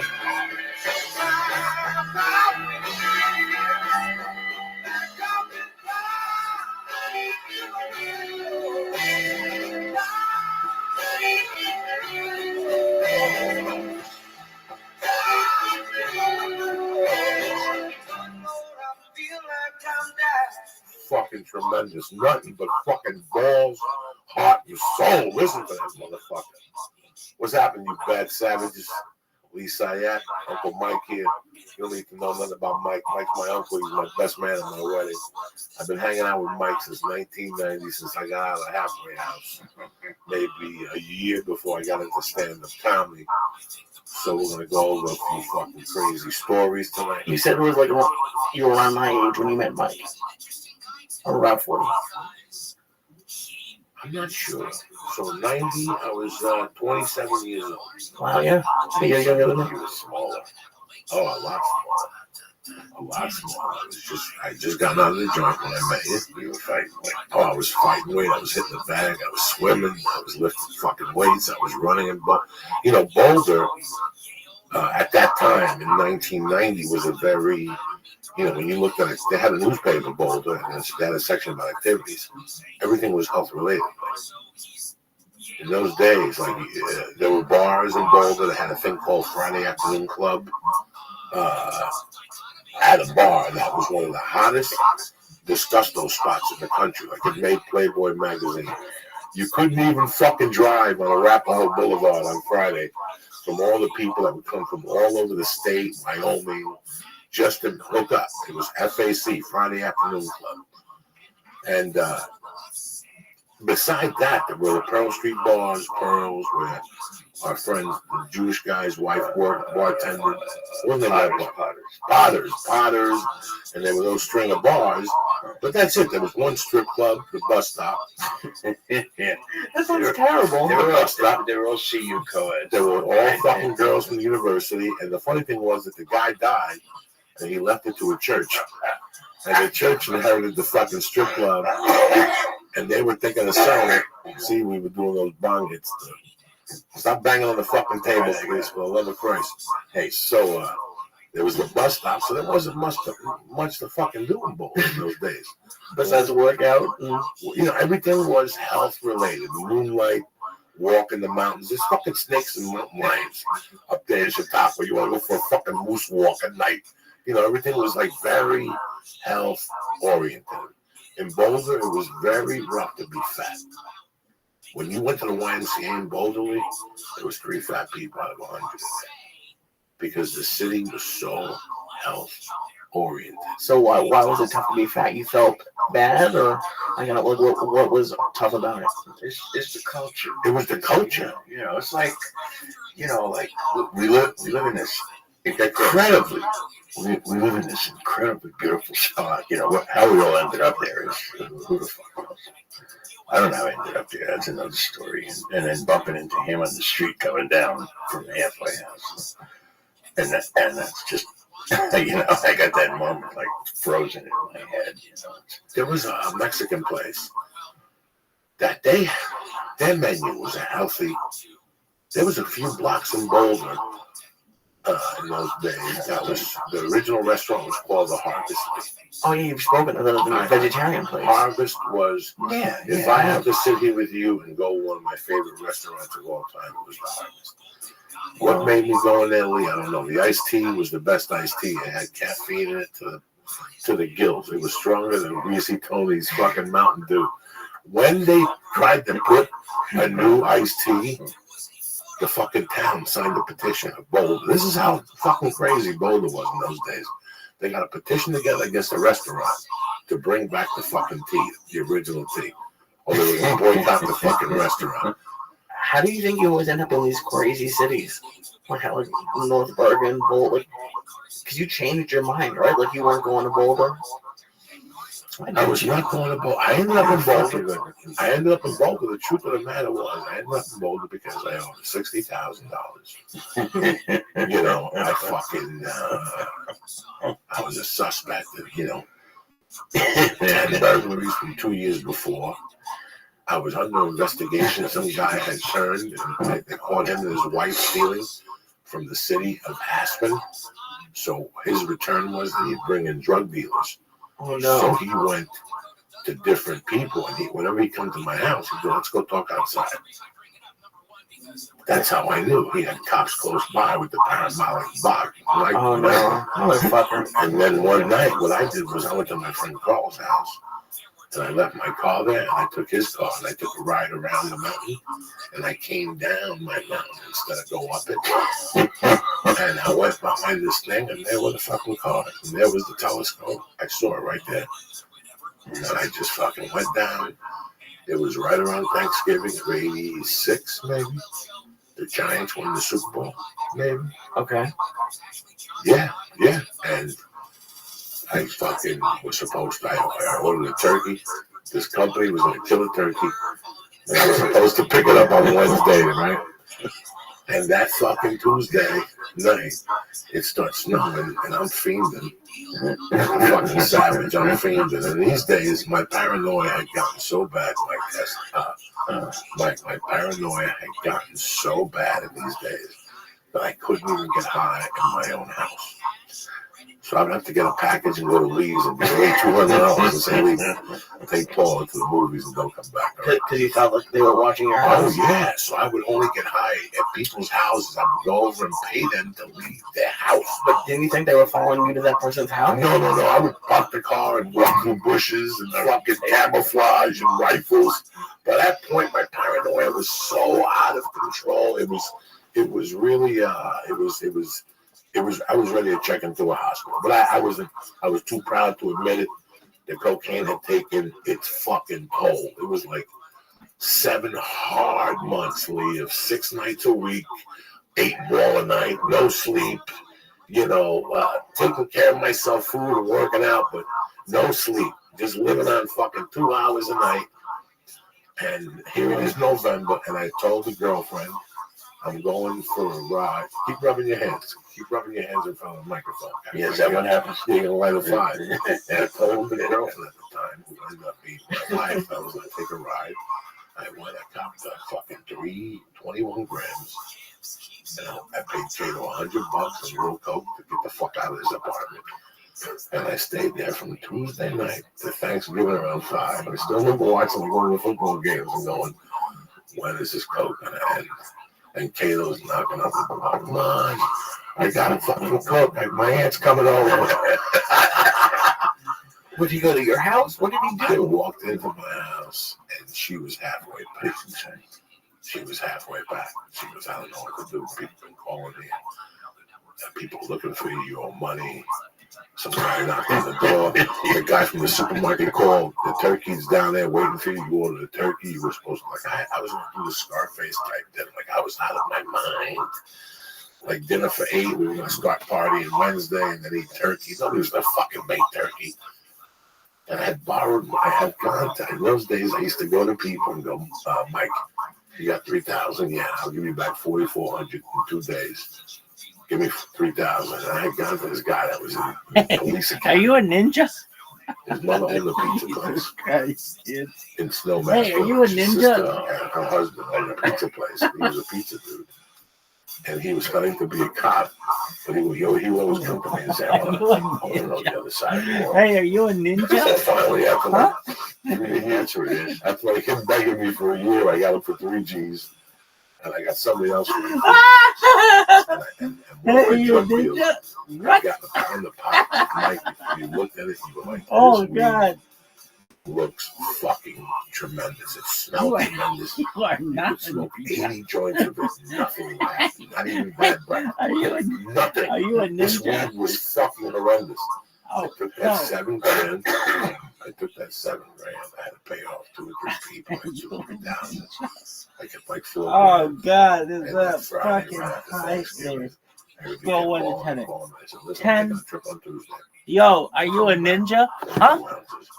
By this time, I knew everybody was watching. So I told everybody on the phone, you follow me? Oh, no, so that's a bandana. People watching me, they thought I was taking a trip on Tuesday. If we're going to bust him, let's wait till Tuesday. He's going to take a plane. Hey, are you a We'll get him ninja? on the way back with the cocaine. Was anyone ever listening, or were you just doing Yes, no. The No phones one were ever tapped. is going to know. We were on. In those days, they had to put a tag on your phone. On your phone box. Where your phone box was. There was no cell phone. There was no cell phone. Yeah. So they had to put, the feds had to put a certain tag, or the state or local cops had to put a certain tag on your thing. So you'd go to whoever had that box, and you would break into it yourself, and there would be the fucking thing. Then they sold these boxes. You could buy these boxes in those days and connect them to your phone and have people call you. If the thing turned red, the phone was tapped. That fucking thing was always red. You understand me? Don't worry about where you get this shit, all right? Just listen and learn. So I told everybody on that phone that I was going back to the East Coast to pick up a kilo of this shit that Noriega had processed himself. I had these people salivating. Why? Because I wanted them to think I was going to come back on Tuesday and that was going to bust me. That was going to give me 4 or 5 days to get the fuck out of town, knucklehead. They're waiting for me till Tuesday. They're going to stop watching me. I'm going to get in my car and head to fucking Boulder, wherever the fuck we're going to go. Oh, I got you. So you're not coming back. Who the fuck do you think you're I was like, doing? why would you put that on the phone line? So on a late Friday night, when everybody was fucking napping and thinking we'll just get him on Tuesday, I packed what I had in the car. I got the fucking dog. I got the half pound of weed, and I went to this drug dealer. I owed $30,000 to. But I said, listen, I know you've heard this before. But we got to make this deal. I got this guy, he wants an ounce of coke. I got like $1,000 and a pound of weed. I will be back here in 1 hour with the balance. And if you want to keep the pound, you can keep it for $500. Well, I cut her a deal. Her eyes spun. This bag of weed for $500. It's tremendous. She thought she had a deal. I said, don't smoke it for the weed.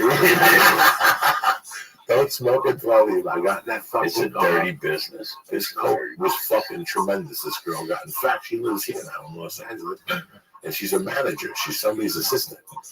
Randy Jackson, somebody big's assistant. I owed her like 30 large. I fucking took that fucking ounce of blow. I got in that car. I did 2 bumps. And I got on the road to Boulder because the girl I was with was from Boulder. And this is where? New York? No, this is Snowmass Village. Right, okay. It took us 2 days to get back to Snowmass Village. It's a 4-hour fucking drive. Yeah. Snowmass to Boulder, it's 4 hours. It took us 2 days. You know why, Lee? We were so paranoid. We would check into hotels, do a line of coke, and then check out and get out. We checked into 4 hotels one night. That's how fucking paranoid we were. The sex on coke must just be amazing because every other coke story sounds terrible. Well, at that point, the sex was good, but it didn't matter. The cops were looking for me. I had no time for fucking lovey-dovey. Right? It's fucking business. There's a time for lovey-dovey and there's a time for fucking business, all right? So we just drove back to Boulder. And I got the money I had left over. I got a little apartment up in North Boulder with another guy that didn't do coke, but he did more coke than the both of us. And his creepy girlfriend, they would lock themselves in the bed. And it was a fucking hour show. It was a fucking hour show. And I couldn't find a job, so I got a job at the car wash as a towel guy. And I was drying off fucking cars. Oh, no. The puddle car wash. Then I got promoted to fucking like the second towel guy, like the guy who brings the towels out to all the fucking idiots and shit. 52 hours a week for $7 a fucking hour. That's what you were doing. Then I'm doing. No. Then from there I went over to Bill Crouch's body shop. First, okay? Bill Crouch had a body shop out down 57th and Arapahoe. I forget the guy's name. Good dude. And the dude that was running the place was from New York. First I started as a shagger. 85 hours for fucking guys. I forget what it was. I started working for them. It was 60 hours a week, and I got 800 a month flat. And what's a shagger do? You want to know what a shagger does? I clean bathrooms. I give people rides. When they drop their cars off, I give them a ride. So I had to be there at 6 to start giving people a ride. I'd steal the change out of the car, the roaches, the guitar clips, anything I could steal was gone. I don't know what happened to it. The vacuum cleaner took it. You know me, the fucking vacuum. I don't know nothing. Literally the hardest 2 or 3 months of my life because I couldn't quit. I wouldn't let myself quit. The money was garbage, but I had to prove it to myself that I still had it. It doesn't even sound like it was minimum wage. It was horrific. It was horrific. It sucks. I made the best of it because I hustled there. The people liked me. People would say, you know what, wash my car, take a 20 off the top. I got weed there. I bought coke there. Now, I had friends there. Had you already been a car salesman at that point? No, I didn't do nothing at that point. See, that's why. And granted, yours sounds like a little harder than being a PA, but or maybe kind of the same, maybe. But I think that those kind of jobs are important. I think, like even for a couple months. That's the job when I had a manager that was a fucking dick. His name was Dirk Jordan or Dirk Johnson or something like that. I'll never forget this fucking jerk off, right? But he was one of these dudes that was a fucking geek, but they made him a manager. He would pull rank on you and shit like that. Which he thought he was real fucking cute, so he would pull rank on you. So one day I'm sweeping, like I did everything shitty. I emptied the oil. I had to take the cars after a collision and vacuum them, and then drive them around. I get glass stuck in my fucking neck and shit. Jesus. And then they fucking fix the car, and then after they paint it, I have to wash it and put a special thing on it, and then dry it really good, then give it back to them. And then I had to help this dude who installed stereos. Lee, I did everything there for $800 a fucking month. Yeah. Then they finally promoted me to a detailer. I was a junior detailer, which meant I was on commission, but I was guaranteed $100 a day. And I was making $150, $200 a day, because you know me, dog. They had these cars that came off the boat with Cosmoline on them. All right? When you bought a Honda in those days, Toyota, not a Toyota. What did they have? They had Crouch Honda, Crouch Subaru, Crouch Mitsubishi. All those cars came with Cosmoline on them. Is it like a coating? It's a coating for the ship. So the salt and that type of stuff doesn't get into the car. Oh, gotcha. So you gotta wash that Cosmoline off with a special chemical. Some nasty shit. You gotta wash it off first, then I have to take the wrapping off, and I have to put the floor mats down. I have to push a button to connect the stereo. I have to do like 4 or 5 things on a checklist. That car took 2 hours. They gave me like $30. If it was a used car, you got like $35, which is 4 hours. But if you were involved in a lottery, you know what I'm saying? So you took them as they had them. But I became friends with the people at the Honda place. There was a girl named Lori Roller. Lori ended up marrying our drug dealer, Vince. All right? That's where they met, at the Honda dealer. She was the hot blonde behind the thing. Me, Vince, we all worked together. Did you know that? That's why I met Vince. 1988 at Boulder Auto Body. That's why I met these motherfuckers in 87. He was the head detailer. He knew everything. He was the baddest motherfucker. He was the baddest motherfucker there. So Dirk used to pull rank on us. And one day I'm cleaning out the gutter, the circle thing where all the drain water goes in from washing the cars, and there's a fucking rat that's dead. So I look over to the side, and there's Dirk Jordan's jacket was hanging on the hook. Wow. So I took the fucking rat. I dried it with paper towel. And first of all, I don't think you say he pulled rank. He's your manager. He's my manager, but he was one of those dudes that was a manager. But he's lucky to be breathing. He's a fucking retard. He's lucky to be breathing. One of those managers that you look at and go, really? I will fucking outmath you to death. You understand me? I will outmath you to death. Choose the algebra, bitch. Like they just got manager because they've been there. Yeah, he was a fucking moron, you know, and then he had this little certain rank to him. So I took that rat and I put it in his pocket, right? I fucking I went home. I forgot all about it. And the next day he comes in. His car's all bagged up and shit. He reached his pocket for cigarettes. And there was the fucking rat. And he almost hit a pole. He hit like a fucking farmer's thing. So boom, one day over the fucking Peter Pinto.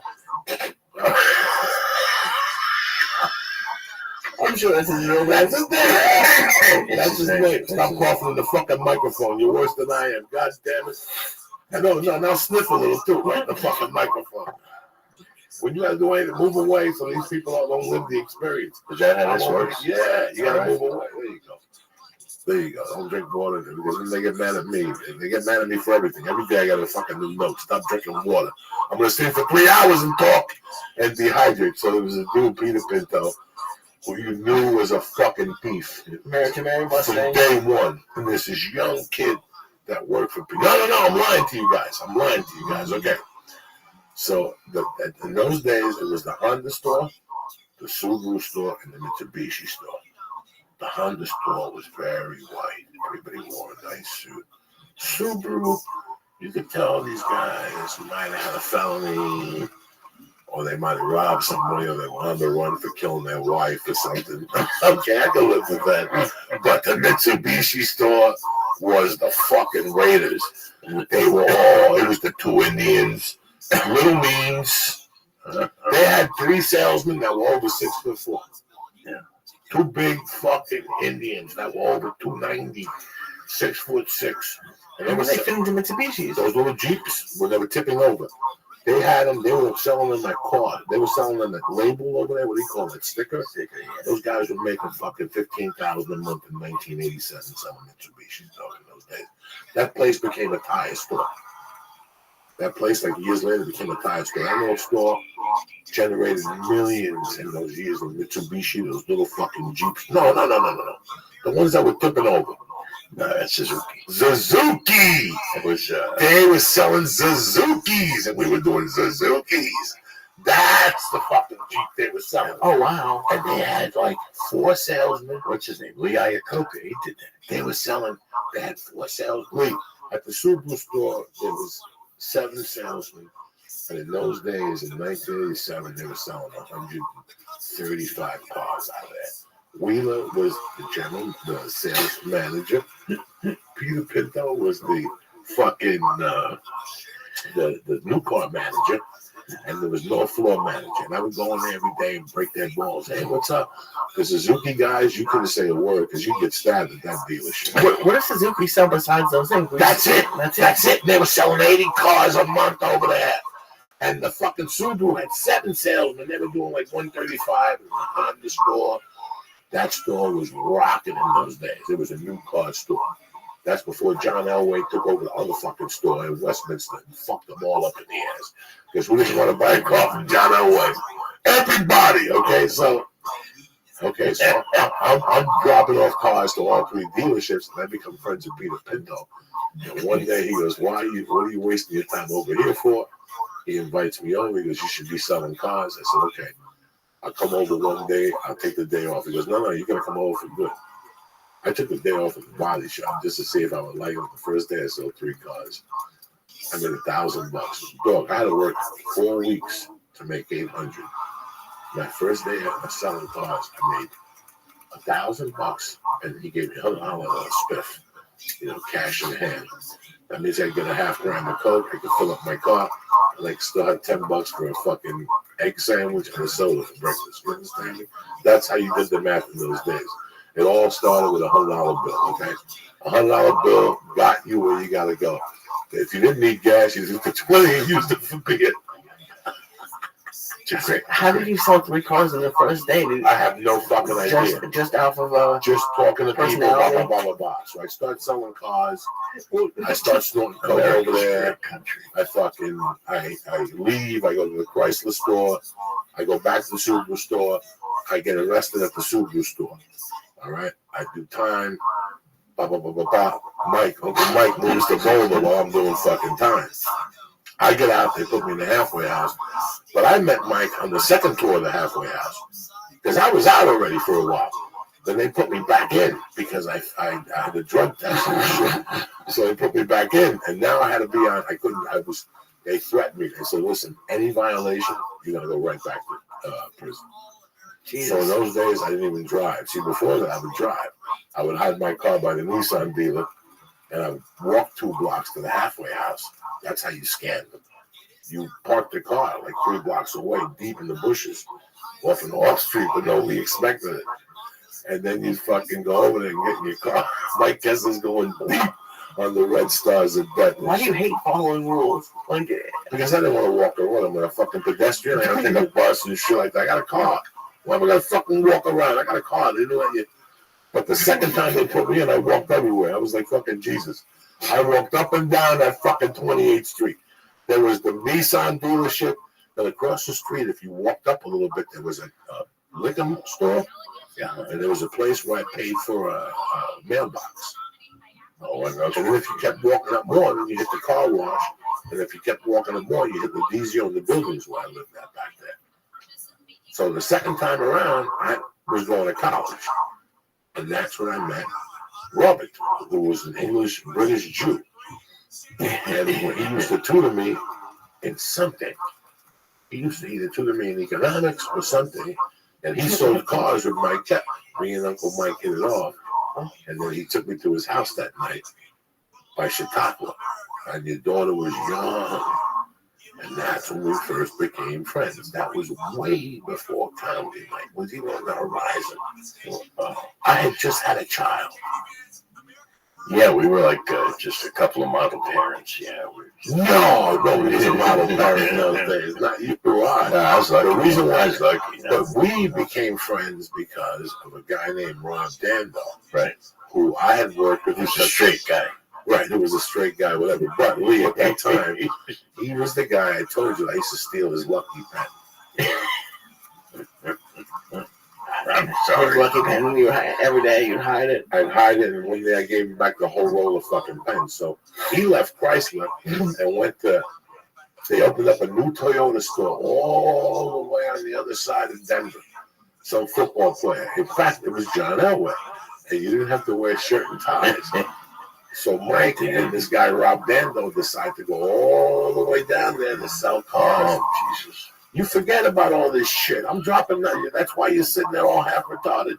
Because I'm giving you all this, and you're sitting there going, Jesus, this kid's got a memory like a fucking horse. I don't forget none of that shit. Unbelievable. Wow. Strange times, man. That's how you knew Rob Dando, and that's how you connected with me. Now we were all okay. We all knew we did a package from time to time. If you got a package that was a little oversized, you call me. If I got a package that was a little oversized, I call you. Then I got divorced. I went back to New York. I came back, and that's when we connected heavy again. But I wanted to tell people the struggle. You know, when I sit here at night and I talk about comedy and this was the beginning of my comedy career, guys. I moved back to Colorado and I'm dead serious about comedy. Like, this is it. I'm not fucking around anymore. And there's a contest. And at that time, the Denver Comedy Works wasn't giving me any love. Nobody was giving me love. There was one club that was giving me love on a Sunday night. It was called Club Mix. And it was a black club. And when I'm talking about a black club, they were so black, there wasn't even white chicks allowed in there. Like, this place was black, guy. And the chicks were blacker than black. But on Sunday nights, they did comedy, and Cedric would come in. Any black comic you see that's big today came in. Not like I never met Steve Harvey, but that's why I met Cedric. Do you mean Bernie Mac? Bernie Mac would go there. D.L. Hughley. D.L. Hughley would go there. It was one of those. It was one of those nights that it was a black promoter would bring in, but before they brought up the stars, and they weren't stars in those days, to be honest with you, they brought me and some other local black comics from fucking Denver. How are you a black comic? Listen to me, dog. There was only 2 white dudes who were allowed to perform there. And it was me and this cat named Captain Fitzgerald. That was the veterinarian on Animal Planet for many years. He was a Vietnam vet. That was also a fucking killer. That was also the Stone security for all those years and 2 tours. This guy was a bad motherfucker. They only liked me and him. All the other white acts that would go there on a Sunday, they boo him. It was like $25 in a drink ticket they paid. Like I used to be like in heaven because they paid me $20 bill to do fucking comedy. So I had to make a tape. I didn't know nothing about nothing. I didn't know nothing about no tape. So I went with Mike. And I go, Mike, I gotta fucking make a tape. He goes, my daughter works with cameras and shit. Why don't you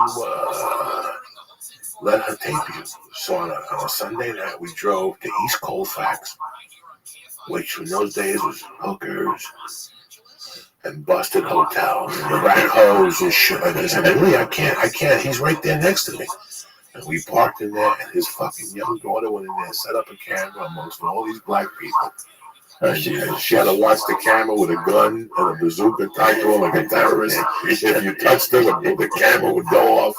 I mean, she taped the fucking set. Lee, it was the worst set you could ever imagine. I was dancing in the beginning. I mean, it was garbage, but who gave a fuck?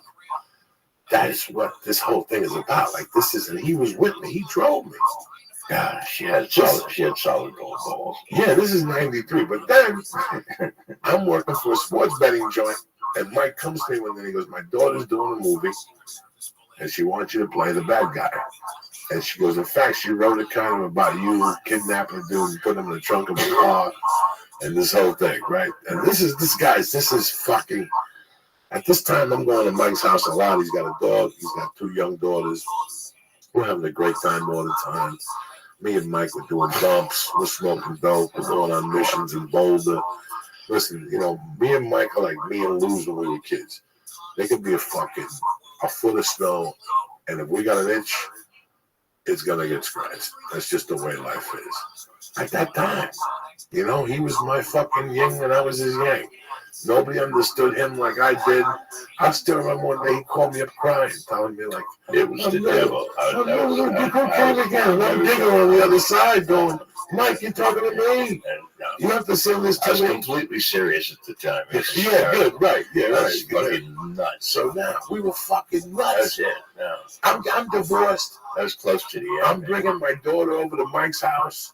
My baby daughter at the time, Jacqueline, the older one, she would play with the dog. Remember the dog loved her and your mother and your wife and the whole fucking thing? Yeah. This is how deep we go back, guys. But then we do this movie. I agree to do this movie up in this fucking town. And this is a good thing. This is a good thing. I agree to do this movie. We do this movie. I get there at 12 o'clock for fucking lunch. I didn't know nothing about movies those days. You tell me 12 o'clock, I'm ready to go at 12 o'clock. I got to get out of here. I didn't know nothing. You waited around all day. You know what time I shot, guys? At 4 in the fucking morning, they woke me up to shoot my scene.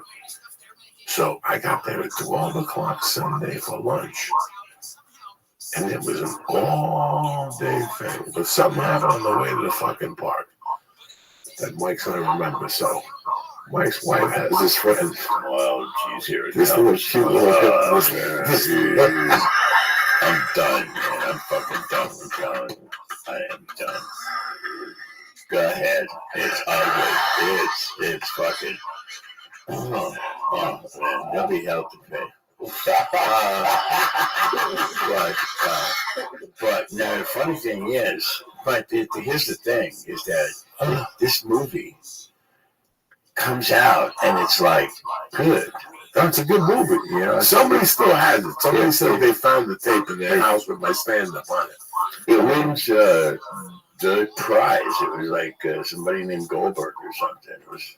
We won the fucking Blue Ribbon. Academy Award shit. But on top of all this, I'm tired, Lee. We've been there all fucking day. And I think I say something. It was 24 hours. I'm not gonna fucking lay down. Oh, geez. Here it comes. Oh, jeez. Does he torture you with this? No, he don't know. I forgot all about it. No. I was thinking about what, It's the women that I love that torture me. They hate me. I become like the devil. So I go, It's like they go, what? Why could you hang out with him? I go on this Toyota long bed I truck don't know.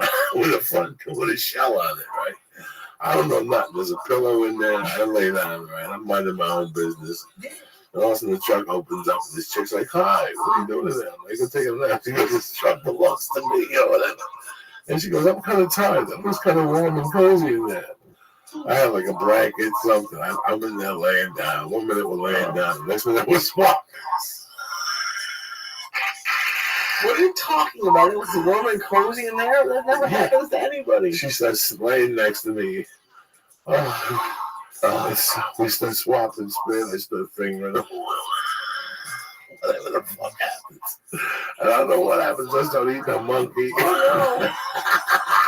Then we just went for it. Fuck it.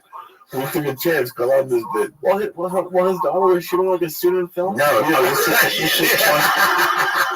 this is 20. There's this really small town outside of Boulder, right? It's like Lyons. Oh my God! It's like Lyons, Colorado, right? This is terrible. And there's this like diner in town, It's like, the diner's real, right? Well, we get to the people in the diner to let the kids shoot a film there, right?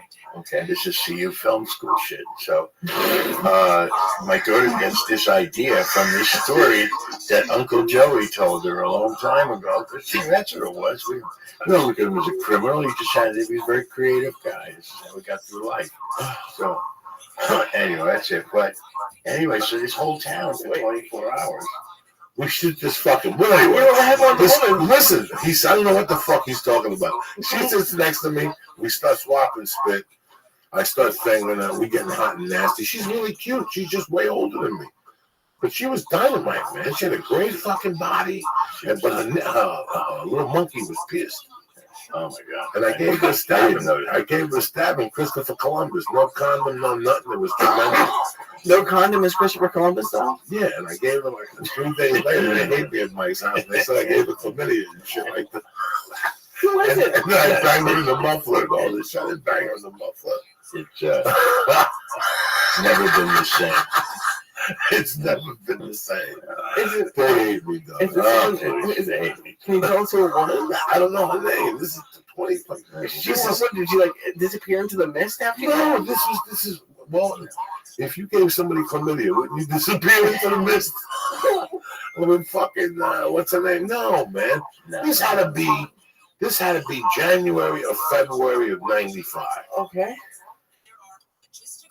And by this time, I was doing comedy. I was trying to do comedy. I think Mike would drive me from time to time, but at this time, Mike also knew. Mike knew when I had the Rocky apartment, the one across the street from the YMCA, downstairs. You remember that apartment at all? Fuck no! Look at you. No. That Star of Death is killing me. Yeah, it's almost there. I think it's the basement. But I was doing I comedy. had a bench with Yes, the basement with the bench, and I had the fucking tub, whatever, the stand-up metal thing. I don't know why took a shower. But I was always at your house. You used to make veal scallopini and fucking spaghetti and all that I was shit. into cooking. And then you got a car, and at the same time, I got thrown out of the County Works. And you gave me the fucking car for $600. But like you were in Boulder that whole time, and I was really angry about. Yeah, you had some issues. It was really bad for a while. That's tough. Like he saw it all. He saw the whole thing. He saw me pack up my car. He saw me fucking head to the hills and do comedy. And then we both reconnected. So we both left. I left Boulder in '95. Okay. And I went to Seattle. I stayed up there for a while. And then I went on the road and hooked up with your daughter in Boston. She had a boyfriend and they lived in Boston. The young daughter. Oh. The stockbroker guy. He was in Laguna Beach or something like that. Yeah.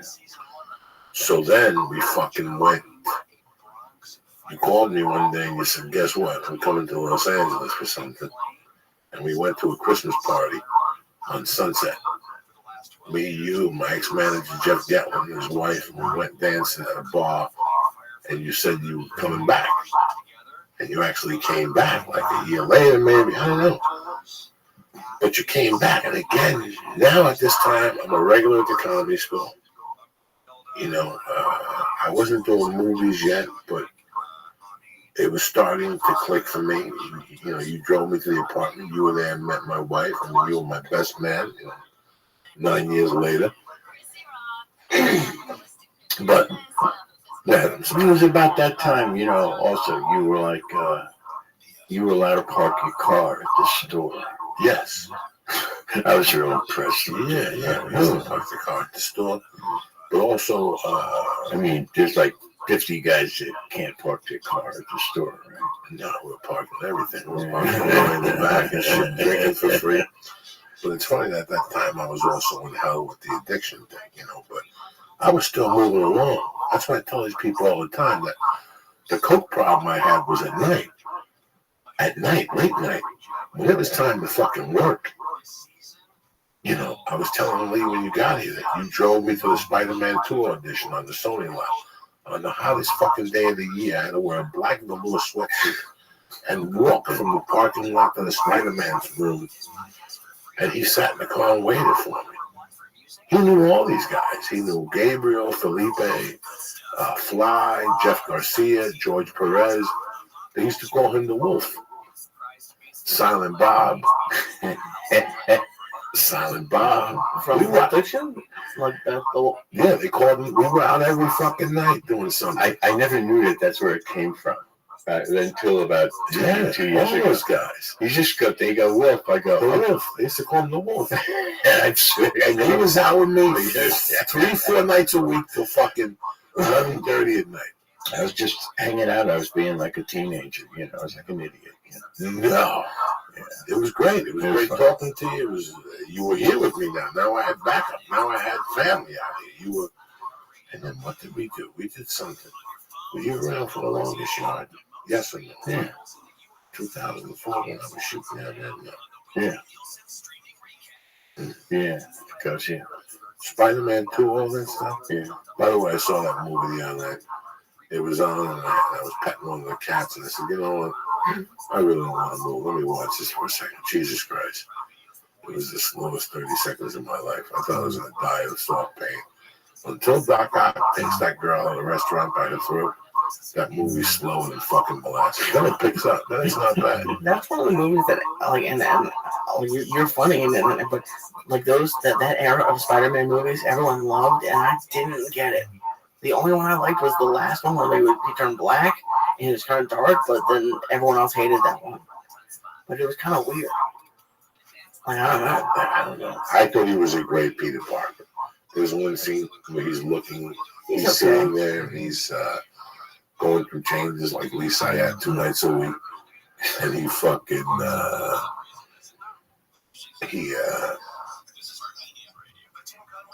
what do you call that? I was looking at him thinking, Transform. And I looked at him, yeah. And he really, in my mind, I go, yeah. If I had to think about what Peter Parker looked like, it would be him. Yeah, he was. Oh, yeah. He really does. He really does. So. I don't know. You know, Mike stars at that. Yeah, I told you that stars at that. It's real weird because Mike saw me at my worst, but then he walked me down the fucking aisle to marry my wife. So it just, when you called me and you said you were coming to town, I said, what the fuck? He got me a job at an Acura place one time. I sold 3 cars, and one day the guy got loud with me or something. And I don't know what happened. I told him I was going to throw him through a plate glass window or something. I was fucking crazy, just out of prison, fucking nuts. And I don't know what the guy said to Mike. He pulled Mike aside. Fucking crazy. They said, hurry. Joey's got the manager up by his throat. I don't know why I thought it was funny, but I was laughing my ass off. No, I figured you'd have heard him already, but by now. But I remember coming over there and kind of asking you, like, Joey, this is like not a good idea. Put him down, would you? You know, it was hysterical. It was like I go visit Mike. I came in, and I got the monster off, and all I had to do was ask. I'm serious. That was it. You didn't hurt the guy. So I go visit Mike one day at his job. And I was thoroughly entertained. And Mike's talking about something. And at that time, it's the guy has been disrespectful, by the way. Nice guy. He was, and he was a psychotic. This is, I think, like, damn. Oh my God, I was out of my mind. I was out of my fucking mind.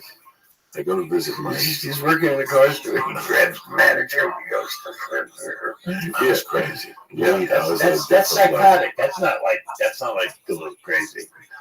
And I'm sitting there, I'm going like, I'm hanging out with this guy. What the fuck am I doing? But it was entertaining, you know. Because in the rest of my life, you know, I was at that point that a lot of people listening get to. It's at that point where you figured out what you want to do with your life. I'm still working, but you have to have a job to pay your bills, and you're only doing this fucking job to pay your fucking bills. That was the point in my life I was at. Like, all I want to do is be a fucking comedian. When is this gonna fucking happen to me? Like, that was what I was going for at that time. And I'm trying to work, and these people are breaking my balls, and all I want to do, that's all I want to fucking do, Lee. And I couldn't figure out how to fucking do it. That's one of the most inner worst that you could feel when you know what you want to do, but you can't quite figure out exactly what needs to be done. You know, and now I gotta fucking get up in the morning and sell fucking cars for a living. Am I fucking retarded? You know what? I'm not doing it. And those jobs like that, I would last a month at them until one day I said, I'm just going to do comedy and steal along the way. Whatever's not nailed down, however I can make money, I'm going to fucking do it. You know, one of the times I robbed one of the dealerships, I don't understand. I have no idea what you're talking about. I plead the fifth. You know that. And they blamed on somebody else. I don't know. That'd be them. I'm serious.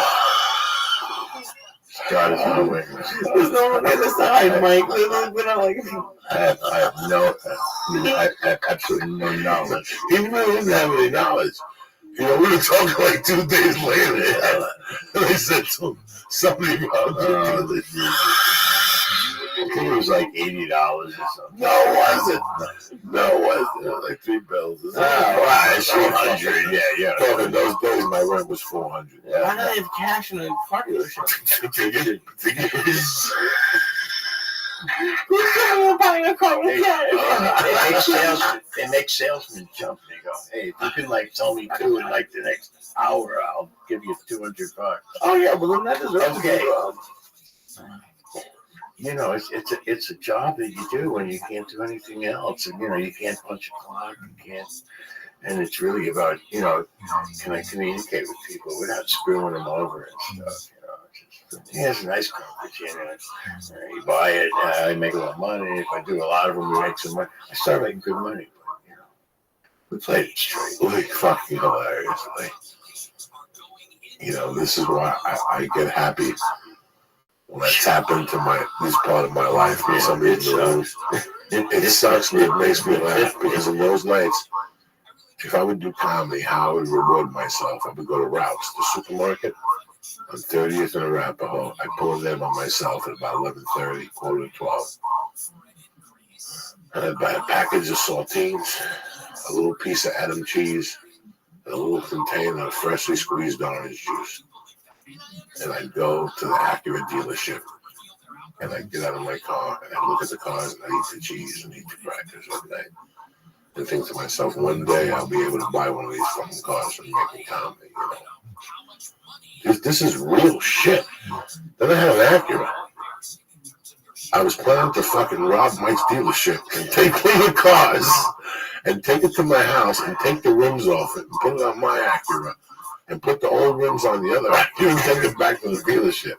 Look, this was a complete different person. When I sit here in front of you, I sit here and we giggle about this stupidity, but this is where my head was at. I had a brand new Acura. Me and Mike went to the fucking Denver Nugget game and I hit black ice and the rim hit the fucking thing and I had to get a whole new rim. I had alloy wheels on this fucking Acura. Each rim was $2,000. I had $2 in my fucking account. I don't know anything about it. Yes, you do. Don't fucking lie. But then you were also the driver before you became the head driver here in LA. We used to go out every night. You were also the driver in Boulder for a few comedy shows. I forget where you drove me one time. Well, you drove me to Black Club Mix, but then you drove me somewhere. That was never Club Mix. Yes. But then you drove me somewhere else. I was talking to my kid about it. I said, how old are you, 12? She says, no. She was in film school, right? Who? When I met you guys? No, and with this thing. Isn't that the thing that she shot? What shot? Yeah, she filmed. All right, yeah, she was in film school at that time. Okay, yeah. But I had met her before that. Because I had met you, and I was friends with you, and I was friends with your youngest daughter.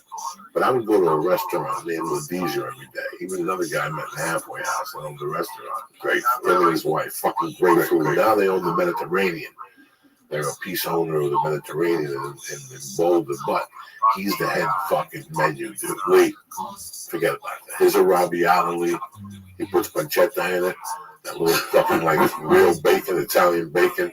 With the fat, more fat, and little fat, all put on one piece. You know what that does to sauce?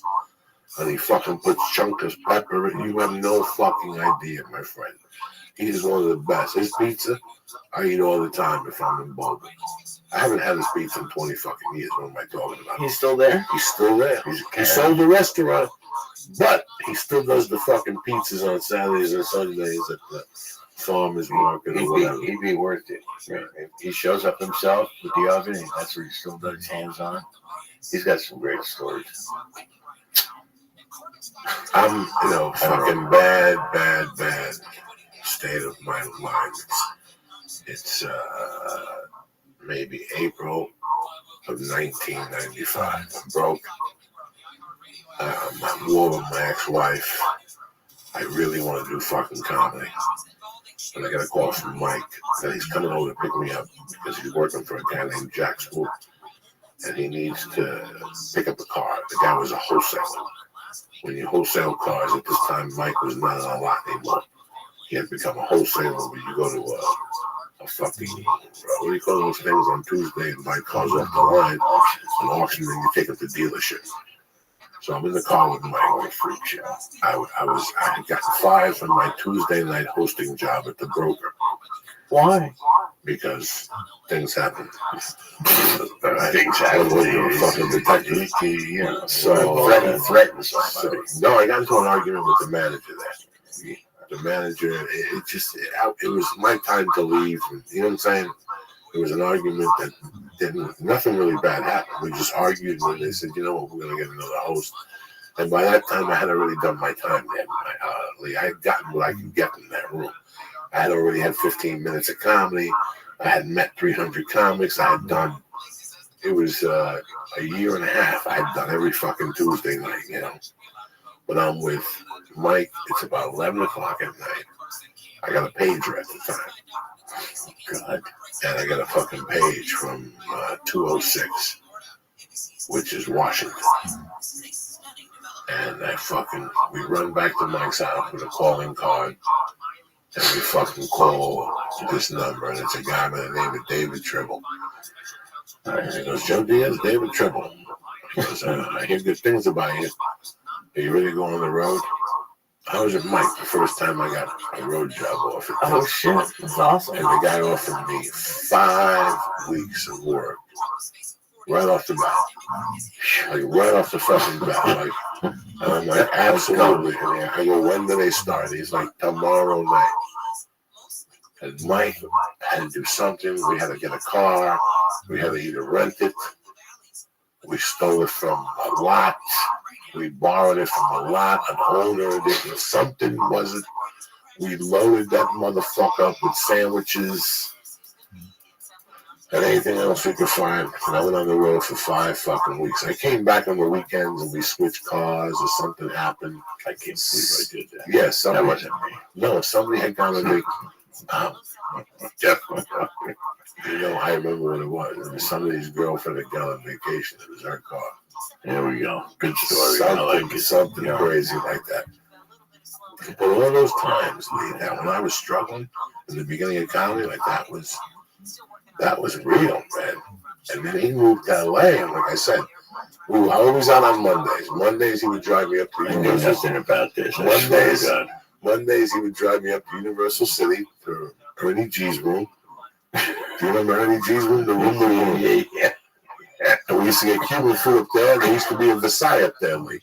Oh shit! Ernie G, the big Cuban. The big guy. We used to go up there on Mondays, and we'd go to the Comedy Store and learn. Yeah, so Tuesdays we'd go to Casa Latina. We'd fly, and Jeff Garcia. I picked up my first 40 there.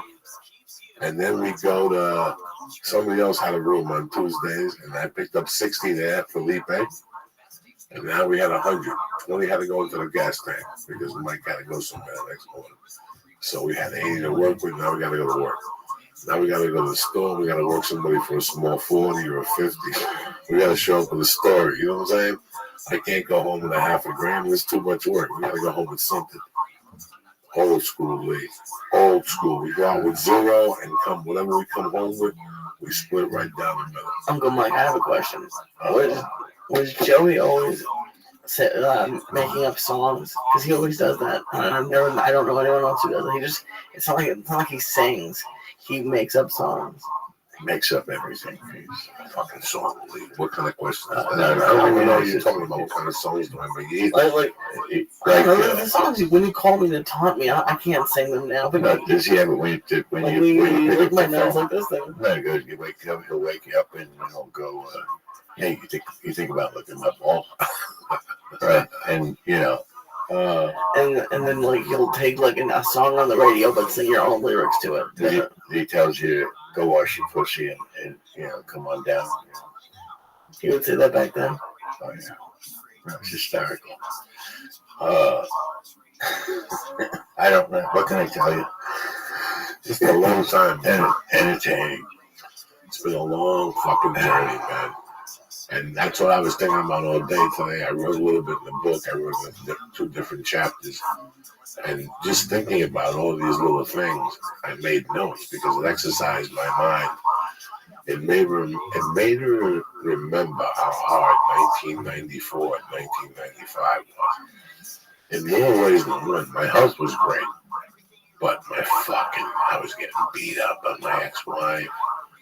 You know, if you've ever started anything, I was starting comedy, one of the hardest things to start, and I was getting beat up there. But guess what? At that time, I was out every night, at least I had. See, for the first 3 years of comedy, 91, 92, and 93, I just jerked around. I was just telling people I was doing comedy. I was getting on stage twice a month, if I was lucky.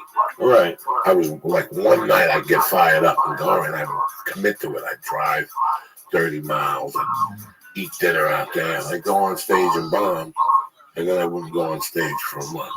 But then I went to New York, and I realized when I went back to Colorado, I was out every fucking night.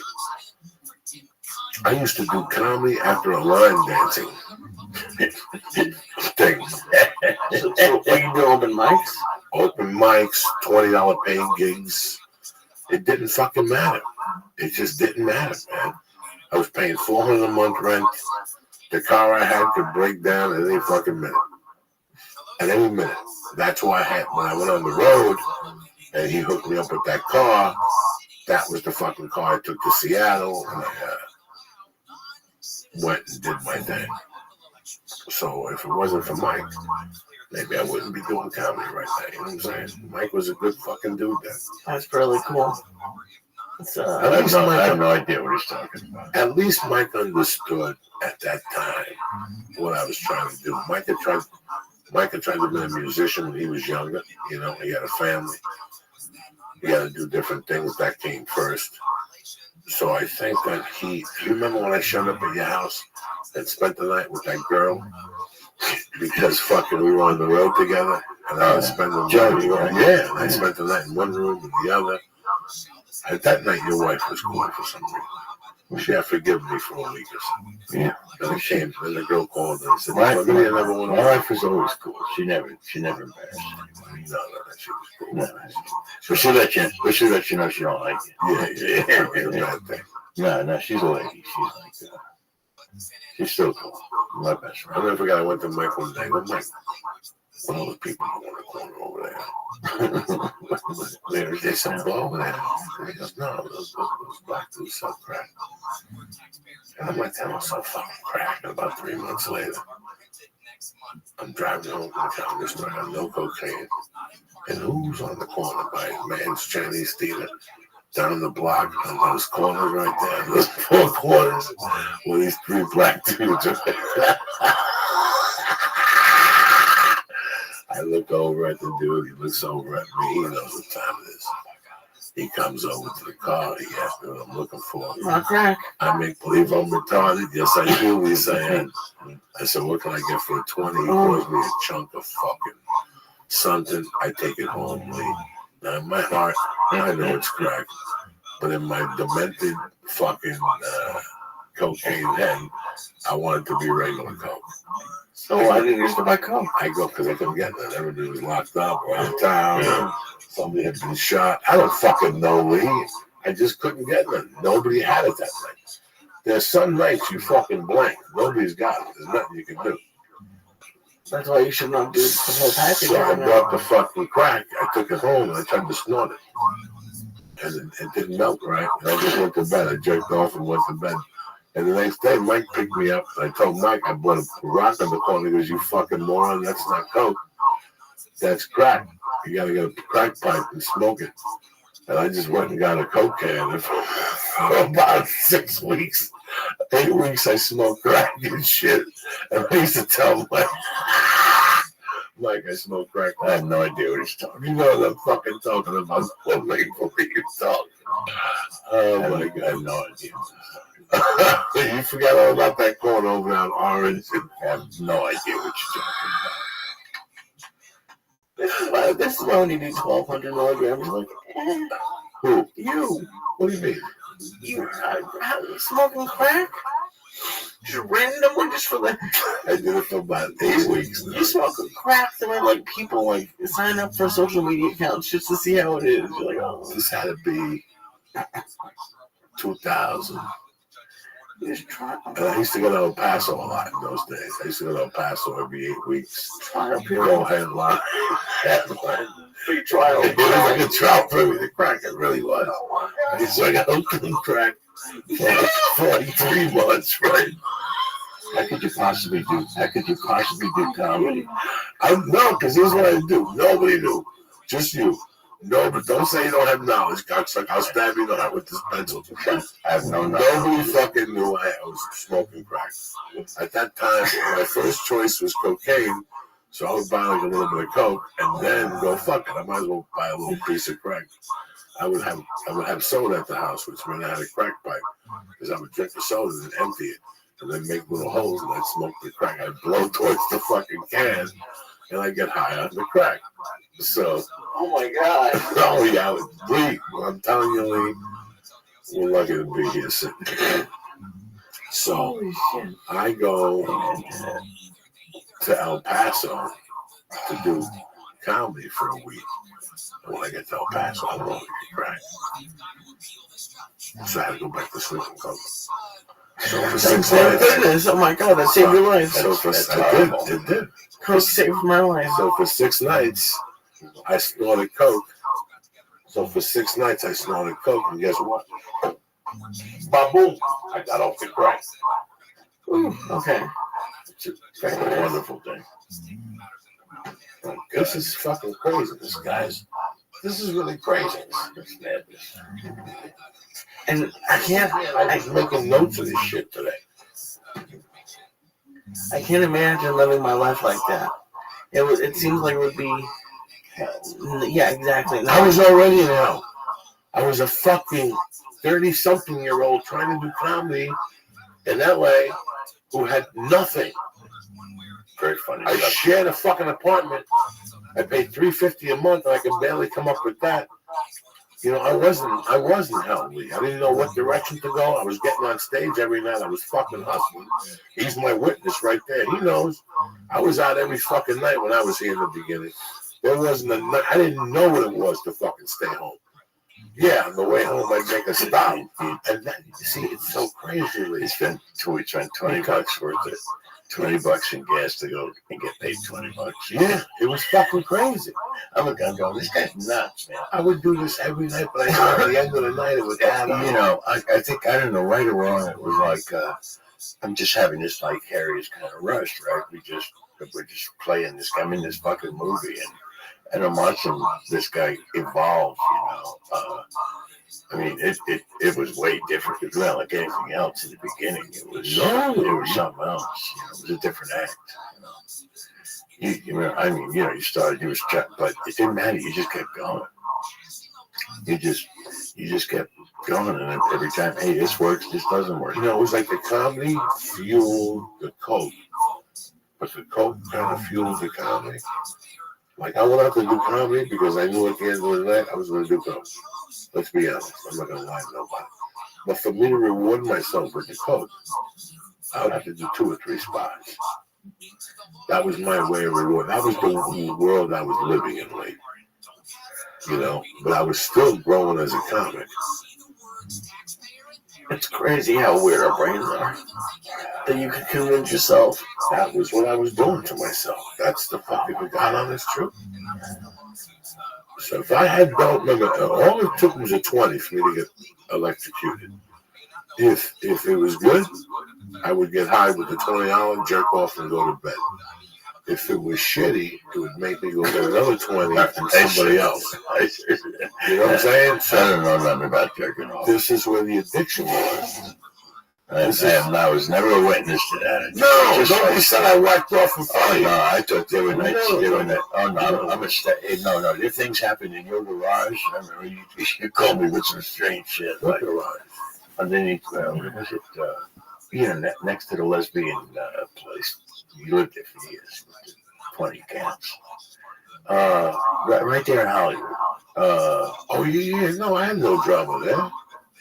No, I was there for 9 fucking years. No. I was getting evil there. Yeah.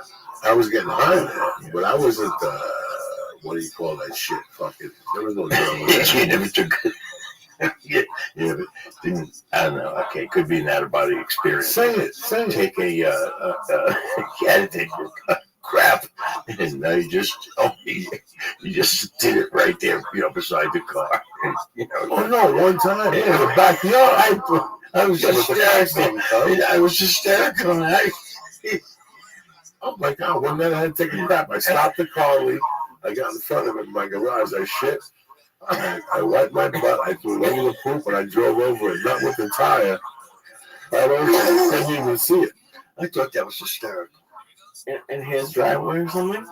In my driveway. Yeah. Oh, okay. So you just told Mike about it. Yeah. Oh, okay. Yeah, I've heard that. Oh, God. That's crazy. That was a crazy time. Lee, you wouldn't have been talking to me at this point. You don't think so? No. Hold on. From 2000 to 2006, I went fucking somewhere, and it was getting worse and worse and worse. Do you think you would be talking to me though? Like, do you think you'd be looking for that kind of help or no? No, you let me go. I'd be like your other clients. I wouldn't call you back with a credit card. I wouldn't call you back with the money. I would be an hour late. There was always a story. You know, oh, I'll give you that money next week. Lee, give me 100 till next Tuesday.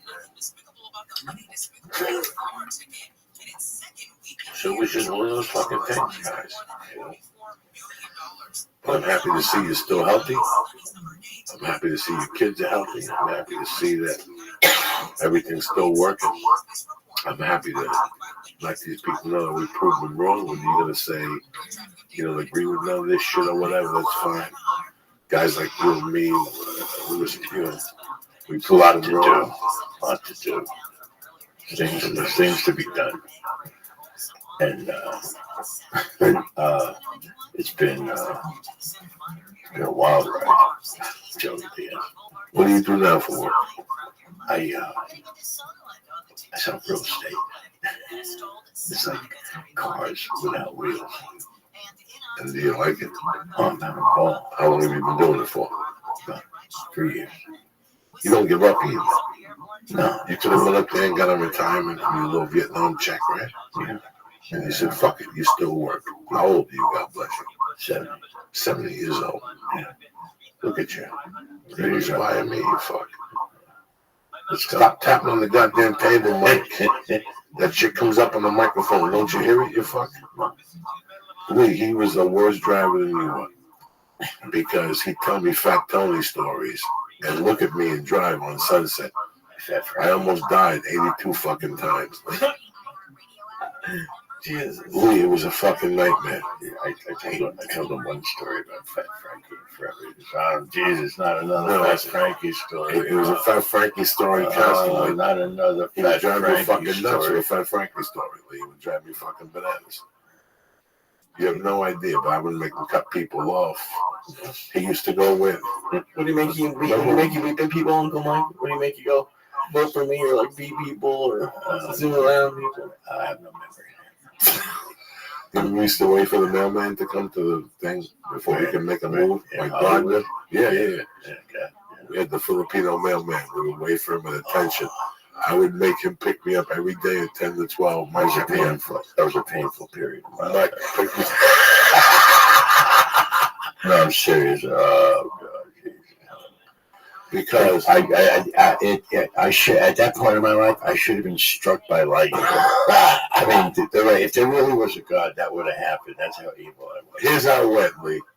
He got a call from me at 10:30. I'm coming. Obviously, it's the past, long past. Lee, come get me. I don't know anything about it. He come get me by 10 to 12. He'd come get me, and then from there we'd shoot right to Gardner, and we'd wait for the Filipino mailman. And whatever we were deciding would be upon the Filipino mailman. Mike, what do you got? I got 20. Mike, what do you got? I got 27. Okay.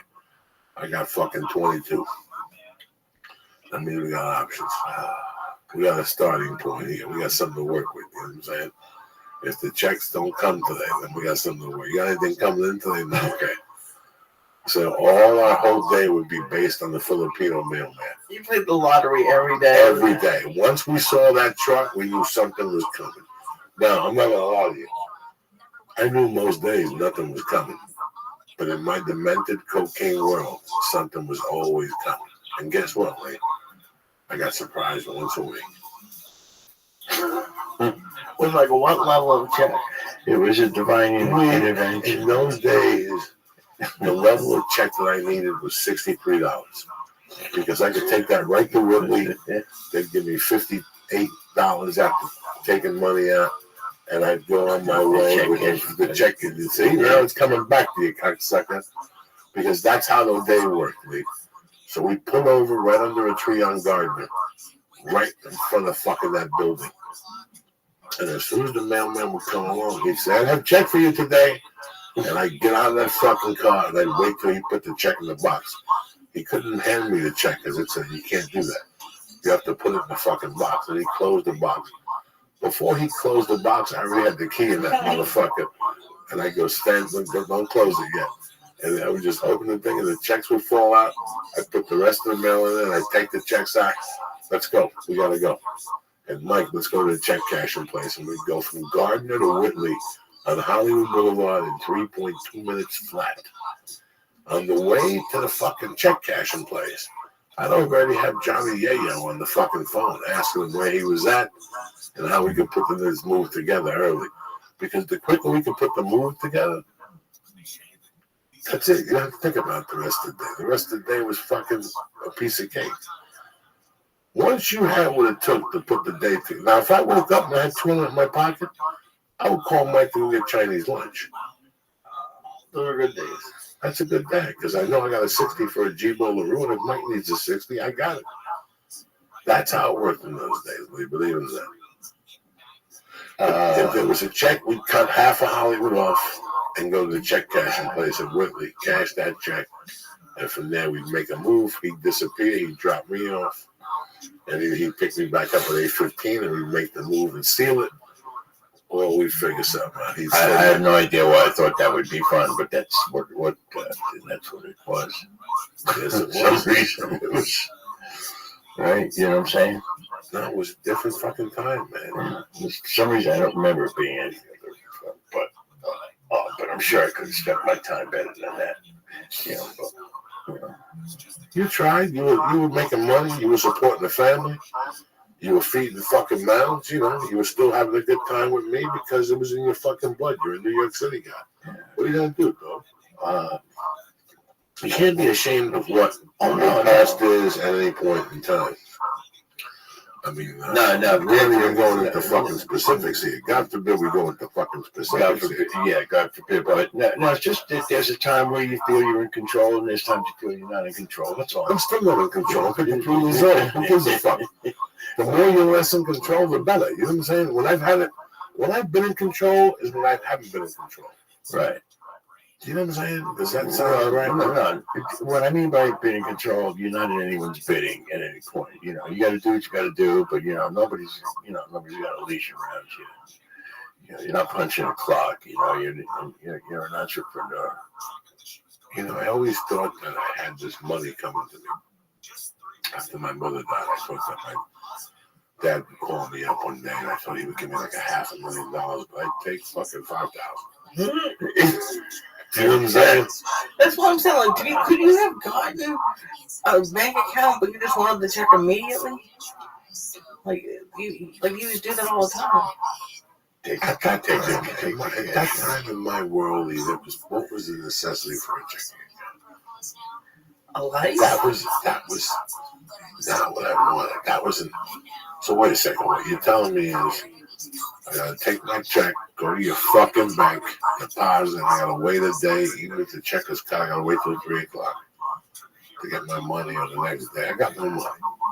I'm living fucking hand to mouth. I'd rather pay the $2.19 and get my cash right there than have to fuck around. When you're in that world, like, I've never been in that world. that's the world that you decide to choose on. You know, and I would have 19 different paychecks coming in. That's crazy. In those days, I would have the Comedy Store check, the Improv check, the Laugh Factory check. They could amount to a total of $95. To me, that was $22 million fucking dollars. Okay. Then you had your checks from selling cigars on the phone, and then you had your checks from maybe doing a short film, or maybe doing something for whatever the fuck it was. You follow what I'm saying to you? The more months I lived here, the more all those checks increased. You also had money coming in every night from the cash gigs. In those days in my world, it was every night that I went out and eat was cash. Not in Colorado, but here. Getting paid in cash. I got to a point in Los Angeles where for years you heard comics going, there's no reason to LA, you don't make no money in LA. Let me tell you something. I don't have those notebooks no more. But years later, I looked at those notebooks, and you have no idea what I was making in those rooms. Well, that's the point. It's not that you can't make money if you're only doing the Comedy Store, Laugh Factory. When I got here in '98, it took me about 2 years to get settled. But from 2000 to 2004, I had gigs every week from $40 to $250. Those $250, damn, it feels good to be a gangster. $250 was like driving to San Diego on a Saturday night or something. Now, are there other comedians who make a living just still doing that circuit? Listen, man. Again, You could, I guess. yes, you can. Are you? Yes, you can. Are you? Whose phone is this? Will you turn this shit off, please? Yes, you can make a living. It just, okay, help power, okay. Yeah, there you go. There you go. You can make a living, but you can't drive a Maserati. At that level, in LA, is it? Yeah, is it? At that level, okay, your buddy there, Tommy Easton, his level in LA right now, an apartment, not fucking Beverly Hills, in the Valley, okay, a day job, and at night, his goal is 200 a week in gigs. Guess what, Lee? It's out there. I know people who do it. You know how you get out there? You have to go to other gigs in Silver Lake and all those other gigs. And then those people will tell you about a Tuesday night where a guy pays $85 for 20 minutes up here in fucking off the 170 up there, whatever that is up there, La Clarita, La Cosenta up there. I don't know these, but that's how you get those rooms. They'll start asking you about rooms in Santa Barbara. Those rooms are $150 on a fucking Thursday night. If you put together a $250 on Saturday and a $150, that's $400. God forbid you go out on fucking Wednesday and Tuesday and pick up $100 and $100. You understand what I'm trying to say to you? There's a living. But the more you go out and talk to people and meet people, people will approach you and go, hey man, what are you doing next Saturday the 23rd? I got this gig at this fire department that we do once a month. It pays $75. Do you want to do it? And next thing you know, you're like, can I do the gig by 9? Because I got another gig right next to the city next to it that pays $200. So everything always works itself out while you're hustling. If you believe in yourself, like that's the level I was at in LA. I can't lie to you. And at that point, Lee, I look you straight in the eye and tell you I was struggling. I was probably making $1,600 a month cash on the road in LA. I was probably picking up another $700 on the road in those days as a feature act. All right. And I was probably picking up anywhere from $1,000 to $2,000 in TV and film every month. And I can look you straight in the fucking eye right now and tell you I was walking around fucking broke in those days. I can barely make rent for $350 and help my wife with the fucking phone bill and groceries. Yeah. Walking around broke. Bummy clothes, the whole fucking deal. How much of it do you think went to cocaine? What do you fucking think? 45, 40? 80%. Because my wife only saw the checks. She didn't see the cash. If I did bring home cash, I split what I got with it. It's tough when you get paid in cash. You know how much you're making. You follow me? Yes. So nobody really knew what I was making in those days. So it was fucking wild when I think back of that hustle, you know. Yeah. And I was making it work. I sit here amazed, thinking how I was making it work. As a comedian. In 2 weeks, I'll be here 20 fucking years. For the last 3 months, I have been thinking about this once a day. That I could fucking tell everybody here I thought I would last 3 years in the city. I thought I would last 3 years, go back to Boulder, murder my wife, go to jail for the rest of my life. And that was how this fucking story was going to end. This is the tragic story of another fucking sack of shit that got taken by drugs. If I would have made it 5 years in this town, I thought I'd be lucky. When I first got off that fucking RV, in the back of my head, I was like, listen, if I make it here 3 years and get a part as an extra, I'll be fucking thankful to God. At least I can tell people I was in LA.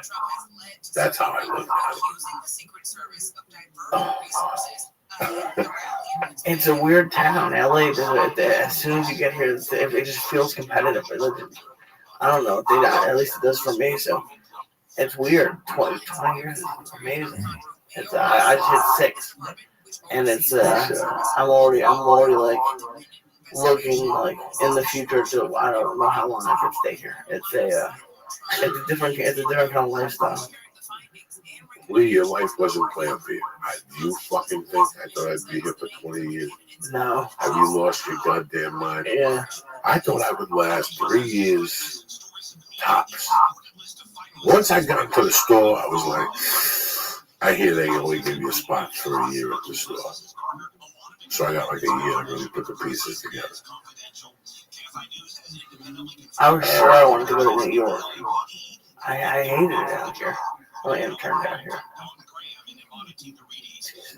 Well, you know what? I didn't have a choice to hate it or not to hate it when I came here. You know? I gotta be honest with you. Let me give you some shout outs. Keep me posted. I want to thank Bob Olingus and his family for sending Lee and myself and the baby and Elmo and a beautiful baseball and a bat book, a gorgeous book, Jimmy Page, The Three Lives of Jimmy Page. Bob Olingus and his family, a fucking church family. Thank you very much. Matt Holmeyer, family, Don Wrangler, Emmanuel Cologne, Mary Jane Scott, Ookie Spooky, Ollie Boz over there in fucking Australia. Haven't heard from you. Grimace, Mike Model B, and my man Santa Romano. I want to give you a little love there. I don't know what's cracking up in your life and shit, what you're doing. But that's the real deal. It wasn't when I had an option to stay here or fucking not. Like, this was it for the next couple of years until something fucking happened. I didn't know nothing was going to fucking happen. You didn't consider going back to Denver to do it or New York? Or Listen, the only thing that was going to happen in Denver if I went back to Denver was tempers were going to escalate and something was going to happen between me, that poor woman, and her husband. That's all. I'm going to give it 6 months. Mike can't fucking think right now. Oh, man, I can't answer questions right now. Oh, yes, I can remember for 5 minutes the anger I had in my heart in those days. No, that's why it's even to never mind that I'm still doing comedy. Just to think of getting that anger out of my heart that I had, because there's no way you can progress in your life with any type of anger like that in your fucking life. And I did it 3 or 4 times. I thought I was so angry at somebody I was going to fucking kill them. But you know what, man? How'd you get out of it? How did I get out of it? How'd you get out? Because I remember there was a time you learned. You know what? Heals all wounds. Yeah, you were talking about it. No, it was terrible. It obsessed me. Yeah. Just the thought that shit that I was worried about you. Till this day, there's nights that I sit there and my body goes into like a fucking, and I think to myself, what the fuck am I doing here? I should be over there trying to kill them both. I go, what's wrong with me? What the fuck is wrong? I'm saying, what's wrong with me? Shit. Yeah, I'm going, what's wrong with me? No. It's a different, it was a really I'm looking at time. this story and I'm going, wow. No, I would have been if I would have gone back to Bones to play Daddy, I would have still been doing time right now. This would have not ended well at all. And New York, you know what? I've been in New York. New York, I love New York. It's where I grew up. But New York spelled one thing for me. And it's called easy access. What does that mean? That I can have a conversation with you at 4 in the morning, at 5 in the morning. We could be picking up a kilo on 181st in Amsterdam. And on the way out the door, I'm going to go to his name and buy a machine gun. That is what that meant. I didn't need that in my life. That sounds very appealing. So, my question, so how did you have such a frank conversation with yourself? Did you have, do acid and think about it? Or no, at that time, there was no fucking acid. There was only one drug in my life in those days. From 98 to 2007, there was basically 2-3 drugs I did. Cocaine, maybe a sleeping pill somebody had, or a Vicodin. And then for that one summer, I did those couple of packages of heroin. That's it. There was no fucking confusion about nothing else to me.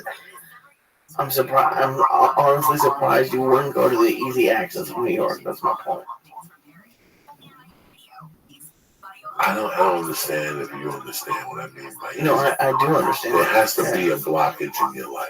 Okay. There has to be, even AA, they make you call somebody. Does that work? 9 out of 10 times, who the fuck knows? I've never been there where, you know what? I want to get my dick sucked and do some cocaine. Hold on. Let me call my sponsor, Mel, first. At 2 in the morning. Listen, Mel, I got to talk to you about something. Enough is enough. I can't get a job. My mother hates me. Listen, I got a check from the VA for 90. Roy with the one arm over at fucking the bar. He's got grams for 80, and they take it. My wife's got some more whiskey. I'm going deep. You understand me? No, don't do it. Read page 48 of Psalm 4. You know, the big book. Listen, when I see you, I'm going to hit you with the big book 80 fucking times in the head. I've never had nobody call me and say, Joey, listen, I'm thinking of shooting myself. Stop me. I don't have those type of friends. You know what I'm saying? Nobody's ever called me and said, listen, you got a kilo. I can't stop snorting. You got to help me. Nobody's ever called me with those fucking calls. That's all in the movies and shit. Call your sponsor. Go fuck yourself. I got a blonde at the bar. She says if I can get a fucking 8-ball, she'll suck my dick to the skin color. It looks like Michael Jackson's dick. She'll take the paint right off it. And I got to call my sponsor to ask him. You call your sponsor for the morning. Listen, I haven't been cleaning sober for 9 years. Let me tell you the situation now. There's a girl at the bar. Says with an 8-ball, she'll move things to my nutsack, tongues in my ass. What do you think? Should we go for it one time? I'll be at a meeting tomorrow, tip top and go. The guy will say, go ahead, go for it. It's been a long time. You've been cleaning sober. Things happen. Who the fuck knows? You would, if you had an AA sponsor, you would torment them. I had AA. Let me tell you something. When I was in the halfway house, I found an AA sponsor for a while. I found an AA sponsor, and he talked me into. I was trying to go to NA, and he talked me into AA. And we would meet once a week in Boulder and talk about what was going on. I had a meeting with my sponsor as part of the Boulder halfway house. That was part of it. He had to sign the piece of paper. Why would you go if you weren't an alcoholic? Because the principles were the same. Okay. Addiction is addiction. You know, that's how he explained it. He was a realist. He was like, you know what? I talked to him for about a year, even though I was doing blow. He was a real dynamite white dude. Dynamite white people from the heart of this country, like Omaha, Nebraska. So this dude was tight. He wasn't judgmental. I learned a lot of fucking little things from having like a little fucking sponsor. And guess what happens? I disconnect with him. I bump into him 18 months later. He goes, you look great. You look great too. I said, listen, I gotta be honest with you. I've been smoking dope for smoking. So he goes, don't worry about it. He goes, I've been smoking dope like a motherfucker myself. Fuck all that nonsense. That shit don't work. And he went off about something. That was the end of that. That's hysterical. I'm sorry. Yeah, you know. No, but I believe it. No, I believe it. I believe it. I just don't think I could call else to know shit like that happen. You know, the time listen, for 3 or 4 years, it wasn't that I wanted to do coke. It was the situations I was getting myself into. Yeah. What do you mean? A suicide mission. You know, you're at the comedy store, bro, and there's a hot chick, and she's visiting from fucking New Jersey, and she's talking about she wants to party, and you know she's a freak, or whatever the fuck is going on. I don't know, Lee. Just different situations. People come to the store and they're looking everyday kind of thing. Somebody comes to look to buy blow, and you get them a gram, and all of a sudden they give you half of it. You know. It happens to everyone. Yeah, sure, it does happen to me all the time. Okay. Yeah. Listen, man, when you're hooked on drugs, whatever drug it is, it's like a metal. It's just like carrying a gun. I've said it 1,000 times. When you put a gun on your waist, it's like a metal for trouble. When you do drugs, I gotta tell you something. Yeah, that's what. In 30 years of doing drugs, let's pretend I did cocaine for 25 years. You know, in those 25 years, how many times I got approached by people asking me if I wanted to do heroin? Maybe 3 times. The only time people came up to me and asked me if I wanted to do meth, maybe 3 times. You know how many times people came up to me and asked me if I wanted to do blow? Oh, about 1.8 times. Why? Because you're a magnet for that shit. In Hollywood, I know 2 people who did heroin. I knew these two lesbians. And you can ask Joshua. Me and Joshua were friends with them. These two ladies were solid women. Both of them good looking, tattooed up. They would lock themselves in that apartment, eat monkey, and fucking shoot heroin. They wouldn't take showers. Or they would take showers without soap because they wouldn't unclog their skin pores. We've discussed this shit before. Did you guys know each other when you were living in your car? You know? Who? You too. Me and Mike? Yes, sir. I don't know if Mike was here when I was living in my car. Where were you living in LA when I was living in my car by Ralphie's house? And I had the... No, I think I got it right after that. Yeah, he got here shortly after that. No, you had a place, I think. Yeah, that's the same place you had. The name of the street. Sure. With the lesbian. The center next to it. Yeah. Yeah, with Terry. Yeah. With my wife. Yeah. That's when I was there, but I wouldn't use that as my address. I would use Gavin and Ralphie's apartment as my address. I would use Gardner as my address. Right. I lived on Schrader, but I would use Gardner's. That's why I chased the mailman on fucking Gardner all the time. You remember chasing that fucking mailman, huh? You saw a lot of things, man. Even though you ate the stars of death and you can't remember, you saw a lot of fucking good stuff. I deny everything. Remember we went to see that Spanish dude at the House of Blues that was playing the conga drums? Yes, actually. Yeah. Pataco Totico. And he asked me if I'd get him a package. Talking about seeing him. Like, I hadn't seen him in fucking 20 years. And the first thing he said to me, can you get a fucking package? Oh, God. Would it upset you? Did it upset me? No, it didn't upset me at all. No, Did I get one? I like it. No, I didn't get it from him. I went home. Fuck it. I told him I'd be back. I just wanted to say hello to him to see what it was like. I knew him as a child. You know? Right, and then he asked you for Coke. It must have been disappointing. No, it wasn't disappointing. It was what it was. Those were the times. Those were the people I knew at that time, at that age. It's a shame. What's the matter, Mike? Who was that? Potato. Where was Totico? Totico was dead at that point. But Mike was a manager of the car store or something. And one of the salesmen was a conga player. So Mike talked to the kid about the congas. And the kid told Mike to go see that guy that night. That's how I found out about him. I don't even think I was going to the store then. At that time, I wasn't going to the store. I had already stopped going to the store. We just parked and went to the House of Blues and left the House of Blues and I went home. If the show started at 8, we stayed for maybe 3 songs. Yeah, something like that. Yeah, I can't be cooped up for much longer than that. But there was like, there was some really beautiful people.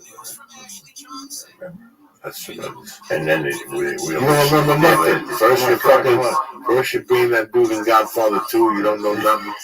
Now you remember Cuban women. First for 2 hours, you don't know nothing. That's just dancing, you know what I'm saying? Jesus fucking It was culture. It was culture. It was Cuban culture. It was raw. It was the real thing. I'm happy you're still alive, Jesus. I'm happy you're still doing your thing. I don't know. Long evolution for us. You used to have a trampoline in your backyard in Boulder. It's the truth. It's amazing nobody died. It's absolutely These amazing. motherfuckers, these people think, it's taken me a while to write the first 3 chapters of these intros. But I gotta tell you something. I sit there and I exercise my mind and I outline. Like today I wrote like 3 paragraphs in like 2 minutes because I outlined it. I knew exactly what I had to write. It's a lot easier. I'm not writing a lot, but I'm writing. And in the words of fucking Shakespeare, little commitments become big commitments. You know what I'm saying? I didn't know Shakespeare spoke like that. Me neither. I'm just fucking saying if he did, a man of Shakespeare's fucking stature would speak that way. You follow me, cocksucker? What do you got planned this weekend? I'm going to Tempe. That sounds funny. What the fuck are you doing this week? What plans are you involved in this weekend? Is there a dog hugging convention? That sounds in good. Hermosa Beach. Is there a coupon class for crepes? Surprise me, you haven't blown my doors off in 2017. You mean to tell me you've been staying in, eating fucking chicken and vegetables every night for the last 4 weeks? Is that what you've been trying to tell me? I haven't been staying in at all. I went like the first 2 weeks of the year without having a day off, so I don't have any plans for this weekend yet. I kind of have adopted your style of just doing that day, so I honestly have no idea. No pug hugging festivals. No pug hugging festivals. Come back all itchy with a rash and shit. This is the first trip you went on. You didn't come back with a rash or red eye or skunk fucking ear. I don't know what it is in my goddamn family tree that makes my skin so terrible. I'm excited about going to Tempe. I haven't been there in about 18 months. You know, I've been going to Tempe since I first fucking got here. Love you in Tempe. You could just go to Tempe for so long before you go. You know what? He's going to come again. I said, well, you know what? I don't want to go to Tempe for a long fucking time. I used to go down there for a long time, but I stopped going down there. And then fucking Danny Murph fucking died, and nobody went. And they tried to ship me off to Phoenix. And they reopened Tempe. It's another Tempe. I was there when I was telling Lee about the dude, Greasy Tony. And he had a restaurant there across the street from the Improv, next to a gas station and a bar. I've been going there since fucking 98 down there. First time I went to Tempe, Arizona was in 84 to hook up with a friend of mine. And we ended up smoking mushrooms. It was fucking tremendously. And with some Indians, it was like something out of a fucking movie. I left there like going, this life is going to be a wild fucking ride. I went back to Tempe 14 years later. It was a complete different fucking city. It had grown, that whole area had grown leaps and fucking bounds the first time I went down there. I think that's one of the weirdest parts about getting older. It's just coming back like 10 years later and having memories somewhere. But that was the first city where I first noticed it, that I flew into to do comedy, and I don't know, it was like I knew I had been there before. I'd been there twice before to Tempe. I landed twice in Phoenix and then went on to Tempe both times. But I remember like the whole thing, how much it had blown up, you know. So yeah, I've been going at it. The Greasy Tony was down there. He was a dude from Jersey. He had this little hut. He was short. He was stumpy. He was dirty. He had a fucked up haircut. Greasy Tony had all the fucked up makings of just a little Barnegat. He just looked like somebody, and he was. He was somebody from middle New Jersey, you know. He had no class. He was worse than I was. I mean, he was just nuts. But he had this restaurant, and he served great fucking sandwiches. I mean, Gabriel used to go there. Martine Moreno, Rogan, myself, Chris McGuire. I mean, Ari, Duncan. We would go to the Tempe Improv and drive just to go to Greasy Tony's first before the stuff. Keep tapping on the fucking table. We would go to Greasy Tony. We would drive down there and go to Greasy Tony's just to get like a fucking sandwich. He had pizzas, but I was telling Lee he made his own Mountain Dew. One day, one of our friends drank a Mountain Dew and said, I don't know what happened last night, but I didn't sleep for like a day and a half. And he goes, I fucking narrowed it down to Greasy Tony. And I asked him about his Mountain Dew, and he told me that that's why he didn't put it in the gun, because he would mix his own, like it was in a bucket. Like if you asked him for Mountain Dew, you just dip the cup in. If you knew Greasy Tony, he dipped his hand in there, picked it up, put ice cubes in it, let the juice peel over and go over his disgusting fingers, and then he'd give it to you if you knew Greasy Tony. He had fucking Mountain Dew in a tub that he made himself because that's what kept him awake. He was addicted to Mountain Dew. So he would take the juice from the Mountain Dew gun and just mix it like it's, like I don't know the exact measurements, I'm just saying. He would take that thick syrup, and let's say he was supposed to mix an ounce of syrup with 6 ounces of water, let's just say. He would mix it with like 3 ounces of water and it would be like a stew. The ice cubes, it was like egg drop soup, like good egg drop soup, but you had to put like ice cubes in it to tame it down, and that's when it thins up a little bit. When you put ice cubes into egg drop soup, that's the way it was with his Mountain Dew. Just, it was cold as fuck. You put a ton of ice in it. You didn't even know what the fuck you were drinking. It burned your throat. And colder. It burned your throat. It's like if you know anything about Coca-Cola, those little bottles, they burn your throat because they have more oxygen in those. For years, Coca-Cola used to make an 8-ounce bottle or a 10-ounce bottle. And the reason why people drank them, the people would say, oh my God, whenever you drink the 8 to 10-ounce Coke, they would burn your throat. It's a different Coca-Cola. No, it's the same Coke.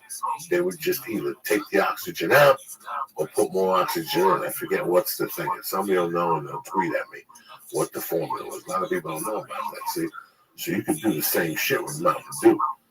He would make his own fucking Mountain Dew, Mountain Crank. You up for fucking days. I did a triple run one time, and I had to drive from Idaho to Boulder, Colorado. I'll never forget this. Well, I got off stage at fucking 10:30, and I know for a fact it was like 12 hours from Boise, Idaho to Boulder. It was not in the Final Four or something like that. And somebody was in the finals. UCLA, the Twins, something. And I was trying to not stay and watch the game. I said, let me watch it for 10 minutes. I ended up leaving at 10:40. And I had to be in Boulder by 2 fucking o'clock. No sleep, no nothing. It was going to be a 12-hour fucking ride. So if I'm leaving at 10:30, I'm going to get there at 10:30 in the morning. I'm going to have 3 hours of sleep, a shower, and get myself together. It was to pick up my daughter on Sundays. I got in that fucking car, and I started guzzling Mountain Dew and not Milo. Milo is when you have your period. No dose. So I started eating those fucking caffeine. Jesus Christ, that's so bad for you. That was it. I never messed with no dose again. That's the most dangerous thing you've ever done. For 12 hours, I would only stop for gasoline. I got all the way to Boulder. I got a message saying that she wasn't dropping the kid off that day. She was sick. I drove all fucking night. I'll never forget. I pulled over in one of those Idaho towns. I parked on the side of the road and I tried to sleep. And I took like a 6-minute nap. And I woke up to me stepping on the gas with the lights on. So when I opened up, I thought I was going off a cliff. Oh no! Oh my God! Oh my God! How much your fucking heart beats until you wake up high. I wasn't high. I was high on those fucking no doses and Mountain Dew. What a fucking life. What do you think, Mike? When you look at Joey now?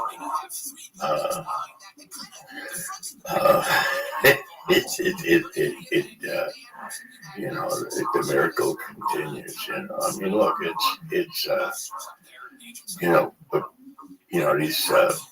what did I eat? The Black Death and this shit. Yeah. So it's this long journey, right? And it's like, and it's got so much edge, towards the dark side, and then there's all this other stuff. But we just had this love, man. It's like, fuck it, man. But what a strange trip. What a really strange trip.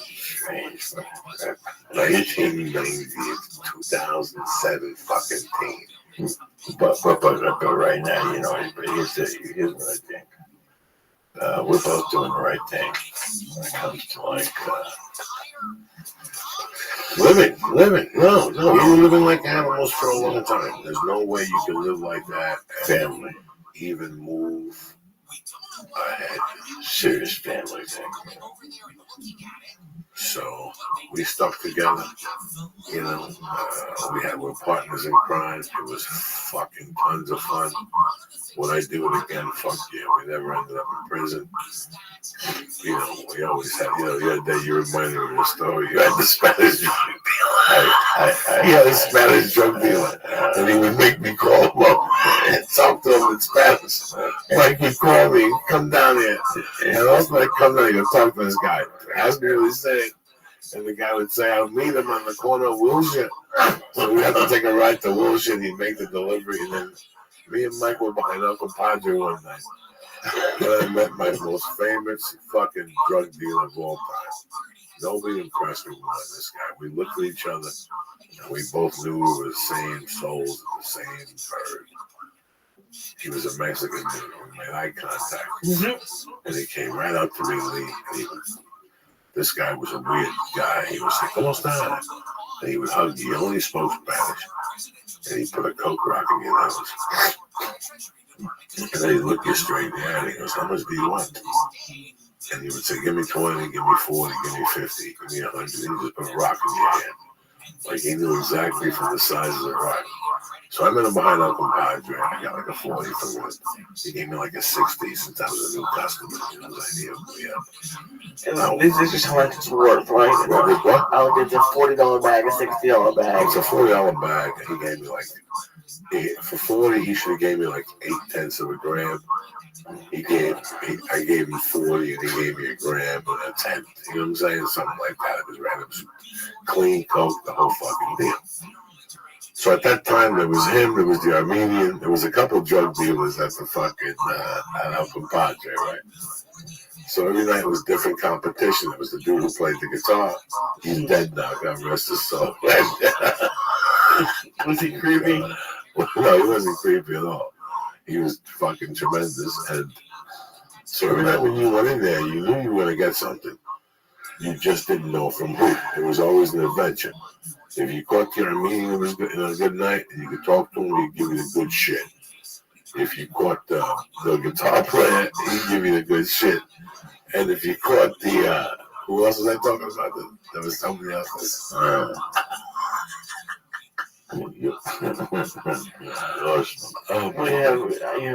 The guy who. This is in LA, bro. D. I don't know if I can say his name or not. No. He didn't hang out there. The black dude? Yeah. No. He didn't hang out there. We had him always on the sidelines. Oh, okay. He was always on the sidelines. He was the Martel Cartel. Look at Mike. He remembers now. It's coming back to him with his shit. Look, I don't know nothing about knowledge. He knows what I'm talking about. He sat out there outside the synagogue many fucking nights with Uncle Joey, thinking about his life and shit. What were we saying, Lee, before? Oh, so I meet this dude. He puts the fucking Coke rock in my hand. I go home. I don't see the guy for a few months, right? But a few months later, I get off the 101. I get off the 101 on Sunset. But no, I get off the Sunset. You know when you're coming north on 101, you hit Santa Monica, Melrose exit. Right. And in those days, I would always anticipate traffic because I had a spot at the store. So I would exit on there and make a left and head towards the beach. And I would stay on Melrose for maybe until I hit Vine, then I cut up type shit. You know what I'm saying? I cut up to like one of those main streets, Fountain, and I go straight to the Comedy Store. I cut up on one of those streets. It's got to be 12:30 at night. Now, when you get to Western and Sunset, there's a McDonald's, not a McDonald's, there's like a Subway sandwich. There used to be a Sprint store there. There's a big lumber yard there, right there on Sunset. And across the street is that store I told you. It's a lumber yard type place, and there's Mexicans on the way out there. But in there, they sell the best tacos in LA. All his clients are Mexican, so they got to sell the best Mexican food. You understand me? So, getting back to that story. I'm on that street on Sunset and fucking Western. I'm minding my own business. It's 12:45. I got some money in my pocket. I'm not lying to you. I'm headed to Elkin Padre. I'm going to go to the store and pick up a package. You know me. I got money in my pocket. It's burning a hole in my pocket. Do you know I'm sitting there minding my own business, looking out the window to see when the lights are going to turn green and red?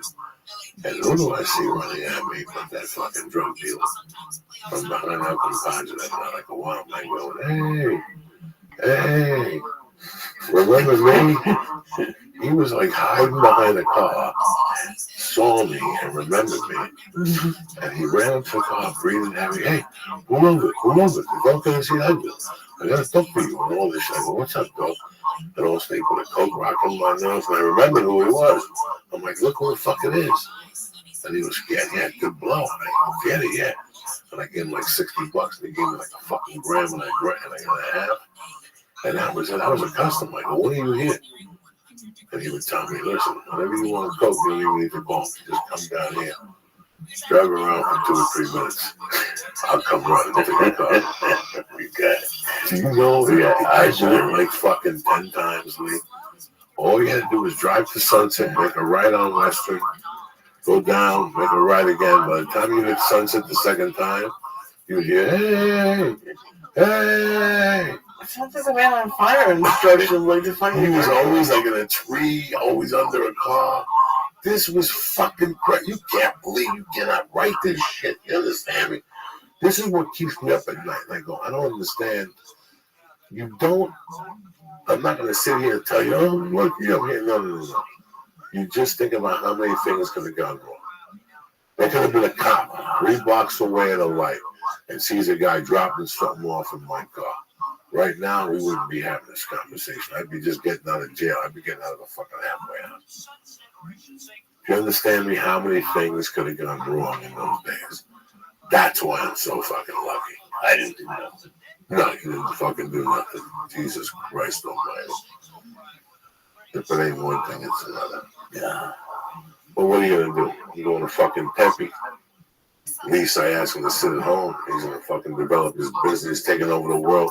Trump's gonna become president, but Lee Sayat is gonna fucking take over Trump's position in the podcast world. Trust me when I'm telling you this shit, people. Thank you very much. I'm trying. Are you going to the inauguration march or any of the events? For Trump? No, I'm busy that weekend. No, I'll watch some of it probably. Are you going to any of the demonstration marches or anything? No, I don't. You're not going to downtown LA on Saturday. I would rather jump off a bridge than go to any demonstration rally. That sounds terrible. I mean, no, it sounds sensible. I mean, it's a very interesting time. I don't know what to think. There's a lot of people in my life who are very scared. Really, huh? Yeah, there's a lot of people in my life. Ooh, Jesus Christ. There's a lot of people in my life who are very scared right now. Scared like about like Trump. Yeah, and it's not the people you think. Because I'm. Really? Yeah, it's my family. Let me ask you a question. You're an intelligent kid. You watched a lot of fucking TV and whatever. What are the fears? You know what? What are the fucking fears of the American? I don't even want to say them because you're afraid. No. Because it's even to me it was ridiculous. Like it seemed a little bit ridiculous because just. Yeah, there are people out there who are worried that he will not allow other people, not allow an election. Like he'll start not allowing people into the country. Like he'll do. So I don't want to speak out of turn. So I don't necessarily think. I'm hoping that just one person doesn't have that much power. So that's what I'm kind of banking on.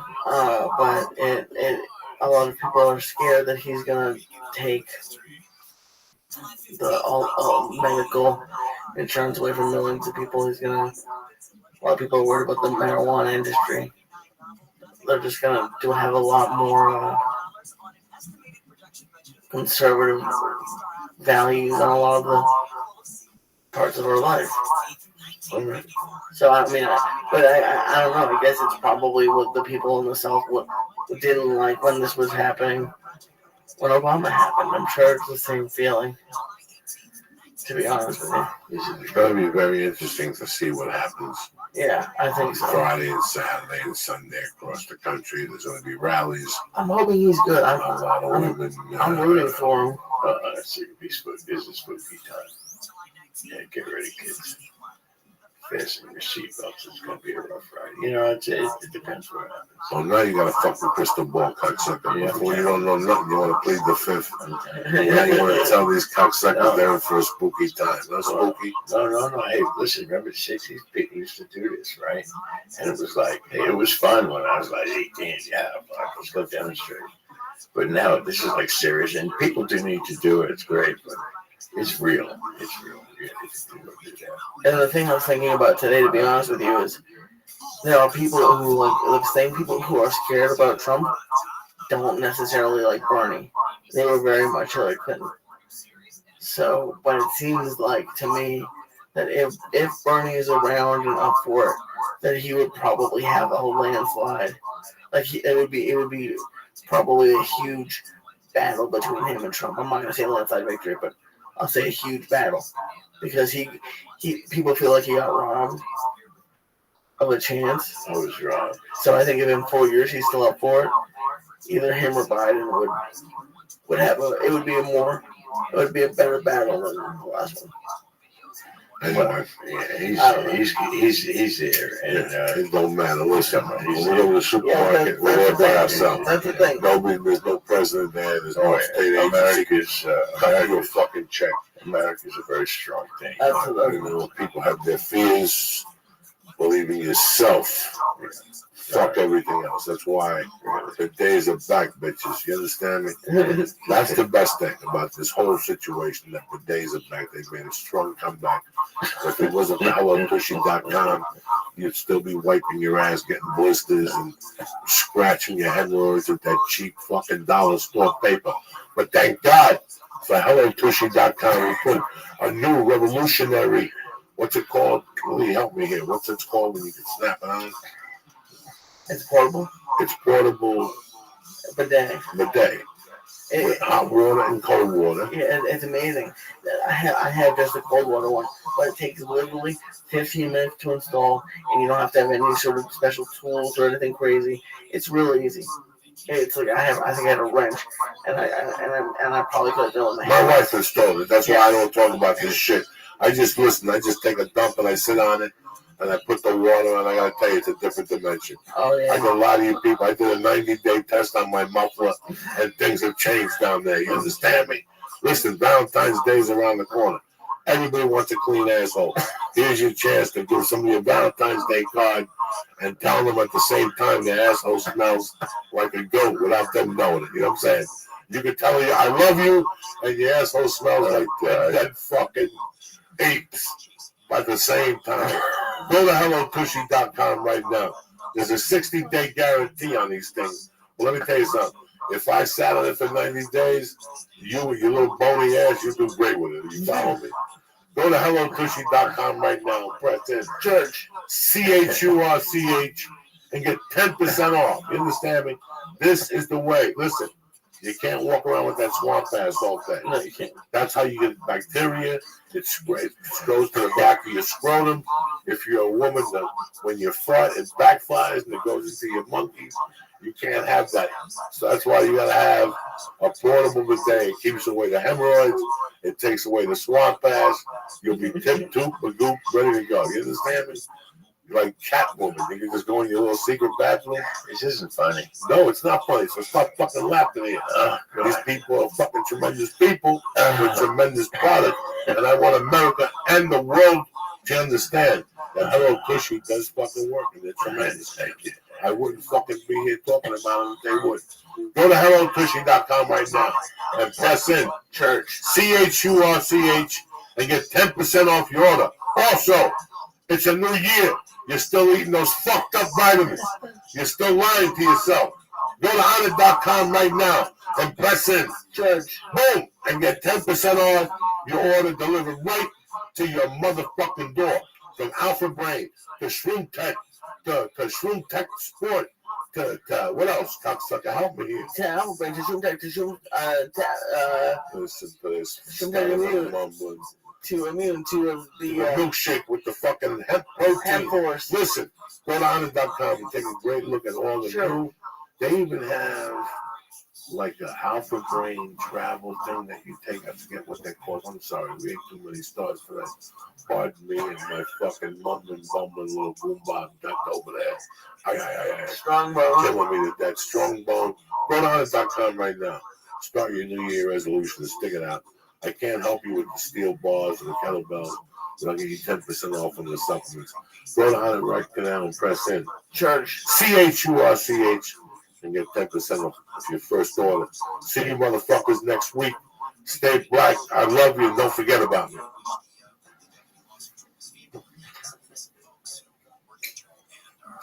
being paid for that. All right, well, so one problem is ought to be simple to intervene, which would be the things that are happening when they are not in a hot pursuit. They should not be speeding, they should not be inattentive or any of that if there's not a hot pursuit going on. Fine.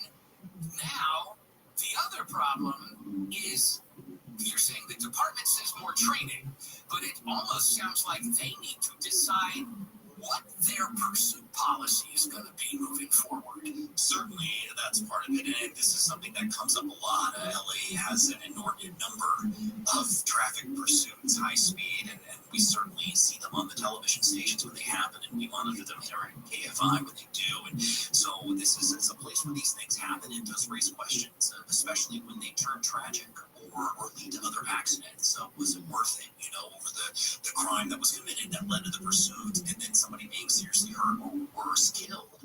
Was that worth it? But one thing that the Sheriff's Department plans to do is to re-examine what they call the traffic collision point system. And this is where, if you're a deputy and you're driving around and, you get some infractions, these start to add up. This thing hasn't been updated apparently in a decade. So they're going to be looking at some of the staff driving records, and then when it reaches a certain threshold, they'll have certain consequences for that. But that's just one step. We'll know more perhaps in 90 days when the Sheriff's Office is expected to explain what their plan is. All right, Michael Monks, thank you so much. It sounds like an almost impossible problem, because I don't think there's anybody who thinks police should never pursue people at high speeds. And I don't think there's anybody who thinks police should always pursue people at high speeds. Somebody shoplifts a Zagnut bar and drives away. I don't know that you need to go off after them like that, but how the heck do we agree on where in the middle of those two extremes we should have our law enforcement agencies? That's exactly what we're hearing in that Zagnut bar. That sounded like a very specific example and almost like a confession, I have to say. Now, don't get in my head, Michael Monks. All right, Michael Monks, KFI News, wonderful to talk to you. You too, have a good one. All right, there he goes. Here's how we're going to close out the show before Neil Sabavic takes over in for Tim Conway Jr. Some news from Ashley Johnson, and then we'll do a little local news roundup, including you might like hugs, but you don't want hugs from these guys. It's KFI AM 640 live everywhere on the iHeartRadio app. Here's Ashley Johnson live in the KFI newsroom. Governor Newsom has signed a law banning schools from telling parents that their child changed their pronouns. The law bans schools requiring school staff to disclose the student's gender identity or sexual orientation to anyone without the child's permission. A lawyer from the armorer on the set of the movie Rust in New Mexico is filing a motion to have her released from jail. In Target shoppers, I need you to listen. I need you to bring cash, credit, or debit cards with you from now on, because from now on, Target is not accepting checks anymore, and that starts today, unfortunately. For your traffic update, we're headed to slow traffic on the 134 in Burbank. This is on the eastbound side from just about Bob Hope. That drive becomes pretty heavy and slow with delays that extend all the way into Glendale. Looking a lot better by Glendale Avenue. Hollywood with Mike O'Brien, KFI in the sky. Yeah, a pretty tough drive for the 101 Angel. 101 southbound, you're jamming up just leaving Sunset Boulevard. Typical slowing into downtown Los Angeles from there. Northbound side of the fence, a little tight through downtown, up through the floor level. And then once again, as you leave Hollywood, they're much of the way up to Universal City. Now, there's problems out in the Chino area. Looks like the 60 eastbound at just about Central. Looks like they're clearing up the middle lanes. I believe it's just stalled. It's got you last open hog time from Phillips Range Road. Mike O'Brien, King on. My Southern California's only airport traffic reports. I'm Angel Martinez. Get into summer with iHeart80s. iHeart80s goes commercial-free this weekend and every weekend. Open the app, search iHeart80s, and start listening now. Free never sounded so good. The free iHeartRadio app is #1 for music, radio, and podcasts all in one. Discover a new podcast from our library of hundreds of thousands of titles. an iHeartRadio podcast preview. I'm Jeff Keating. This is Fight Night.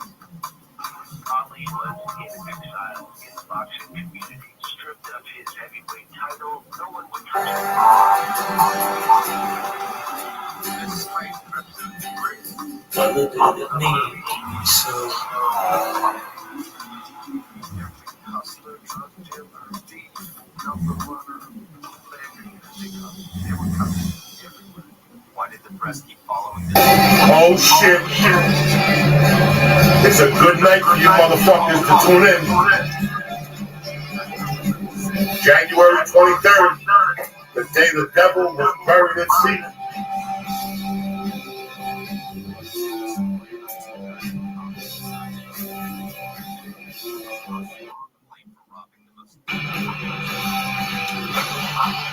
The savage shit. This guy will eat your pussy and fucking hypnotize you at the same time. Uncle Joe here, pre-church Monday, January 23rd. Are you ready, bitches? That's the fucking question. Did you work out all weekend? Are you fucking technically and physically sound for the deepness of murky waters we're going into tonight?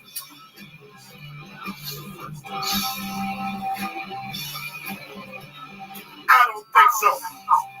I got my trusted buddy here, Lee Sayat, the King of Israel, and your Cuban uncle, Uncle Joey here.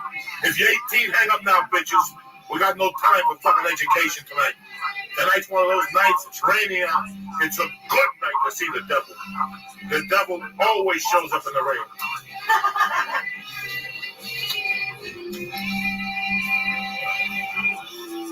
Oh, shit. As usual, we got a big bag of stars.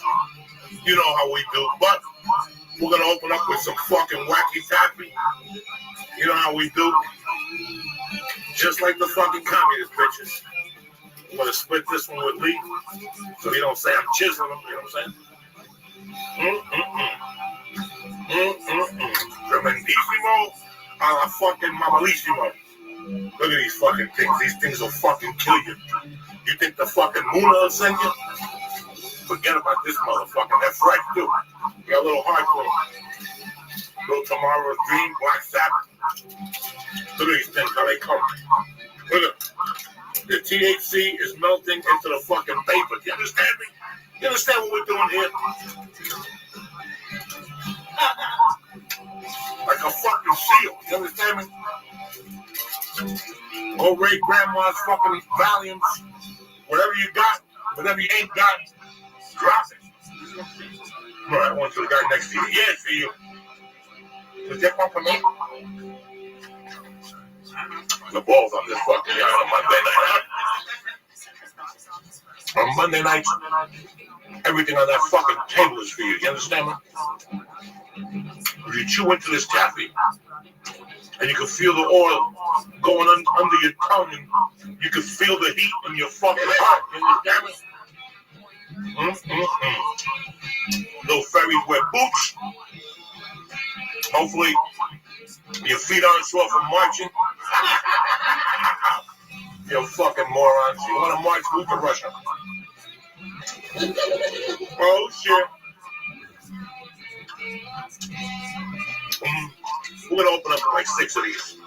Because they're amateur. This is amateur hour. Look at this. Look at this. Look at this. Look at this wet of fucking death. Look. I pulled the Coke snot like this one time with blood. Oh, shit. Oh, shit. You don't know you're fucking asking for. You filthy animals. Oh, Jesus Christ. 5. Look at that. Look at that. Tail for you. Tail for you. Not leaving me out. How many you got there? 2, 3, 4, 5, 6. There you go. Point for good luck. That's 7. That's 825. We can do this in our fucking sleep. 7 more. Whatever the fuck it is. Who gives a fuck? 1,000 million. I got time to do math. There's somewhere in that range. 7 times 125 is what? It's fucking 700 And 800-875, going deep. You might as well do another one and do an even Cecil LaRue. You know what I'm saying? That's what you got for count. Next time, shut your mouth. You know what I'm saying? We're eating these things like fucking potato chips, bitches. I wish you were here. I wish you were here. Let's get that bomb of death ready.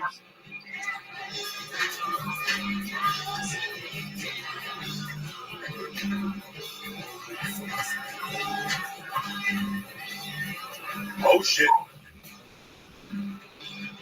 Yeah, families wear boots and you gotta believe, man. It's your lucky night, cocksucker. There's nothing. You got nothing but college basketball tonight. If that. So you might as well tune into your Uncle Joey. I'm just cleaning out this fucking bomb of death here so we get this party started, you understand me? Because without the mule, there ain't no fucking, I don't know what there ain't no, it don't matter. Doesn't fucking matter. It don't matter. Let's do this, motherfucker. Here's to you, huh? Monday night. It's a new year with new attitude, a new president. Get your shit together.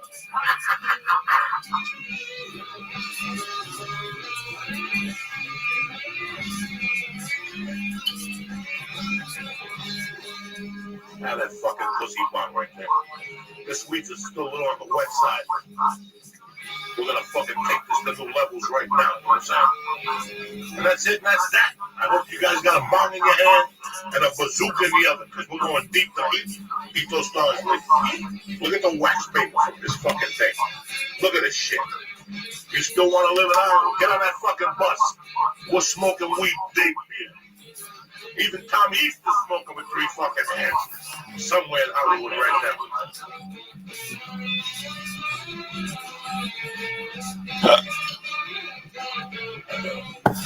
Oh, it's a beautiful night to do a couple markets and hang out with your buddies. What are you looking at? Don't look at it. There's nothing to look at. You know what I'm saying? There's not a museum of stars. They're there for a reason. There's no museum of stars here. We eat those fucking things. There's no posters of stars. Us trying to be cool. We eat. We don't fuck around. We don't look at pictures of dick. You understand? And I suggest you do the same.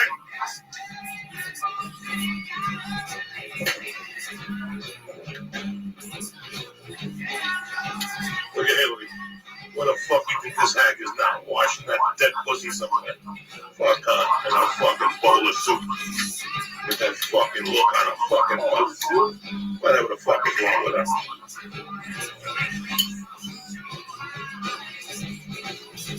All right now.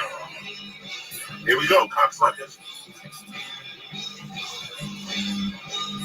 So I went to the doctor and he said he could give me. He said, son, you got to stop. Cause smoking and tripping is all that you do. Are you kidding me? When I first heard this, fucking jam, I almost jumped out the fucking window. But I didn't have, the air conditioning was there. Cause smoking and tripping is all that you do. Are you fucking kidding me or what? Once the doctor tells you that, you gotta take a different angle. You done over there? I got 5 more for you, guys. It's Monday night. We're gonna get the blood pumping. You've been sticking around all weekend, holding hands, eating 3 stars, telling me, I'm going deep. Ain't no fucking deep. Then he gets here on Monday, he's drooling, he's barfing, because he fucks around on the weekend. You know that. I think around from the chocolate. They blame the fucking sushi on the fucking weed. Wholesale sushi, Groupon and shit.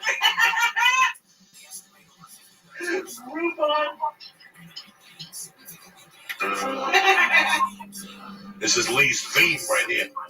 He's always going through fucking changes. I feel so sad. What's the matter, bro? What are you fucking crying about now? We got a good podcast tonight, dog. We're going deep. And Ralphie May is getting tow trucked up the stairs as we speak and shit. You know what I'm saying? Ralphie May's sparking. We're sparking. You're sparking. I've done some blow. Please going through changes. Through changes. Told you we're going to take you into murky waters tonight. Once changes comes on, it's a long fucking night here at the church. In the voodoo lounge. You understand me?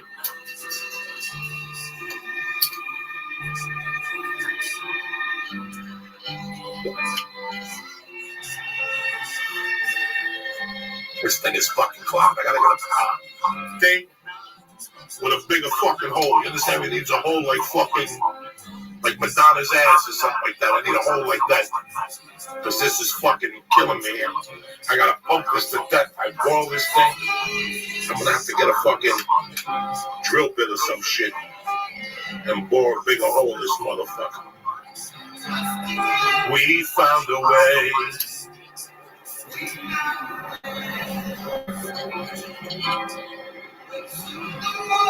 Nice, see? Isn't this nice?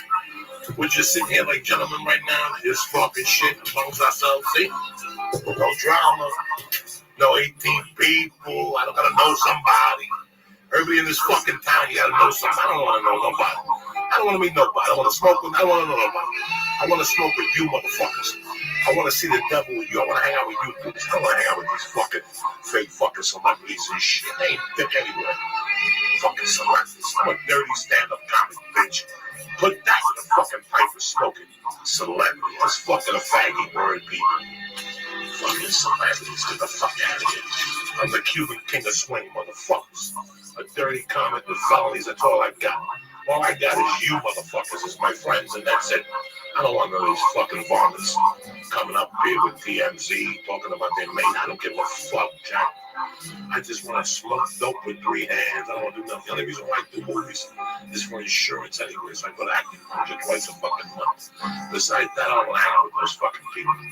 I want to be here on the bottom floor with you fucking savages, you understand me? Smoking weed and eating mushrooms and doing crazy fucking podcasts and whatnot and shit, you know what I'm saying? Let's fill up this bottle over here talking shit with you motherfuckers. I get carried away. That I can still hear our last goodbyes.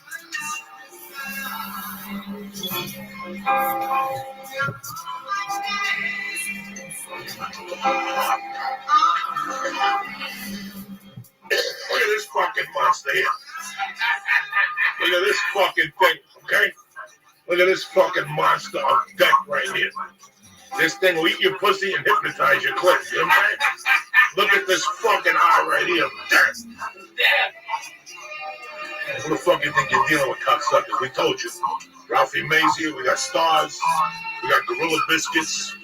We got everything here. This is Lee's favorite song. He's going through changes and shit.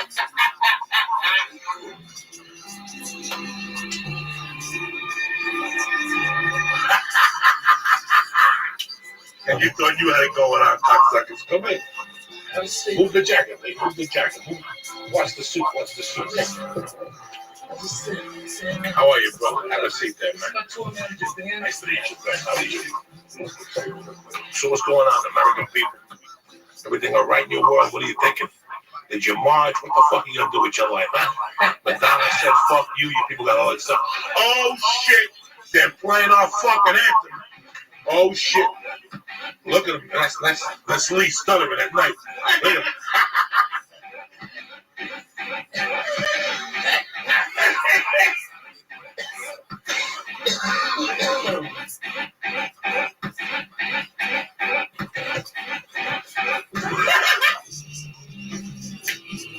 So it goes away. That was you at 4 in the morning. What are you doing?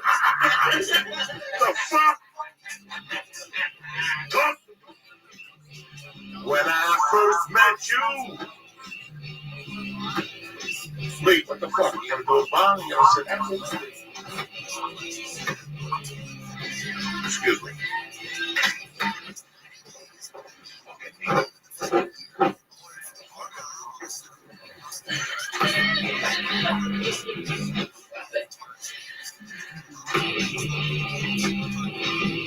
I'm back, bitches. Like that fucking next. You want to rock? It's Monday night, fuckos.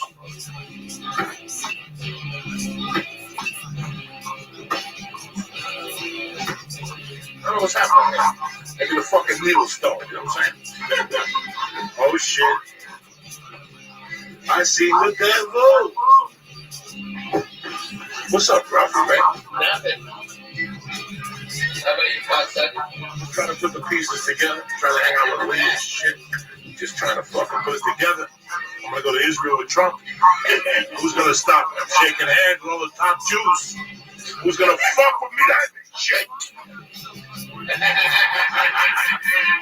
All the top Jews, you understand? Top Jews with paperwork. With paperwork. Jews with paperwork. Their family was at. They were there at Nazareth lighting Jesus' house on fire. I'm talking about those motherfuckers. They show up with paperwork, you know what I'm saying? No bullshit stories, no allegations. They show up with paperwork. When was the last time you showed up with paperwork? That's what I'm talking about. Sorry about that. The cameraman fell over. You know what I'm saying? So what's going on, Ralphie May? You ready to talk some shit? Yeah. Ralphie May starting his residency in Vegas. This Friday night, I suggest you jump on a plane, bitches. Tell the wife to wash that pussy in that asshole. We're going to see Ralphie May. We're going to gamble.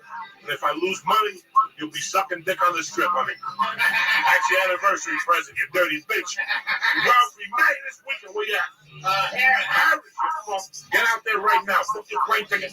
Go to southwest.com right now. Fly out Friday morning. Get your pulse up. That little young girl you want to date, you want to fuck her in the ass, ask her. Let's go to Vegas and see Ralphie May. She'll go, wow, yeah. You want to get your dick sucked? You got to hang with the big boys. If not, you're going to be in your hometown jerking off with posters of Chile. Oh, I love her. Fuck. You fucking retarded.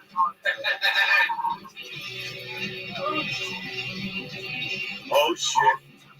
I told you, motherfucker. I didn't tell you earlier this morning. Tonight was not a good night for you. Call in today. Today at work, you should have told me my throat's not hurt. I'm not feeling good, boss. I'm not feeling good, boss. I got a viral thing going on. And that's it, and that's that. When the one bonding with Lee, this thing's fucking clocked to the gills. I hate this fucking thing.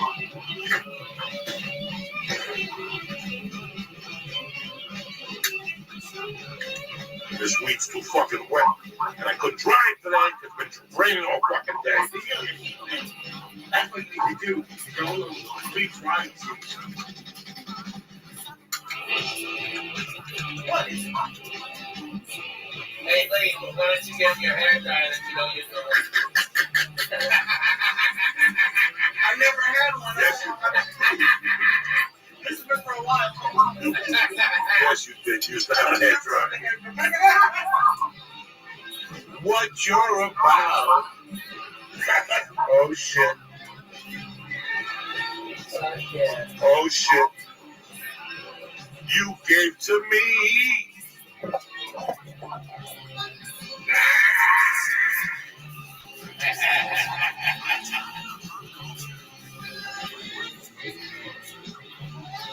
Go, Lee. We turn around, you're on camera here. Take it to the hoop. Oh, shit. Look at him. Go, Lee. Oh, shit. Look at him. He's ready.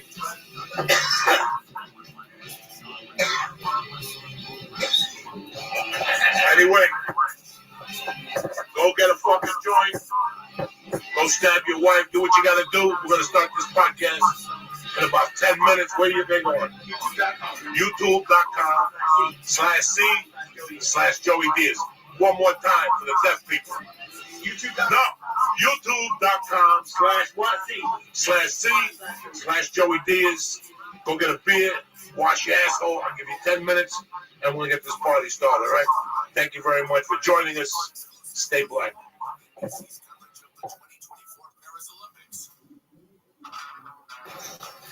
Go, Lee. The Church of What's Happening Now is presented by On It. This show is brought to you by MeUndies. MeUndies are the perfect gift for you and your Valentine's this holiday, and they come in limited edition prints, and even better, for a limited time, our listeners can get a 20% discount off of their first order, and shipping is always free in the U.S. and Canada. You have to go to MeUndies.com/Joe. That's MeUndies.com/Joe. The show is also brought to you by ZipRecruiter. To find candidates in any city, industry, nationwide, post once at ZipRecruiter. Right now, our listeners can go to ZipRecruiter and post for free when you go to ZipRecruiter.com/church. That's ZipRecruiter.com/church. Kick that mule, Lee. It's Monday, bitches.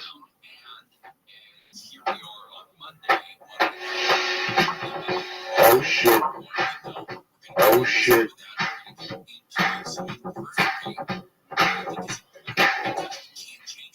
Monday, January 23rd. The Church of What's Happening Now. You're here. Lee Sayat, Ralphie May, and your Uncle Joey Diaz. Oh shit. Kick it, Lee. Blow those fucking speakers.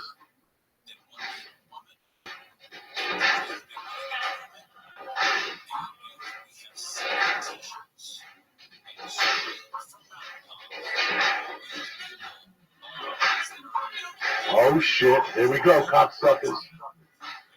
Steal grandma's values. We're going. What's happening, you bad motherfuckers? Monday, it's Tuesday by the time you listen. Hope you're having a great fucking day. Uncle Joey, Ralphie May. Hey, everybody. Before we get the podcast started, I gotta apologize for Wednesday night. Mike Kessler was on here. I love him to death and everything. He's my uncle. He was at my wedding. I love him to death, but Jesus fucking Christ. Before he came on the podcast, his retarded fucking daughter told him not to use his last name. There's something going on. She's suing somebody for poisoning her, so she's seeing fucking DEA agents in front of her house. This poor kid was always fucking retarded, okay? She worked at a restaurant. She was dating a dude for 9 years.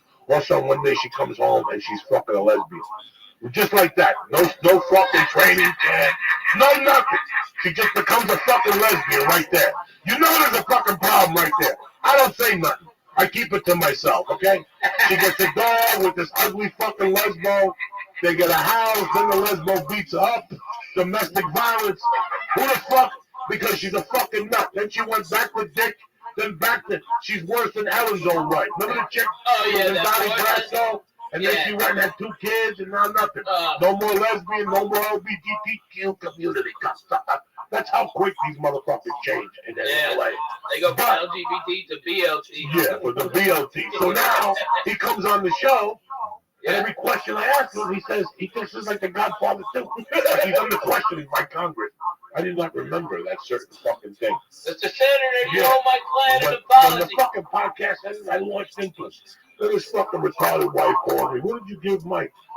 He's 70 years old. Mike did heroin for 30 fucking years. A fucking edible is not going to put him dead. First of all, that guy's one of those guys. I love Mike. He's my uncle. But he's one of those guys that hasn't stopped since he got back from Vietnam. You know what that means? He's always got something in his pocket. Yeah. He may not be doing blow, but he may have fentanyl, that shit Michael Jackson drank, or he may have Vicodin, or he may have, he's just one of those dudes since I know him, or he might have weed, or he might, but he's always got, so like, I told him, when she called me back again, I go, listen, he's fine. He's fine. He's going to be fine. He just ate fucking 200 milligrams. Just let him sleep it up. She goes, he doesn't know where he is. I go, you know, God knows what's in his fucking system. Yeah. But I go, you were his wife for 30 years, and you're another fucking retard calling me at 2 in the morning. I thought they were going to take him to the hospital. Oh, my God. What a puss. But no, he's fine. He woke up, and 2 days later, he called me, apologized, and he was staying at the Marriott because the retarded daughter, the older one, fucking kept hearing Martians and people. Oh, my God. You know, man, there's a thin line between mental health and, like, fucking, and you could see it. Like, I'm just fucking crazy and I do drugs. Right. But the mental health issues, they come, and I feel them from time to time. Last night I went off as a Hindu at 7-Eleven because he wanted to charge me 10 cents for a fucking bag. I'm in there every fucking day. I'm in there every day. And they always give me a bag. Last night, this particular fucking doc gave me like the evil eye and then charged me 10 cents. I fucking Fuck you. I threw $1 at him. I go, here's $1, you fuck. I come, I'm family in the 7-Eleven. I've stopped burglaries in here. This is one of the only 7-Elevens in the country I don't shoplift. I give you respect. Wow. I don't even shoplift. I've never Holy shoplifted at that shit. 7-Eleven. You don't shit in your backyard. They're right there. They're good people. Yeah. I'm family at the 7-Eleven. Yeah. It's not the ISIS 7-Eleven on Chandler and Laurel Canyon. I went in there today, dog. That's straight up ISIS. That's ISIS is all I up wouldn't in eat there. that motherfucker because they're poisoning you. They're poisoning you with like that gas. They're trying shit out on you. That hot dog will blow up. Yeah, I don't fuck with that. Yeah, I was driving my friend there today. I was with that dude. When the taquito is ticking, you know what I mean? Yeah, I hate that shit. So yeah, I'm very sorry about the podcast last week, guys. You know, it was never my intention. I had to sit here and talk with myself with Lee, and he kept sitting there. He didn't know where he was. He was tapping on the table. That is He so was swallowing overrated. his nose. He was fucking doing everything to irritate the shit out of me. But anyway, now that's off my chest. How are you, cocksuckers? It's a beautiful fucking Tuesday. Ralphie May, what up? Hey, baby, it's so great to be here and part of the church. I love it. You got the new Pope, Coco Boom Boom Diaz. Where's the package? Look at Lee. He's I got Cardinal Lee Sayat, the only Jew. Look at him. I know he's back. Fuck. You got the China eyes. When you start me off with, I don't know whatever thousands of milligrams you gave me, like it got to the point where the nice lady at the store that we go to told me I need to take a tolerance break. She told me. I've seen her so much. And she's like, Which lady? The blonde, the skinny one. She's very nice. I think her name is like Sky or cute. Oh, Sky. With the black, she is blonde over black hair, real cute. Yeah, I think. Yeah, everyone over there is great, but she's like, because I went in there and I even told you, I was like, I asked for something new, and she's like, well, you've tried everything. I'm like, no, there has to be something like new that's more than 50 milligrams. And there's literally, like, I walked around the store 3 times, and there's nothing that you haven't given me, and there's nothing, there's nothing strong enough in the weed stores now. Like, I have to poison myself with 2,000 milligrams to get anywhere near stoned anymore. Like, It's like great. Yeah, no doubt. Very Now you're bulletproof, That's Lee. right, you're bulletproof. I mean, what if one of those dirty Russian cocksuckers tried to put something in you? You'd be like, go fuck yourself, you truth, Sarah. Yeah. I'm fucking Lee, I've the been telling flying you that for juice years. I am. When ISIS comes, they're going to poison these people, and you're going to be the only one standing. Everybody Yeah. else is going to be on the floor. All these other Jews are going to be Puking and weak. shit. You'll be in training. You're strong. Is that why you go to multiple stores? Is that? Like, Yes. That's just they don't know We're doomsday for preppers.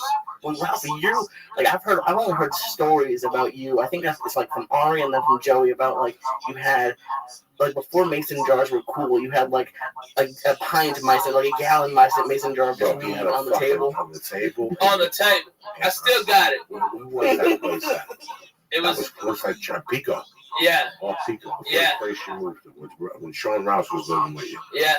He had a fucking container in the fucking middle. It was a pound of weed. It was fucking awesome. It was huge. It was one of those big He would go to that ass. place on Mondays and turn out their lights. Turn out the lights. 3 ounces of this, 4 ounces. They would sit there and go, "What the fuck are you doing with this?" I know. And the truth is that most of it I gave it away. I gave it away. The clubs would tell me, like the waiters, when I Yeah. get there, the waiters would go, "You showed up with these fucking Chiba chews." Yeah, and I think it's just the coolest thing to do, you know? I mean, the first time my buddy Ari Shafir, of course, you know Ari, right? You know Ari. Right? Absolutely, yeah. Okay, Ari, first time he ever saw an ounce of weed, I handed it to him. Here, Ari, you're hilarious. I love you. Here, try this weed. You know?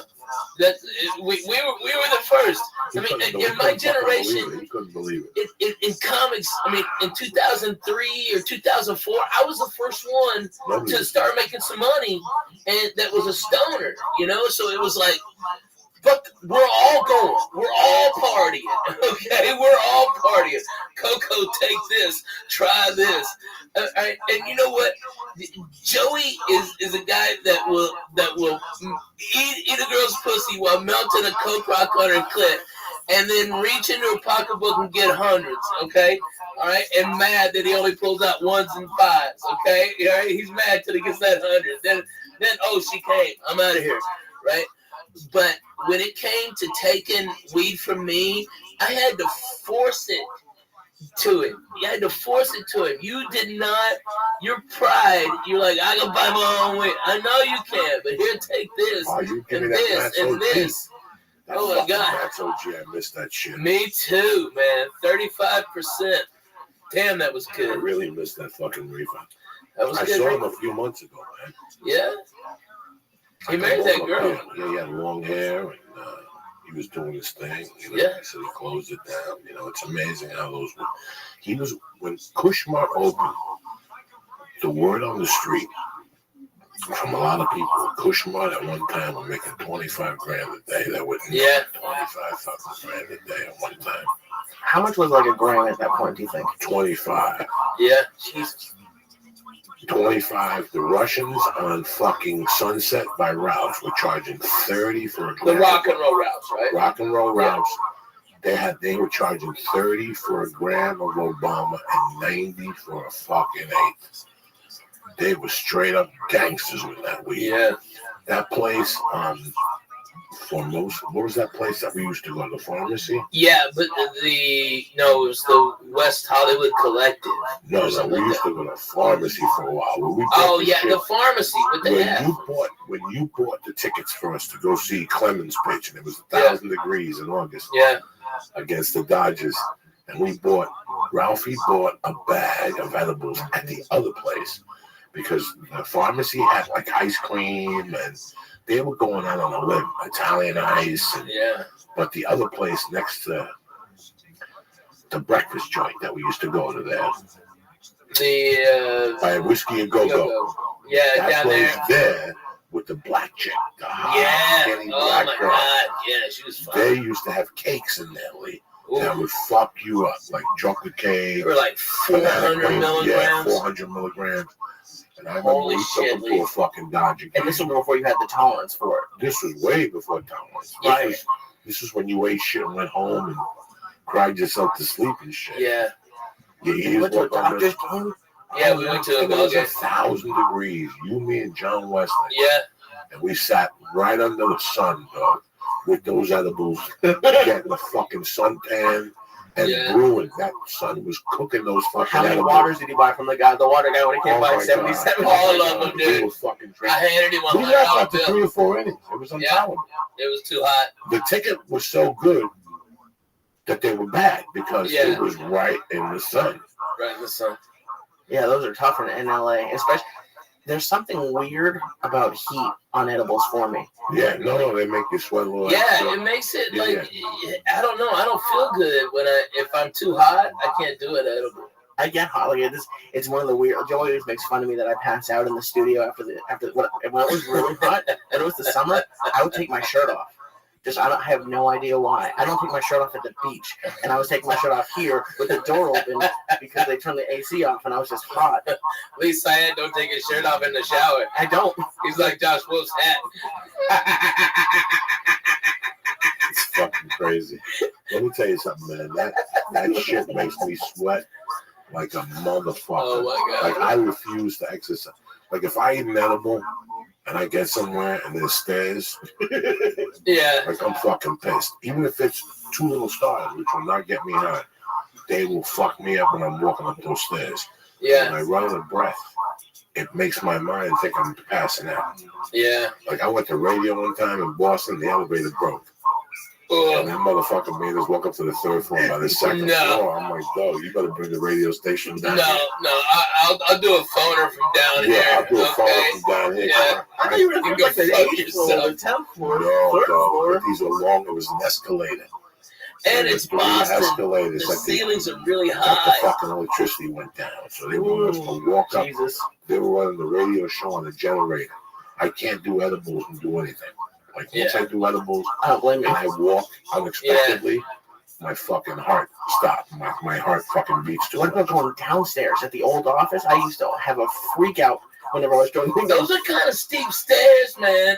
Those freak me out. Oh my God, yeah. And I'm fine.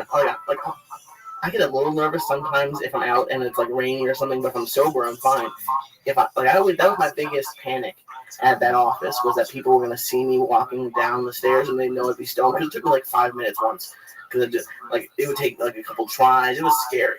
like my depth perception's off. I hear you. It's a different, but I kind of like now going out when I'm stoned. It's fun because I've always liked watching people and giggling at them, but weed just makes that 1,000 times better. Just walking crazy. Like I almost want to go back to a city. I've never been in like a city really stoned, like Boston or New York, and like get to like sit and watch a whole city move by. Boston's aggravating, and you have to be very careful they'll leave because those Boston white people are a different type of white people than you've ever dealt with. Case in point, I had done a show there for New Year's in like 2000. There's ice everywhere, snow everywhere. That's true, yeah. It is probably 18 degrees at the most.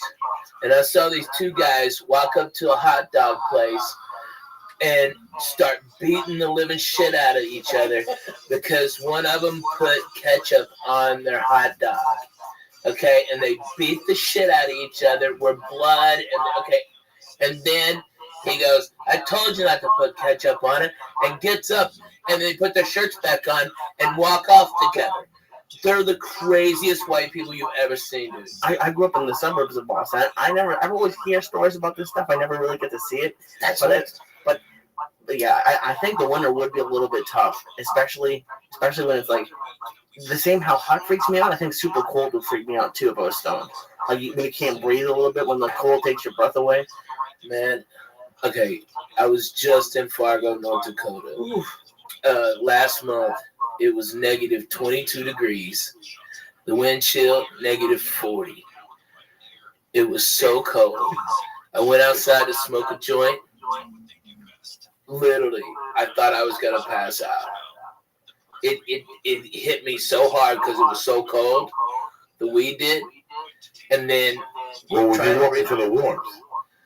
Yeah. It's like being in high school. You smoke outside, then you walk into the high school. Yeah. And the weed levels off a little bit because you're in warm weather. It's deep. Man, it was so... Was that the coldest you've ever been in? Yeah, that was the coldest I've ever been in, dude. I mean,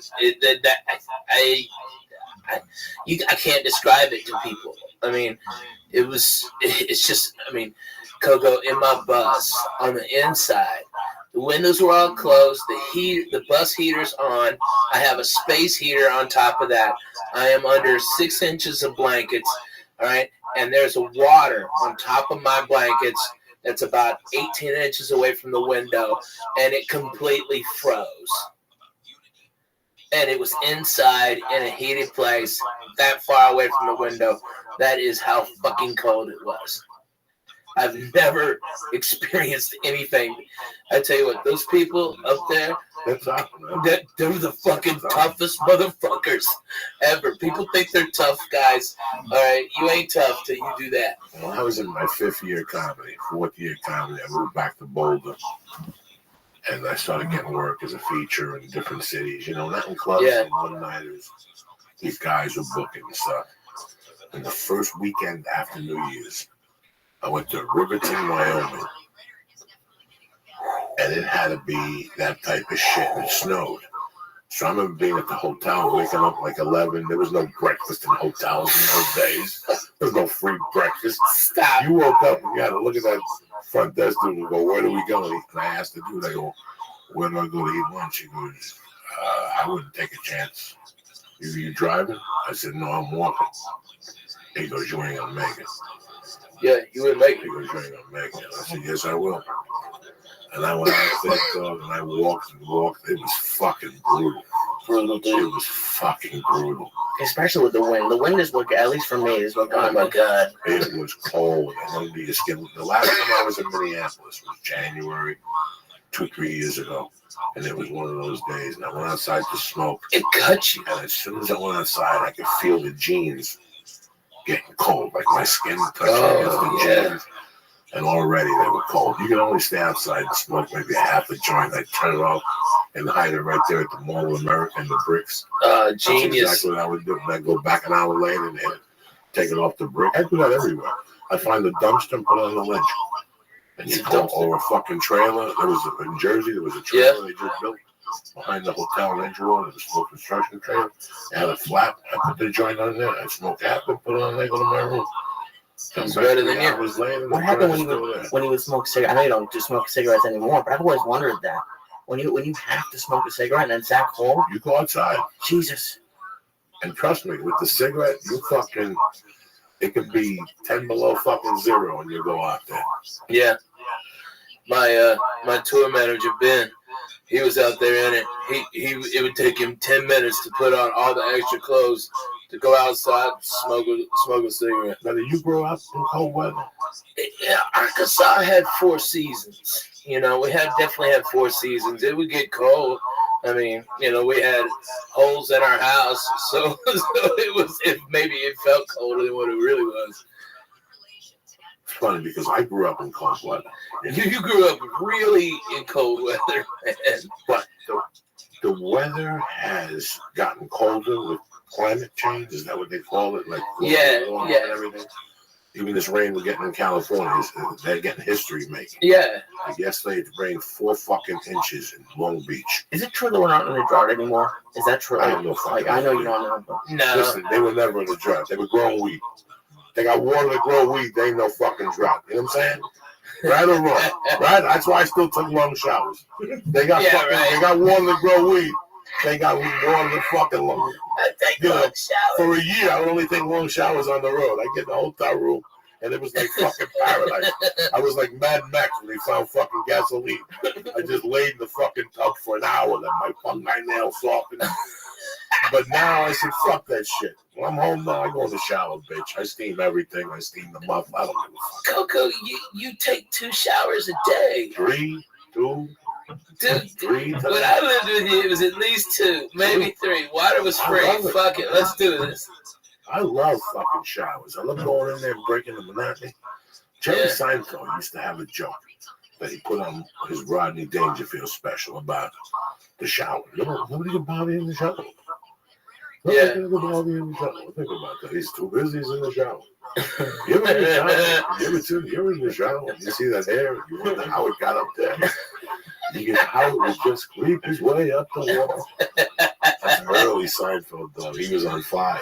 Man, that guy, he is so good. And yet so boring to me. I find Jerry's jokes so boring, but he's so good, from purely just joke technique and everything. I mean, he's brilliant. But what he has to talk about does not fucking interest me at all. About your fucking socks. I don't give a shit. I don't give a shit about putting your keys in your shoes at the beach. I don't give a shit about any of that. But he's so good at doing it. Somebody fucking cares. Dude, of course he's the fucking greatest. They're paying him a ton of fucking money. I know. What do I know? They just brought his drinking Mexican Coke next to a Jew and a spick. Netflix just brought comedians in cars drinking coffee to Netflix. But he's also doing 2 specials for him. Wow. He's doing 2 specials, so it's like $50 million deal. It's crazy. And I love Seinfeld the show. I've seen a couple of his stand-up specials. So I love, but what's interesting is I've only seen it before I started this and before the storytelling comedy. Yeah. So I'd be interested to look back on it, even because I like it. I think it's funny. But now that I don't even know what the word is, but the genre of comedy has changed a little bit. I don't know if it stands up. I paid to see it. I took a girl on a date. Maybe 1992. Wow. Denver. I took this girl on a date. I did stand up. I was like an open mic. She knew, and I took her down there. And he was great. He was fucking great. He did a Q&A at the end. Oh, wow, really? I was really asking a stupid fucking question. I'm happy I didn't. So it was before the show then? If it was 92? It was around the show. The show was, I don't know. It was the show starting? It had a tough first season. I think the show was starting. He had a really hard, tough season. A lot of people don't understand how. Well, they always said that if it was today, the show would have never made it because they would have fucking cut him by the 4th episode or something like that. But I still watch the show on the road sometimes. I still watch it. I still giggle. That shit makes me laugh, man. Makes me giggle. I still remember the night that show ended. It was like a fucking big deal. Yeah. Improvs didn't even do stand up that night. No, they got a big screen. It was a Thursday. They got a big screen, and just people came in and watched it for free. John Panette, I saw that episode the other day. John Panette was great, and they were making fat jokes at him, and that's why they went to jail. Hilarious. I love that episode. It was so funny. John Panette was great. Is it on something that you can watch it from the beginning? Is it like on I think it's on Hulu. Yeah, it's on Hulu? Yeah. I like to start watching that from the beginning. You know, this fucking CISO, they have a couple specials on there, but they have something very interesting, Ralphie. What is it? That when you fucking not doing anything, pretty interesting to watch. They have the very beginning of Saturday Night Live. Oh, wow. The pilot with Carlin, the whole fucking thing. Just watch for 4 or 5 episodes. Wow. It's pretty fucking interesting. Man, and you won't, it's not going to be, I'm not telling you it's hilarious. No. Oh my God. Wait till you see, I didn't say that. No. I said, just watch it. Next time you have a hotel room can't sleep, just go to CISO TV and press in Joey to give you a month for free and fucking watch it. Dude, I used your month for free, and I watched your special. I watched Dougie's special, Dougie Stanhope, and I watched Lori Kilmartin. And how good is Lori Kilmartin? Phenomenal. I heard it's phenomenal. Phenomenal. You know what? It's like, I tell you what, HBO and Showtime, they better get their fucking shit together, because between Netflix and Hulu, those motherfuckers are going to be out of the comedy business. What I like, as far as like those specials I saw on CISO, okay, as opposed to the last 3 specials I've seen on on HBO. HBO is hot garbage in comparison to Dougie and you and Lori Kilmartin. That's no bullshit. I'm gonna tell you something, man. Times are changing. You know, times are changing and they're moving fast. And I told you that a week after the special came out, I got a call from an agent that I almost signed with. And he congratulated me. He goes, I learned something very interesting this week. That somebody else had put on an HBO special. Nobody's talking about it. And you put on the CISO special. Everybody's talking about it. And everybody's watching it from 9 to 5. He goes, next time one of my clients gets an offer from HBO, I think I'll only do it if they only put it on Saturday night and then stream it afterward. Yeah. Online. If not, it's really not worth it. No. You learn. You live and learn, man. You know, everything's changing. Your audience now is from 9 to 5. It's the people who go into offices. 10 years ago, they couldn't find this. Now right. We're all over the place. They listen to Bill Burr. They listen to Jim Jeffries. They listen to Joe Rogan. Joe Rogan. 100 million downloads last month. They listen to you. They listen to here. I mean, yeah. No. It's this game is changing. Mark Maron. Oh my God, yeah. It's fucking crazy. Ever since we had Ray Canal on, I'm always looking. He runs a Roku channel or a YouTube channel. No more. No, okay. He used to. Before they sold it out or something. I went to this restaurant the other day, and the owner's daughter was watching a YouTube video of like the guy PewDiePie who plays video games and talks about it while he's playing the games. She was watching that on the 60-inch TV at the restaurant, like because it was her father's place, and she was like, I had to be under 10. And I'm like, that's the future. They have cable there. They have all, but she's watching a YouTube video, and it's interesting. Like maybe HBO. Was it a YouTube stream or YouTube video? It was a video because you could go back and forth. It was crazy. Like it's like HBO is sort of like the Jerry Seinfeld, like that. Like they're still on that platform, and then YouTube. It's everything's changing. Like I would never have wanted to watch a YouTube video instead of TV. I had a computer when I was growing up, but there was no. I remember I had a Rainbow on video disc. There were no real videos or anything. Now that's all. Was it First Blood or Rambo? I think it was First Blood. That's a deadly movie. Is that on YouTube now? Like all those movies are on YouTube? Is that what you're saying? Probably it's like YouTube Red or something like that. Right, yeah. So they're all on there. Right, you have to rent them, you have to buy them. It's. But that's the thing. People don't want. All people want now is like even I saw some like Sam Tripoli tweeted something today. Like someone was like 6,000 people were on Instagram Live watching this workout trainer working out. And that's what people want now. They want quick. Like I almost, whenever I'm at home with Paula, we really don't watch movies that often. Like I think this weekend we watched one movie, but it's all TV. Like we all want quick, and it's the movies have been so bad. I think that's why they're going to YouTube and stuff. I don't know.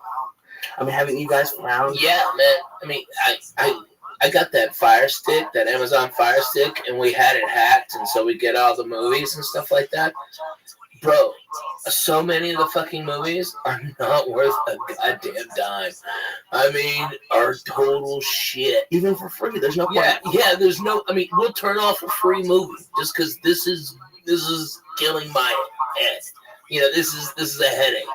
On my TV last week, I love Chael Sonnen. I think he's amazing at trash talk. I pulled up like a 20-minute best of Chael Sonnen trash talk video and had a better time watching that some kid put together by himself on his laptop than a TV show or a movie.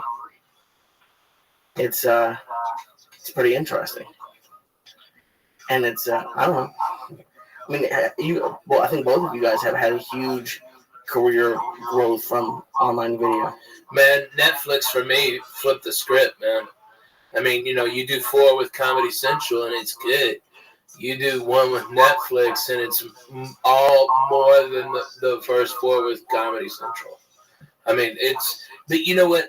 I was lucky because I took less money for the specials and did them on better cameras. You know, it cost me more money, but because of that, Netflix bought all my ones that were on Comedy Central, and they were the first to go out on those when they used to do just DVDs. Do you remember that? Absolutely, yeah. And they when they first went to 1080, mine were already there, and that's one of the last 4 I've shot were in 4K. And so they're still going to be good for years and years and years. And I took less money, but it's better for me in the career. But, man, Netflix, dude, I'm going to Australia in April because of Netflix. I've never told a joke in Australia, and I'm going there. It's crazy. It just opens up so many doors because your special now is worldwide. Yeah. It's fucking it's too... I didn't know what the fuck you were talking about Lee before. I'm high, you confused the fuck out of me. You went to PewDiePie, and she was watching the restaurant. You and Paula watch fucking nothing. It was also you watch fucking terrible shit anyway. You stay home, and it's like Jim Jones fucking. It's what Jim Jones gave out the Kool-Aid. You're just waiting to give out Kool-Aid to shoot yourself out. The other day they were watching Animal House. I was so fucking happy. Yeah, that's right. I was so fucking happy. Animal House is a phenomenal movie. 28 years old. He sits in at night and watches Cheers. You want to shoot? You want to shoot? You want to fucking shoot? This is what I got to deal with. He watches Cheers. I like Cheers. I'm making my way through it. Thinks he's a fucking boss. Taking your way through the world to take? Is it taking everything you got? It really is sometimes. Be nice to know. What a shoot. Would help a lot. I don't even know. I don't even know what to watch anymore. Like, I judge a movie, brother, right from the fucking trailer. Man. And I could tell you from the trailers now if this is the movie. Yeah. Do you follow me? Like, you could see it and go, that's the movie. That's as good as that movie is. Guaranteed. Don't even take a genius no more. Don't even take a genius. I grew up a movie buff. I still watch trailers. You could see it. You know, all these assholes that did a movie and it was great, but they were on top of their game at the time. And when they went to them with sequels, they said, no, let's move on. Like Jim Carrey with that fucking Death Trap and Santa Claus 2, which Momo finally went to see after 3 weeks. After the fucking double date canceled, he still went 3 times. That was the sign right there not to go see Santa 2. Because they made them years later when they needed the money. Right. And they just did it. And then they just got it. They don't even care. They just keep putting out shitty shit. Yeah. It breaks even in the box office. They sell it to international. And they make a little profit, or it's a fucking write-off. I heard that fucking CBS is redoing the Honeymoon. Yes, that's a true story.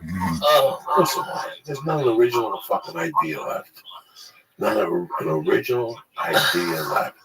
This new youth is fucking garbage, dude. This is hot garbage. And the networks have caved because they don't know what to do. They panicked. So they said, what shows work? The Honeymooners. They didn't know that it was the Honeymooners with Jackie Gleason. Yeah. That was Cedric the Entertainer. You know, they didn't know that it was fucking Uncle Buck with the fat fuck, not fucking the black dude. Yeah. You understand what I'm saying? And I got nothing against nobody. I'm just telling you the truth. John Candy. Yes, John Candy was Uncle Buck. That's it. Leave it at that. Yeah. Leave it at that. Yeah. Leave it at fucking that. Fuck yes. You see, they're remaking Training Day as a TV show, but they just switched the races. Oh, yeah, that's all they did. They just made the I mean, if you can't say my nigger, okay, then kill yourself. Okay, you can't say my nigger on fucking. Yesterday doing football, and I was oh my god! They're using that fucking mutt in the Titanic to be wild and shit. Seriously though, dude, you gotta be able to say my nigger. Have you watched Lethal Weapons? You know what? I like it. Oh, I like that. It's brutal. You think it's brutal? I like it. I like Damon Wayans. It's tough to play Riggs. It is. It's real tough to play Riggs. It took. I was Chuck Lee. Here you go. When I got arrested for kidnapping in 1987, Bruce Lee died in 1983. In 1987, if you came to me and said, Joey, you got to watch this kung fu movie, I tell you to go fuck yourself. I hated kung fu movies more than ranch dressing. Just because of your allegiance to Bruce Lee? There's no reason to watch any of those stupid fucking movies without Bruce Lee. Right? He was here first. I like Chuck Norris. Chuck Norris, Men Wear Black, Good Guys Wear Black. Dude. Dog Code of Silence. What was that Bruce Lee where they just start like warming up? Return of the Dragon, all that shit. But Chuck Norris till about 85, the Octagon, whatever. What was that movie? Return of the Dragon. Him and Bruce Lee fought in the fucking Coliseum. But until that time, I wouldn't see dick. Like, if you came to me with one of your stupid fucking movie ideas back then, I'd tell you to go fuck yourself. But there was this one dude in Boulder at the car dealership in Detroit, Michigan. That was my dog. His name was Jim Wheeler. I lost contact with him 10 years ago. He's from fucking, where's that comedy club outside Detroit that's been there? Mark Ridley's Comedy Castle. What's the name of that town? That's where he was. Something Oak. Oak Brook or Royal Oak? Royal Oak. He was from Royal Oak, Michigan. This motherfucker met Bruce Lee and got a book with his autograph.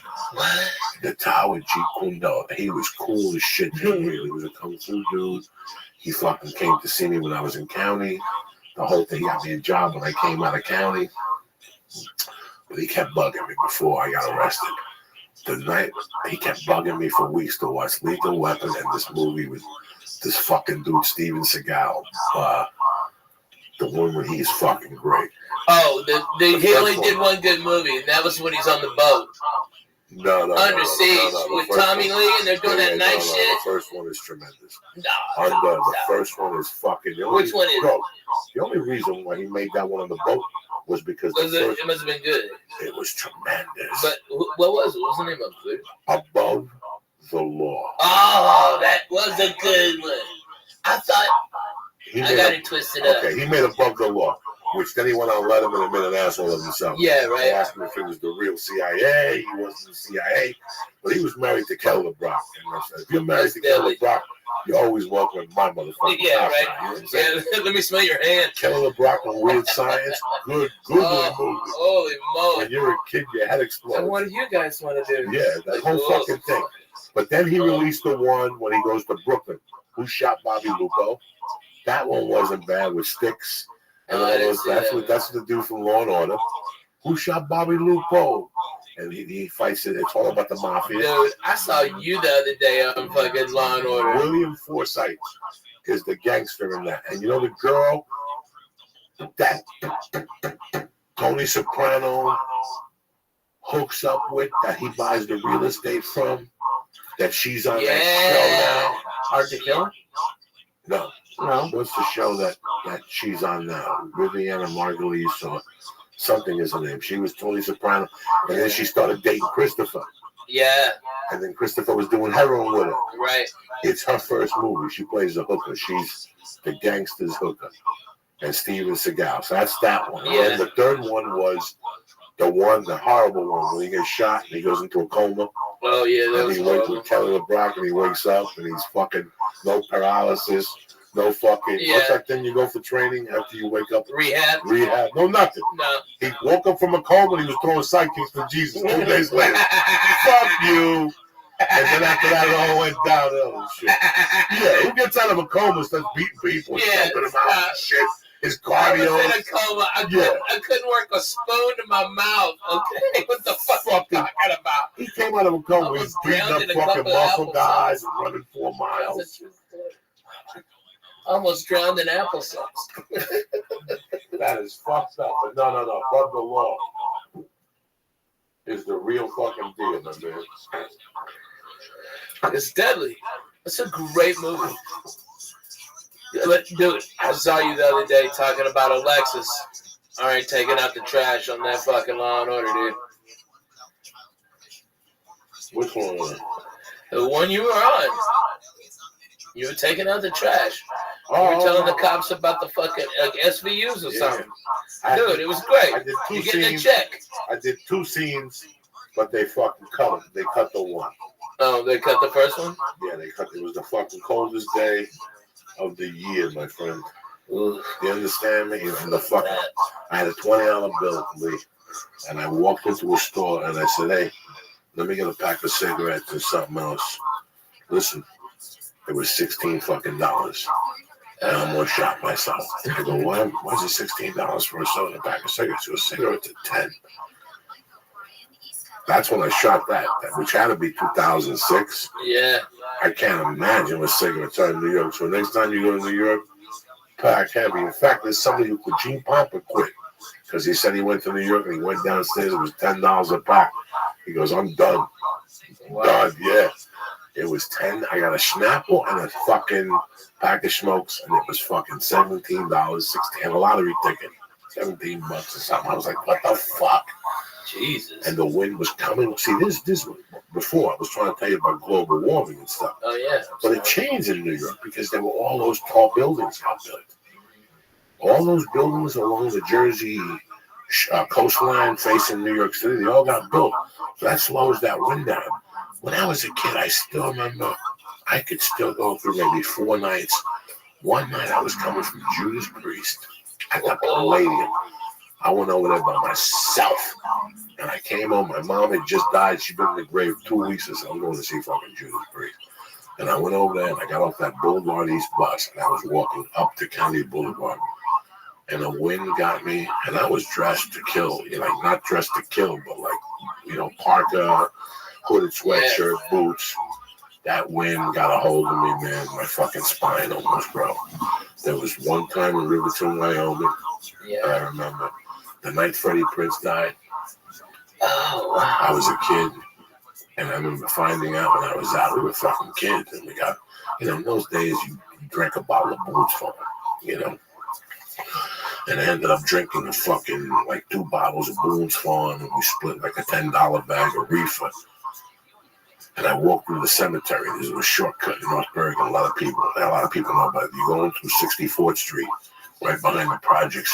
Okay. You come out on 46th Street. And sometimes you bump into Santeria people. Sometimes you bump into real devil worshippers and shit. How much time are you saving on this walk with devil worshippers? 20 minutes. But you're a kid. It's just 20, 25 minutes. Because at night you got to walk all around County Boulevard and then walk down 43rd. Now you just crawl through somebody's backyard. Yeah, right. And we had a spot where we had made like a little hole. You just come out of somebody's backyard right there. They lived bordering the cemetery. But I went in that cemetery. It was fucking freezing. Yeah. It was freezing. I So had to take cool. a shit. So me, I'm a Catholic. I'm respectful. There's all these fucking old graves. I looked for the oldest gathered grave. shower wasn't anywhere near. Like 1891. Like 1891, dog. I went over there and pulled my pants halfway up, and I started looking around real creepy. Yeah. And I took my little dump, and when I pulled my pants on, I had peed in my pants, and the cold weather had frozen them already. I had shingles on the outside. There were fucking shingles on the outside of like that when it gets iced over. Yeah. Oh, that's how fucking cold it was. Like, I still remember that night. Damn. And one night I went to the fucking Island of Insanity party at Hudson County Park. If you go to Hudson County Park in January, it gets so cold that the river freezes. This little island where ducks live. All my friends would go across that fucking pond with kegs, and I took a fucking Quaalude. Oh, this was a great story. You rape yourself? No. You didn't do no Quaalude, Cosby? Me, this kid with Lebrano, and this fucking dude, Joe Rothschild. Nobody knew we took these Gorilla Biscuits, and we knew they were strong. So we inhaled these Gorilla Biscuits. We went to the Island of Insanity. We got so fucked up at the Island of Insanity. We had to go, dog. We had to fucking go get something to eat. So we went to the Wing Farm. It was on Bergenline Avenue. We were kids. We were professionals. Wing Farm? The Wing Farm Chinese restaurant. We were on foot, so we couldn't walk the chance. Chance. No, we couldn't walk the chance. It was fucking freezing. We walked out of Hudson County Park. We made a left, and there was the Wing Farm. But the problem with the Wing Farm was we would always dine and dash in that motherfucker. So as soon as we walked in, these motherfuckers started lining up. They called their cousins, their uncles. So we had money to pay that night. Right. You know what I'm saying? Like, we just sat there. You had to keep them off guard? We had to keep him off guard. Now, there's this kid, Joe Folk. He's still on Facebook today. And he's got a hook nose. Joe Hook. Joe LaFolk. They used to call him Joe LaFolk. So me and Lubes are sitting on the same side, and Joe LaFolk is over here. We're talking. We order egg ribs and pork fried rice and shrimp and lobster sauce and papa. And we're reading. Everybody's eating. Pork fried rice with no beans or carrots. And all of a sudden, Joe Focaracci's fucking feeding his face. Right? He's feeding his face, and all of a sudden I could see. It was like he ate 4 stars, right? He got fucked up, Lee. And all of a sudden, his face, he just fell into the Chinese food. And he's snoring, right? He's fucking snoring at the table, right? And I'm with little Lebrano, and Lebrano's going, "Fuck you, I'm embarrassing me. Fuck, get out."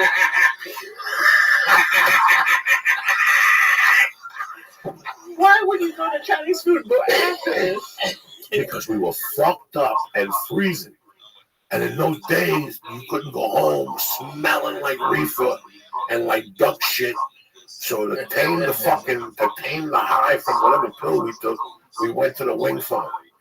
And we fucking ate, and we stayed there for like 2 weeks. Stayed there till we ordered extra noodles. We took because it was 10 below fucking zero out there. Man, yeah, fuck that. That's cold, Jack. And I walked home that night, and I fell asleep in the hallway of Gollum's fucking hallway. There was a building next to Dragon Grocery. It's still there. It's still called Dragon Grocery. On the way down to my house on Gibbonite Terrace, it's still in the corner there, one of the longest hills in North Bergen. It goes this way. And there's a bodega there. And next to it, there's an apartment building. That's like 3 floors, and you have each floor. I knew the girl on the 3rd floor. And I must have been freezing out. I blacked out by the time I got there. I got off Kennedy Boulevard. I blacked out. I still remember I had a baby blue hooded sweatshirt with like a duck vest. Yeah. Like a duck jacket, the whole fucking jacket. So I was pretty warm. I had gloves on and shit. And it gets better. I wake up in this hallway with this fucking, like I slept in a fucking hallway. Was it even a hallway, or was it the alleyway? Where people's mailboxes are. Oh, okay. So it's the hallway. Yeah. I mean, it was still cold in there, but it wasn't 22 below. I fucking woke up, bro. I went to the grocery store. I bought an orange juice. I drank that motherfucker, and I tilted my way down the hill. But I know you love orange juice. Dog, I had this fucking jacket, right? You motherfuckers love orange juice. I don't drink orange juice, man. Like, can you believe that? Oh my God! I used to have this feather jacket in those days. And one day, my man Valeri had a Mustang, like the 2-door white one. That was the only car the family had that was white. It was his sister's. But once he got old enough to drive, they gave him the Mustang. So he's driving on Kelly Boulevard. Somebody says, "Can you give us a ride home?" He goes, "Come on, get in." We all get in there, but my duck jacket gets caught in the hook. And he left the window open.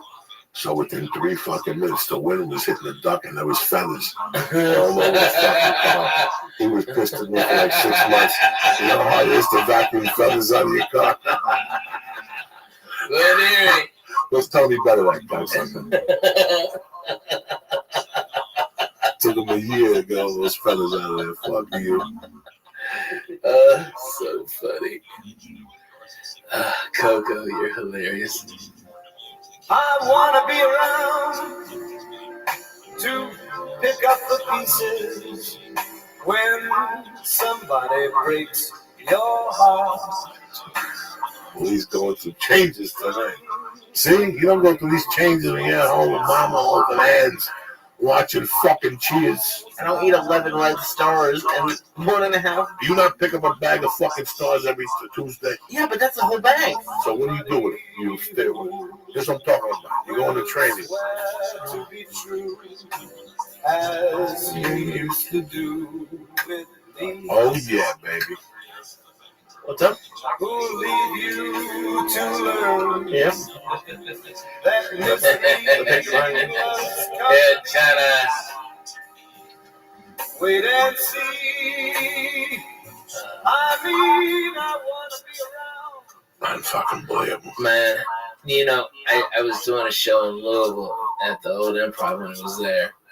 And I ran into Tony Bennett, and he said his assistant, which was like a 30-year-old hot chick. And he was performing the next day.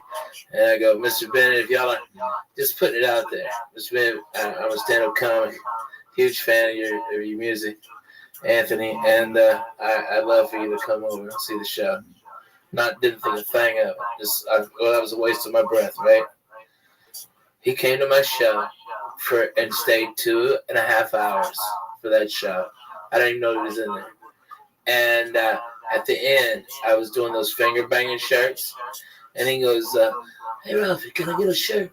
You know, the fingers." And that was the coolest I've ever felt. Was when Tony Bennett was asking him for a finger banging shirt. How strong is that? Poor Tony Bennett. He's bad, bro. bro. He's badass. 80 something. 80 fucking something. That song came out the day I was born. No, it didn't. Yes, it did. Look it up. I believe you. That's fucking crazy. He's so good, dude. He's still killing it. Yes, I saw him last year with Lady Gaga. So he's got to be 80, right? He's older than 80, I think. Look it up, man. You got the computer. The computer. You sound like my daughter. He is Computer daddy. 90. He's 90. He was born in 26. Yeah. That's fucking heavy duty, my friend. That's as good as it gets, Jack. That means if he stops, he dies. Yeah. That means if he stops working, he dies. He knows that he'll get stiff and shit. He doesn't want to do that. So he keeps fucking moving. He probably paces himself. Probably does a show every other night like Black Sabbath was doing. You know? Yeah. 3 shows a night when you're 60. You know, when we had the doctor around here one time, I asked him, when you prescribe testosterone, who are your biggest clients? Movie stars. He goes, for a while. Or football players. He goes, but it's musicians. He goes, all my musicians have fucking testosterone. And they go out there fucking 3 nights a week. Yeah. And then, you know, look at U2's coming back. Man, they're playing Joshua Tree. They're playing Bonnaroo this year. I don't even want to know what they're charging for tickets. I just thought $300. Yeah, it's got to be free because Cat Stevens is charging $3 at the Beacon fucking theater last year. Yes, he did. Yes, he fucking did last September. $300 a ticket. That's the welcome to the new phone. What? I don't know. But my friend's a Cat Stevens fan. He paid the $300, and I know for a fact. I heard her tonight, and I was thinking about her tickets when she came to LA. Who? 300 was light. 300, Barbra Streisand. Oh my God! 300 was light. I was telling me we were out. That's a different audience. The first row, that's the top Jews. Oh my God! Those they fly over from Israel. Yeah. They take them out of a cave. They come over to LA just to be seen in there. Just to be seen amongst those Jews. Like that circle, you pay $10,000 for the ticket. Come on, Tony. Arugula cookies. No, she was. Yeah, that's gonna be the new. Yeah, so you know this for a fact. You two charging $3. Yeah, and that's the shit seats. I mean, that's what they're getting at the door. Okay, and everyone. I mean, they're doing Joshua Tree. They're doing just Joshua Tree. an album. Tremendous. It's a fucking amazing album. 1987. It's an amazing album. Blue Sky.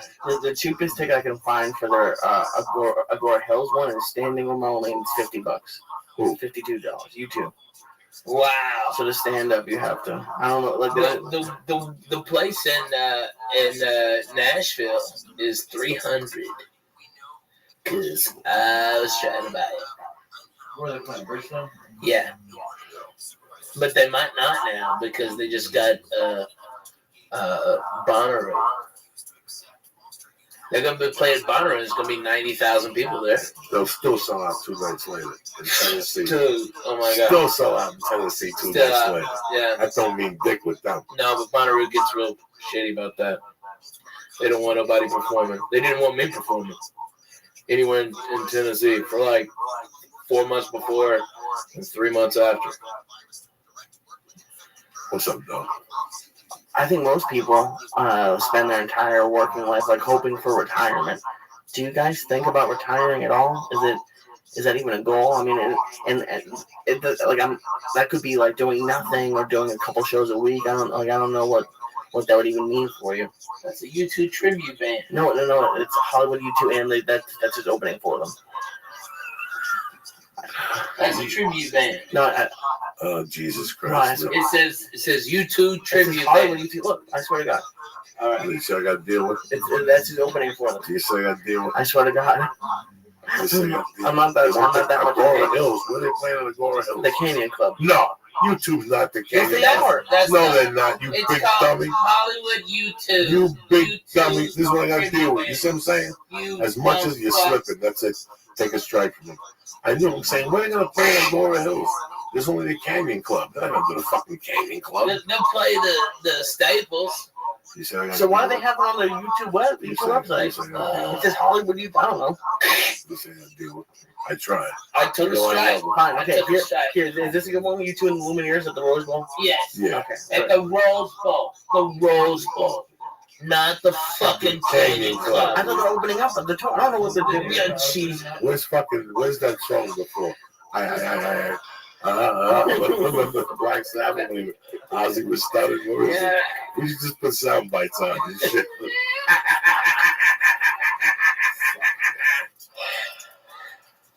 Those fucking stars, I tell them, be careful with those stars. I know. You can't be in training every night. $55. Okay. It's $55 for standing room only at the Canyon Club for a U2 tribute band. Okay. Oh my God. So who would pay that? I don't know. I gotta get their fucking emails. No shit. Them fucking morons. Oh my God. I went to see the cheer. Oh my God, they were so amazing. Oh my God, I'm like Maybe March. you're tricking people like me who didn't know. Yeah, you'd be up there. U2 Bono! And it's a fucking chubby dude. Yes, it's How much they want for tickets? At the Rose Bowl, they want $250. Oh shit! Rose Bowl is fucking huge, man. It hold 60,000, 70,000. Oh my God! Hold on a second. Yeah, look at the price of these tickets. This is California. And that was for general admission below. Up top, they want. I'm sorry, $430.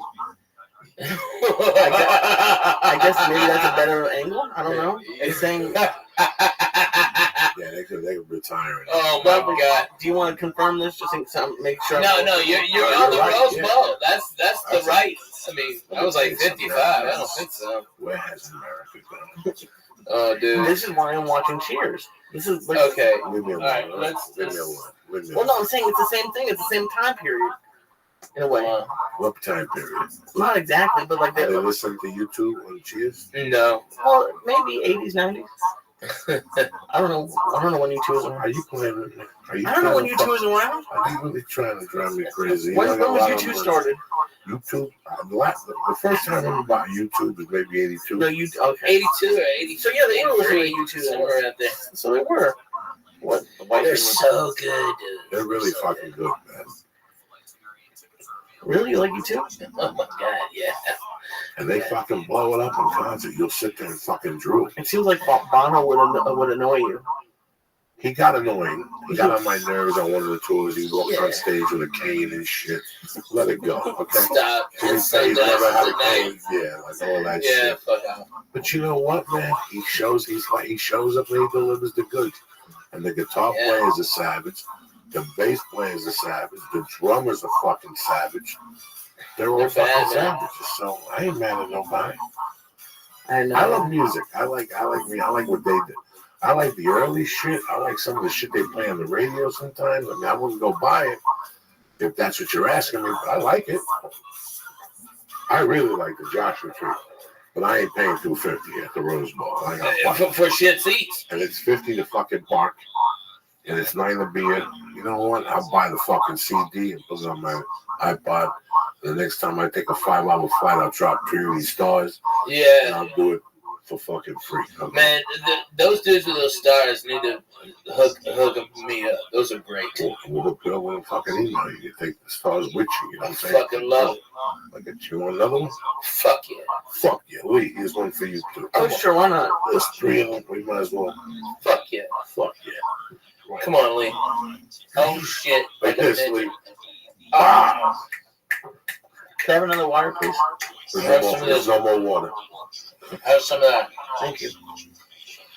There's no more fucking water. Why can't you just swallow it? It tastes pretty good. Mm-hmm. And what? He's gonna about puke. Watch this. He gets fucking. Just try to eat waffle. I like them. I love these drinks. Oh my god, these are. I personally. What do you think, Ralphie? I think gummies are the number one edible for me. Yeah. That or the old breast strips. Did you ever try those? I came out after the breast strips. I didn't. Oh my god, those are great. I know they stink for sure. Yeah, nobody's got them. There's just one place still got them. That place over in Santa Monica by La Cienega. Really, right there in Santa Monica. Mm-hmm. If not, they should. I'd go in and buy them out, man. I'd go in there and drop $2,000 on those. I mean, that's the whole point with an edible is just to get it over with, to do it quickly. To not have. I mean, I like smoking. I don't mind smoking, but it just doesn't last long enough for me. So edibles, I think that's why I don't like the big cakes and the cereal bars. Some people do. They're obsolete, those things. Yeah. They're obsolete. Those big things. Oh my god! I don't think anybody's making cakes anymore. No. There's a company that has them. Remember the guy showed up here one day? Right, yeah. And he had like really delicious stuff, but 60 milligrams. I'm wasting 3,000 fucking calories. Yeah. No way. It's not worth the aggravation. It's a fucking huge piece of chocolate cake they got it. So, but then I don't see baking goods anywhere. No. And I generally go to 4 places. I got that place, Buds and Roses. I got Perennial. I got the Russians #1, and I got the people over by Victory there. And I don't see those. I don't think there's no more banana bread.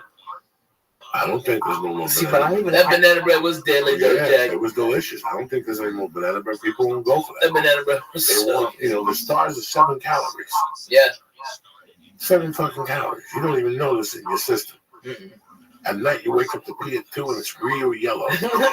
That's it. It's glowing in the dark. You wake up and wow, and in the morning, go, oh shit, that star has some dick to it. Yeah. That fucking mule. Look at that toilet. It's shining and shit. It looks like that shit in the fucking. What's the old man movie? The shit they stole from the moon and put in the pool. What's that movie with Cocoon? Oh, Cocoon, yeah. Like Cocoon. Yeah, exactly. It glows like Cocoon and shit. Yeah, right. You wake up at 2, you pee at those stars at death. You're like, ooh, that kidney's working overtime, Jack. I know. We're putting the strain on those motherfuckers. This motherfucker eat steroids and kill that fucking liver. Speaking of Ralphie, Joey has tried to, or doesn't try to, he does torture me. He's the recently best. With his boogers. And I think you must have been around at that time. Have you ever seen him eat a booger? Who? Coco eat a booger? Yeah. No. My favorite Joey booger story is we were at the Comedy Store in like 2000, okay? And me and Joe Diaz were the only ones smoking weed, okay? Up there. There were a bunch of lamos. It just wasn't it. Me and Coco were it. And we kept on getting the ear beating from this black guy who said he was a producer from Fox. He was just doing this to come into the shows. He probably wasn't even a PA, a production assistant. You know, this guy was there and he was so fucking annoyed and telling us about what TV show we should do and stuff like this. And Coco, I guess he had a head cold, and the boogers he was pulling out, like, they were like hard at the beginning, and then like really thick and wet at the end. I've seen it. Okay, you know what I'm talking about? Those they're amazing. It's like half Triscuit, half snail. Okay, and he'd take those and he'd go to this guy and rub him in. Okay, that guy must have had 20,000 snots on the back of his jacket by the end of the night. Coco, I saw this one too.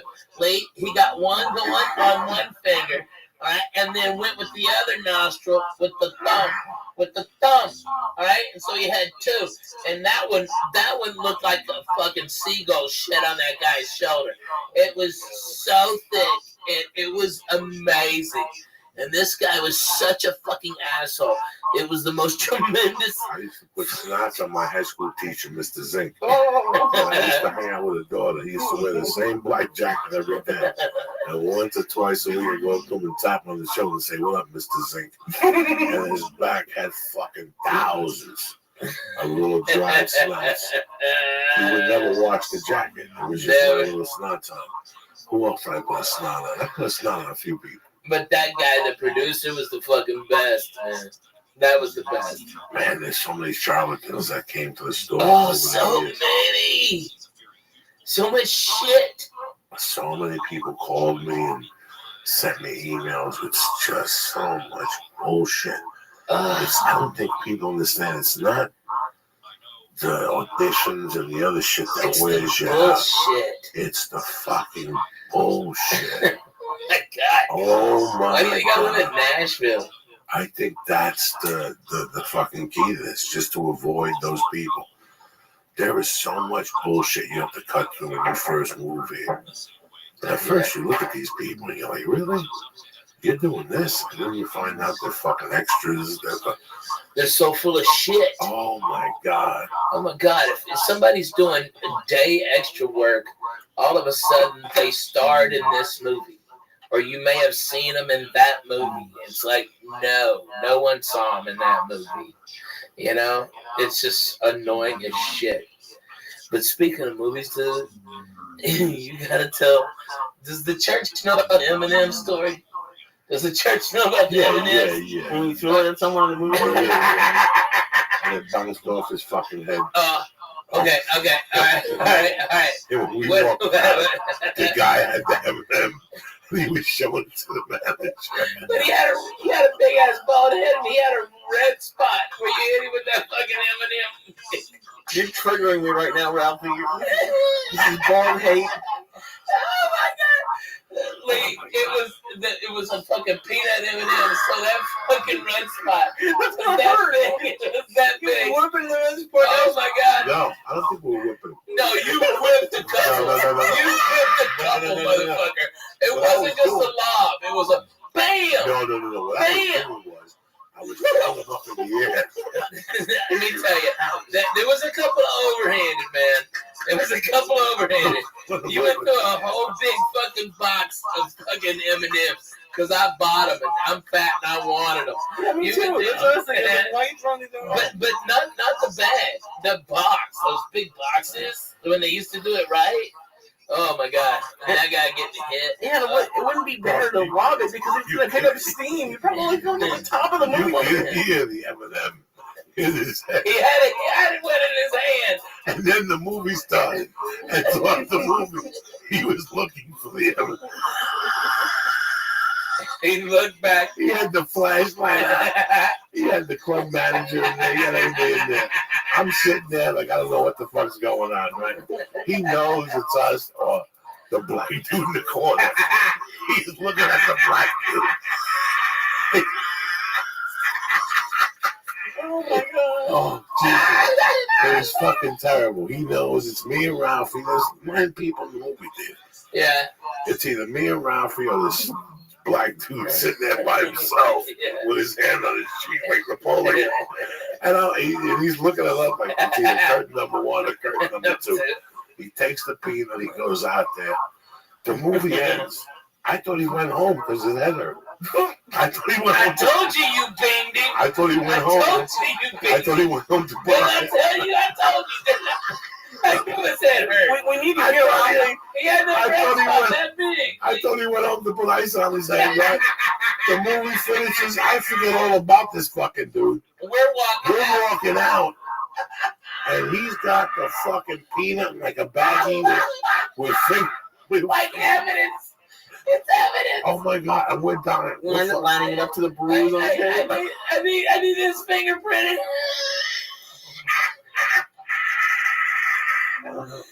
Oh God, Cooper. So funny. There has to be like a Facebook group for all the people that you tortured throughout the years. Oh my God! Like we don't know who he is. He's a masked man.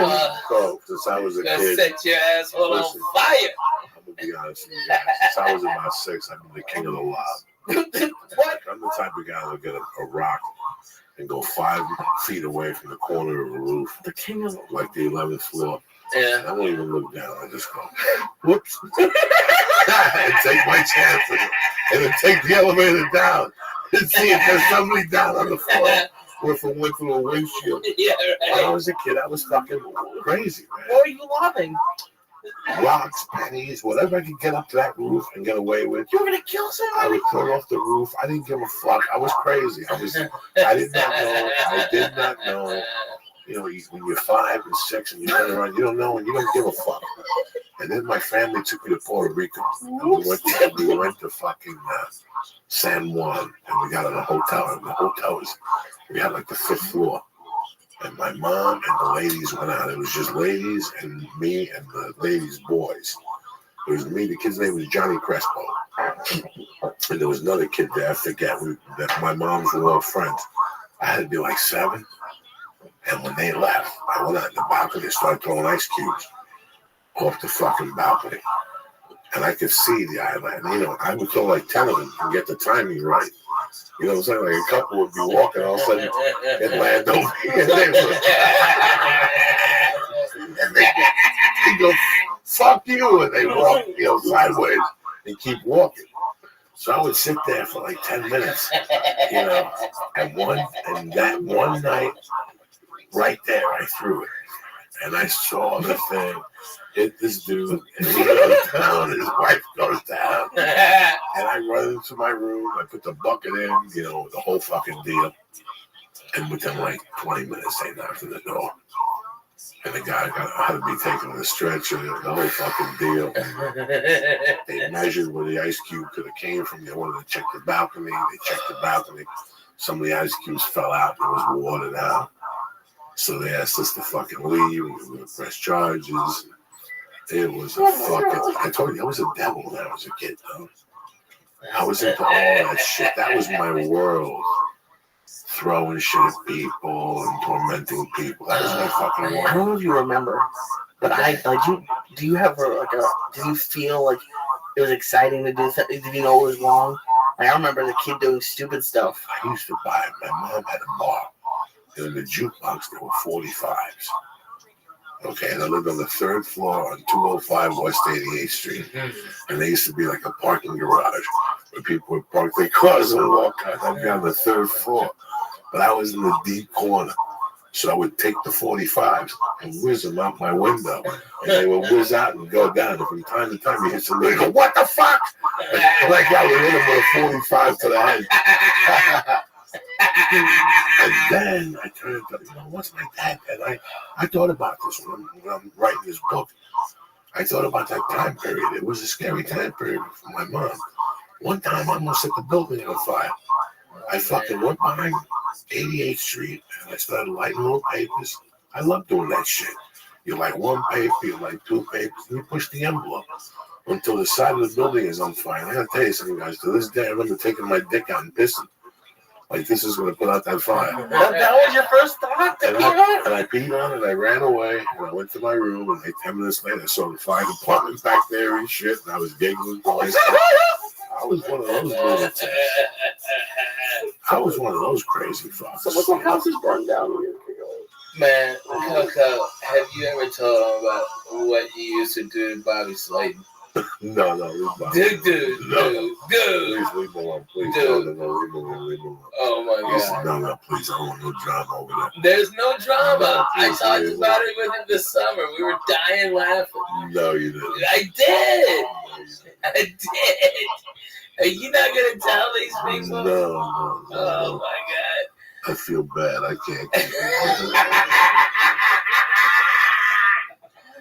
Hey, listen, Bobby. All right. I need you to go outside. All right. There's a rock right by your mailbox. Underneath that rock is a package. All right.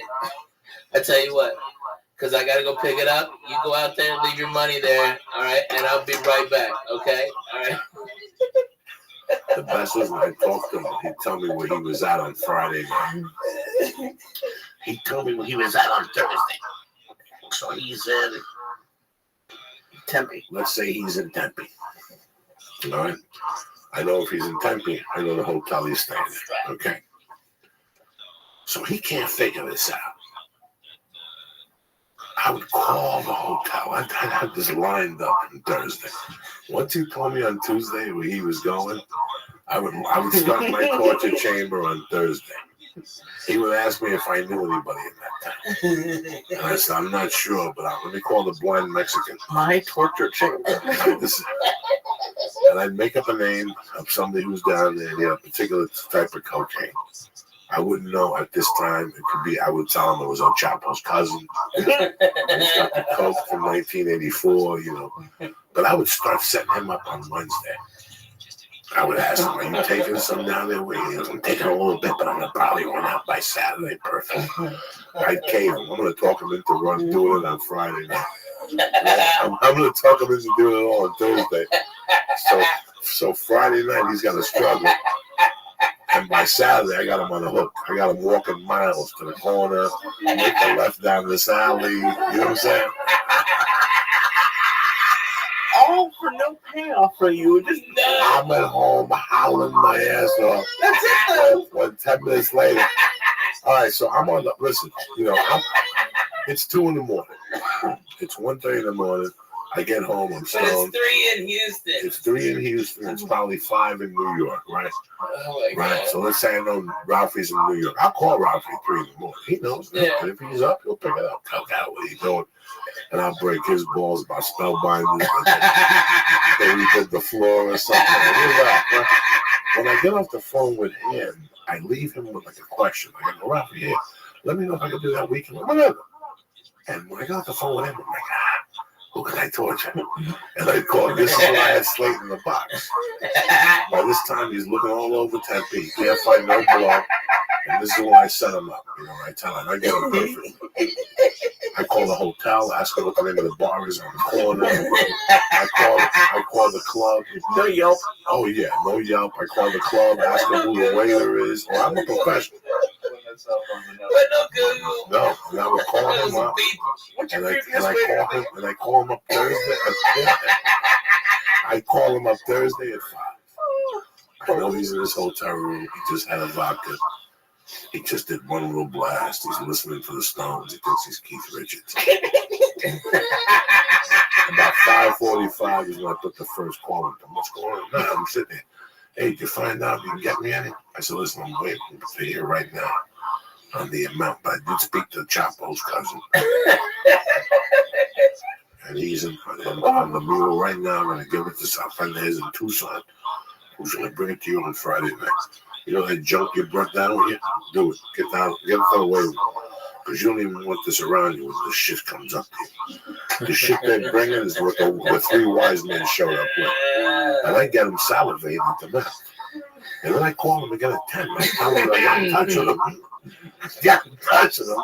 And what does he want? And he tell me, I don't know, 2 or 3 grand. You know what? I like you. They're going to bring you 7. One big fucking rock. Wait for me tomorrow, okay? And then he called me all day, and I wouldn't answer the call. Can Coco be at my house? Nope. No. He'd be calling me all day, and I'd be setting him up. And then I'd call him, and I'd go, Bobby, where you at? Listen, good news. He's on his way. Click, hang up on him. You know what I'm saying? Where you at? Listen, Bobby, hold on. You there? Bobby, you there? And he'd be yelling, I'm here, pick up. And I'd hang up. The next day's when the torture really began. Okay, so I called him and go to the corner to the Stagecoach bar, sit at the table and ask for fucking Manny the waiter. Oh, I get him going. And he wouldn't know whether to ask him or Manny the waiter was my time. And then once that foiled, he'd call me back. But see, it's like jiu-jitsu. I did the first attack, but I'm already anticipating the second. By the time he calls me, he's going to say, I went into that place, I sat there for 3 fucking hours, and the fucking waiter didn't say nothing to me. His name was Manny. I go, what the guy look like? I don't know. What the fuck? They all look the same. You know, he's Mexican. He 5'8", brown hair. Go, this guy's fucking white. You stupid. Yeah. But he's gone now. He's gone now. Now the mule's coming. You would call it and then I would call him that night and tell him to meet him at the fountain down by the